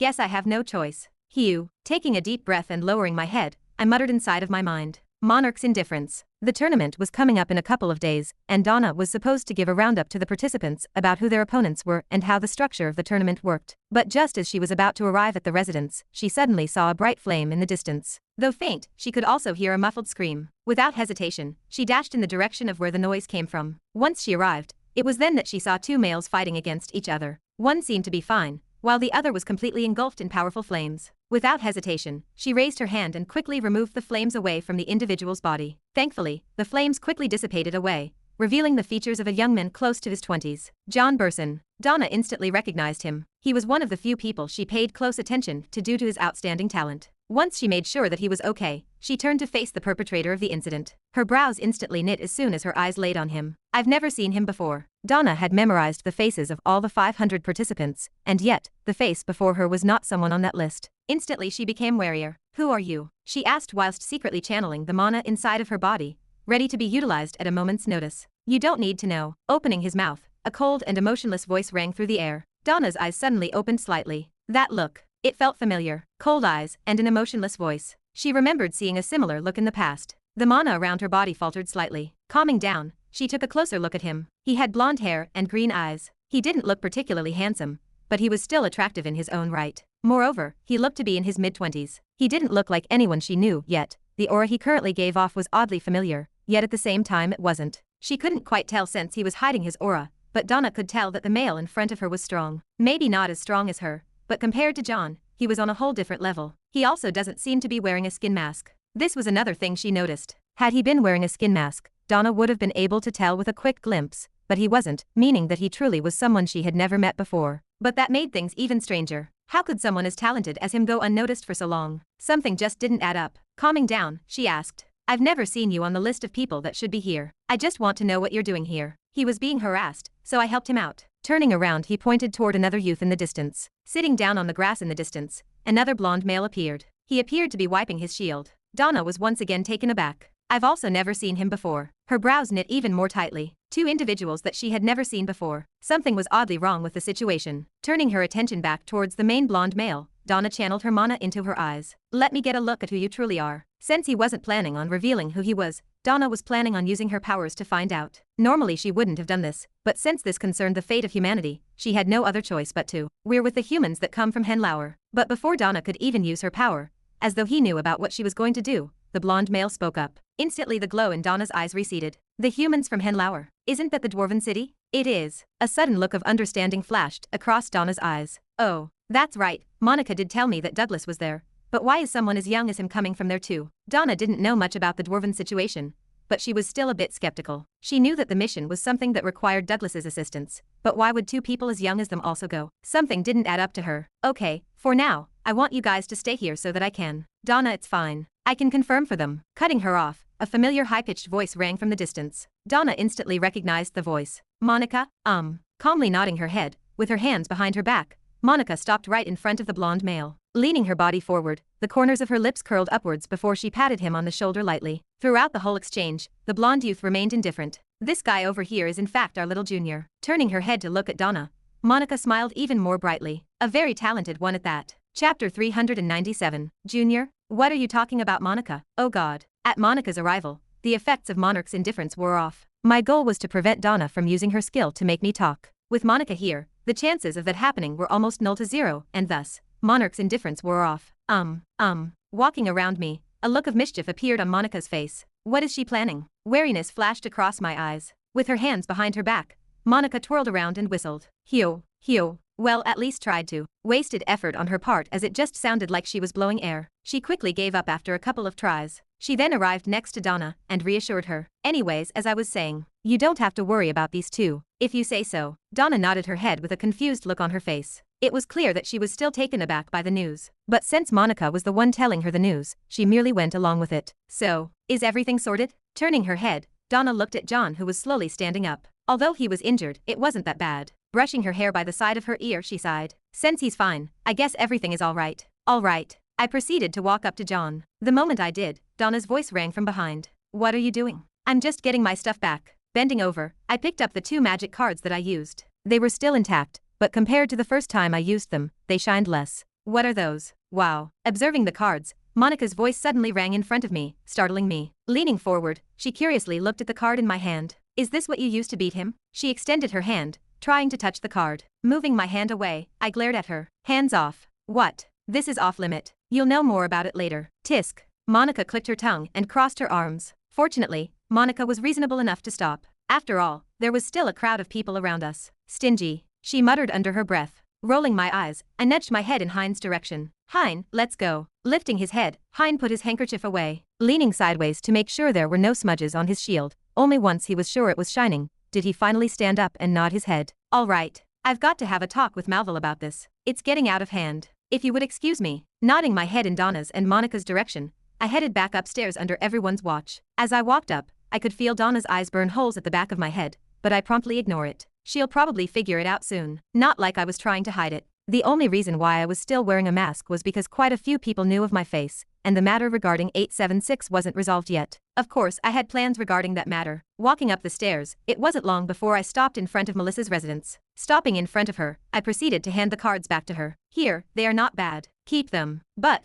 raising her hand, Melissa passed the cards back to me. Surprise flashed across my face. When did you suddenly become so generous? Melissa's face scrunched up at my words. Now why would you think I would want something you touched? Understanding flashed across my face. Figured. Still, I quickly retorted back. Couldn't have her out petty me. Why wouldn't you? Didn't you see my body? Yeah, bleached my eyes after I returned home. Tisk. I clicked my tongue. From the corner of my eyes, I could see Amanda covering her eyes with her hand. Understandable. Guess even she couldn't handle Melissa's pettiness. Anyways, keep the cards. I've got plenty of them. Well, if you say so. I put the cards back in my dimensional space. They may end up being useful in the future. Actually, I still needed to properly test the cards. John didn't turn out to be that good of a punching bag. It only took 2 cards to take him down. Was kind of disappointed. From his display, I could tell Hein was more skilled. While in thought, flipping through her small notepad, Melissa headed back to her room. Okay, if you would please go away. I've got work to do. Key clank. Before I could even say anything, the door shut with a loud bang. Shaking my head, I looked at Hein. What time is it? About 12. Hein replied after checking his watch. Looking behind me at Amanda, I asked. Want to go get something to eat? Amanda thought for a moment before she nodded. I then turned to look at Hein. What about you? No, sorry, I can't. Oh, got something else going? Yeah, I'm supposed to meet with Leopold. Leopold? Never mind, I'd rather not ask. The withdrawal symptoms have been getting more and more severe for Leopold. It had gotten to the point where his face was sunken from sleep deprivation. Should I call Kevin? Lowering my head, I took out my communication device and messaged Kevin. Treeing.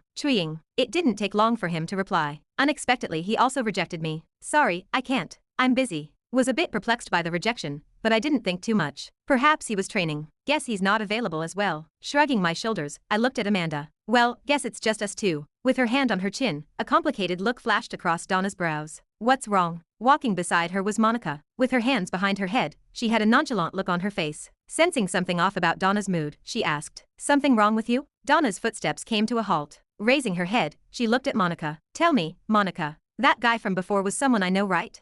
Coming to a stop, Monica's eyes opened up. Putting her arms away from her head, she casually looked around. Am I right? Donna reiterated. Her tone was a lot more serious than before. Subjected to such a tone, Monica hurriedly nodded her head. Yes, you're right. Who is it? It's. Pinching the middle of her brows, Donna raised her hand to block Monica from speaking. Wait, don't tell me. I think I already have an idea. There's only one person that would interact with Melissa and Amanda like that. Moreover, that look. That cold and emotionless look. She thought that she was overthinking things back then, but it finally dawned on her why it looked so familiar. If there was anyone with that look who got along with Melissa and Amanda, who usually never talked with anyone, there could only be one person. Donna lifted her head. Turning her head back in the direction of the dorms, her amethyst-colored eyes shined. Soon a smile appeared on her face as she muttered. I see. No wonder you were reacting like that. Sitting inside of his own room, leaning on a chair with his arms crossed, Kevin stared at the panel in front of him. Warning. The time remnant has set its eyes on you. The more he looked at it, the tighter the frown on his face was. Just what is this? It had been a while since he had seen this,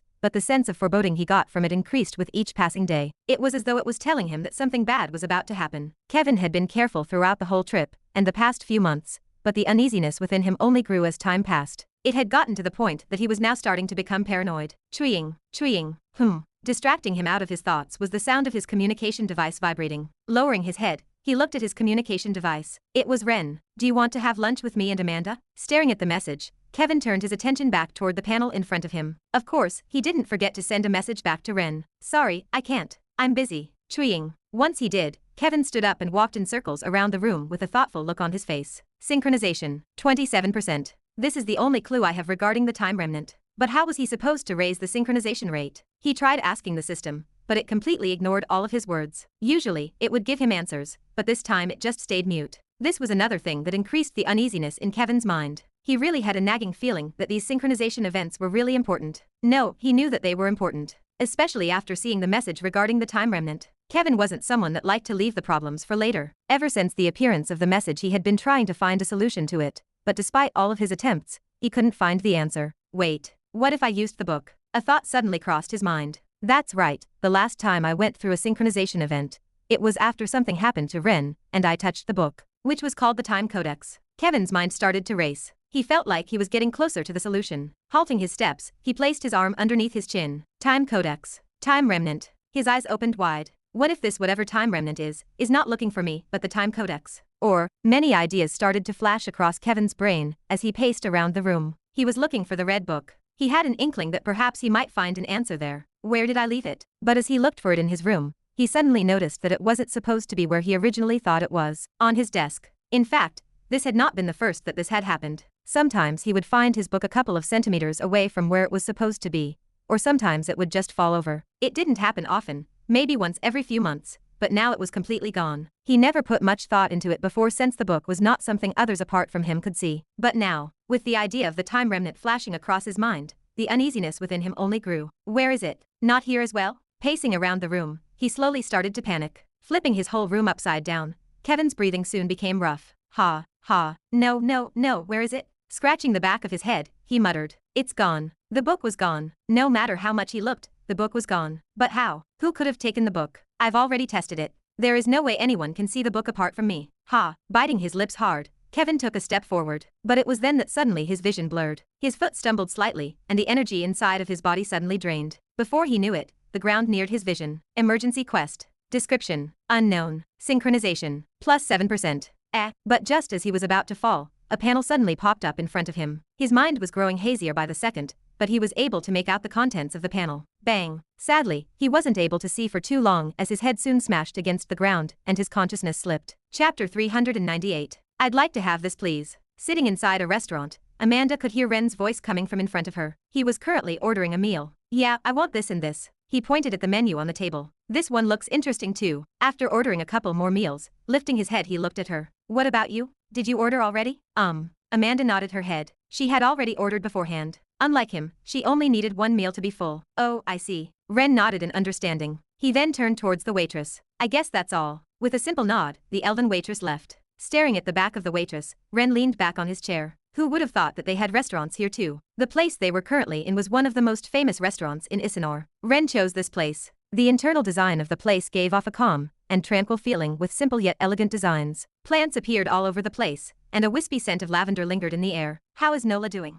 Whilst absorbed by the environment, Ren's voice suddenly reached her ears. Turning her head, she answered. She misses you. Amanda proceeded to take a sip of her drink. It was the same honeydew they served back at the hall. Is that so? She always talks about you. I see, looks like she hasn't forgotten about me. Lifting her head, Amanda could vividly feel the relief in his voice. Nodding her head, she took another sip of her drink. I bring her to the guild from time to time when your parents are at work. At the guild. She likes the place quite a lot, Maxwell. Her butler was especially attached to her. Thinking about it, a smile crept upon her face. You must really like Nola. A smile soon emerged on Ren's face as he looked at her. The smile didn't last for long, however, as he soon lowered his head. How old is she now? 4, 5? It's been a while since I had last seen her. If only. It's okay, Amanda reassured. Pursing her lips, she put her drink down. She wasn't the best person to ask when it came to relationships, but from having interacted with Nola long enough, she knew that Nola did not resent him in any way for not being there. Just make up for it later. Make it up? Spend time with her later. I don't know if I'll have time in the future. Staring at Ren, an idea suddenly struck Amanda. I can take a video message if you want. A video message? Good idea. Vigor returned on Ren's face. He then turned to look towards his left and right. Where should we take it? Let's take it outside, Amanda suggested. It wasn't really appropriate in here since the guests had to keep a certain volume. Fortunately, Ren seemed to have noticed this as he soon nodded his head. You're right. Let's take it after we eat. Following his words, a calm atmosphere enshrouded their surroundings as neither one of them spoke for the next couple of minutes. Catching a glimpse of Ren, who was sitting opposite of her, Amanda had a complicated look on her face. Apart from the morning training sessions, this may be the first time that they had truly talked to each other alone. Ever since his disappearance, Amanda had a lot of time to reflect on herself. She was currently unsure about her feelings towards him. Back when he first disappeared, she realized she liked him. It was an odd emotion that she had never felt before, but it didn't last long as his death and her work had taken her mind away from such matter. Now that he was back in front of her, Amanda didn't know what she felt about him. Do I like him, or do I not? Her mind was conflicted.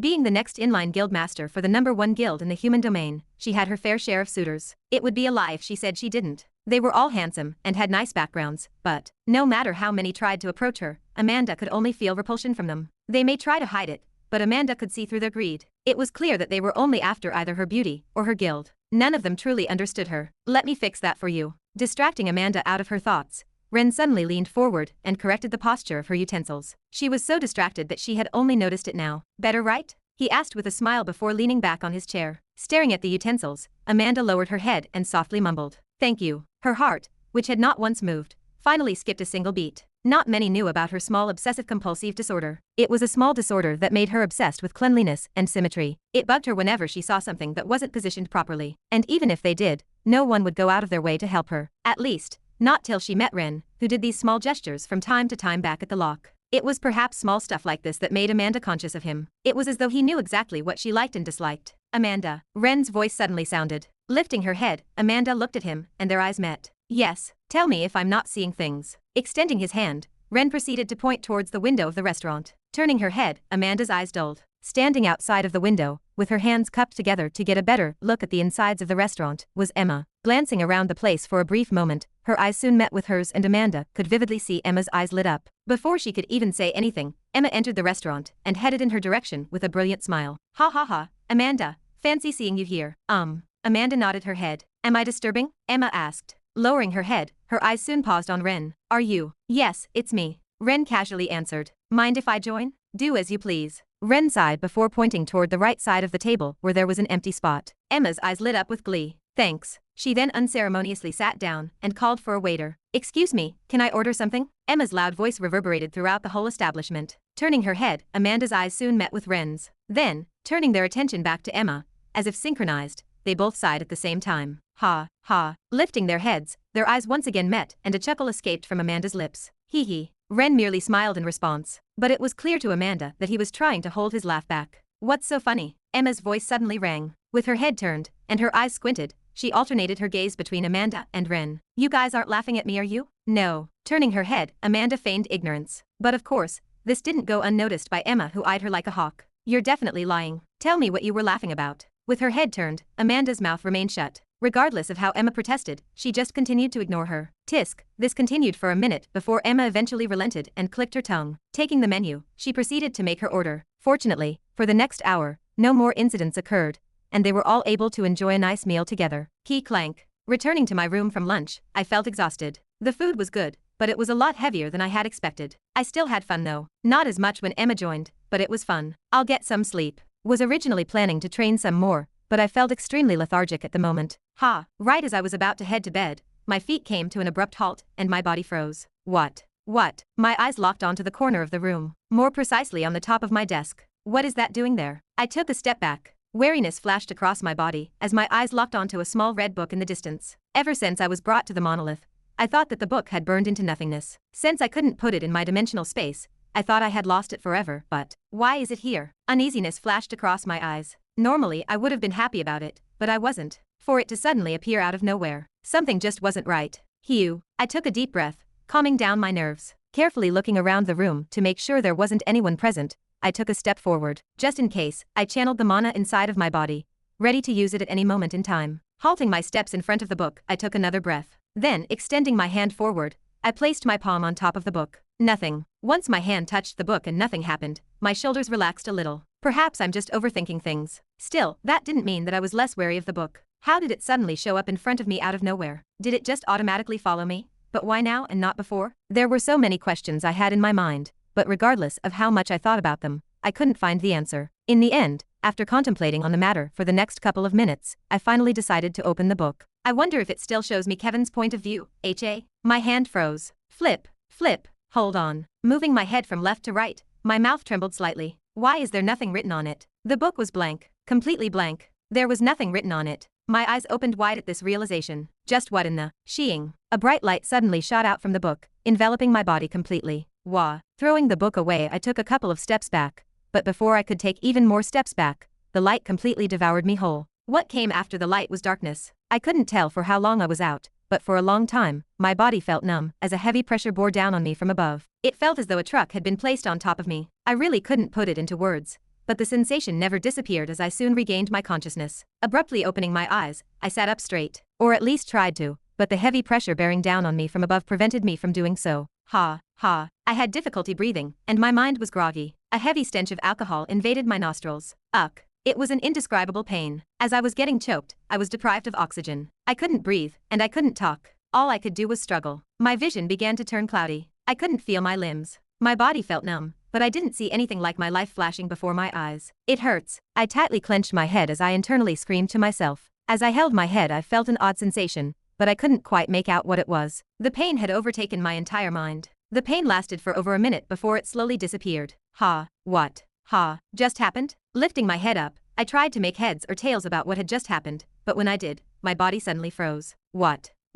My heart started to quicken, and my already rough breathing started to become even rougher. Impossible. No, it can't be. Lowering my head and staring at my hands, horror struck me. My heart sank to its lowest levels. Why am I back? Chapter 399. This can't be. I took deep breaths, trying to calm my mind. But it was all for naught as I struggled to breathe properly. I was suffocating. I took a couple more breaths in hopes of trying to calm myself down. Fortunately, this time it worked as my nerves quickly calmed. Get it together. Closing my eyes and taking another deep breath, I muttered inside of my mind. Status. Nothing. My heart rate quickened. Status. I muttered once again. Nothing. Biting my lips, I tried channeling my mana. Perhaps this might work. Again, nothing. Anxiety suddenly struck me as my toes curled inwardly. My teeth started to chatter, and my eyes darted all over the room. I was inside a single-bedroom apartment. It was a familiar place, one that I remember seeing in my memories and living in for over 32 years of my life. A place that I thought I would never get to see again. My stomach churned. It can't be. My head was numb. Lowering my head and staring at my hands, the truth finally dawned on me. I was back in my own world. No. I repeatedly muttered inside of my mind. Denial. I was in complete denial. It couldn't be. How could I have possibly come back here? Was everything I went through a lie? Was everything really just a sick dream? Impossible. I shouted at the top of my lungs. There was simply no way. Everything felt so clear. No way did I want to believe that everything I had been through was a dream. Wait, what if this is all an illusion? Now that I thought about it, all of this happened as soon as I touched the red book. What if this scenario was merely an illusion I was trapped in? Yes, it had to be that. I deluded myself. There must be something more about this situation than I'm making out. Staring at my desk in the distance, hope rekindled in my eyes. I tried to sit up straight, but, breathing heavily, I stared at the white ceiling of the room. Fuck, I forgot just how fat I was. Rolling around the ground, using my hands, struggling with all my might, I was eventually able to help myself up. But as I stood up, I noticed that almost all of my energy was gone. A nauseating feeling coursed through my head as I had to lean onto the side of the wall in order to keep my balance. It took me a while to regain my energy. Once I felt comfortable enough to once again move, I headed for my desk. Thump, thump, thump. A low thump sounded as my feet touched the ground. Trying my best to ignore it, I soon arrived before my desk. Moving the chair back, I sat on it. Creak, a familiar creaking sound reverberated throughout the room as soon as I sat on the chair. Ignoring it, I slowly opened my laptop and checked the date. My hand, which was holding onto the mouse, paused. Shock dyed my face. 2 days. Only 2 days have passed since I died. This makes even less sense. The experiences I went through amounted to at least 3 years of my life. You're telling me that everything I went through, I experienced in just 2 days? Bullshit. Click, click. Pressing onto the mouse, I moved the cursor around the screen and opened my novel page. The Luminescent Swordman. Click. Chapter 399 Preparations Before the Final Battle. 3. Chapter 400 The Final Battle. 1. It's the same as I remember. Those were indeed the last 2 chapters I uploaded before dying. Click, click. Moving the cursor, I pressed onto the chapter and checked the comments. Good Guy 85. Author, I have a question. How come the Demon King is trying to consume Earth? You said it was because it would help him break through the limit. But why? Is he just trying to conquer the whole universe? Roman, the more I read the more confused I am. Ugh, I can't wait for this to finish, so that I can finally understand why Kevin acted so out of character in the previous chapter. I feel like there's something missing about this story. It's as though there should be something else. Some of the interactions and behaviors don't make sense. Alexei, upload faster. Take my money. I've got plenty of it. Crocs, thanks for the chapter. Alexei, I was first. Crocs, no me. Weeboo, why no chapter? It's been 2 days. Ha. Covering my head with my hands, I leaned back on my chair. What is happening? Everything was the same as it was in the past. Nothing changed. It truly did look as though I was back in my own world. But, the anxiety that I had been suppressing inside of me suddenly once again erupted out of me as my stomach churned. My teeth chattered, and my leg tapped onto the ground repeatedly. No, no, no, this can't be happening. I refuse to believe it. No, no, no. You'll be fine. It was then that a voice suddenly rang from the corner of the room. Who? My head snapped towards my right side, towards where the voice came from. What? My eyes opened wide and my body froze. From the corner of the room, with an innocent smile on his face, a figure slowly appeared in my vision. Jet black hair, ocean blue eyes, it was a familiar figure. He was someone that I knew all too well by now. Of course, how couldn't I know him? Ren. He was none other than the person I transmigrated into. The real Ren Dover. In the vast and limitless expanse of mist and debris, the smell of blood lingered in the air as a powerful pressure bore down on the world from above. Torn houses and dead bodies littered the whole world as the color red dyed the atmosphere. Boom. With a loud explosion, one of the buildings suddenly collapsed. Emma. What followed after was a panicked voice as a black figure rushed down. But before he could arrive at the building, a voice suddenly sounded inside of the black figure's ears. Leave her be. The voice was deep and devoid of any emotions. Shut up. The black figure shouted. This obviously did not sit well with the voice inside of his ear as it coldly rebutted. What are you doing? You think she's more important than what we're doing? Despite the voice in his ears, the black figure promptly ignored the voice as it continued to dash towards the direction of where Emma crashed. Fucking useless. The other voice once coldly said. Anger could vividly be felt in his voice as he spoke his words. What the fuck are you doing? Ignore her. She's baggage. What's more important is defeating the Demon King. Despite the voice's words, the black figure continued to ignore it and searched for Emma amidst the rubble. Kevin. The voice inside of his ears sounded again. Kevin tapped onto his ear and shut off the communication devices in his ear. Emma, Emma, Emma. Kevin desperately searched through the rubble. His face was pale and his eyes darting all over the place. Uck. Suddenly Kevin heard a faint groan coming from his right side. It was faint, but with his superhuman hearing, he was able to hear it. His eyes instantly lit up. Emma. Moving through the debris, Kevin soon saw a hand sticking out and he immediately reached for it. Clasping the hand, he waved his hand, and all the debris around him pulverized, revealing a beautiful figure. Kevin's face died with joy once he saw Emma again, but that joy did not last for long. With hazy eyes, Emma stared at the sky. Blood seeped from the side of her face. Her hair was disheveled and deep cuts appeared all over her figure. She was in a terrible state. Sensing something, Emma's eyes rippled slightly. Kevin. Kevin, is that you? Her voice was faint. So faint that it sounded like a mosquito buzz. Of course, this was no problem for Kevin as he leaned his head forward and weakly nodded his head. Yes, it's me. I see. Emma smiled. It was a weak smile, but there was a look of relief in it. Kevin's heart sank when he saw this. You're going to be fine. You're going to be fine. I'm here. Holding her into his arms, Kevin quickly reassured her. Here, drink this. He quickly fed her a potion. Feeding the potion to her was quite a struggle, as she was barely holding on to her consciousness, but he eventually managed to give her the whole drink. Once Kevin fed her the potion, Emma's injuries started to heal at a visible rate. Relief appeared on Kevin's face once he saw this. Ha! But that relief did not last for long as Emma's eyes suddenly sprung open widely. Uck! Emma's body suddenly started to convulse. Foam escaped from her mouth as her body trembled uncontrollably. Emma! Emma! Emma! Panic struck Kevin as he held her in his arms. What happened? I'm sure I fed her the right potion. How come her condition worsened? Taking another potion from his dimensional space, Kevin forcefully fed it to her, but it was all to no avail as her body continued to tremble. With her eyes wide open, staring at the sky, Emma's body continued to shake. With each passing second, her condition seemed to worsen. Biting his lips, Kevin tapped onto the communication device in his ear. Just hold on, Emma. Ah. But before he could even speak, with a weak sound, Emma's body suddenly stopped shaking. Kevin's face bleached. Extending his hand, with a trembling finger, he tried to feel her pulse. No.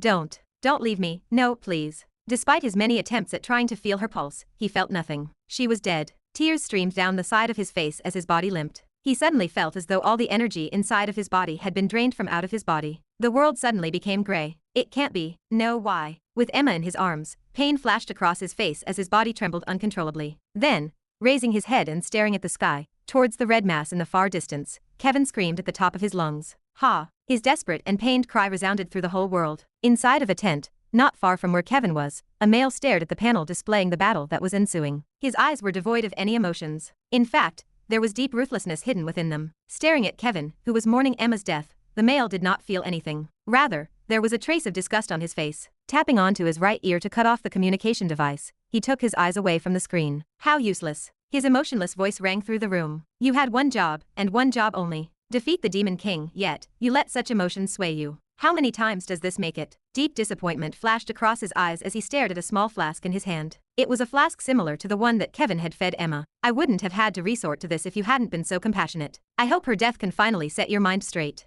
Putting the flask away, the male turned his attention back to the screen. No matter how important of a piece you are, a piece should act as a piece should act. Lifting his head, the male sat down on a large chair and propped his face up with his arm. I hope this will finally clear your head. Chapter 400. Clank, clank. I know a nice place. Closing the door behind me, I followed Ren out of my apartment. After taking a look at our surroundings, we decided to move to a better place to talk. Simply put, my apartment was too filthy to stay in. Just the stench of alcohol alone was enough to make the both of us want to leave. As I followed Ren from behind, there were many questions that I wanted to ask him, such as what was he doing here? And why was he in my apartment? More than anything else, I finally felt calm. Ren's presence and existence gave me a sense of calmness. If he was here, it meant that everything that had happened to me wasn't merely some kind of dream. I wasn't in a coma, and I really did reincarnate back into that world. It's real. What I went through wasn't the fruition of my imagination. Knowing this, I was able to recompose myself. After parting ways with each other, darkness completely overtook my consciousness. I thought that I was finally gone for good, but before I knew it, I found myself in this world. Walking around the streets, Ren's voice reached my ears. It wasn't even for that long, probably a day and a half. Just when I thought I would never associate myself with my old life, you suddenly showed up. I honestly didn't expect to see you so soon. My brows slowly knit together. Probably a day and a half. Didn't expect to see you so soon. Indeed, if I wasn't wrong, only 2 days had passed since I had died in this world. Just like the other Ren said, the time he had been here only amounted to around a day and a half. At first I was a bit confused about this world. As in, everything looks a lot less advanced than I previously remembered. There were no air trains, no holographic devices, or anything remotely close to that kind of level of technology. Ren's feet came to an abrupt halt. There also isn't any mana in this world. His brows were knit into a tight frown. Taking another step forward, Ren continued. At first I was very scared. Scared about the idea of coming into a world that I had never been in. But thinking about the fact that my family was fine, and that they were in your hands, I felt somewhat reassured. Stopping in front of a cafe shop, Ren entered the place. I followed behind him. He then proceeded to order a coffee, and I did the same. I was familiar with the place we were in. I remembered coming here a couple of times back in the past.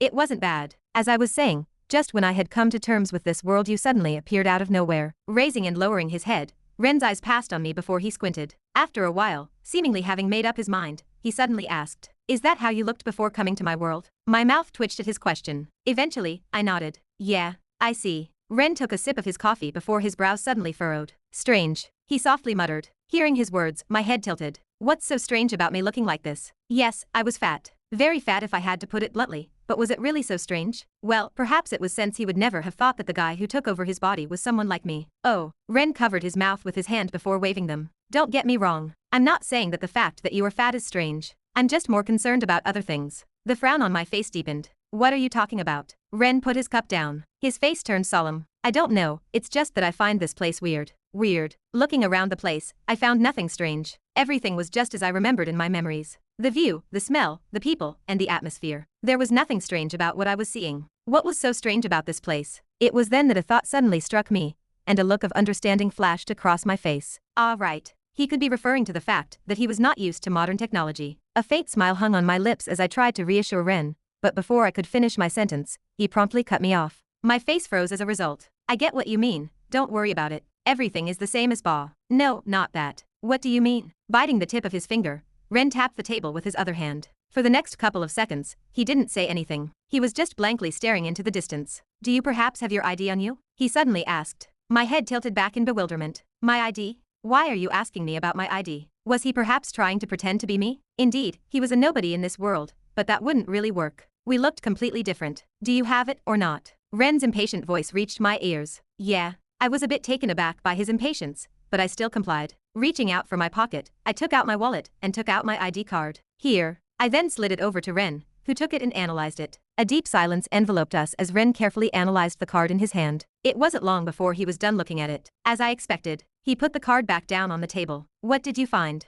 I asked out of curiosity. Ren pointed at my ID. His expression was extremely serious. Have a look at it yourself. Tilting my head, I lowered my head and stared at my ID card. I don't see anything wrong with I. My mouth froze. Extending my hand forward, I slid the card before me. Lowering my head, I took a closer look at my ID card. What's going on? Shock clouded my face as I stared at my card. Lifting my head, I looked at Ren. Where is my name? There was a picture of me, my address, date of birth, and all the stuff that an ID card had, yet there was no picture of me. Wait a minute. Something isn't right. I scratched the back of my head. What was my name again? What? Leaning forward, I massaged my head. Even after returning, I couldn't remember my real name, and now even my own ID card did not have my own name. Something wasn't right. Just what in the world is going on? Ren, can I call you that? The other Ren carefully asked. Staring at him once again, I nodded. Yeah, I was now used to being called that. The other Ren nodded before he leaned back on his chair. Let me ask you a couple of questions. Go ahead. Do you remember the faces of your parents? The faces of my parents? I closed my eyes and tried to remember. Blank. Why can't I remember the faces of my parents?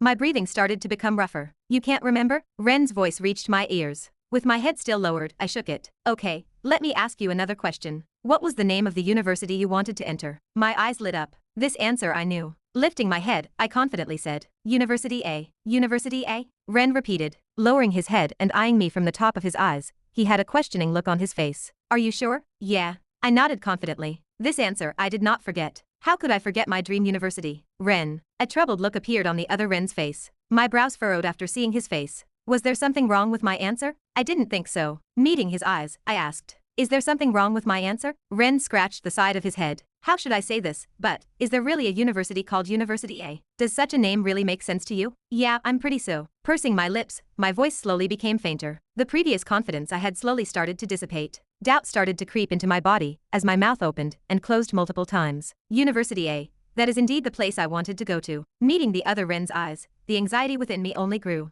There was something seriously wrong with the situation.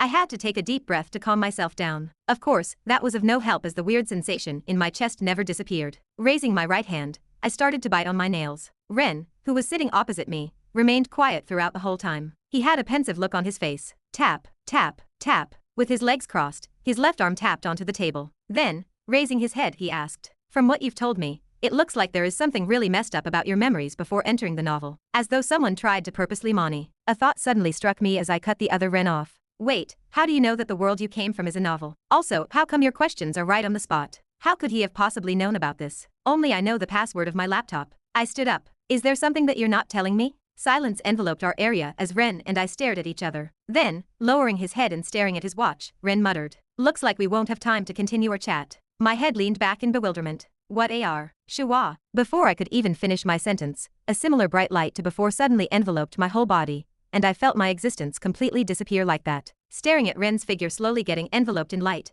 the other Ren remained seated on his chair. He watched as Ren disappeared in front of his eyes. As he watched, his previous innocent facade slowly started to crumble apart, and what replaced it was a cold and indifferent look. Crack, crack, crack. Cracks started to form around the world before it completely shattered apart like glass. Crash. What came after was an unending darkness. Step, step, step. Standing up, Ren slowly walked amidst the darkness. It wasn't long before his feet came to a pause. Raising his head, Ren came face to face with a white orb with black threads revolving around it. At the moment, the black threads were trying to entrap the white orb, but despite its many efforts, the black threads were slowly starting to get pushed back. Staring at the orb with an indifferent look, Ren blinked slowly. Looks like this one might also be a failure, he silently muttered. Closing his eyes and extending his hand, he placed the palm of his hand on the white orb. I have to give you credit for being able to escape my influence. Ren slowly lifted his head. But don't think for a moment that this is it. Suddenly, his face twisted as the black threads around the orb danced wildly, trying their best to entrap the orb. Yet, it was still to no avail. Realizing that the threads couldn't do anything to the orb, Ren's face returned to its emotionless one. All the pieces have been set into motion long ago. Don't think for a second that you have escaped me. I will always be here. His cold words spread throughout the empty space. Then, taking his hand away from the orb, darkness completely enveloped his body. His deep blue eyes shone amidst the darkness. Before his figure completely disappeared, opening his mouth, he spoke a couple more words. Kevin. Drifting in the void, his words soon disappeared alongside his body, as darkness completely took over the world. Don't think for a second that this is over. To be continued. Hope you liked today's video. Join the community by subscribing and dropping a like. I'll be back with another update as soon as possible. See you then.